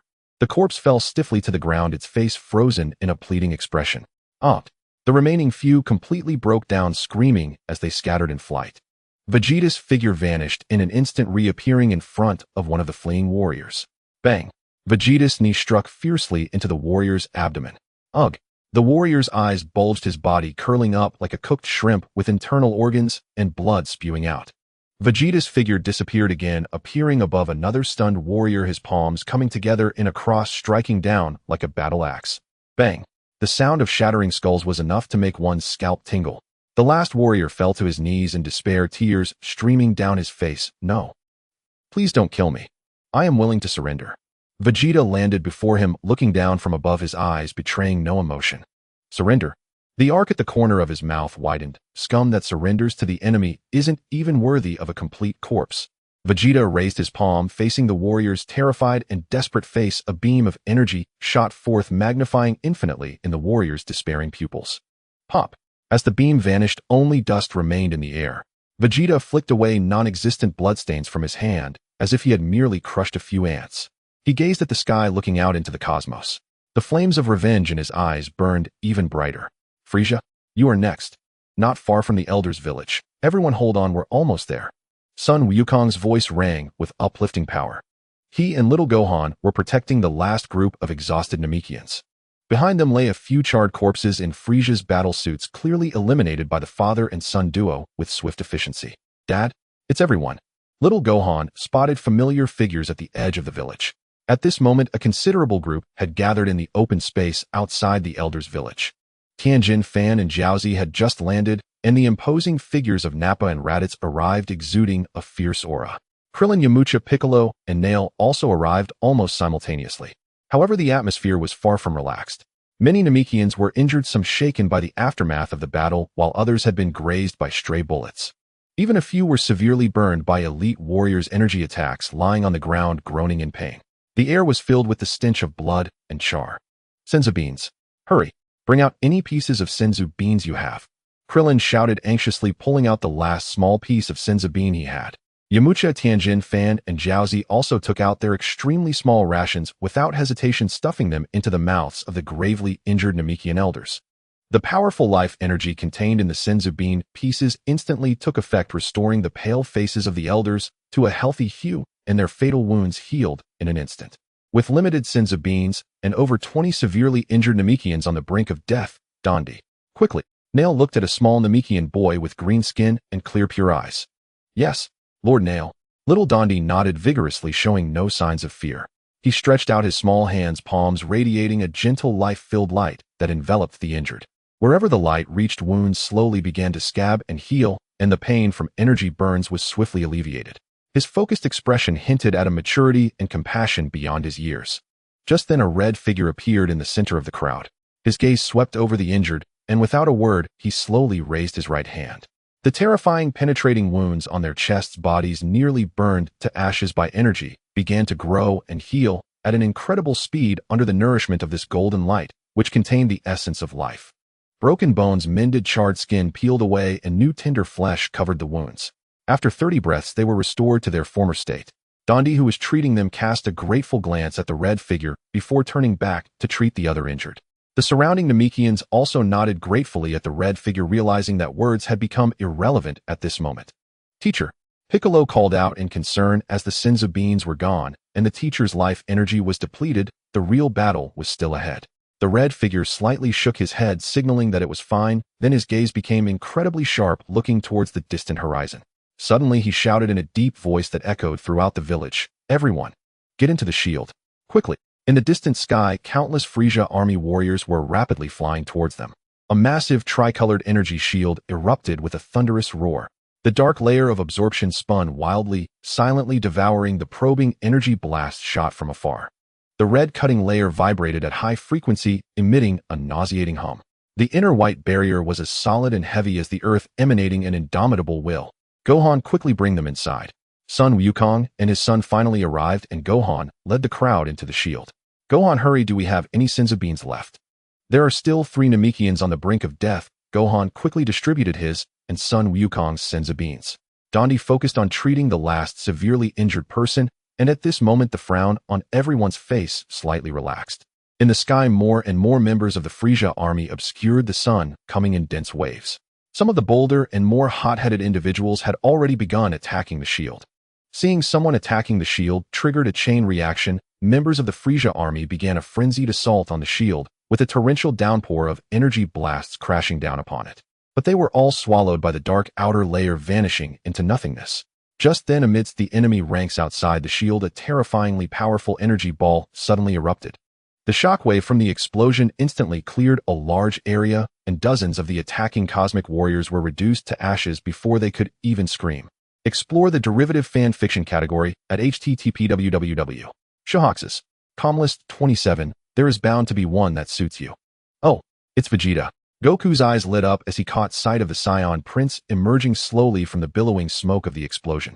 Vegeta hovered above the epicenter of the blast, radiating an icy, bone-chilling aura of slaughter, like a demonic sovereign descending upon his foes. Wherever he passed, corpses littered the ground. Vegeta, I'm coming to help. Goku, no longer able to contain the surging battle lust within his chest, roared with exhilaration. His aura erupted in a blazing orange torrent as he shot forward like a comet, streaking straight toward the enemy ranks near Vegeta. Let's go, we're in this too. Krillin's blood surged hot at the sight. We can't let Goku and Vegeta steal all the glory. Yamcha charged right behind him. Kaiatsu, we move now. Tien Shinhan's 3 eyes blazed with incandescent light. Annihilate Frieza's lackeys. Raditz and Nappa, long-simmering hatred boiling over, howled as they hurled themselves into the fray. Piccolo cast a fierce, battle-hungry glance at Nail, then barked a low command, his form instantly dissolving into a streak of light. Nail, refusing to be outdone, surged after him without hesitation. Above them, the sky thundered with the dull thuds of clashing fists, the deafening detonations of ki blasts, furious roars, and the final guttural shrieks of the dying, all merging into one chaotic symphony of war. In the heavens, multicolored energy spheres flickered like neon lights in a nightclub. Their explosions burst like New Year fireworks, brilliant, violent, and everywhere. A massacre had begun. A one-sided massacre. Especially Vegeta, Nappa, and Raditz. Like grim reapers, their figures blurred and elusive, each reappearance marked by surgical lethal precision. They no longer sought wide-scale devastation. Instead, they reveled in the visceral thrill of personal vengeance, piercing hearts, crushing throats, cruel, efficient, and utterly terrifying, shattering the morale of their enemies on the spot. Frieza's army collapsed entirely, stripped of its earlier arrogance, replaced instead by boundless terror and utter despair. Demons. They're demons. Run, run for your lives. No, don't kill me. I surrender. Please. Sobs and desperate screams erupted in a cacophony. They scattered like headless flies, only to be obliterated mid-flight by pinpoint-accurate ki blasts, reduced instantly to stardust. Any will to fight crumbled beneath the sheer, overwhelming disparity of power. The battlefield reeked of blood-charred flesh and suffocating despair. Inside the barrier, Red's spiritual awareness sank deep into Den's cellular rhythm, meticulously analyzing, extrapolating. Den's Namekian cells pulsed with unique frequency-specific waves, each cell emitting a distinct oscillation like countless cryptic glyphs composing a vast living equation. Red realized with sudden clarity that Den's healing ability itself was woven from countless such glyphs, a causal code of restoration. Yet now was no time to trace origins or dissect principles. Red's consciousness greedily replicated the rhythmic patterns of Den's Namekian cells, focused solely on simulation. Moments later, with one hand sustaining the barrier's energy, Red extended the other, its palm glowing with a gentle golden luminescence that enveloped the wounded. This is impossible, gasped a Namekian elder. By the dragon god. He commands the light of life. Another elder's voice trembled. Den himself stood frozen, mouth slightly agape. His sacred dragon bestowed healing power, the very symbol of his lineage, mastered so effortlessly by an outsider. Do not be astonished, my children. He carries fragments of our blood. Though incomplete, his body resonates with evolutionary rhythm. Believe that one day he shall lead our people back to the primordial glory of our ancestors. The elder's frail, halting voice echoed directly into every Namekian mind. All doubt and bewilderment dissolved instantly, replaced by awe and profound reverence. Their gaze upon Red shifted from gratitude and trust to deep veneration, and a visceral, blood-deep sense of kinship. He was the hope foretold by the elder, the one destined to restore Namek's lost splendor. Outside the barrier, when the last of Frieza's soldiers crumpled lifelessly, his skull pierced by Vegeta's distant fingertip, the battlefield plunged into absolute silence. Yet that silence lasted only a heartbeat. Buzz. An immense, frigid, malevolent presence flooded the entire planet of Namek. Oppressive beyond measure. Gravity itself seemed to weigh tenfold. Goku's smile vanished, replaced by unprecedented gravity, his aura instinctively retracted, as if bracing before an ancient apocalyptic foe. Vegeta's pupils contracted sharply. His entire body tensed to the breaking point, teeth grinding, sweat beading on his temples. Pure primal instinct, fear entwined with seething hatred. Nappa and Raditz froze where they stood, eyes wide with raw terror. Only now, having mastered key sensing and control, did these Saiyans truly grasp the monstrous scale of Frieza's power. Krillin, Yamcha, Ten, Shinhan, Kaiatsu, and Gohan turned deathly pale, struggling to draw breath, as if drowning in thin air. That key, it's unspeakably evil, like the abyss given form. Yamcha choked out between ragged breaths. So strong. Strong beyond reason. Tien Shinhan's 3 eyes widened in disbelief. How can such power even exist? A monster. Kaiatsu floated, trembling face drained of color. Young Gohan pressed his lips tight, his small frame quaking uncontrollably. Piccolo and the other Namekians felt a soul-deep chill, a wave of despair crashing over the fragile hope they'd just begun to nurture. Boom, boom, boom. As if answering that peak of dread, the sky tore open violently. A colossal Imperial flagship, shrieking with spatial distortion, hurtled down, then settled heavily onto the earth. As the vessel landed, 5 spherical pods slammed into the battlefield's center, trailing roaring contrails, sending plumes of dust and shockwaves spiraling skyward. Slowly the dust parted, revealing a grotesquely twisted Vilethud figure rising upright, arms flung wide in an absurdly theatrical bow, his face twisted into a cruel, mocking grin. He drew a deep, dramatic breath, puffed out his chest, and thrust both arms skyward with exaggerated flair. Gi. Nay. 2. Team. Another figure flexed his massive biceps into a bodybuilder's pose, snarling, Lickum the Great has arrived. Strength, that is art. Feel the aesthetic of muscle. Waha. A third figure planted his hands on his hips, leaned forward as if ready to sprint, the universe's fastest speed. Bardock reporting for duty. I'm red-blue. A fourth figure stood coldly, arms crossed, relatively composed, yet deadpanning. Bardock, your skin is blue, not red, and your entrance is far too noisy. The fifth simply stood motionless, solid, silent, breathing with a low, dull rhythm, nearly invisible amid the spectacle. The violet figure cleared his throat, then announced in an overblown, drawn-out cadence, Ho, ho, ho. Can you feel this peerless, overwhelming presence, pitiful mortals? We are the elite force, loyal to Lord Frieza, Emperor of the Cosmos. Invincible in battle, unstoppable in conquest. The ultimate fusion of elegance and power. With a sharp theatrical gesture, he pointed at his stiff, unsmiling teammates, voice soaring with fervent, almost manic zeal. Gi. Nay. 2. Team. Grand. Entrance. Entrance. Lickum bellowed in perfect sync, bulging his muscles once more. Entrance. Bardock murmured weakly, his stance wobbling slightly. Huff. In trance. Guldo mumbled blankly, drool dripping from his lip. Geese rolled his eyes, abandoning all pretense of expression. This extremely ostentatious and forceful, even somewhat clumsy entrance starkly contrasts with the grim and bloody atmosphere surrounding, as well as the suffocating imperial pressure felt just moments ago. The warriors inside and outside the barrier, whether it be the cold-hearted Vegeta, the passionate Goku, or the anxious Krillin and others, were all momentarily rendered speechless. The seriousness and fear on their faces had yet to fade when they were forced to twist into a mix of astonishment, bewilderment, and a comical sense of what the hell is this? By the 5 clowns before them. The tense atmosphere was instantly diluted by an indescribable absurdity. These guys, are they performing a circus act? Yamcha looked utterly bewildered. Even the tense little Gohan almost burst into laughter at the bizarre scene, quickly covering his mouth. Yet this brief, absurd sense of ease brought by the Ginyu Force shattered like a soap bubble. The massive Imperial flagship silently slid open, and a small baby carriage like the most noble throne elegantly floated towards them, forming a stark contrast to the rough entrance of the Ginyu Force. The silent Imperial pressure fell like a tangible weight. The slight absurdity that had arisen from the Ginyu Force evaporated instantly, and the air seemed to freeze, heavily pressing down on everyone's hearts. Behind that elegant demeanor lay an absolute power and coldness that could freeze one's soul. The baby carriage slowly descended in front of the Ginyu Force. Behind Frieza stood 3 figures, Guldo, Dodoria, and Zarbon. Frieza's gaze first fell upon Vegeta. He elegantly crossed his hands over the armrests of the carriage, his voice low, yet clearly penetrating the silent battlefield, carrying a tone of polite mockery. Oh my, oh my. Isn't this our esteemed Saiyan Prince, young Vegeta? Frieza's voice dripped with playful prolongation. What a delightful encounter. It seems you have been doing well on Earth. Your battle power has become quite impressive. He deliberately emphasized the word impressive with a sarcasm that was thick and palpable. Vegeta's face turned ashen, his forehead veins throbbing, his teeth grinding audibly. Frieza's condescending attitude, treating him as a plaything, was more humiliating than any direct insult. His tightly clenched fists turned white, the raging aura barely contained. Frieza, Vegeta's voice squeezed out between clenched teeth filled with deep-seated hatred. Put away your revolting pretense. You demon who destroyed planet Vegeta. Frieza let out a low and pleasant laugh as if hearing an amusing joke. Destruction? What a crude term, Prince Vegeta. I merely cleaned up a few disobedient, troublesome wild monkeys. The fireworks from the planet's explosion were quite beautiful, weren't they? He casually downplayed genocide as mere garbage cleanup.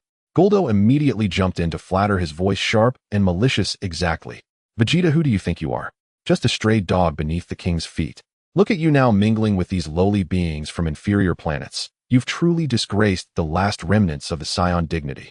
If your father, King Vegeta, knew, he would likely be enraged enough to crawl out of hell and die a second time. Huh. He laughed heartily, going to great lengths to humiliate. Vegeta's killing intent surged, locking onto Guldo, but Frieza's unfathomable aura pressed down on him like an invisible mountain, making him hesitate to act rashly. Frieza looked on with satisfaction at Vegeta's struggle to contain his fury, then shifted his gaze to the Namekians within the barrier, his tone softening, yet carrying an undeniable command. All right, enough reminiscing. My dear green-skinned friends, he inclined his head slightly in the direction of the barrier, his posture elegant, as if inviting a dance partner. I, Frieza, come with the utmost sincerity. I only need those magical Dragon Balls in your possession. Hand them over to me, and I assure you, both you and this beautiful planet will receive the most merciful treatment. He deliberately emphasized the word merciful, yet his crimson eyes held not a hint of warmth, only a chilling threat. It was as if refusing him would be the greatest disrespect, provoking a devastating kind of mercy. Inside the barrier, the Grand Elder's mental wave resonated with deep worry and a trace of resolution echoing in the crimson mental realm. Children of another world. Frieza's power is far too formidable. With your strength you likely cannot contend. My life has reached its end. The last remaining thread of guiding life force can awaken the potential sleeping within you. However, this method can only be used once in a lifetime. Originally, I intended to use my mental power to analyze how the Grand Elder unlocks potential, but upon hearing this I gave up, even though this skill could enhance others' combat power. It is like having a cheat. Unfortunately, it can only be used once in a lifetime. Thinking about it, if a person could infinitely unlock their potential, the universe would have descended into chaos long ago. The Namekians would have been captured to have their potential endlessly developed, and they would never be able to live peacefully. His sharp gaze swept over the warriors, wondering if unlocking their potential could perhaps elevate them by tens of thousands, even up to 100,000. But against Frieza's 120 million combat power, it was still like a drop in the bucket. Red's mind raced as he made a quick decision. Respected Grand Elder, we understand your intentions. Please rest assured we will safeguard everyone. Red's mental response was calm and resolute. Time was of the essence, and to ensure everyone's safety, they could only ask Shinran to relocate them. Red turned his gaze to Dandy. Dandy, listen closely. Summon Shinran immediately. Hurry. Dandy's small body shook violently, a flash of shock crossing his eyes, which quickly transformed into immense determination. He nodded vigorously and turned to race towards the Dragon Balls. Outside the shield, Frieza's patience was quickly waning beneath his elegant facade. It seems my sincerity has been misunderstood. Frieza let out a gentle sigh, his voice still calm, but the icy coldness in his crimson eyes had solidified into palpable murderous intent. What a regrettable choice.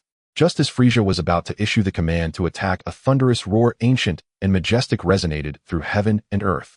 The sky above Namek was suddenly shrouded in rolling dark clouds, with golden lightning dancing wildly within. A gigantic green divine dragon Barunga, emanating an aura of holiness and majesty, became faintly visible amidst the clouds, its enormous eyes gazing down at the earth. Mola. The elegance on Frieza's face instantly froze, transforming into disbelief, followed swiftly by wrath. The Dragon Balls. They dare to summon the dragon before me. The rage from the disrupted plan shattered Frieza's gentlemanly facade. He abruptly stood up from his infant carriage, and a terrifying aura erupted from him for the first time, leaving the entire planet trembling under his fury. Attack! Tear that damn shield apart. Kill them all. Leave not one alive. Frieza's voice was sharp and frenzied, filled with the fury of being mocked. He raised his hand to unleash a devastating death beam, striking fiercely at the tricolored shield. The space trembled wherever the beam passed.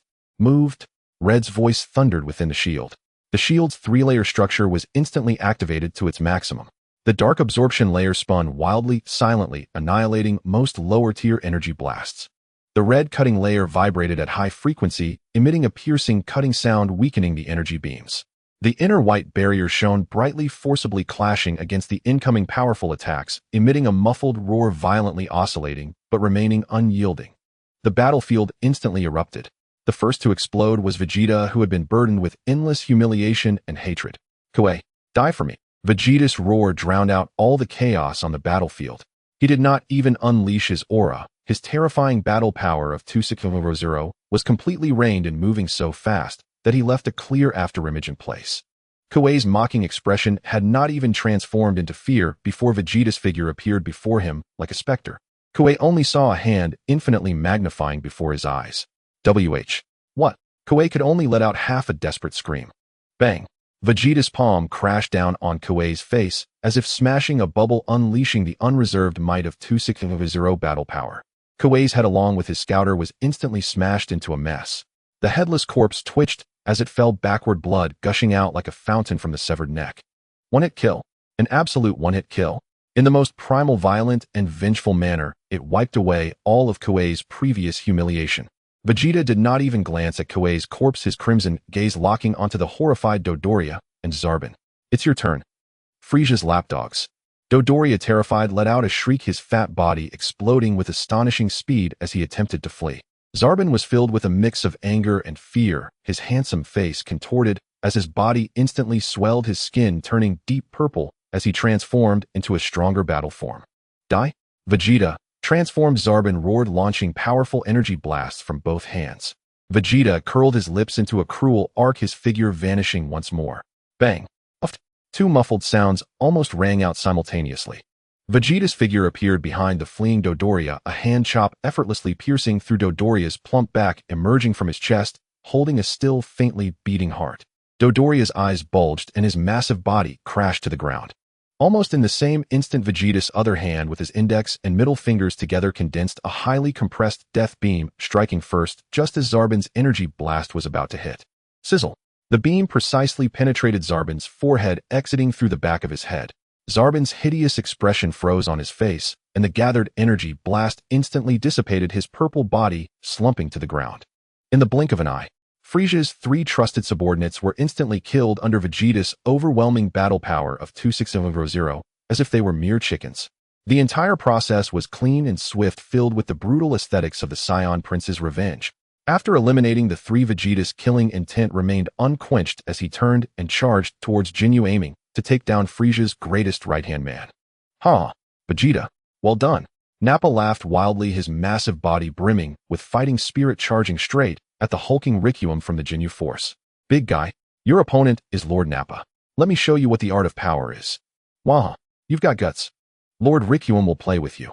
Requiem excitedly flexed his exaggerated muscles, fearlessly stepping forward. The two power-type warriors collided instantly, fists striking flesh, creating a dull thud, a pure clash of violence. Raditz's gaze was icy as he faced the red lightning-like geese, and without hesitation, he let out a low growl. "Kaioken. Start." Boom. The red aura instantly enveloped his body, and his battle power soared to 4200.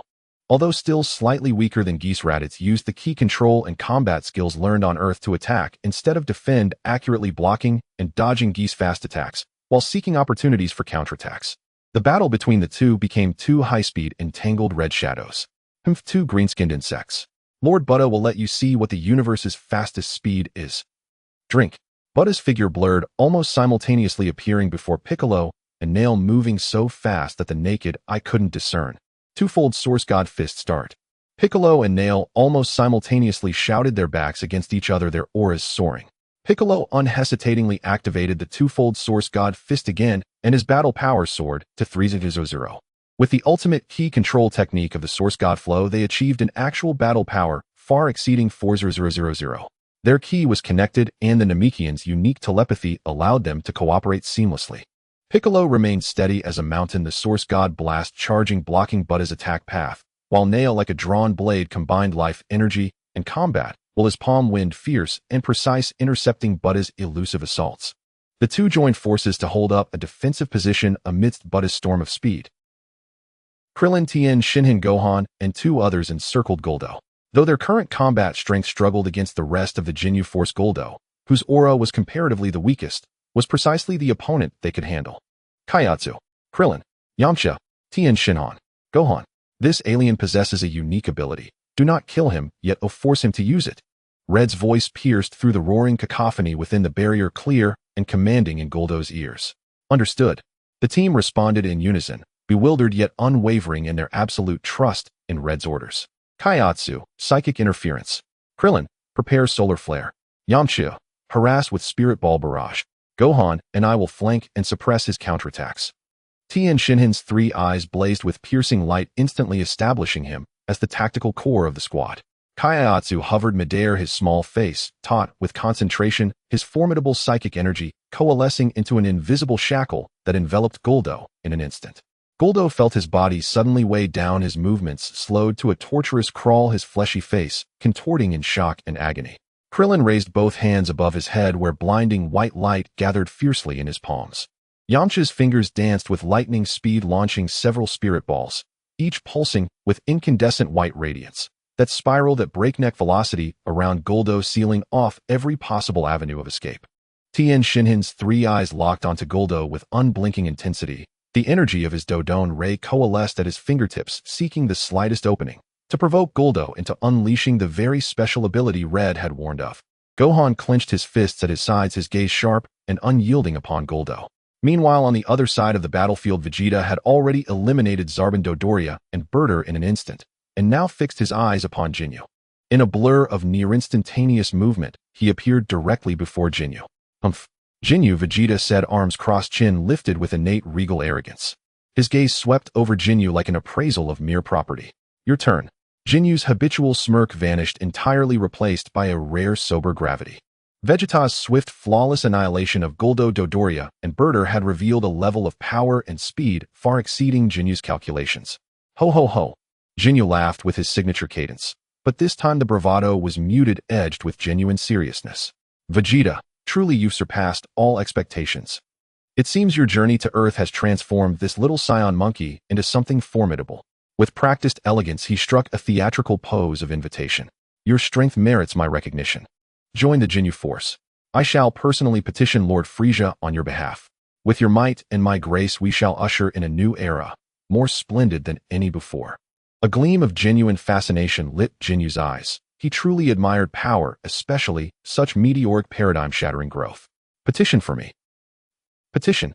Join the Ginyu Force. Ha ha ha. Vegeta erupted in laughter, as if the cosmos itself had just uttered its most absurd jest. His mirth dripped with scathing contempt. You circus performers who prance about in ridiculous poses. Clowns who juggle tricks for Frieza's amusement. He mimicked Jinyu's cadence with exquisite, devastating mockery, each syllable laced with utter disdain. Jinyu's expression darkened instantly, ungrateful wretch. Then witnessed true elegance, true power. His battle aura erupted, and the scouter's display locked steadily at 1-0-0. Elegance. Power. Vegeta sneered. Let me show you, fool, what real power is. Crushing absolute power. Before the final word left his lips, Vegeta's previously restrained aura began to rise, slowly, inexorably. A torrent of overwhelming energy surged first. Scouter digits leapt violently to 1-0-0-0. Jinyu's stern composure shattered into stunned disbelief. 10,000. Impossible. Instinctively, he recoiled half a step, his heart lurched sharply. But this was only the beginning. Vegeta's power climbed without pause, steadily, terrifyingly. Boom. 1-2-0-0-0-0. Jinyu's eye twitched, his refined smile froze, rigid beads of cold sweat broke across his brow. His own vaunted 1-2-0-0 power level now matched Vegeta's. Exactly. Boom. 1-5-0-0-0-0. Gulp. Ginyu heard his own throat convulse audibly. Fear icy and serpentine coiled tight around his heart. How is this possible? 15,000. This was the very edge of his scouter's measurable range. His pride, the 1-2-0 he once wore like a crown, now crumbled to dust before Vegeta. Yet Vegeta's aura continued to climb, boundless, relentless. As if limitless. Crack. A brittle shattering sound pierced the air. The scouter's lens, overwhelmed by energy beyond its threshold, exploded outright. Shards sprayed across Jinyu's slack-jawed, horrified face. Irk. He clutched his bleeding cheek, staggering backward, eyes wide with primal terror and utter disbelief. The scouter had detonated. That meant Vegeta's power now exceeded 1500, far beyond. This was no longer astonishment. It was existential collapse. Clown, do you understand now? Vegeta's voice cut like glacial wind from the ninth abyss. Watching Ginyu's abject terror, he savored both the sweet rush of vengeance and the intoxicating weight of supremacy. Before me, Vegeta, you and your pitiful elegance lack even the right to struggle. He slowly raised his hand, and at his fingertip destructive light coalesced with lethal precision. Meanwhile, on the opposite end of the battlefield. But when Frieza unleashed his unrestrained apocalyptic aura, hammering the barrier with relentless fury, Son Goku's Saiyan blood ignited into full volcanic boil. His eyes blazing with pure unadulterated battle lust locked unerringly onto Frieza himself, directly beyond the barrier. So strong. Goku's voice trembled, not with fear, but with exhilarated awe. Frieza, you're mine. Goku roared, his aura erupting like a supernova. Kaioken. 2 times, activate. Whumph. Crimson ferocious energy engulfed him. A living inferno, searing and absolute. His muscles swelled slightly, thick cords of sinew stood out along his arms and neck. Raw titanic power surging forth. His base power of 2500 amplified by Kaioken's savage multiplier skyrocketed to 5000. Boom. Goku became a crimson comet, unstoppable, undeterred, hurtling straight toward the Cosmic Emperor. My. Frieza's crimson eyes shifted ever so slightly, fixing upon the earthling who dared charge him heathen. Pathetic fool. With effortless grace he raised a hand and fired a colossal death beam thicker and deadlier than any before straight at the onrushing Goku. Yet Goku did not flinch. His right fist blazed with violent crimson energy as he drove it, not at Frieza but sideways, into the beam's flank. After a brief shuddering resistance, Frieza's mountain-shattering death beam veered wildly off course, skewing across the heavens and detonating in a colossal mushroom cloud miles away. Wah! For the first time, Frieza's mask of aristocratic poise cracked, his pupils contracting in raw, unguarded shock. This earth insect had deflected his attack with contemptuous ease. In that infinitesimal fraction of a second, while Frieza reeled, Goku accelerated again. He closed the final distance in a blink. Take this. Goku's roar thundered inches from Frieza's ear. Crunch. A single cataclysmic punch, charged with every ounce of his 500 power, his unquenchable spirit, and burning Saiyan blood, landed squarely on Frieza's face, still frozen in stunned disbelief. With a heavy punch, the air seemed to freeze for a moment. Frieza's head was violently thrown back by this immense force. His whole body flew backward, a bright red fist mark clearly visible on his face. Elegance shattered. Ugh! Frieza let out a muffled groan mixed with searing pain and utter disbelief. He, the Cosmic Emperor Frieza, was actually slapped in the face by a mere earth insect. Bastard. An unprecedented rage and humiliation instantly engulfed Frieza. His crimson eyes ignited with a frenzied flame of destruction. His small frame erupted with a terrifying wave of power that could shake planets. No longer possessing any elegance, Frieza, like a thoroughly enraged beast, unleashed 530 units of furious power, colliding violently with the excitedly roaring Sun Wukong. Boom, boom, boom, boom. The dense thudding sounds of fists meeting flesh echoed like exploding firecrackers. The two figures moved so fast that they were almost invisible to the naked eye. Only the air rippled outward like waves. The shockwaves from their collision lifted layers of the ground, sending distant debris flying. Crimson flames of energy intertwined and tore through the air with madness. Sun Wukong's face displayed utmost excitement and seriousness, his eyes burning with a pure flame of challenge against the strongest. Every block and every counterattack brought exhilarating breakthroughs of limits. Frieza, meanwhile, was completely engulfed in a frenzied rage, unable to comprehend or accept the offense he had suffered.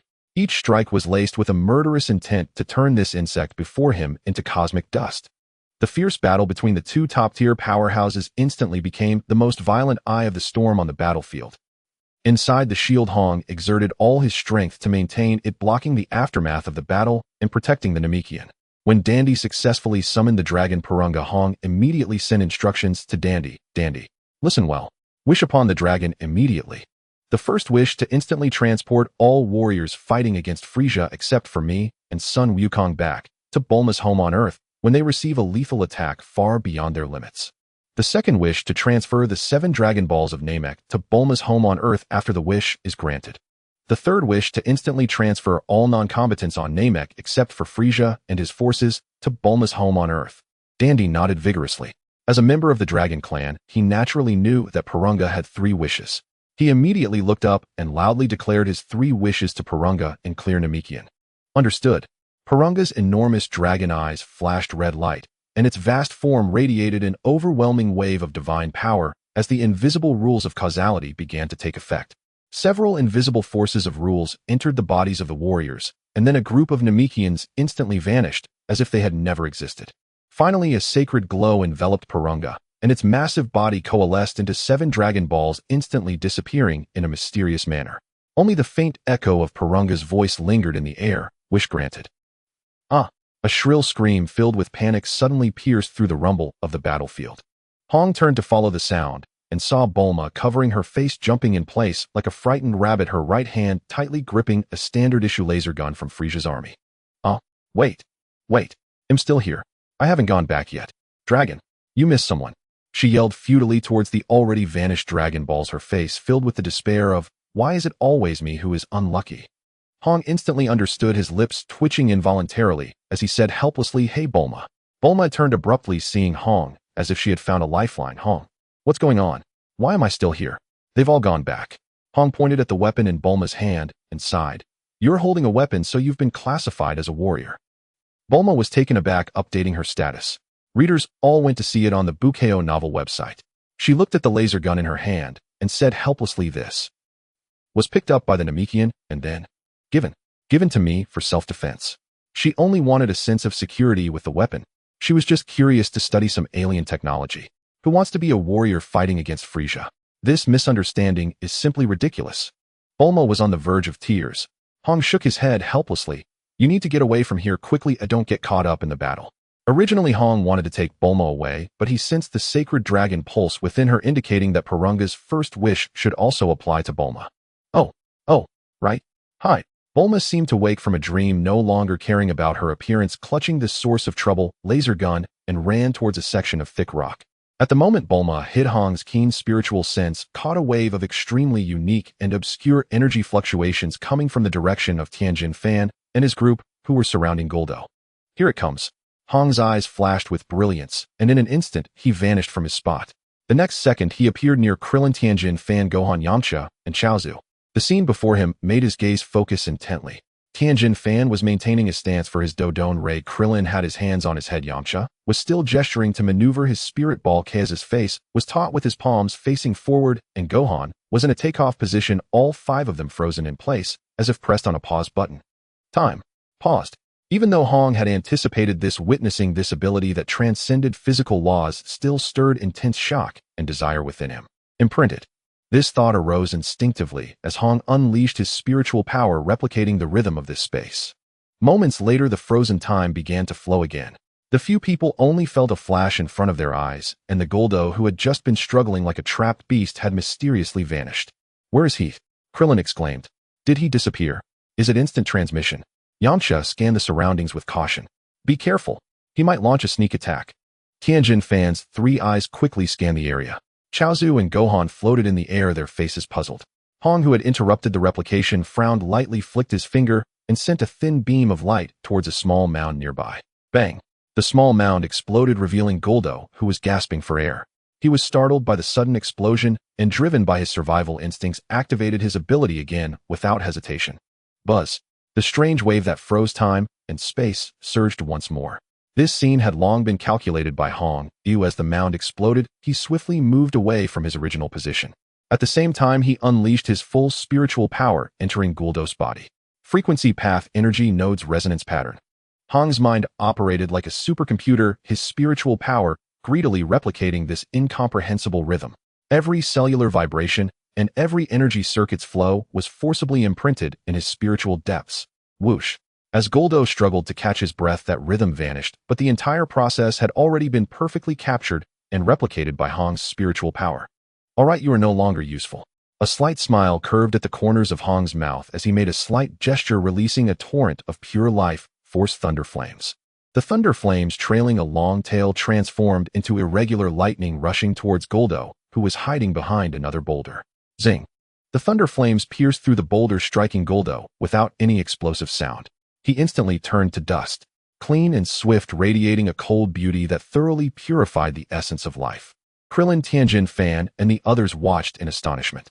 They hadn't even seen how Hong had made his move. That formidable foe with the bizarre ability to pause time had simply vanished. At that moment, an incomparably immense aura surged, shaking the earth and space as Hong frowned. Finally, is it time to get serious?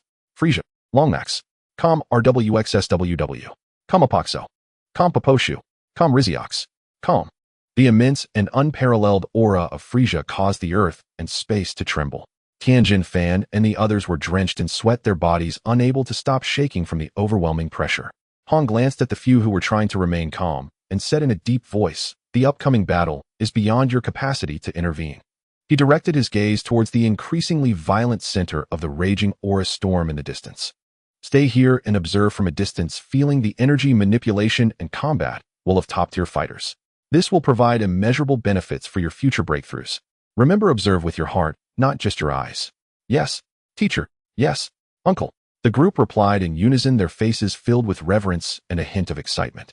To witness a battle of Frieza's caliber with their own eyes was already a tremendous opportunity. They immediately suppressed their auras, searching for a safe vantage point, and focused intently on the cataclysmic battlefield core. Time shifted forward. On the other side of the battlefield. Piccolo roared, his pale red aura enveloping him as the power from his doubled Source God fist barely allowed him to catch a glimpse of Barte's ghostly movements. He swung his palms in succession. The Source God bullets wrapped in sacred white light did not engage first, but instead floated in the surrounding air to block Bardo's extreme ghostly speed. Trivial skills. Bardo's figure left behind trails of afterimages as he moved at high speed, his voice laced with arrogance. "Do you think you can restrict the fastest being in the universe, Bardo, with such methods? Too naive." He easily evaded the Source God bullets blockade, instantly appearing beside Piccolo, delivering a thunderous kick aimed at Piccolo's waist with a sonic boom. However, just as Bardo launched his attack, "Stop underestimating others." Near's calm voice rang out. His arm suddenly elongated, arriving ahead of time, and he accurately struck Bardo's ankle. Bang! A crisp sound echoed. Bardo felt a tremendous and resilient force surge through him, not only dissipating most of the impact, but also causing his balance to falter. "What?" Bardo's smug expression froze. How could this green-skinned bug's arm extend to intercept him? Source God Flash Cannon. Piccolo seized the fleeting opportunity. He thrust his palms forward with force. A beam of energy refined to perfection and wrapped in sacred white light transformed into a judgment beam, instantly blasting towards the momentarily dazed Bardo. Too fast. The distance was too close. Bardo's proud speed was rendered useless at this moment, and he could not avoid it in time. Ugh! Bardo could only cross his arms in front of his chest. Boom! The blinding white light exploded. Bardo screamed as he was sent flying, his arms charred and bloodied. The excruciating pain and unbelievable humiliation twisted his face. He had been injured by two slow-moving green-skinned bugs. Unforgivable. Bardo went completely insane, holding nothing back, his speed reaching its peak, his figure becoming utterly blurred. He aimed to tear apart these two damned bugs with the most ferocious attack. Piccolo and Naru stood back to back, their expressions grave yet fearless. The Mechicase battle aura connected their minds. Naru focused on support and lethal strikes, while Piccolo, relying on his keen perception of life energy and precise grasp of battle rhythm, took charge of restriction and blockade. The two stood like rocks, repeatedly diffusing Bardo's high-speed assaults at critical moments. They held up a defensive position amidst Bardo's storm of speed, constantly seeking opportunities for counterattacks. Just as Bardo was once again deflected from his attack trajectory by nearest palm, Piccolo's Source God Lightning Flame struck true once more. Zing! The energy from the lightning left Bardo momentarily numb. Piccolo then gathered his Source God Flash Cannon again and fired it at Bardo. At the same time, Naru unleashed a fully charged energy beam that also surged towards Bardo. The beams, released simultaneously by the two, miraculously coalesced into a larger, more terrifying beam of energy. Boom! Damn it! No! Barto's scream echoed across the sky as the beam shot away, carving a deep trench in the earth. At that moment, Bardo had already become a charred corpse, collapsing lifelessly. Piccolo and Naru panted heavily, still unable to relish the joy of victory, when a terrifying and evil aura surged from Frieza's direction. Piccolo and Naru both stiffened, a flicker of fear flashing in their eyes. This aura had far exceeded their expectations. Time rewound again, and the scene shifted to another side of the battlefield. Kaioken, activate! Raditz roared, his crimson aura enveloping him as his battle power soared to 4200. His gaze was icy. Having discarded the Scion's past reckless fighting style, his movements became simple and efficient. Oh, when did the Scions manage to increase their power without transforming into monkeys? But barely keeping up with my speed thanks to boosts. Waste is still waste. JIS sneered like a red lightning bolt, moving with incredible speed as his fists turned into countless afterimages attacking Raditz. Raditz swung his arms, accurately blocking each of Jis' strikes. Although his battle power was slightly inferior with the energy control techniques learned on Earth, he could utilize every bit of strength for deflection and defense while constantly moving to find gaps in Jis attack transitions. A true Scion. Is dodging all you can do? Frustrated by his inability to break through, Jis attacks became even more ferocious, aiming to crush Raditz with absolute speed and power. Raditz, who had not gained an advantage even under double Kaioken, roared in his heart. The year of honing on Earth, the humiliation of the Scions. Various emotions surged within him. A flicker of determination flashed in his eyes.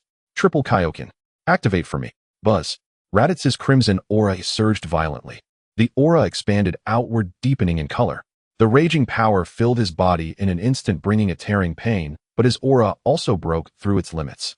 The battle power index instantly surged past 63000. What? Jis' disdainful expression turned to shock. The numbers on the scouter indicated that Raditz's power had actually surpassed his in an instant. In that moment of Jis' shock, Raditz's figure vanished. No, not vanished, but his speed was so fast it exceeded Jis' visual capture. Behind you. Jis' battle instincts made him turn abruptly, but it was too late. Die Jis. Raditz's cold voice sounded like the declaration of death. His right fist, gathering the violent power of the triple Kaioken, struck fiercely at Jis' back. Bang! Jis felt an irresistible destructive force penetrate his body. His battlesuit shattered like paper, his spine fracturing inch by inch. Blood mixed with fragments of his internal organs gushed out.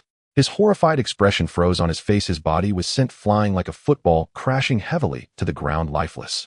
Raditz gasped heavily. The burden of the triple Kaioken was immense, but his eyes burned with the thrill of battle and the excitement of becoming stronger. Even after killing Jis, Raditz's exhilarating fighting spirit still blazed fiercely. He glanced towards the battlefield where Nappa and Raikum were engaged. His figure transformed into a red light, dashing away. Dragon Ball, starting from training cells to surpass the gods. The writing is stunning and the plot is filled with ups and downs. Magnificent. Again, Raikum roared with laughter, flexing his exaggerated muscles as he withstood a thunderous punch from Nappa, his body swaying only slightly. He retaliated instantly, driving a crushing fist toward Nappa's face. Nappa snarled and twisted aside. The shockwave grazed his bald scalp, searing his skin with fiery pain. Damn it, the brute's strength is monstrous. Nappa cursed inwardly, yet his expression burned with bloodthirsty exhilaration. No longer relying on blind, headlong brawling, he now wielded the kick-control combat techniques he had mastered on Earth, circling patiently, probing for weaknesses in Raikum's defense before unleashing explosive force. Thud, thud, thud. Dents bloomed across Raikum's battle suit. Not fatal, yet each impact transmitted concussive force through his armor, churning his blood and knotting his muscles with agony. Cursed Scion monkey. You pack quite a punch. Hurts like hell. Raikum snarled, stunned and furious. At that very moment, Nappa, stand aside. Raditz's roar split the air. A crimson blur slammed into the fray like a cannonball. Raditz, himself fresh from annihilating Ginyu. The crimson aura of his triple Kaioken still flared fiercely around his body. With savage momentum, he drove a devastating blow straight into Raikum's lower back. Raikum, caught utterly off guard, barely raised his arms in desperate defense. Boom. The colossal impact sent Raikum staggering backward, his arms numb with shock. Now my chance. Nappa's eyes blazed with lethal ferocity. Seizing Raikum's momentary loss of balance, Nappa's massive frame erupted with astonishing speed. Charging like a rampaging bull, his shoulders slamming with brutal force into Raikum's chest. Ugh, ah. Raikum cried out in agony, hurtling backward through the air. Not yet. Crushing cannon. Raditz seized the fleeting opening, hands drawn to his waist. He compressed raw energy into a searing sphere infused with the violent power of triple Kaioken, and hurled it with pinpoint precision at Raikum's exposed back, left vulnerable by the prior blow. Crockum. Blinding light consumed Raikum. Rampant energy tore through his body, unchained and unrestrained. His vaunted muscles, once symbols of invincibility, crumbled into mockery before absolute power. Raikum managed only one final guttural scream, laced with disbelief and bitter defiance, before his hulking form detonated at the epicenter of the blast, reduced to shattered fragments. You damn you, Raditz. Why'd you kill him? He was my prey. Nappa roared in frustrated fury, As a warrior Saiyan, the honor of the kill belonged solely to him. Before Raditz could utter a word, a deafening explosion rocked the ground. And then came a suffocating tyrannical aura radiating from Frieza, pressing down upon them both, like a 100-fold gravitational field. Both warriors recoiled in horror, staring toward the storm's heart, their faces frozen in utter disbelief. Elsewhere, Vegeta hovered before Ginyu, fingertips crackling with annihilating light, his expression that of a feline savoring the terror of its cornered mouse. How does fear taste, Captain Ginyu? Where is that laughable elegance you so prized? Vegeta, you monster. Ginyu finally grasped the grotesque absurdity of his own strength in Vegeta's presence. Monster, Vegeta sneered coldly. No, this is the power befitting Prince Vegeta. A faint shimmer danced across his fingertip. FSSHD. A slender beam of energy pierced Jinyu's right shoulder. Ugh, ah! Ginyu shrieked, stumbling violently. An elegant scream, hardly melodious. Vegeta's voice was glacial. His fingertip flashed again. FSSHD. FSSHD. Jinyu's left knee and left arm were pierced in rapid succession. He collapsed from midair, crashing hard onto the earth, unable to sustain flight. Please, Lord Vegeta, spare me. Ginyu groveled on the ground, all arrogance erased, replaced only by abject, trembling supplication. Death had never loomed so close. Spare you? Vegeta descended slowly, then planted his boot squarely atop Jinyu's intact left hand, and ground down with cruel, deliberate force. TCH. Frieza's dogs always recite the same script. The sickening crunch of splintering bone rang out clearly. Ginyu screamed like a slaughtered beast.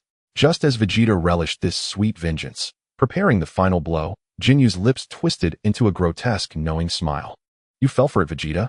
Such a magnificent physique. I Ginyu claim it as my own. Change. Ginyu unleashed his unique ability without warning. Though Vegeta reacted with lightning speed, leaping backward, he was still ensnared, frozen rigid by Jinyu's bizarre power. A strange luminous beam shot from Jinyu's mouth and latched onto Vegeta's. An overwhelming, soul-rending suction instantly enveloped Vegeta. His face contorted. His consciousness felt violently wrenched, as if being torn from his flesh. What foul sorcery is this? He fought desperately against the pull, but his own ki lay paralyzed, locked behind invisible chains. The agony of soul separation shattered his resolve. Could the proud prince of the Saiyans truly fall, not in glorious battle, but through such despicable treachery?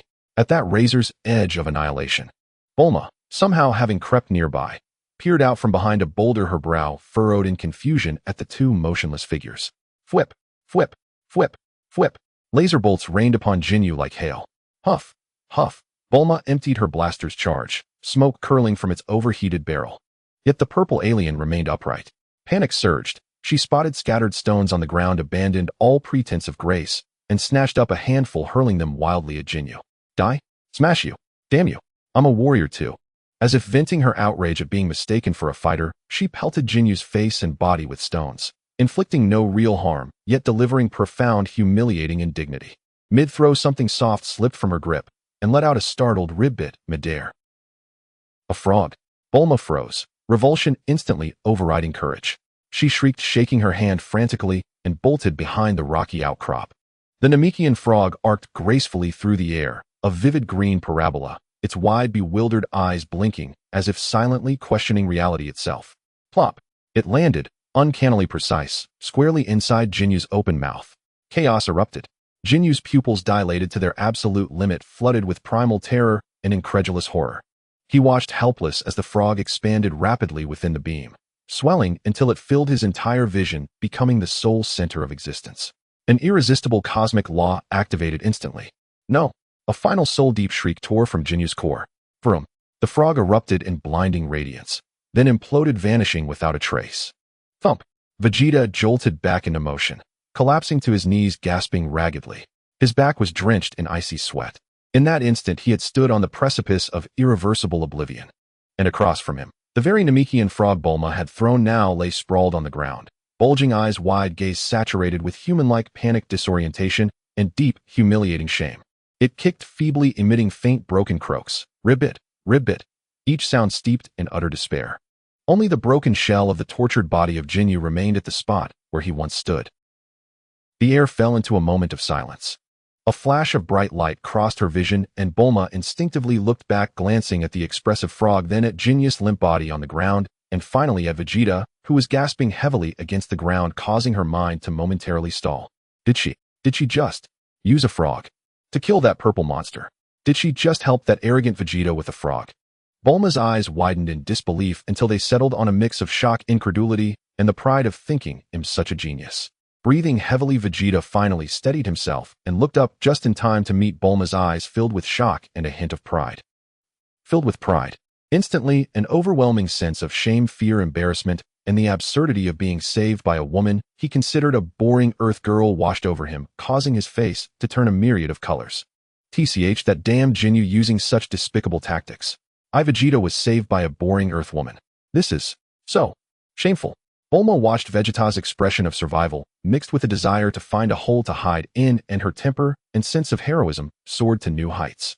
She puffed out her chest, hands on her hips, trying to look imposing despite her slightly trembling voice. Hey, Vegeta, you see how amazing I am. I killed that monster, I helped you. Don't you have a simple thank you? Vegeta's face instantly turned the color of a pig's liver. Thank him. Vegeta the prince, thanking an Earth woman. He abruptly stood up, trying to conceal his inner turmoil with his usual coldness and arrogance. Humph. Stupid woman. Who asked you to meddle? I could have dealt with him in an instant. His voice rose, yet it clearly lacked confidence, tinged with a hint of shame and stammering. Bulma, not backing down, stepped forward with hands on her hips. You're just bragging. In the end, it was still me who took care of it. Damn unreasonable woman. Vegeta clenched his teeth, his fists turning pale from the pressure. If a man without manners wouldn't even say thank you. He angrily turned his head, letting out a heavy humph. You. Just as Vegeta was about to say something. Boom. From the center of the battlefield where Frieza was located, a terrifying aura erupted, capable of devastating the world. The force made the surrounding space tremble, and the ground began to crack.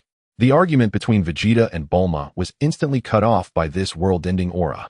Vegeta's earlier embarrassment and anger turned into pure horror, and his body trembled uncontrollably.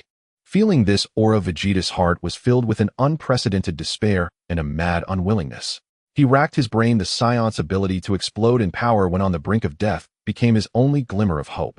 He abruptly turned to Bulma, who was sitting on the ground, trembling in fear from the tremors. Hey woman, quickly injure me. Huh. Bulma thought she was hearing things from the fear, looking up at Vegeta. Have you gone crazy from Frieza's fright? Stop talking. Stupid woman. Vegeta, frustrated, veins bulging on his forehead, swiftly picked up the laser gun on the ground and handed it to Bulma. Use this broken thing. Aim at me. Hit hard. The heavier the better. Hurry. He almost shouted. I. Bulma looked at Vegeta's expression, which seemed serious and not joking. The gun. It's out of energy. Bulma exclaimed urgently. Vegeta roughly infused a bit of his energy into the gun. Now it has energy. Hurry up. Aim for the vital points. Heart. Head. Anything. Don't dawdle. Bulma, trembling, raised the gun, pointing it at Vegeta's chest, her finger on the trigger, yet she couldn't pull it. I can't shoot at vital points. That would kill him. You won't die. Saiyans aren't that weak. Hurry. Vegeta almost roared with urgency, nervously glancing at Frieza's direction, where the aura was still rising madly. With gritted teeth, Bulma closed her eyes and screamed as she pulled the trigger. Zing, zing, zing, zing.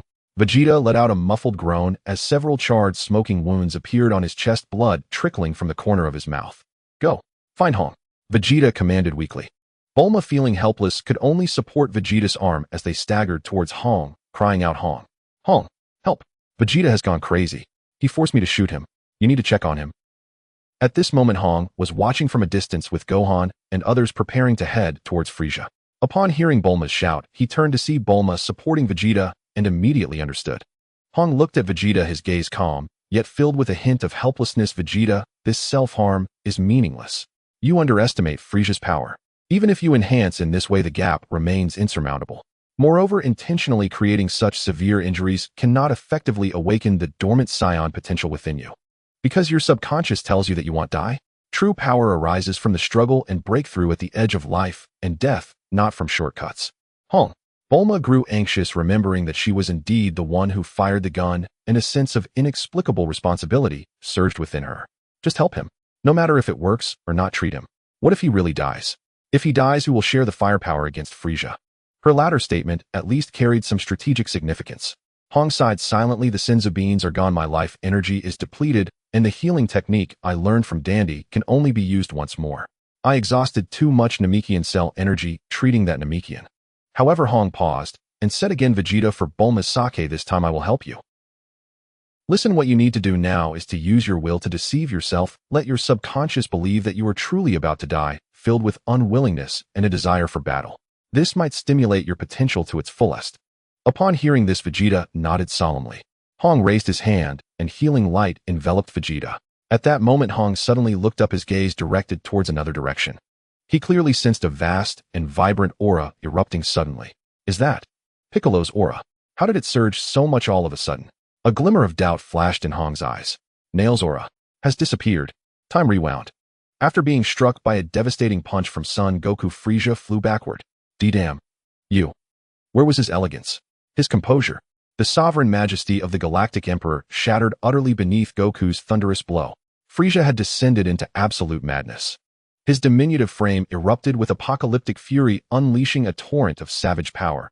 5-3-0 battle power, hurtling toward Goku like a meteor of wrath. Wretched insect! How dare you? How dare you mar the noble visage of his majesty? I shall tear you limb from limb.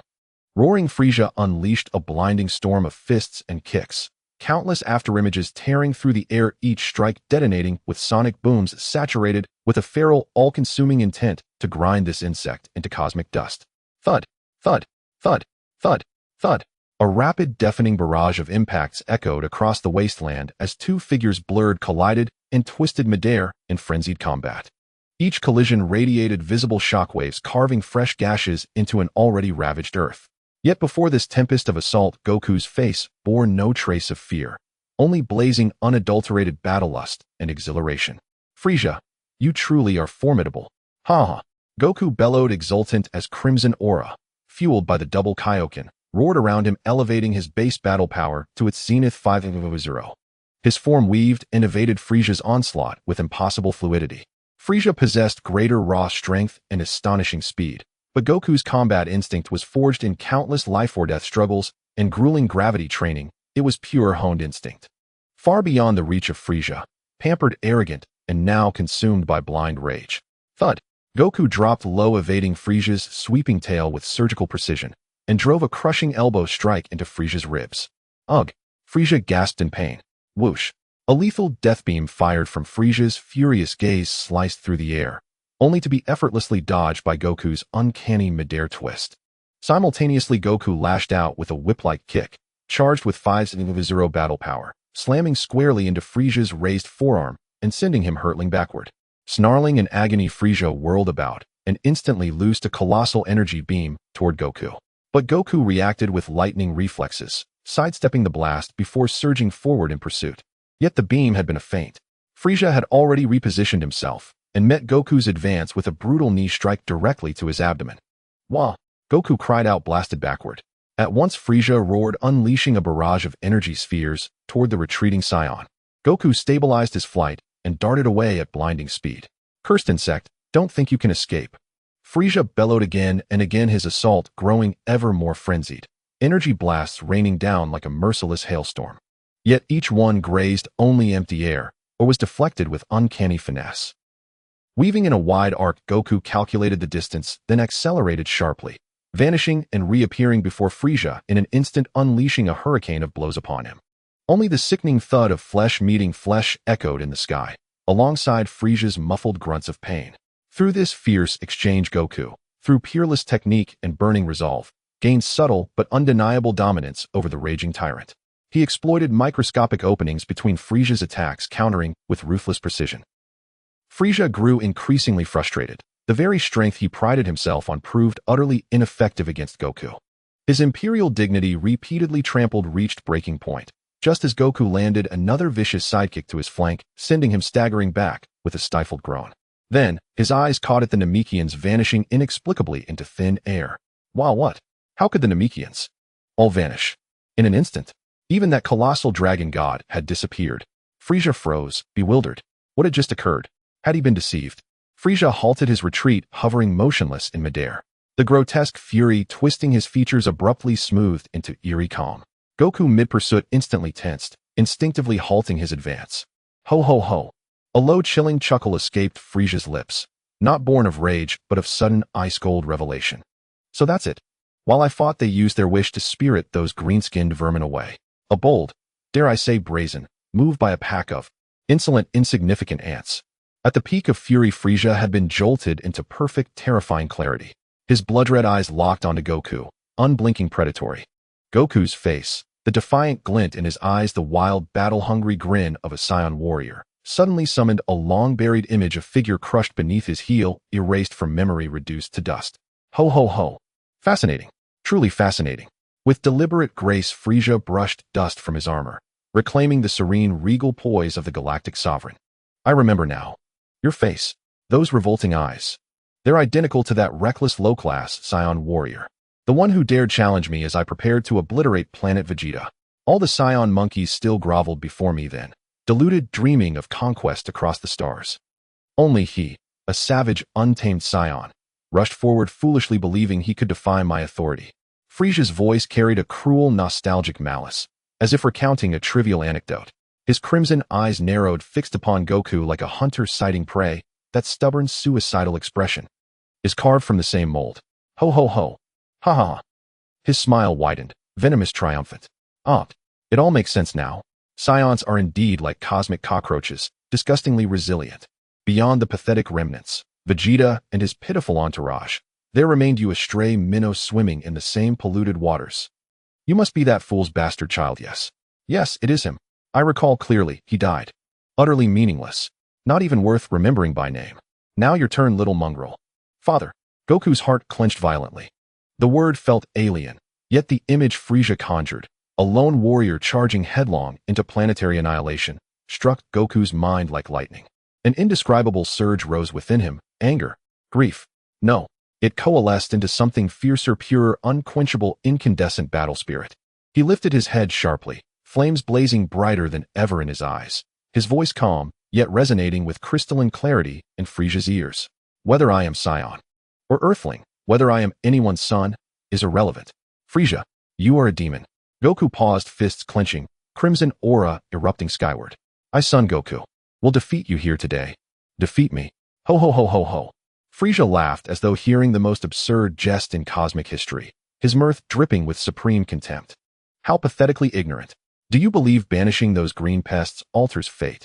Do you truly imagine this pitiful power grants you the right to stand against me, Lord Frieza? Slowly Frieza raised his hands, the gesture elegant, poised, yet beneath it a cataclysm gathered. His voice turned glacial, pronouncing doom. Insects, you know nothing of true power. You have exhausted the last vestige of my merciful patience. Now, learn with your lives, with your souls, what it means to face true despair. Frieza's body began to swell violently. A presence far more terrifying than before erupted from his core, shattering the Namekian atmosphere with a deafening wail, fracturing the earth beneath like brittle glass. Be reduced to dust before absolute might. Ho ho ho ho. The Emperor's wrath, the first transformation, had begun. Boom. The proud afterimage of Bartna's universe's first speed vanished with a reluctant wail, completely dissipated under the combined assault of Piccolo and Naru. Huff. Huff. Piccolo knelt on one knee, breathing heavily, sweat dripping from his brow. Naru stood beside him, his chest heaving just as violently. Having joined forces to deal with the most troublesome speed-type warrior of the Ginyu Force, the two had yet to savor the moment of respite when a terrifying aura suddenly descended. This aura was cold, evil, pure, and powerful, enveloping the entire battlefield with an overwhelming sense of pressure that was suffocating. Under this terrifying aura, Piccolo and Nearest's bodies trembled slightly, their pupils reflecting sheer horror. Is this the true power of Frieza? Piccolo's voice quivered subtly. With a battle power exceeding 30,000, he felt as insignificant as dust before this aura. Nearest's expression was gravely serious as he gazed towards the source of the aura, his eyes not only filled with fear, but also a deep-seated resolve. He slowly turned to look at Piccolo, who was nearly suffocated by the oppressive aura. Piccolo. Nearest's voice was solemn, carrying a tone of entrustment. Thank you for coming from afar to fight for my homeland. This bond the Namekians will remember for eternity. He paused, his gaze sweeping over the Earth warriors struggling under Frieza's pressure. But Frieza is too strong, strong enough to instill despair. With our current strength, we simply cannot contend. He clenched his fists, his nails almost digging into his palms. As the only combat-type Namekian, I failed to protect my own kin, failed to safeguard our homeland, and that is my shame. Nearest's gaze refocused on Piccolo, becoming sharp as a blade. Piccolo, I can sense that the purest combat blood flows within you. Your talent, your potential was originally far beyond mine. But I can sense that your aura is incomplete. Did you undergo a splitting? The path of division has damaged your foundation, causing your potential to be like a mountain severed, unable to ascend to greater heights. Nearest's voice held a tinge of sorrow. Piccolo remained silent, Nearest's words piercing into the deepest wounds of his heart, words his teacher had once shared with him. Nearest's expression became resolute, infused with a sense of sacrifice for his homeland. Our homeland, Namek, must be protected by the Namekians themselves. I cannot bear to see more lives sacrificed for our aid. He looked into Piccolo's eyes, speaking each word with conviction. Piccolo, merge with me. Merge. Piccolo's head snapped up, his pupils trembling. This term was both unfamiliar and instinctively met with resistance. Can two different beings merge? After merging, will it be Piccolo or Naru? Or will it become another person altogether? Naru seemed to see through Piccolo's doubts, his voice filled with an undeniable resolve. Listen, Piccolo. The latest chapter's plot is exhilarating. Fusion is the assimilation of the essence of life for us Namekians. I will relinquish my self-awareness, infusing my life energy, my combat experience, and my will to protect our homeland into your body, mending your fractured potential. After the fusion, your will shall remain your own. Piccolo, you will gain a more complete Namekian bloodline and greater power, my strength, and will shall become your foundation, not replace you. You will still be you, but you will grow stronger enough to carry the hope of protecting our homeland. Nearest's words struck Piccolo's heart like a hammer. He saw the pure will to sacrifice for his homeland in Nearest's eyes, a determination to protect even at the cost of self. That heavy and fiery emotion was something the once destructive Piccolo had never felt before. You will still lead. Power will be greater. Repairing the fractured foundation. The hope of protecting the homeland. These phrases clashed violently in Piccolo's mind. A strong resonance surged within Piccolo's heart. To protect. To fight for protection. For the source of this bloodline. To honor Nearest's heavy entrustment. There was no time to hesitate. Frieza's threat was imminent. The last shred of doubt in Piccolo's eyes was replaced by a burning fighting spirit and a resolute determination to protect. With no more words, Piccolo slowly stood up, facing Naru, and nodded heavily. In his usually calm eyes, an unprecedented flame ignited. That was recognition, responsibility, and a determination to protect. Come on, Naru. Piccolo's voice was deep and powerful, filled with a steadfastness, welcoming transformation. Nearest's face revealed a smile of relief and satisfaction as he calmly swept his gaze over the land and sky of Namek. With an endless affection for his homeland and a will to protect it surged towards Piccolo like rivers converging into the sea. Buzz, a vast energy indescribable, peaceful, and filled with the breath of natural life, suddenly erupted from within Piccolo. This radiance was not the violent aura of battle, but akin to tender sprouts breaking through the soil, like a dormant volcano awakening, carrying the most primal rhythm of life. Piccolo's body floated in this radiance, powerful energy waves spreading like tangible tides, even briefly diluting the terrifying pressure Frieza had imposed. He tightly shut his eyes, feeling the tumultuous changes within him. A power far beyond his imagination was awakening. Moments later, the light began to dissipate. Piccolo slowly touched down. The aura surrounding him had undergone a qualitative change, steady and majestic, filled with harmony of nature and strength. He opened his eyes, turning to face the direction of Frieza's terrifying aura, his gaze filled with unprecedented determination and confidence. Victory is assured.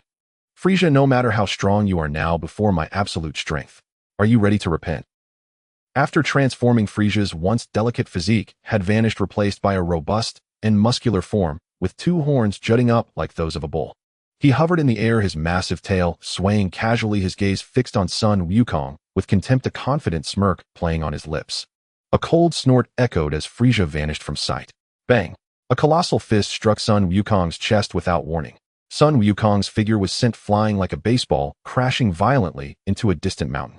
Frieza elegantly retracted his fist, lightly blowing away non-existent dust, looking at the crumbling mountainside with the cruel delight of a cat playing with a mouse. Did you see that, Saiyan monkey? This is the true form of power. Cough. Cough. A violent coughing sound emerged from the rubble. Sun Wukong struggled to crawl out from the pile of debris, a trickle of blood at the corner of his mouth. Frieza's casual strike after transforming had an unimaginable weight. Wiping the blood from his mouth, Sun Wukong lifted his head, his eyes burning with unquenchable fighting spirit. You're truly strong, Frieza. I didn't expect you to transform.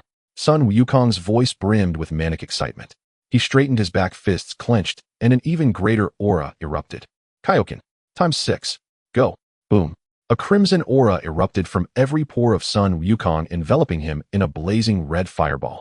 Centered around him, the raging aura cleared the debris and dust in an instant. Sun Wukong's crimson eyes locked onto Frieza in the air, his gaze akin to a beast stalking its prey. What? The mocking smile on Frieza's face instantly froze. As the Cosmic Emperor, his battle instincts told him that the energy level emitted by the Saiyan monkey below had surged to a threatening degree. A lowly warrior's wild child has surpassed 1,000,000. How is that possible? Before Frieza could regain his composure from the shock, the crimson figure had already charged towards him. So fast that even the transformed Frieza felt slightly taken aback. Bang, bang, bang, bang. The deafening sounds of impact resonated, dominating the battlefield once more. The fists powered by the Kaioken at 1,000,000 level battered against Frieza's body. Each hit resonated with a deep, thunderous sound. Frieza's proud strength appeared somewhat clumsy in the face of Sun Wukong's skillful handling of his violent power. Excruciating pain accompanied by fury surged through Frieza's nerves. Damn wild child. Frieza roared in rage, attempting to sweep with his massive tail, but Sun Wukong deftly ducked, delivering a powerful kick imbued with 1,000,000 strength directly to his knee. Ugh. Frieza stumbled, his enormous body showing signs of distress for the first time from a direct confrontation. Meanwhile, on the other side, Vegeta let out a suppressed groan of pain. The wound caused by Bulma's laser gun was healing at a visibly rapid pace under the soft, life-giving white light emanating from his red palm. Vegeta clenched his eyes tightly, teeth gritted. A warning echoed in his mind, deceive the subconscious, crave battle. Death is right before me. Frieza's claws will crush my heart in an instant. No, I cannot die. I must take my revenge. I will trample him underfoot, making him taste every pain in the universe. I want power. Power enough to crush his strength. Come out. The unwillingness and deep-seated hatred from the depths of his soul frantically stimulated the violent factors within his cells to split and multiply, awakening and exploding under the self-created illusion of despair. Moments later, Vegeta suddenly opened his eyes wide. The violent genes within him were urging him on, flames of near madness burning deep in his pupils. He looked down, incredulously staring at his tightly clenched fist, feeling the terrifying power surging within him. 1,200,000. A bliss of omnipotence and the thrill of revenge instantly consumed all rationality. Ha! Ha! Vegeta laughed maniacally, filled with twisted excitement. Power. This is the power. Frieza, can you feel it? Your doom is to be delivered by me, Vegeta.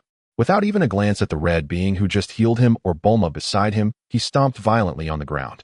Boom. A deep pit exploded at his feet, his figure turning into a streak of light, carrying the overwhelming might of 1,200,000, speeding towards the source of the intense clash of energies in the distance. Madman! Vegeta, you uncouth! Madman! Bulma yelled towards the direction Vegeta had vanished. After all, she saved him and helped him find Red for treatment, yet he ran off as soon as he was healed. Rude. Red looked in the direction Vegeta had disappeared, frowning slightly, wondering if he had exhausted the energy of the Namek cells to reach 120,000. Considering the current pressure, Sun Wukong was also nearing his limit. He shook off his thoughts, nodded at Bulma, and transformed into a streak of light, following Vegeta towards the core of the battlefield. At the center of the battlefield, an energy storm raged. Sun Wukong's crimson Kaioken was still burning fiercely, supporting him in a breathtaking confrontation with Frieza. 1,000,000 power granted him the leverage to maneuver against Frieza's transformation, but each hard clash brought about a recoil that made his body groan under the burden. Huff! Huff! Sun Wukong adjusted his breathing, his fighting spirit undiminished. Bring it on, Frieza! Just then, a green figure radiating the overwhelming aura of nature's life force silently appeared at the edge of the battlefield.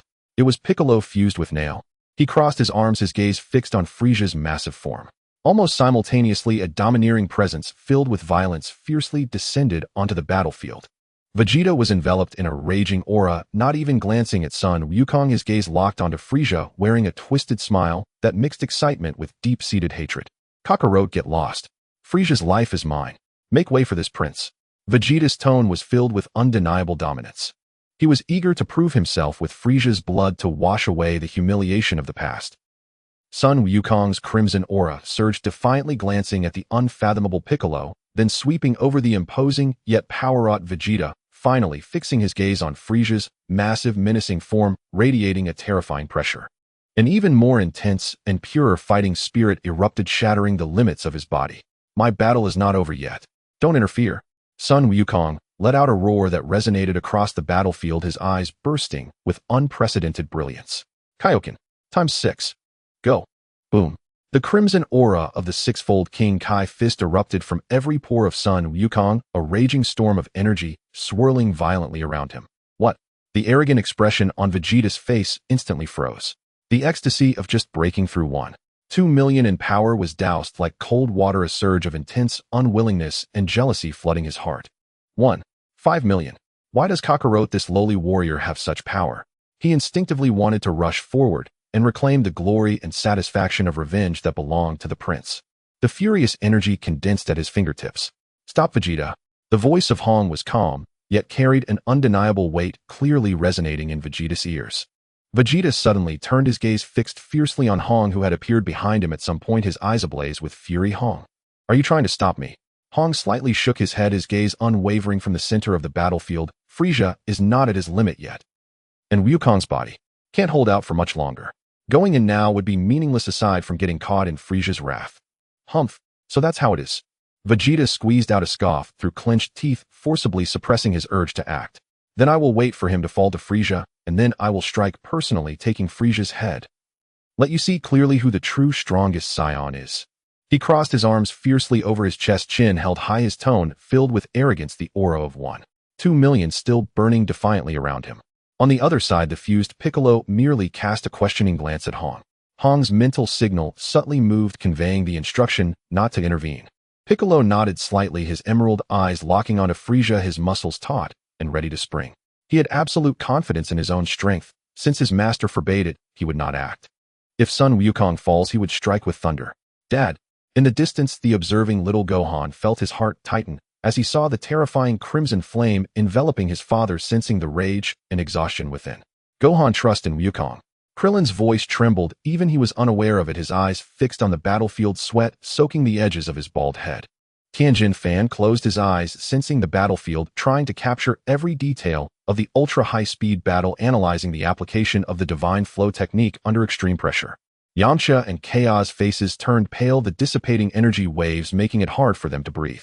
Raditz and Nappa were dumbfounded. They had just been excited about defeating the Ginyu Force members. Now they truly understood how vast the gap was between them and the real pinnacle. 5 million. That is the power from another dimension. In the center of the battlefield. Oh. Sun Wukong's figure transformed into a streak of crimson lightning. The 5 million power not only brought strength, but also an ultimate elevation in speed. Bang!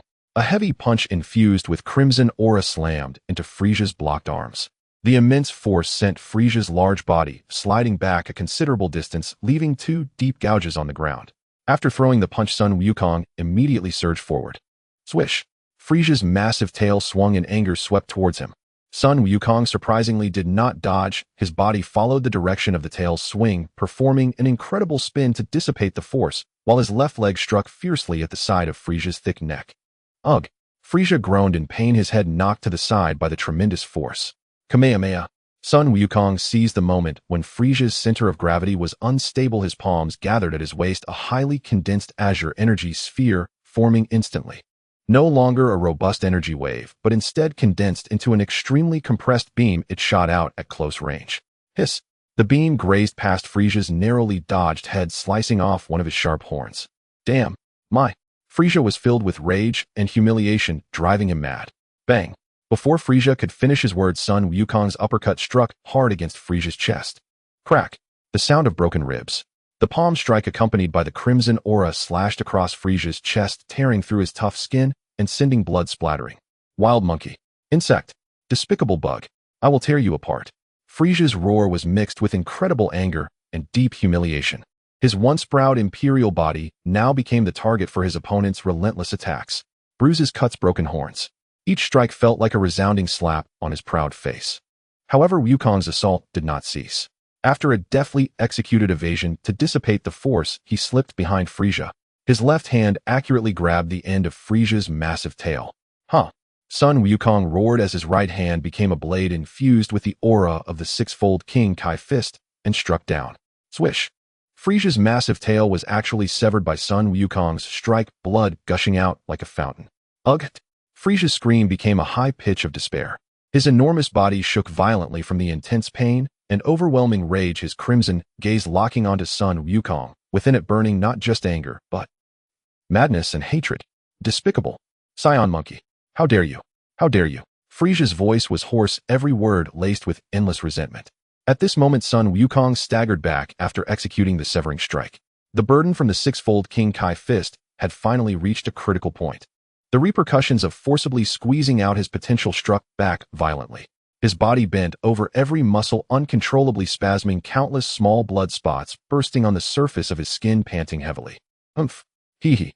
Frieza suddenly grinned, emitting a low and crazed laughter. You are the first to inflict such damage on me. You think you have won. Frieza's voice was filled with extreme mockery and malice. His body began to shrink violently.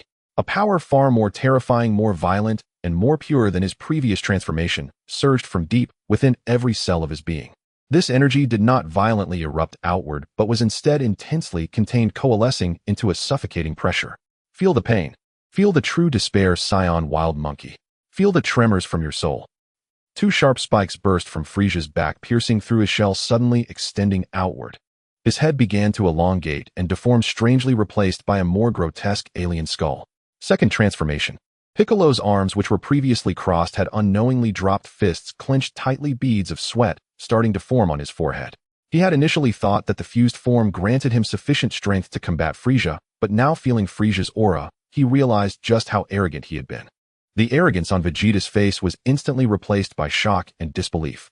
The furious aura of 1.2 million around him felt as insignificant as dust in the face of that oppressive force. So this is Frieza's true power. In the distance, Krillin, Tianjin, Fan, Gohan, Raditz, and others trembled uncontrollably, unable to comprehend the abyss of power emanating from Frieza. The transformation complete, Frieza's pupils locked onto the swaying Sun Wukong, a twisted grin spreading across his face. Swish! Frieza's figure abruptly appeared before Sun Wukong, his hand slicing into Wukong's chest. Hiss! Ugh! The speed was too fast. Fast enough to surpass the limits of Sun Wukong's reaction, his voice filled with the pain of death. Almost in the same instant, two figures, red and green, appeared beside Sun Wukong. Huh! The immense power of Piccolo fused with strength erupted at this moment, without reservation, delivering a side kick wrapped in emerald flames, striking precisely at Frieza's left arm. Bang! A dull explosion. Frieza was knocked back by the force of the kick. The red-armed figure steadied the consciousness spiraling Sun Wukong. Without a moment's pause, the red figure cradled Sun Wukong and transformed into a streak of light, shooting towards Raditz and the others watching from afar. The speed was so great that it left only a faint trail in the air. Moi! Frieza shook his arm that had been kicked by Piccolo, slowly turning around to observe the blocking Piccolo with keen interest, his lips curling into a mocking arc. Oh. Green-skinned insect, interesting. That kick just now had some power. It seems not all beings from Namek are mere praying fools. But with this level of power, you think you can challenge me? Who gave you the courage? Frieza, your tyranny ends here. Piccolo's voice was low and filled with power. As soon as the words left his mouth, his figure blurred instantly. Swish, swish, swish. Three highly condensed divine energy bullets wrapped in holy white light shot towards Frieza in a tricky, triangular formation. The speed was extreme, the trajectory erratic. Frieza snorted coldly, his figure vanishing as well. The three divine energy bullets missed, creating three deep craters on the distant ground. Bang, bang, bang. The two figures collided wildly in the air. Each clash erupted with a deep, thunderous sound. Piccolo's movements were as swift as lightning, showcasing the pinnacle of his mastery over divine energy. Every attack was remarkably precise, with no waste whatsoever. His movements flowed like water, exquisite and flawless. With a battle power of 1.5 million after fusion, he harnessed a terrifying effect close to 2 million. Frieza's assault was like a violent storm filled with destructive power. His speed was equally astonishing, each strike accompanied by a suffocating sense of oppression. However, his body, having just undergone a second transformation, seemed yet to fully adapt to this surge of power, occasionally exhibiting slight delays and awkwardness in his movements. This minute discordance was a fatal flaw in the eyes of a warrior like Piccolo. Bang! Piccolo seized the opportunity when Frieza's power transition momentarily lagged, delivering a heavy punch squarely to Frieza's shoulder. Ugh! Frieza groaned in pain, his body knocked back several steps, a flash of incredulous anger crossing his eyes. He looked down at the slight depression in his shoulder's hardened layer where a sharp pain radiated. Damn it! Frieza no longer held back, instantly elevating his speed and strength. He aimed to crush this annoying insect. Boom! Boom! Boom! The battle between the two escalated fiercely, with the aftermath of their collisions constantly upheaving and shattering the surrounding ground. Yet relying on his extraordinary chi control skills and combat instincts, as well as the rich experience brought by his fusion, Piccolo still struggled to withstand Frieza's frenzied attacks, occasionally seizing small openings exposed due to Frieza's physical discomfort to retaliate fiercely. In an instant, the two were locked in a fierce struggle, their energy waves surging. Meanwhile, on one side of the battlefield, Vegeta seemed to be under a spell. The pose of his arms crossed had long disappeared, his arms hanging weakly at his sides, his body slightly hunched, and the arrogance and ferocity belonging to the Saiyan prince was replaced by a blank shock. He stared intently at the two figures violently clashing, 2 million in battle power, in the face of the aura emanating from Piccolo and Frieza at that moment. Just moments ago he had been so proud. Now he felt so small and ridiculous. He hovered there dumbly, like a puppet stripped of its soul. On the other side, the red figure cradled the barely breathing son Wukong, landing before the onlookers. "Daddy!" Little Gohan rushed over with a crying voice, tears instantly streaming down as he looked at the gaping wound on his father's chest. "Quick! Raditz! Frieza's spaceship. There must be a healing chamber on it. Take Wukong and Bulma to find it immediately." The red figure's voice was urgent, turning to Bulma. "Do you remember what I told Vegeta when I healed him?" "Keep saying it to Wukong." "Huh. Oh, alright. Remember, okay." Raditz and Bulma replied simultaneously. Raditz then picked up one of them under each arm and transformed into a streak of light rushing towards Frieza's enormous flagship in the distance. The red figure's gaze turned towards the burly Saiyan still immersed in shock, his voice carrying an undeniable command. "Nappa, take the others and immediately get those spherical spaceships of the Ginyu Force out of here. Far away from this battlefield. Frieza might go crazy and destroy the planet at any moment. Quick." "Huh. Yes. Understood." Nappa was startled awake by the red figure's harsh shout, his massive body jolting. He understood the severity of the situation. A madman like Frieza, when pushed to the edge, would certainly do anything. He dared not delay, calling out to Krillin and the others to act swiftly. After seeing everyone quickly execute his orders, the red figure transformed into a streak of light, once more unhesitatingly rushing back into the heart of the stormy battlefield. In the center of the battlefield, the situation was quietly reversing.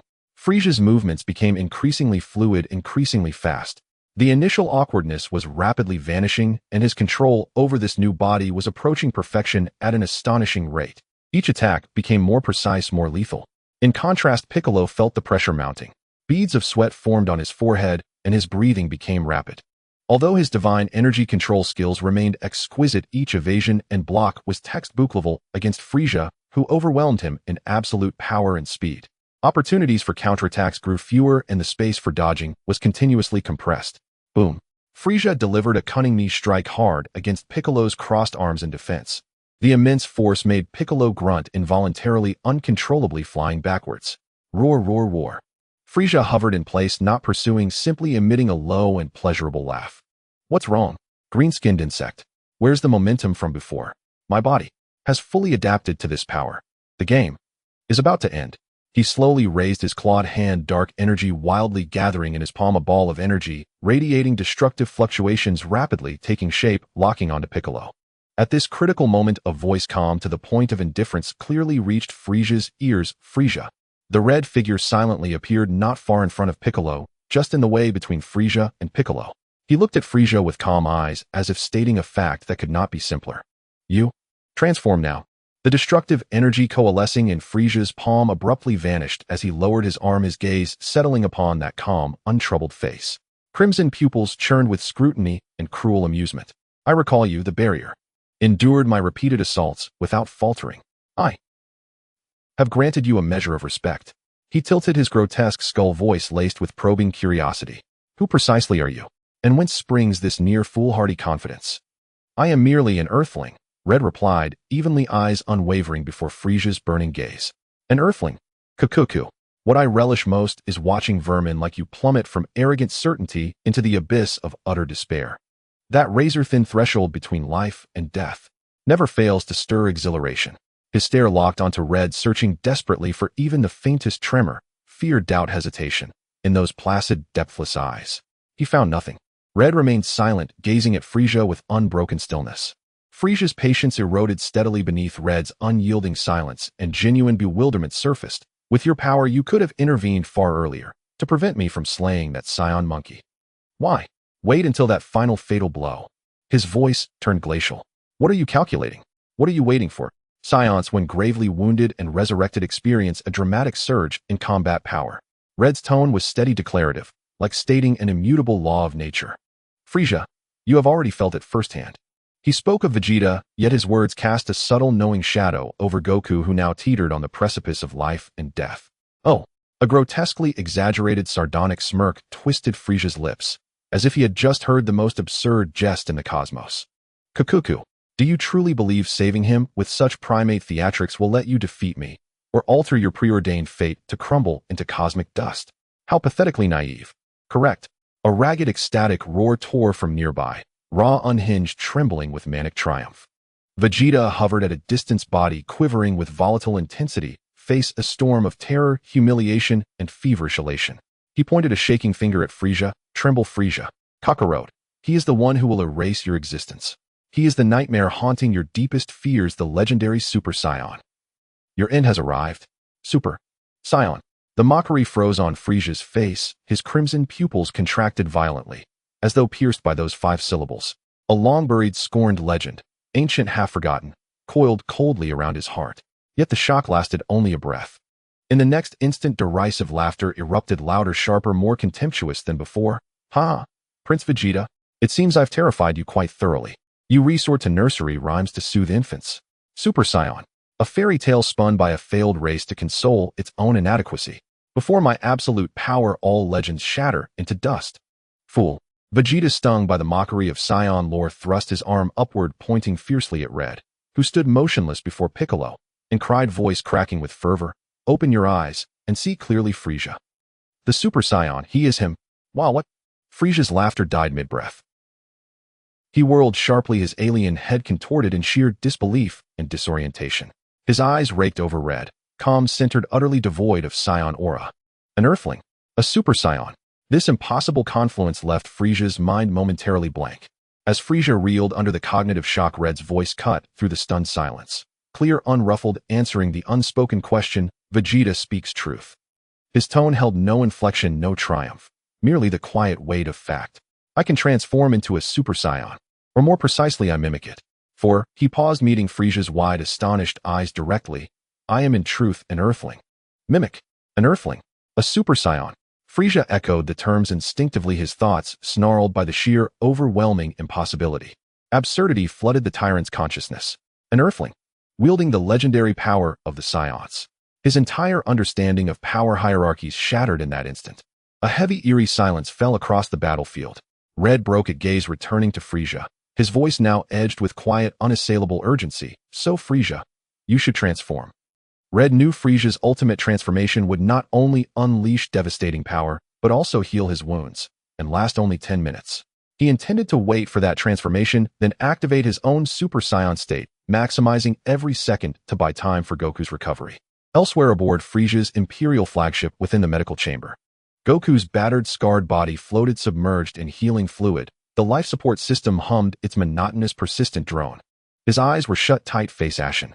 The horrific wound piercing his chest, inflicted by Frieza, pulsed slowly, knitting itself together under the combined action of regenerative fluid and nanomachines. Bulma leaned over the chamber's rim, voice raw with tears and frantic desperation. Goku, wake up. Please, wake up now. That monster Frieza. He's too terrifying. Outside, it's collapsing. Red is holding the line alone. Piccolo is fighting desperately. And Vegeta, that fool only spouts madness. Only you can stop him. You love battle, don't you? Aren't you the strongest? Can you accept this? She drew a sharp breath, her voice escalating to a near shriek. Can you bear lying here helpless? Think of Tien Shinhan, of Kaiatsu, of Yamcha and Krillin. They're out there, exposed, vulnerable. And Gohan, so young. Don't you want to protect him? Don't you ache to smash Frieza's wretched face yourself? Haven't you always dreamed of facing true power? Frieza is right there, outside. Can you afford to miss this? Get up. Fight. Goku. If you defeat Frieza, I'll tell Shishi you'll never have to farm again. You'll train freely, fight freely. Red told me, there are beings in the cosmos stronger than Frieza. Each word struck Goku's spirit like a hammer. Beneath his sealed eyelids, his eyes rolled wildly. Deep within his grievously wounded body, dormant, silenced, something began to stir, a fierce, resonant, pulsing awakening under Bulma's cries, under the incantation of battle protection and Frieza's name. Saiyan's cellular factors ignited, frantically dividing, multiplying. Back on the battlefield, Mimic. Earthling. Super Saiyan. Frieza repeated the words slowly, his stare locked onto Red. Not with mockery now, but with lethal obsessive fixation, as if trying to dissect, unravel, and annihilate this being who defied all logic and threatened his very dominion. Goku. Excellent. Truly excellent. Since you so eagerly seek to witness my ultimate power. The already monstrous aura surrounding him imploded inward, then erupted anew, a purer, deeper, more soul-crushing pressure spreading soundlessly inexorably. Sky and earth groaned in protest. Hairline fractures spiderwebbed outward from Frieza's feet, racing silently across the desolate plain. His body contorted violently, voice descending into a frozen, infernal timbre, then, prepare to embrace. True despair. This is the ultimate form. That makes the entire cosmos tremble. Frieza's aura began to collapse inward wildly. The suffocating pressure was no longer an outwardly violent impact. The ground, fragile as glass, cracked silently, radiating from the center where Frieza hovered. His originally ferocious second transformation began to shed and contract like a molting shell. The heavy layer of armor covering his body rapidly receded, revealing a more refined and formidable physique underneath. As his size diminished, his lines became smooth with white armor covering crucial areas. The twin horns atop his head vanished, and his skull's outline became rounded and smooth. His crimson eyes displayed no emotional ripples, only an extreme purity of indifference and a will for destruction.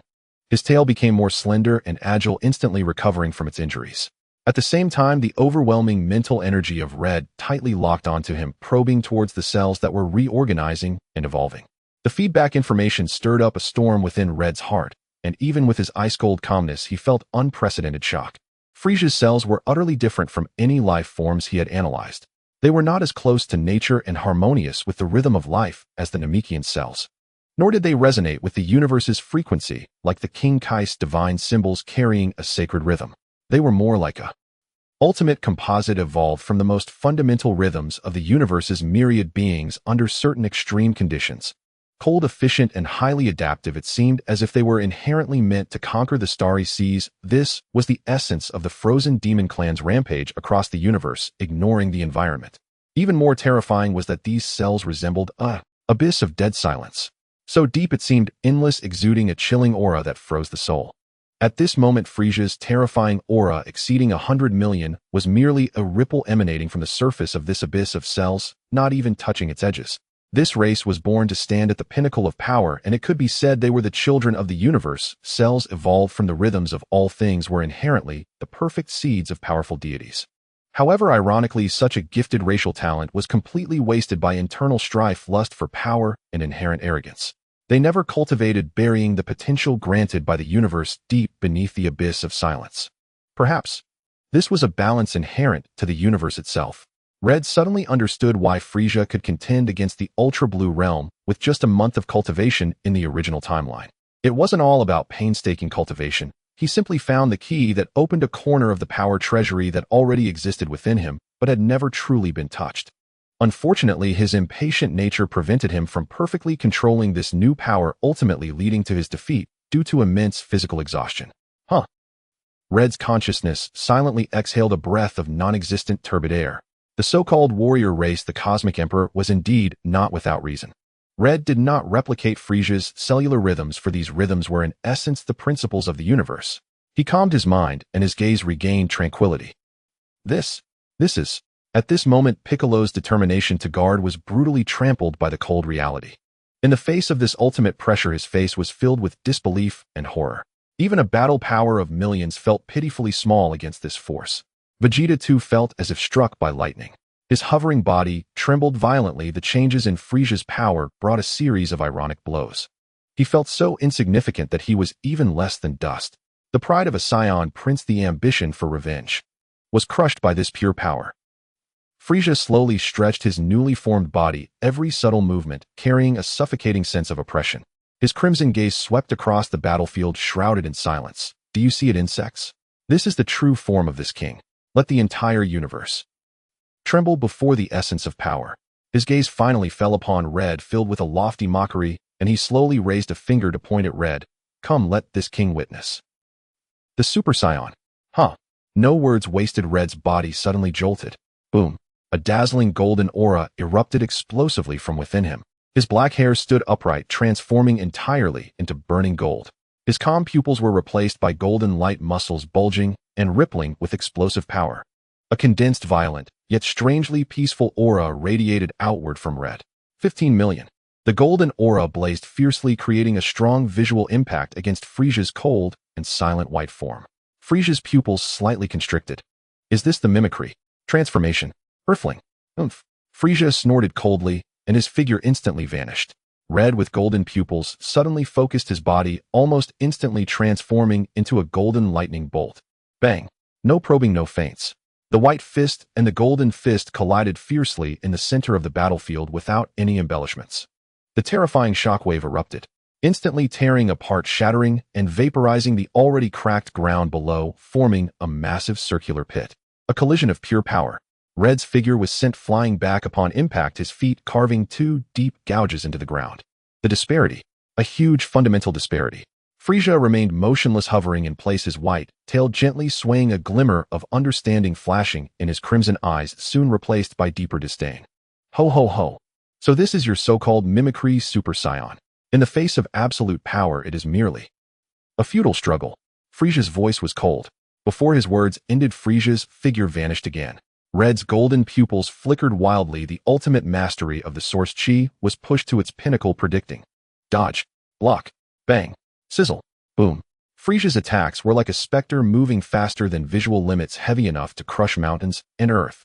Red's golden figure twisted and turned amidst the intense assaults, each dodge perilously close, each block accompanied by violent fluctuations of golden aura. He completely abandoned the notion of hard confrontation, maximizing the essence of source chi control, using minimal movements to avoid maximum damage, employing the most exquisite force release to neutralize the most violent impacts, finding those minuscule gaps in Frieza's seemingly flawless storm of attacks. Frieza's brows slightly furrowed. This insect, though far weaker than him, possessed combat skills and control over its energy that were unbelievably exquisite. His attacks with 10% of power had 7 or 8% neutralized by the opponent in various extraordinary ways, even using the residual waves to dodge. Though in a sorry state, he had never been completely overwhelmed by a single strike. Annoying insect.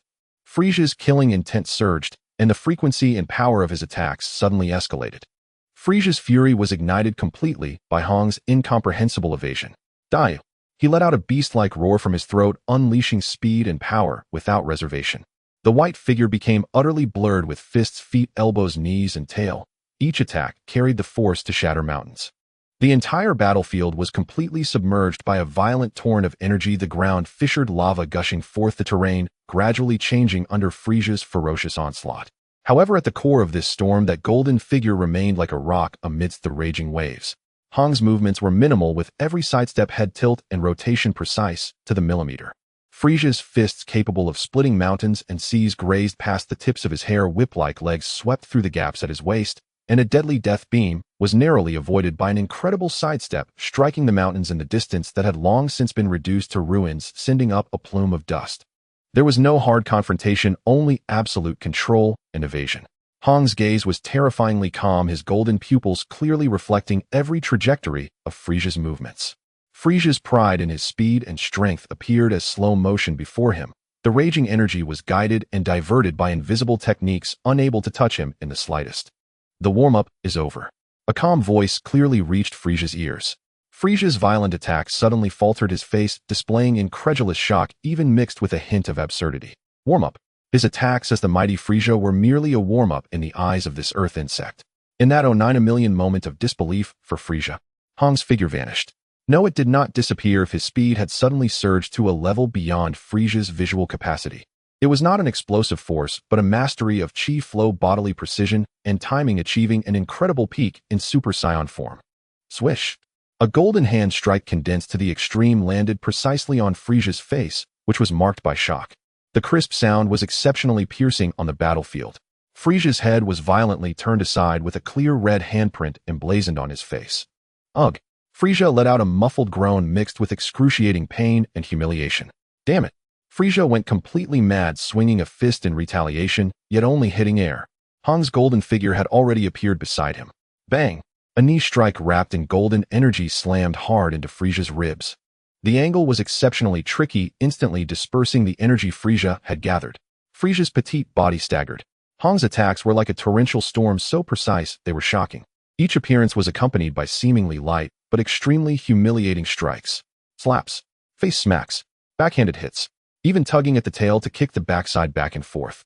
There were no earth-shattering explosions, no gory dismemberment. Only the sharp sounds of pop, swish, bang, and Frieza's increasingly twisted, sinister, and suffocating roars. Frieza violently swung his arms, releasing devastating energy blasts, plowing the already ravaged ground over and over again.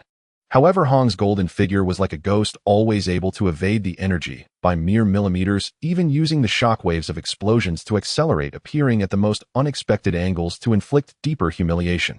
His ultimate power, that stance capable of shaking the entire universe, had now become a punching bag for his opponent's amusement. Not even brushing the hems of his clothes. The angrier Frieza became, the more at ease Hong appeared. How is this possible? Vegeta's jaw nearly dropped to the ground, his eyes bulging out. He stared fixedly at the battlefield, his face a mix of extreme shock, confusion, and a dizzying sense of worldview collapse. Clearly only 15 million. Before Frieza's terrifying aura, it felt as small as a firefly. But why? Why could Frieza's planet-destroying power not even touch him? Why could that earthling know that monster effortlessly toy with Frieza as if he were a monkey? Power. Technique. Vegeta's proud Saiyan bloodline, his proud combat talent, was being mocked audibly in the face of this scene. He felt that all his past battles, all his training, were a complete joke. In front of Hong's mastery that transcended understanding, his proud, violent strength seemed crude and unrefined. A strong sense of defeat and the humiliation of being downgraded gnawed at his heart. Yet the instinct of a Saiyan warrior ultimately prevailed. After the shock, Vegeta suddenly shook his head violently, forcing himself to calm down. He no longer focused on the disparity of power, but instead concentrated all his perception on Hong's movements, on the minute energy flows and bodily coordination of that golden figure. He had to see clearly how this monster was achieving it. No wonder he is the teacher. Piccolo's eyes burst with unprecedented brilliance, his fists clenched in excitement. Watching as Hong, under absolute power disadvantage, used extraordinary control to toy with Frieza, the perfect interpretation of chi manipulation, filled Piccolo's heart with strong admiration and longing for his teacher's realm. However, this excitement was quickly replaced by gravity. Not good. Piccolo keenly sensed that Frieza's violent and chaotic aura under Hong's continuous humiliating strikes not only did not weaken, but was instead becoming more refined and smooth at an astonishing speed. The initial sluggishness and awkwardness brought by his new body were rapidly disappearing. Frieza. This monster was rapidly adapting to the power of his ultimate form during the fight. Each missed attack, each strike received, was like a whetstone, making this already sharp and deadly blade even more terrifying. Piccolo's heart sank. How long could the teacher hold on? When Frieza completely mastered this power? On the distant King Kai's planet, the King Kai's antennae trembled wildly, beads of sweat rolling down, and his eyes behind the little glasses were wide open. In his perception on the battlefield, Hong exhibited no anger, no impatience, not even a clear fighting will. His movements, his energy flow, every evasion and counterattack seemed to merge with the momentum of the entire battlefield, natural and seamless. Power did not increase, yet technique had reached a realm of its own, utilizing limited power through absolute control and foresight to achieve effects that surpassed limits. This was no longer mere battle technique, it touched upon a certain realm. No, it's impossible. He murmured, his voice modulated by extreme shock. This is the realm of no thought. The no-thought realm that countless martial artists dream of. With a focused mind, body, and intent unite intent, and chi unite chi, and the heavens and earth unite. This was being vividly displayed on Hong at this moment. Monster. How could such a monster emerge from earth? The King Kai wiped the cold sweat from his brow, feeling as though his worldview had also been greatly impacted. The intensity of the battle on the battlefield has escalated once again. Frieza's aura has reached a heart-stopping height. 50 million. He gradually adapted to his body, moving faster and with greater strength, his attacks, like a torrential storm, relentless and continuous. However, Hong's responses remained unchanged. The golden figure danced amidst the swirling forces with even more ferocity, his movements still strikingly simple and efficient. Frieza's frenzied energy blasts were guided and deflected by him with minimal effort, occasionally using the force of Frieza's own attacks against him, causing them to collide and cancel each other out. Close combat was Frieza's nightmare. It was as if Hong could foresee all of his intentions, always finding the barely perceptible flaws at the moment of attack, delivering precise counterstrikes.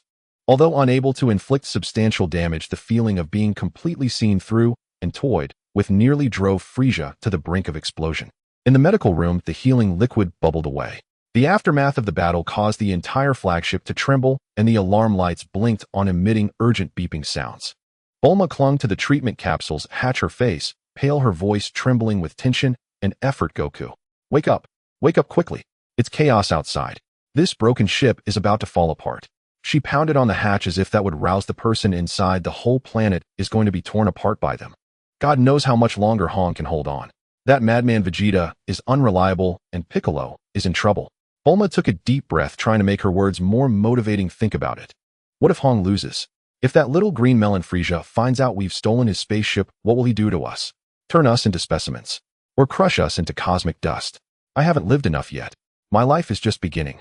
She looked at the unresponsive Sun Wukong inside the capsule, both anxious and angry. Hey, you're a Saiyan, the legendary warrior race. The universe's top punching bag is out there getting pummeled for free, and you're here sleeping like a log. If you keep sleeping, there will be no fights left for you in the future. Bulma's screams mixed with the vibrations coming from afar, continuously crashing into Sun Wukong's fragmented consciousness. Inside the capsule, Sun Wukong's tightly shut eyelids trembled, part of his fragmented awareness sensing the battle's aura, while another part immersed in the thirst for combat. The dormant Saiyan cells within him began an unprecedented process of fission and proliferation. The aura accelerated its condensation deep within his dying vessel. On the other side, at a highland on Namek Nappa, and the others were carrying the spherical spaceship of the Ginyu Force, speeding towards an area away from the main battlefield. Boom. The energy shockwaves from the distant horizon, even from a great distance, shook the spaceship's hull, causing the ground to tremble violently. God, is this really a sound that humans can produce? Kaiatz's face turned pale, beads of sweat rolling down as just feeling the residual waves made his legs weak. Hong, is he really fighting that kind of monster? Yamcha's voice trembled uncontrollably, unable to imagine what it felt like to be at the center of such a storm. Tien's three eyes fixed intently on the direction of the energy explosion, trying to capture the battle trajectory that surpassed his perception limits, ultimately shaking his head in despair. I can't see through it at all. Although Frieza's aura is as deep as an abyss, Hong's aura has not diminished. How is he doing it? Uncle. Little Gohan gripped the edge of the spaceship tightly, his eyes filled not only with fear, but also a strong concern and admiration for that golden figure. Quick, faster. That bastard Frieza is still getting stronger. Hong, let's hurry and complete the mission. I want to do my best, even if it means dragging it out for just one more second. Krillin growled, his eyes filled with determination. Though weak, he still wanted to contribute, even if it meant dying in battle. Yes, let's complete the mission quickly, even if we are like ants, we want to shake this tree. The fighting spirit of everyone ignited instantly. Source God flow, warriors, no deserters. Haha, earthlings are crazier than us Saiyans. But I like it. Nappa's eyes also burned with madness. Living a bit longer is enough. Raditz was also going wild. On the battlefield, Hong's golden aura burned steadily without the slightest violent fluctuation. Frieza's enraged energy blast was lightly tapped by his fingertip, altering its trajectory, slightly smashing into a distant lava lake, igniting a towering column of fire. Frieza's whip-like legs swept by like lightning, and Hong merely leaned back slightly, the leg brushing past the tip of his nose. At the same time, he flicked his finger, a concentrated burst of chi accurately striking Frieza's ankle tendon. Ugh! Frieza grunted, his movement distorted, his offensive momentarily halted. Hong seized the opportunity to spin his elbow, crashing into Frieza's exposed flank due to his loss of balance. Bang! Bang! Another sound, not heavy but exceptionally piercing. Frieza staggered back, a shallow dent left on his white shell, humiliation eroding his sanity. Bastard! Bastard! Bastard! Frieza was frenzied, his aura surging violently once more. The white energy erupted, distorting the surrounding space. These injuries had little effect on him. He disregarded everything, his fists pounding like a pile driver. However, Hong's responses remained effortless and fluid. His movements were minimal, yet remarkably efficient, guiding, diverting, and dissipating Frieza's frenzied power. The more Frieza's rage intensified, the clearer his flaws became in Hong's eyes. On King Kai's planet, the North Kai's perception of the battlefield revealed Hong's aura and movements had reached an inconceivable harmonious state. The state of no self, where the mind is free of distractions, body and intention in unity. Yet at this moment, Hong was even further beyond. It was as if he had completely transformed into a part of the battle itself, resonating and balancing with Frieza's wild energy flow, the shattered earth, and the chaotic spatial fluctuations.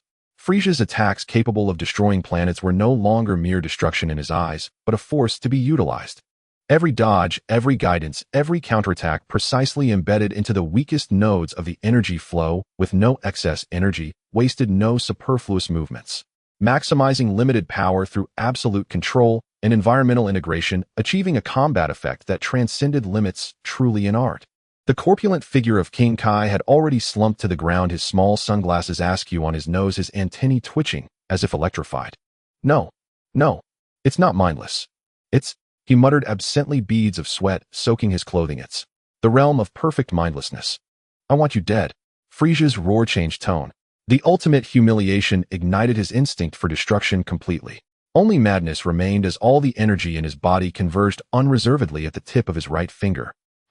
A massive, deep red energy sphere instantaneously expanded, emanating an aura of pure annihilation.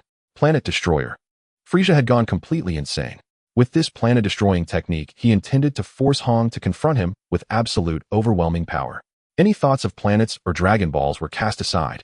In his eyes, only that golden figure who had toyed with him and brought endless humiliation remained. This madman. A hint of emotion finally appeared on Hong's calm face, his brows furrowing. The simulated Saiyan S cells within him were already nearing their limit. Maintaining the Super Saiyan form would last for less than a minute. The power of this annihilation bomb covered the entirety of Namek with no escape. Pure heat and strength was the only option left. A flicker of determination flashed in Hong's golden eyes as the golden flames surrounding him suddenly surged. He raised his left hand, and a three-colored energy sphere instantly formed in his palm. The outer dark layer spun wildly, the middle red cutting layer vibrated at high frequency, while the inner white energy was extremely refined. It was the three-colored shield structure that previously protected everyone, but now under Hong's ultimate control of energy, it was transformed from defense into an offensive form, devouring, cutting, penetrating. In his right palm, a highly refined Source Divine Thunder Flame Bomb coalesced, a crimson orb with silver-white currents flashing within its core, a pure white life energy pulsating, burning, paralyzing, piercing, purifying. Without any hesitation, Hong's palms came together forcefully. Zizi. Streams of distinctly different energies began to fuse under Hong's control. Hong's muscular arms bulged, his body trembled slightly under the immense pressure, beads of sweat forming on his forehead. Fusion complete. A dazzlingly radiant colored energy sphere floated before Hong's joined palms. It was not large, with black, red, and white energies swirling and merging within the surface, flickering with silver-white arcs and crimson flames. A scent combining devouring, cutting, penetrating, burning, paralyzing, and purifying characteristics spread, causing the space to lament. Piccolo's pupils suddenly constricted. He sensed the drastic changes occurring at the core of that fused energy. It was not a simple stacking, but rather a transformation of energy's nature under his master's incomprehensible control. The dark, devouring force enveloped the high-frequency, cutting red energy, while the highly condensed white light provided an indestructible, penetrating power. Even more terrifying was that the life-purifying power of the Thunder Flame Bomb and the burning destructive power had been perfectly merged into this violent structure. This had already exceeded his understanding of the Source Divine Flow's refined efficiency. It had turned the barrier of defense into the spearhead of destruction, integrating the rhythm of life into the deathly thunder flame. Master, to what unfathomable extent has his control over the essence of momentum and energy reached? Vegeta's mouth opened unconsciously, his gaze fixed on the increasingly radiant colored energy sphere in Hong's palms. Hong's energy was only 15 million far inferior to Frieza's planet-destroying bomb. Why? Why did he dare and could choose to clash heat in such an absolute disparity of power? The structure of the fused energy was complex to the point of making him dizzy. He was utterly unable to decipher the intricacies within. This was a technique. Can techniques reach such a level? To fuse power far inferior to that of the opponent into something capable of threatening them. Vegeta felt that the creed he once believed in, that power is everything, had been utterly shattered before Hong. On King Kai's planet, in the perception of North Kai, Hong's movements showed no signs of panic. The process of energy fusion, though violent, carried a rhythm akin to flowing clouds and flowing water. This was an absolute calmness and mastery of unconcern pushed to the level of commanding destruction itself. Under limited power, through absolute control and the borrowing of energy from the environment, he forcibly created a killing move that transcended limits. Monster. How could there be such a monster on Earth? No, in the universe. King Kai murmured in a daze, his small glasses askew on his nose. Let it be destroyed along with this planet. Frieza roared violently, launching the deep red annihilation bomb that resembled a miniature sun. Huh. Hong let out a low shout, pushing his palms forward with force. There was no earth-shattering roar, no exaggerated burst of energy beams.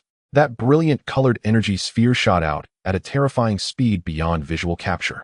Wherever it passed, the air was drawn into a vacuum by extreme high-frequency cutting and devouring field. Sound was completely isolated, forming a silent waist-thick stream of colored light. Wherever it passed, the air was drawn into a vacuum by extreme high-frequency cutting and devouring field. Sound was completely isolated, forming a silent waist-thick stream of colored light. This stream of light collided with Frieza's massive planet-destroying bomb in an instant. The anticipated earth-shattering explosion and energy stalemate did not occur. Hiss! Frieza's world-destroying deep red energy sphere, upon contact with the colored stream of light, had its violent energy structure disintegrated, annihilated, and devoured from the contact point due to the terrifying composite characteristics, devouring high-frequency cutting and extreme penetration. The size of the planet-destroying bomb rapidly shrank at a visible speed. It was forcefully pushed back by the relatively slender colored stream of light rolling back towards Frieza. What? Frieza's madness instantly froze, replaced by extreme shock and disbelief. His crimson pupils reflected the returning annihilation energy and that colored stream of light. How could this be? His power was suppressed. No. Horror transformed into a gut-wrenching fear in an instant. Frieza instinctively thrust both palms forward, hurriedly condensing a thick, white beam of light in an attempt to block it. Boom. The white beam collided with the rolling annihilation bomb, and for just a moment it held its ground before being completely penetrated by that dazzling attack with multiple terrifying characteristics. There was no earth-shattering explosion. The silent light instantly engulfed Frieza. After the light dissipated, Frieza's figure reappeared. He hovered in the air, his white shell covered in crisscrossing dark cracks, one arm unnaturally twisted, bloodstains at the corner of his mouth, his breath fluctuating violently, filled with pain. Damn bug. Frieza's voice was hoarse, filled with resentment and the shock of survival. He stared at Hong with a venomous gaze, as if he wanted to bleed out his hatred. However, just within that vengeful gaze, Frieza's aura suddenly solidified. A wave of energy surged. The grotesquely dark cracks on his surface began to heal at a visibly rapid pace. Although his aura did not return to its peak, the earlier severe injuries were rapidly repairing. This scene made Hong's golden pupils shrink suddenly. Healing. In the original work, Frieza seemed to only have this ability when transforming into his ultimate form. Could it be he had been hiding a portion of his energy? Or had his body not fully transformed into the ultimate form, not merely to reduce transformation consumption, but also reserving a trump card for self-repair? This cunning frozen demon. Just as Hong's mind raced, poof, his golden aura violently flickered a few times before suddenly extinguishing without warning. His upright golden hair drooped softly, returning to black. The golden pupils also lost their brilliance. The simulated Saiyan cells within him had finally burned out completely after extreme exhaustion and the final dazzling strike, plunging into a deathly silence. The time for the Super Saiyan transformation has come. The backend does have a typo detection feature, but sometimes it doesn't catch everything. If there are any typos, please send a comment and I'll correct them. The residual force of the brilliant strike seemed to still reverberate in the air, but at the center of the lifeless battlefield, the atmosphere had dropped to freezing point. Hong stood in place, breathing heavily. The release from the Super Saiyan form brought not only a depletion of power, but also a profound sense of weakness that enveloped his entire being. The previous fusion attack had drained all the potential from his simulated Saiyan cells, along with a tremendous consumption of his own stamina. Sweat soaked the tips of his black hair, trickling down the side of his forehead. Whoosh! A green figure appeared beside Hong. It was Piccolo. His expression was grave concern evident in his eyes. "Master, how are you?" Hong took a deep breath, forcibly suppressing the surging blood within him, his gaze still sharply fixed on Frieza, who was rapidly recovering. His words tumbling out quickly, "Did you see the battle just now?"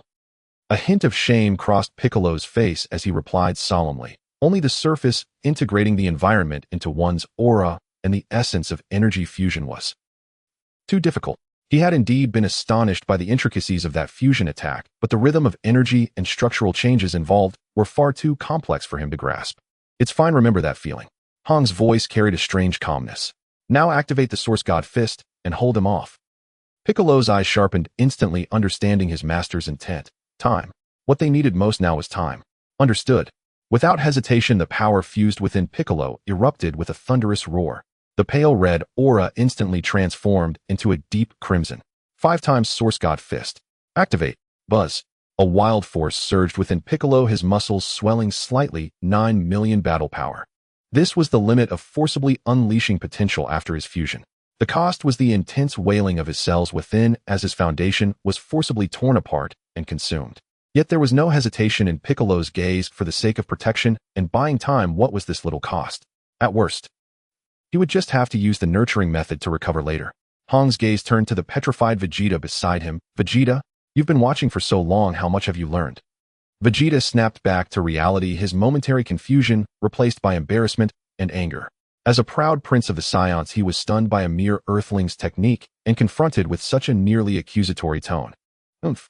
Vegeta snorted disdainfully through his nose, forcing himself to maintain the pride of a prince. But deep within Hong's fighting style, especially that fleeting glimpse of the fusion attack, was etched into his mind like a brand. Technique.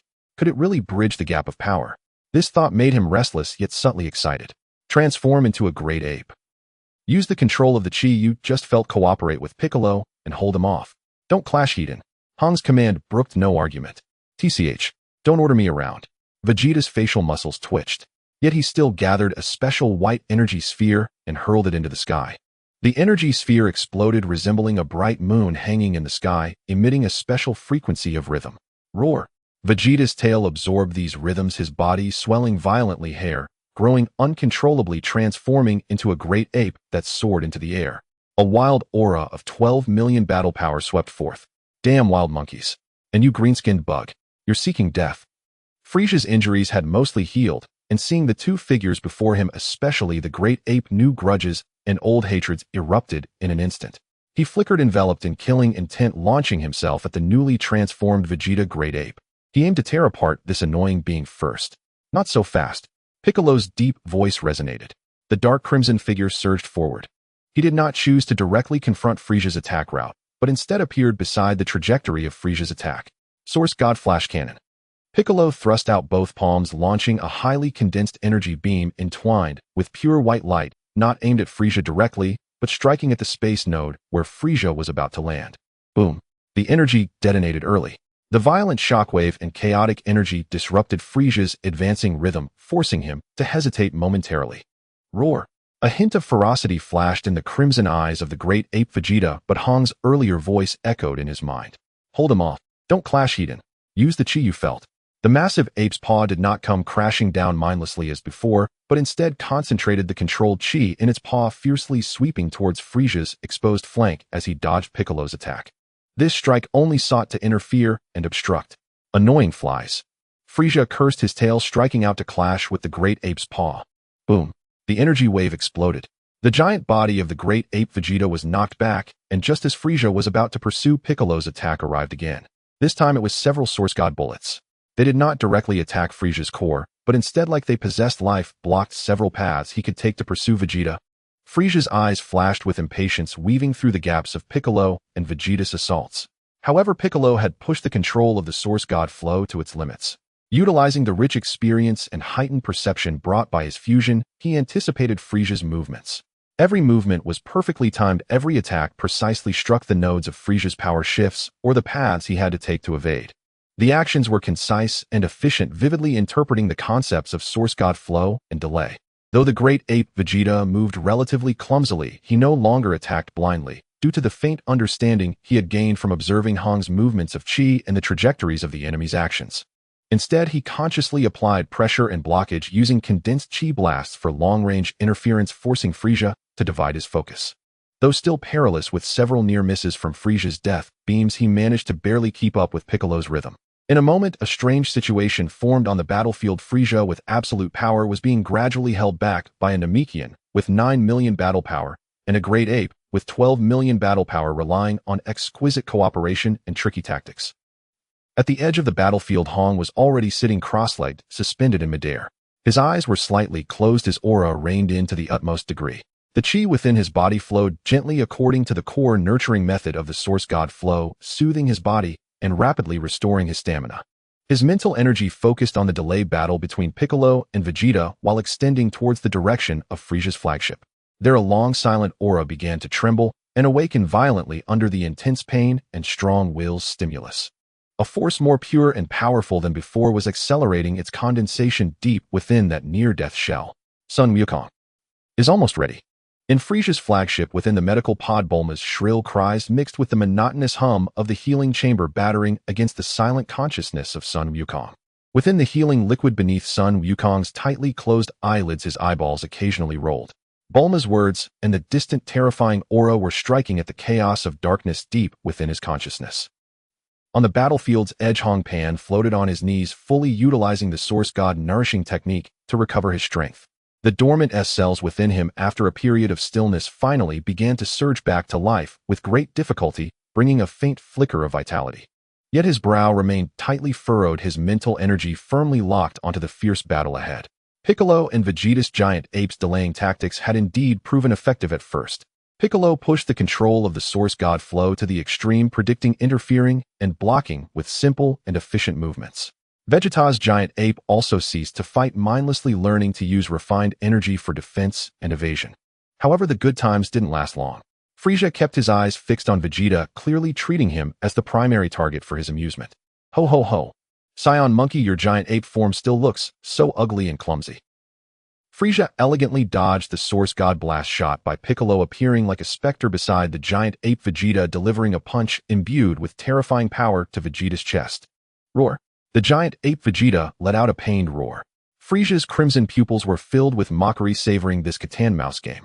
He clearly harbored a deep hatred for the Saiyans, relishing in tormenting this former subordinate.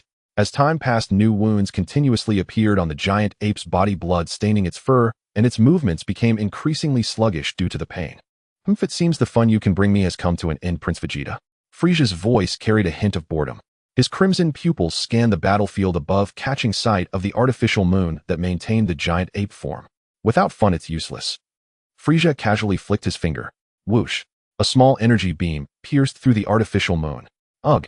The massive body of the giant ape Vegeta rapidly shrank and transformed, painfully howling as he reverted back to human form.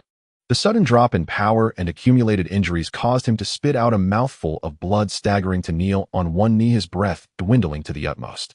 Frieza effortlessly dodged the Source God blast Piccolo had unleashed, countering with an energy shockwave that forced Piccolo back. In the next moment, Frieza's figure was already hovering in front of Vegeta, looking down upon him. What a mess, Prince of the Saiyans. Where is your pride? Where is your desire for revenge? He slowly raised his hand, gathering a destructive energy sphere at his fingertip, aimed at Vegeta, his posture as graceful as savoring a glass of red wine. In hell, continue to show your ridiculous pride, Prince Vegeta. Vegeta struggled to lift his head, his face a mix of pain, unwillingness, and the fear of facing death. Bastard. Bastard. The true Super Saiyan Kakarot will definitely avenge me. He stared intently at the point of light at Frieza's fingertip, representing the end. Frieza's lips curled into a cruel arc, the light at his fingertip suddenly flaring up. Joking too much is no longer funny, my dear little Vegeta. Die. Whoosh. The energy blast shot towards Vegeta, just as the energy blast was about to roar in a moment of crisis. Buzz. The latest chapter has been updated. Hurry to Bukeo Novel Network for updates. A ripple of spatial fluctuation flashed around Vegeta. Boom. The energy blast crashed into the ground where Vegeta had just been, kicking up a cloud of dust and debris. Only a deep pit remained, and Vegeta's figure and aura vanished without a trace in an instant. Frieza's crimson gaze swept through the dust. Ho ho ho. I've spared you much suffering, my dear little Vegeta. Thank my mercy in hell. Inside the healing pod, as the healing liquid surged, Sun Wukong's tightly closed eyelids suddenly twitched. Whose energy has disappeared? His consciousness gradually regained clarity, and he already began to sense the energy. Frieza elegantly turned around, his crimson gaze locking onto Piccolo, whose expression was grave and breath was erratic, still wearing that cruel, gentlemanly smile. While the annoying trash has been cleared away.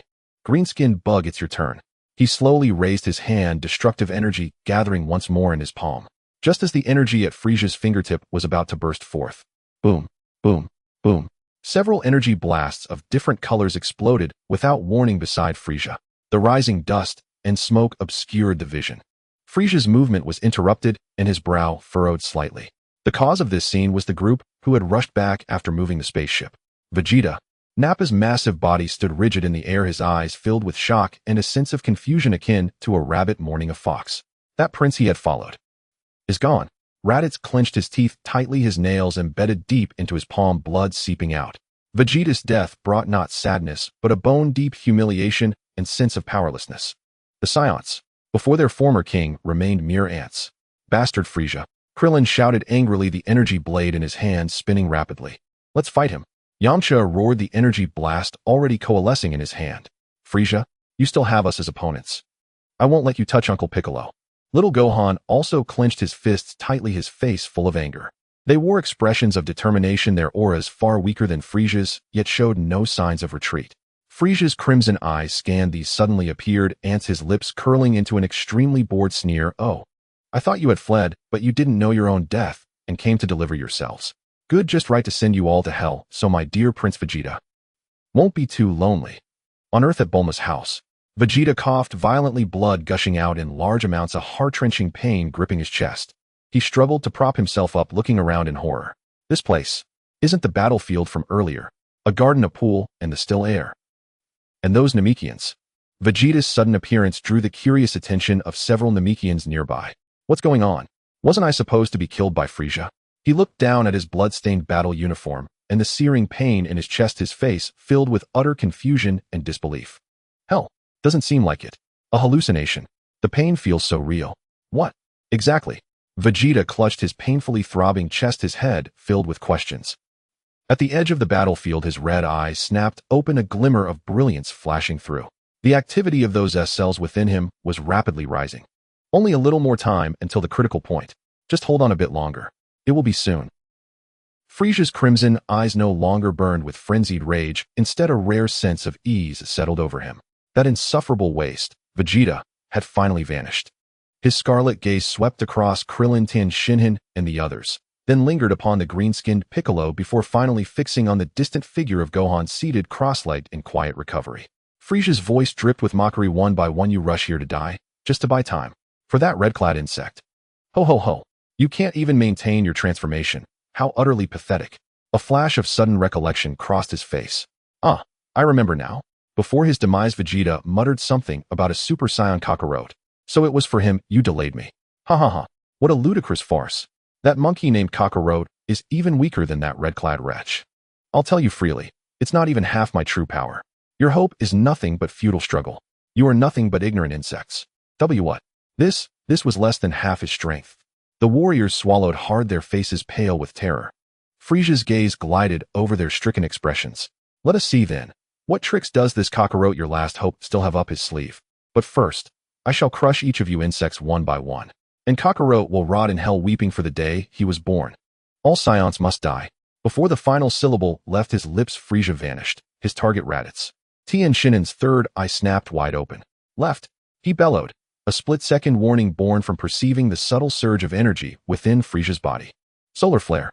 With a resonant hum, blinding white light erupted without warning. Tien raised both palms overhead. The searing radiance instantly engulfed Frieza's vision. Gah! My eyes! Damn it! Caught off guard, Frieza instinctively clamped his arms over his face, his airborne form jolting to a sudden halt. Hit the ground. Fire ki blasts to raise dust. He can't sense ki through it.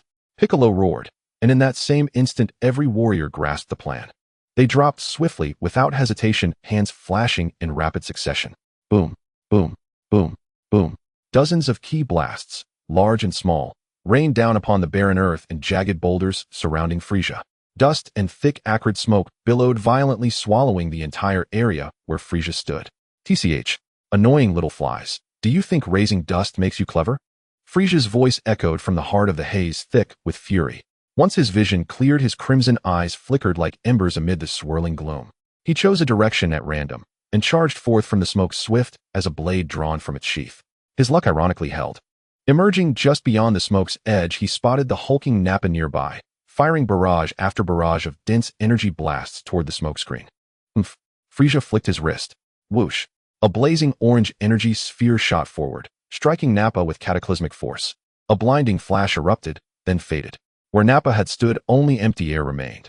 Frieza's gaze swept the perimeter, then locked onto Raditz, who fired relentless ki blasts from a short distance away. Saiyans belonged together, in oblivion. His voice turned glacial. Again he gestured, and whoosh! Another pinpoint blast streaked toward Raditz. Boom! Light flared once more, then dimmed. Raditz vanished into the glare. "Uncle!" Gohan screamed. His fists clenched tight, watching Raditz erased before his eyes. A furnace of fury ignited deep within his chest. Raditz! Nappa! Krillin and Yamcha snarled teeth, bared eyes bloodshot. Frieza! Tien's 3 eyes blazed crimson. Ho ho ho ho ho ho! Frieza hovered above the thinning smoke, laughing with unrestrained savage delight, his usual elegance utterly shattered. Dead. All dead. Those wild Saiyan monkeys deserve nothing but annihilation. His laughter rang with cruel, unbridled triumph. Now who's next? His gaze swept the few remaining fighters, then settled coldly upon Kairatsu, whose face had gone deathly pale. You little thing. With elegant precision, Frieza raised a fingertip, and a sphere of annihilating energy coalesced instantly. Kairatsu. Tien's voice cracked with anguish. Whoosh. The energy sphere hurtled forward, yet at the very moment it would have consumed him, a bolt of viridian ki slammed into its path. Boom. The two energies collided in a violent burst of flame, canceling each other out. It was Piccolo. Annoying pest. In a blur, Frieza reappeared directly before him. His speed was absolute, beyond perception. Piccolo's pupils contracted sharply, his Source God ki control surged to its limit. Several tightly compressed Source God blasts detonated between them. Simultaneously, he thrust himself backward. Boom, boom, boom. The blasts detonated full force upon Frieza, yet he ignored them entirely. His white form barreled straight through the explosions, unslowed, unstoppable, closing the gap in an instant. What a... Piccolo's mind recoiled in shock. Frieza grinned savagely and lashed out with his tail, wrapping it tightly around Piccolo's right arm. Gah! A sickening crunch echoed. Piccolo's bones groaned under unbearable pressure. Insects are meant to be crushed. Cruelty gleamed in Frieza's eyes as his left hand rose, his index finger darting forward again and again. Shink! Shink! Shink! Shink! Slender beams of lethal energy pierced Piccolo's body, blood spraying outward. Ugh! Piccolo choked back a raw guttural cry, his frame trembling violently. Uncle Piccolo! Gohan's voice tore from his throat, raw with horror and incandescent rage. A primordial power, awakened from the deepest wellspring of his blood, erupted like a volcano. Whoosh! White aura interwoven with furious crimson energy exploded from Gohan's small frame. His ki surged like a tidal wave, uncontrollable, volcanic. Frieza, don't you dare touch Uncle Piccolo. His childish voice warped into a feral, thunderous roar. His tiny form became a streak of whitened crimson light, blazing forward in an instant. Thud! A fist wreathed in apocalyptic fury slammed squarely into Frieza's face. Ugh! Off balance and stunned, Frieza staggered backward several paces, his cheeks stinging with unexpected pain. Gohan! That single blow left them all speechless. Krillin, Tien, Yamcha, and Kaiatsu stared dumbfounded at the small boy, wreathed in howling chaotic energy, like a demon reborn. Before Frieza could recover, Gohan's assault descended like a hurricane, relentless, furious, unceasing. Thud! Thud! Thud! Thud! Wow, what is this? Frieza's fury warred with disbelief. Each strike destabilized him further. Thud! Gohan kicked him skyward, then thrust both palms forward, unleashing a torrent of ki blasts like a monsoon. Die! Boom! Boom! Boom! Boom! Boom! The barrage buried Frieza beneath fire and smoke, columns of flame roaring into the heavens. But Gohan wasn't done. His ki spiraled higher still, hands raised high, gathering a maelstrom of raw, explosive energy. AAA. Final flash. Kaboom. A colossal mushroom cloud erupted, reshaping the land itself. Ha ha ha. Gohan gasped, his aura extinguished in an instant. Slowly the smoke began to part. There stood Frieza, disheveled yet unmarked, untouched by injury. His expression had darkened into something monstrous, his crimson eyes burning with the incandescent wrath of a god scorned by an ant. Earthlings, truly bizarre.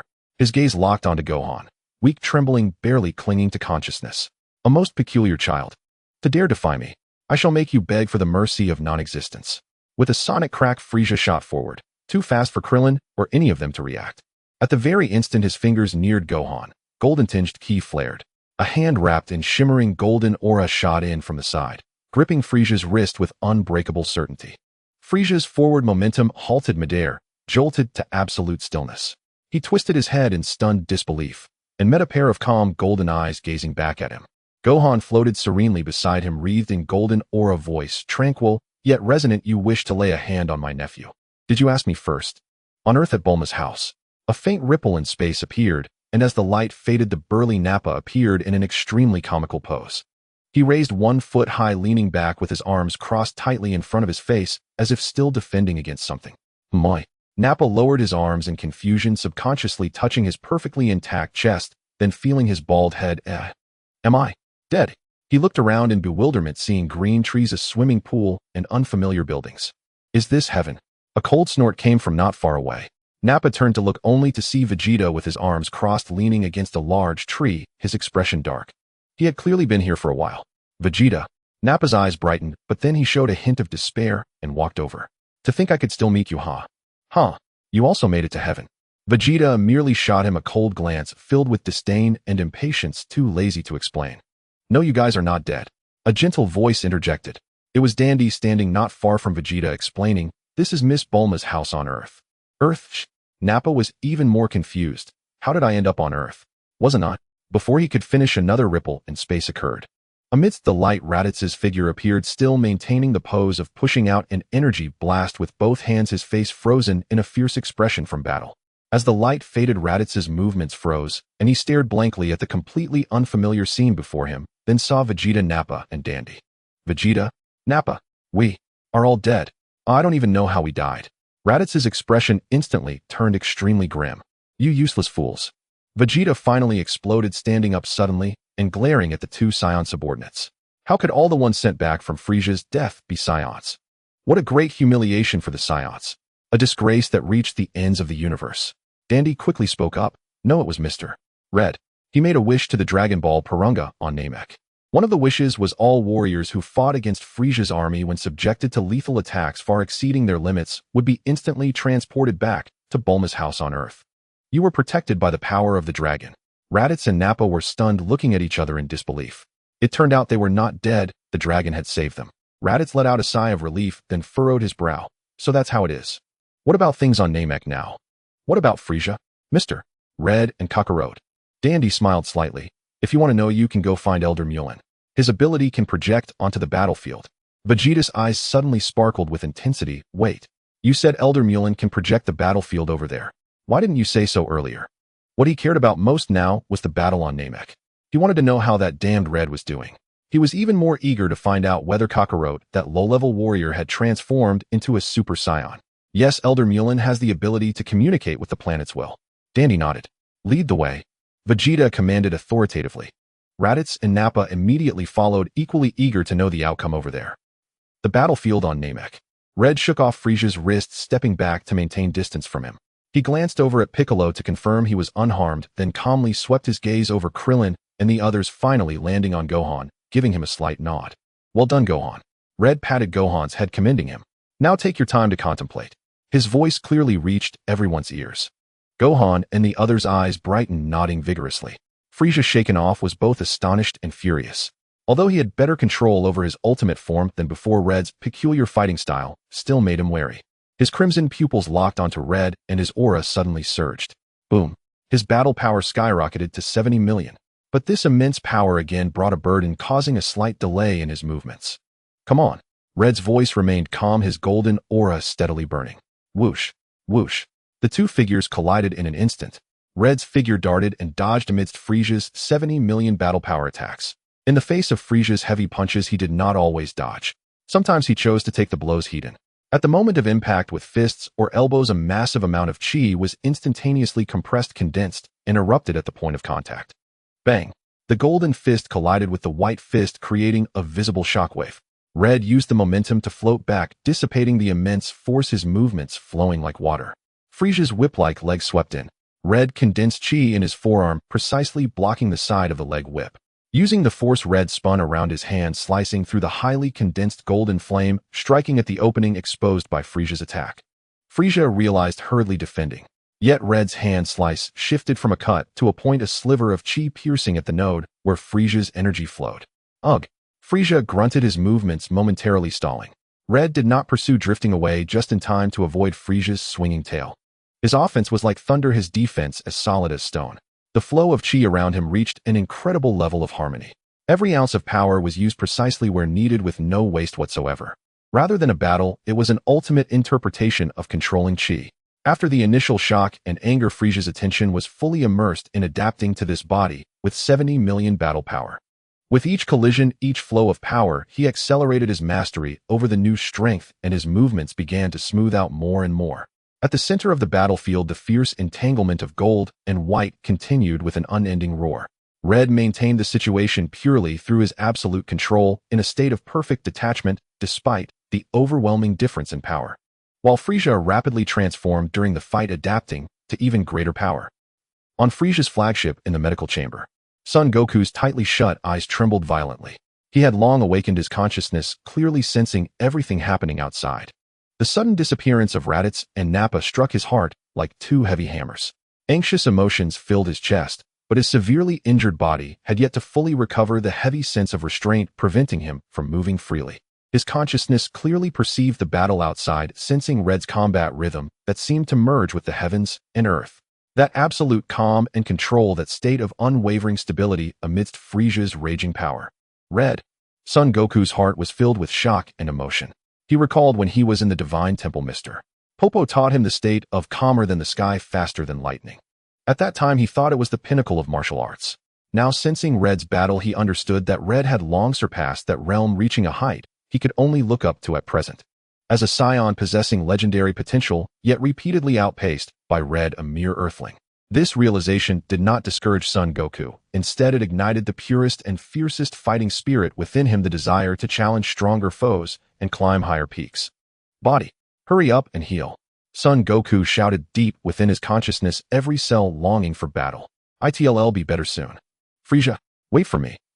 At the edge of the Namek battlefield, Krillin, Tien, and the others held their breath, their eyes fixated on the two figures colliding fiercely at the center of the storm. So amazing. Krillin murmured, his voice filled with uncontrollable awe. The energy was compressed to a point of explosion without a hint of waste. Just as natural as breathing. Tien's three eyes swiftly moved, trying to capture every detail. It's not just compression. It's prediction. The master gathers the energy at the point where Frieza's attack will land, achieving maximum defensive effect with minimal expenditure. This level of control. It's simply astonishing. Yamcha watched, captivated, unable to resist, clenching his fists. It feels like the master isn't fighting with all his might, but rather teaching us. Every movement is textbook perfect. Jiatzi's small face was tense as she nodded vigorously. Yes. Master Hong is incredible. Son Gohan merely nodded in agreement, focusing entirely on his uncle. Piccolo hovered nearby, his gaze fixed on the battlefield, his brow furrowing tighter. Unlike the astonishment of others, he felt an increasingly heavy pressure. Piccolo's deep voice sounded laden with worry. This won't do. Frieza's body is rapidly adapting to that power. With each collision, his movements are becoming smoother, the sense of delay disappearing. The master is enduring with his realm, but the realm cannot make up for the chasm of absolute power. Frieza hasn't even fully unleashed his limits yet. If this continues. He did not elaborate further, but the implication was clear. Master Hong could maintain his undefeated status, but he could not truly injure Frieza. And once Frieza fully masters his power or loses patience and uses stronger force, the consequences would be unimaginable. On Earth at Bulma's house, under Elder Mulin's power, the scene of the Namek battlefield projected clearly before everyone. All Namekians held their breath, their faces serious as they watched this battle that would determine the fate of their planet. Nappa rubbed his bald head, his deep voice exclaiming, Mr. Hong fights. Turns out it can look this good. I used to just know how to swing my fists. He mimicked his past violent attack style, feeling a bit embarrassed. Raditz also stared at the projection, his expression complex, slowly nodding. Over there, it only felt like his energy was stable, very strange. Now that I see it with my own eyes, I realize the extent of his control over energy. Earthlings. Sigh. He sighed, his tone carrying a hint of admiration and loss that even he did not notice. Nappa echoed, yeah, that bastard Frieza must have only used less than half of his strength before we died, right? It's terrifying enough to be like that. Mr. Hong can fight like this despite such a gap. Truly remarkable. I never thought in a place as desolate as Earth such a person could emerge. One stared intently at the projection, losing themselves in reading time. The silent Vegeta suddenly turned to Nappa. What? You said Frieza only used half of his power. Raditz added, at least before we were teleported back it was like that. Half. Might be a conservative estimate. Vegeta's face instantly darkened further, his fists clenched tightly, knuckles turning white. A strong sense of unwillingness and humiliation surged within him. The art of battle should have been showcased by us Saiyans. Vegeta squeezed out these words through gritted teeth, his voice low and suppressed. He said no more, his gaze fixed intently on the figure of Hong in the projection, his eyes sharp, as if to dissect and analyze every movement. As pride was crushed, an unprecedented understanding of technique was wildly growing in his heart. On the Namek battlefield. Boom. After yet another violent collision, the energy shockwave briefly separated the two. Frieza hovered in the air, his white aura gently undulating. He elegantly flicked his wrist, his crimson gaze fixed on Hong across from him, no longer displaying the initial fury.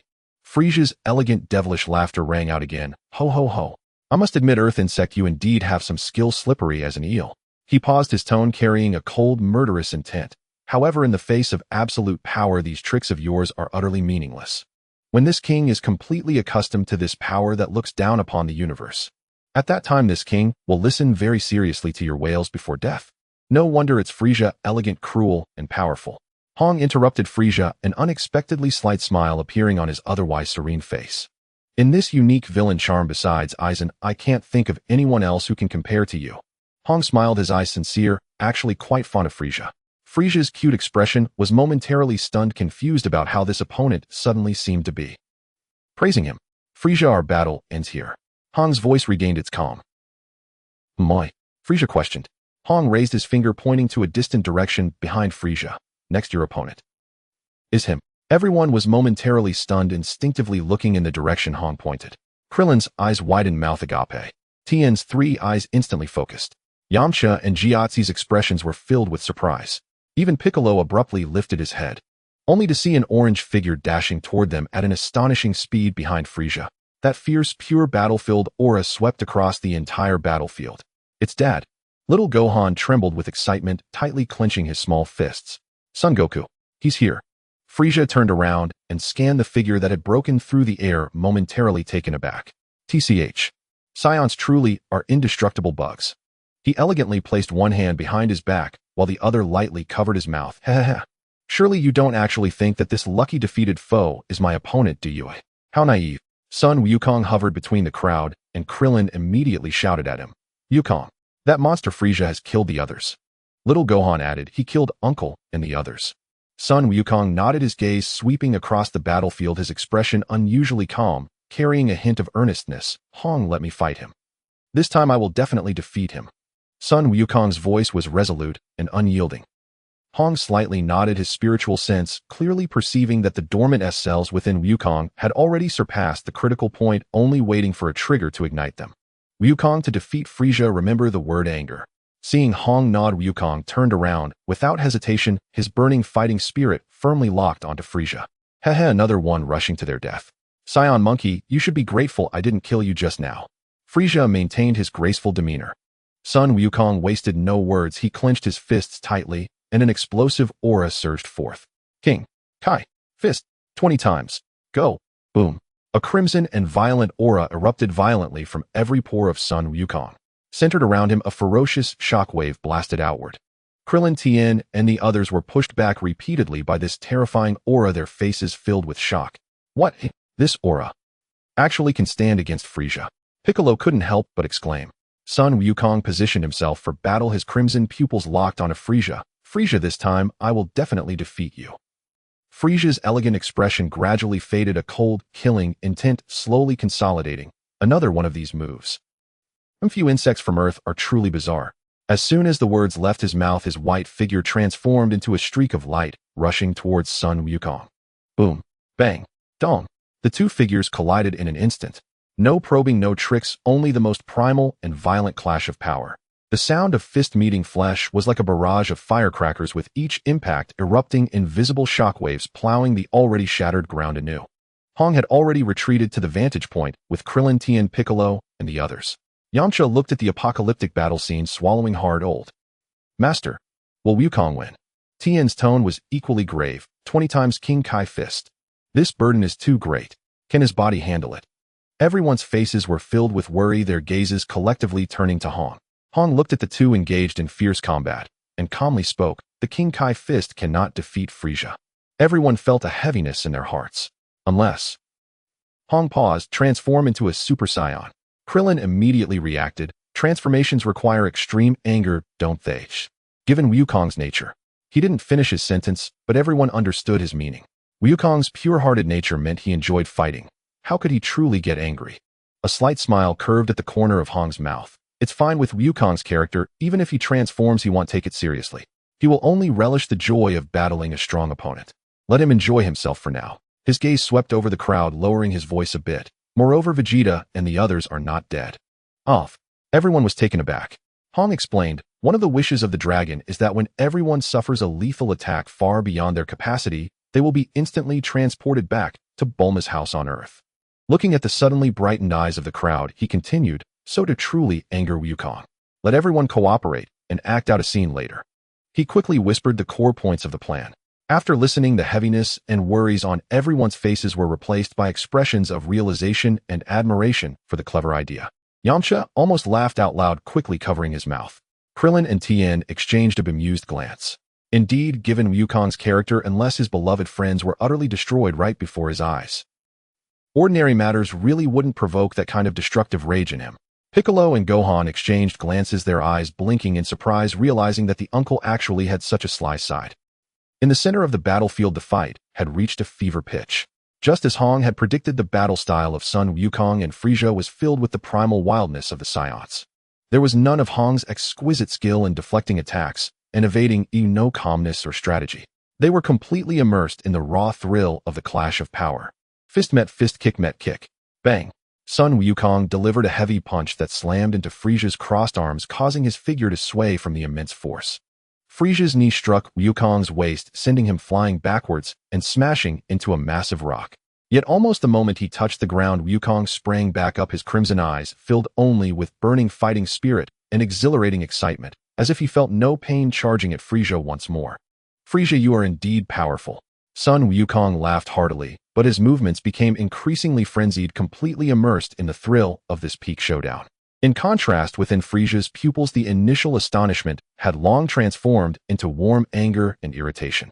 This Saiyan wild monkey, the Saiyan he once held in his palm like a bug, not only hadn't died, but had gained such power. Saiyans truly deserved to die. What was even harder for him to accept was that the opponent showed no hint of fear in the face of a cosmic emperor, only the thrill of enjoying battle. This was a complete affront to his imperial majesty. Damn wild monkey. Frieza's roar was laced with offended rage. He could not tolerate a Saiyan, an insect, exhibiting such a demeanor before him. Frieza's mastery over his ultimate form rapidly became smooth and seamless in battle, and the physical discomfort that initially arose from the increase in power had completely vanished. Boom. Frieza's aura surged again in battle. His movements became faster, his power heavier. Bang. Sun Wukong was once again violently sent flying, this time even further crashing into half a mountain. Struggling, he stood up from the dust, his breathing growing heavy, clearly feeling the immense pressure from the consumption of the 20 times King Kai fist and Frieza's continuously increasing power. Frieza hovered in the air, his aura swirling, his crimson eyes looking down at his opponent below, the cruel and elegant curve returning to his lips. Hehehe. Wild monkey, your desperate struggle ends here. This king is already thoroughly bored of playing. He slowly raised his hand, the destructive energy beginning to gather at his fingertips once more. At the edge of the battlefield, Krillin and the others watched as Wukong fell into a disadvantage, glancing at the calm Hong, exchanging an understanding look. It was their turn to take the stage.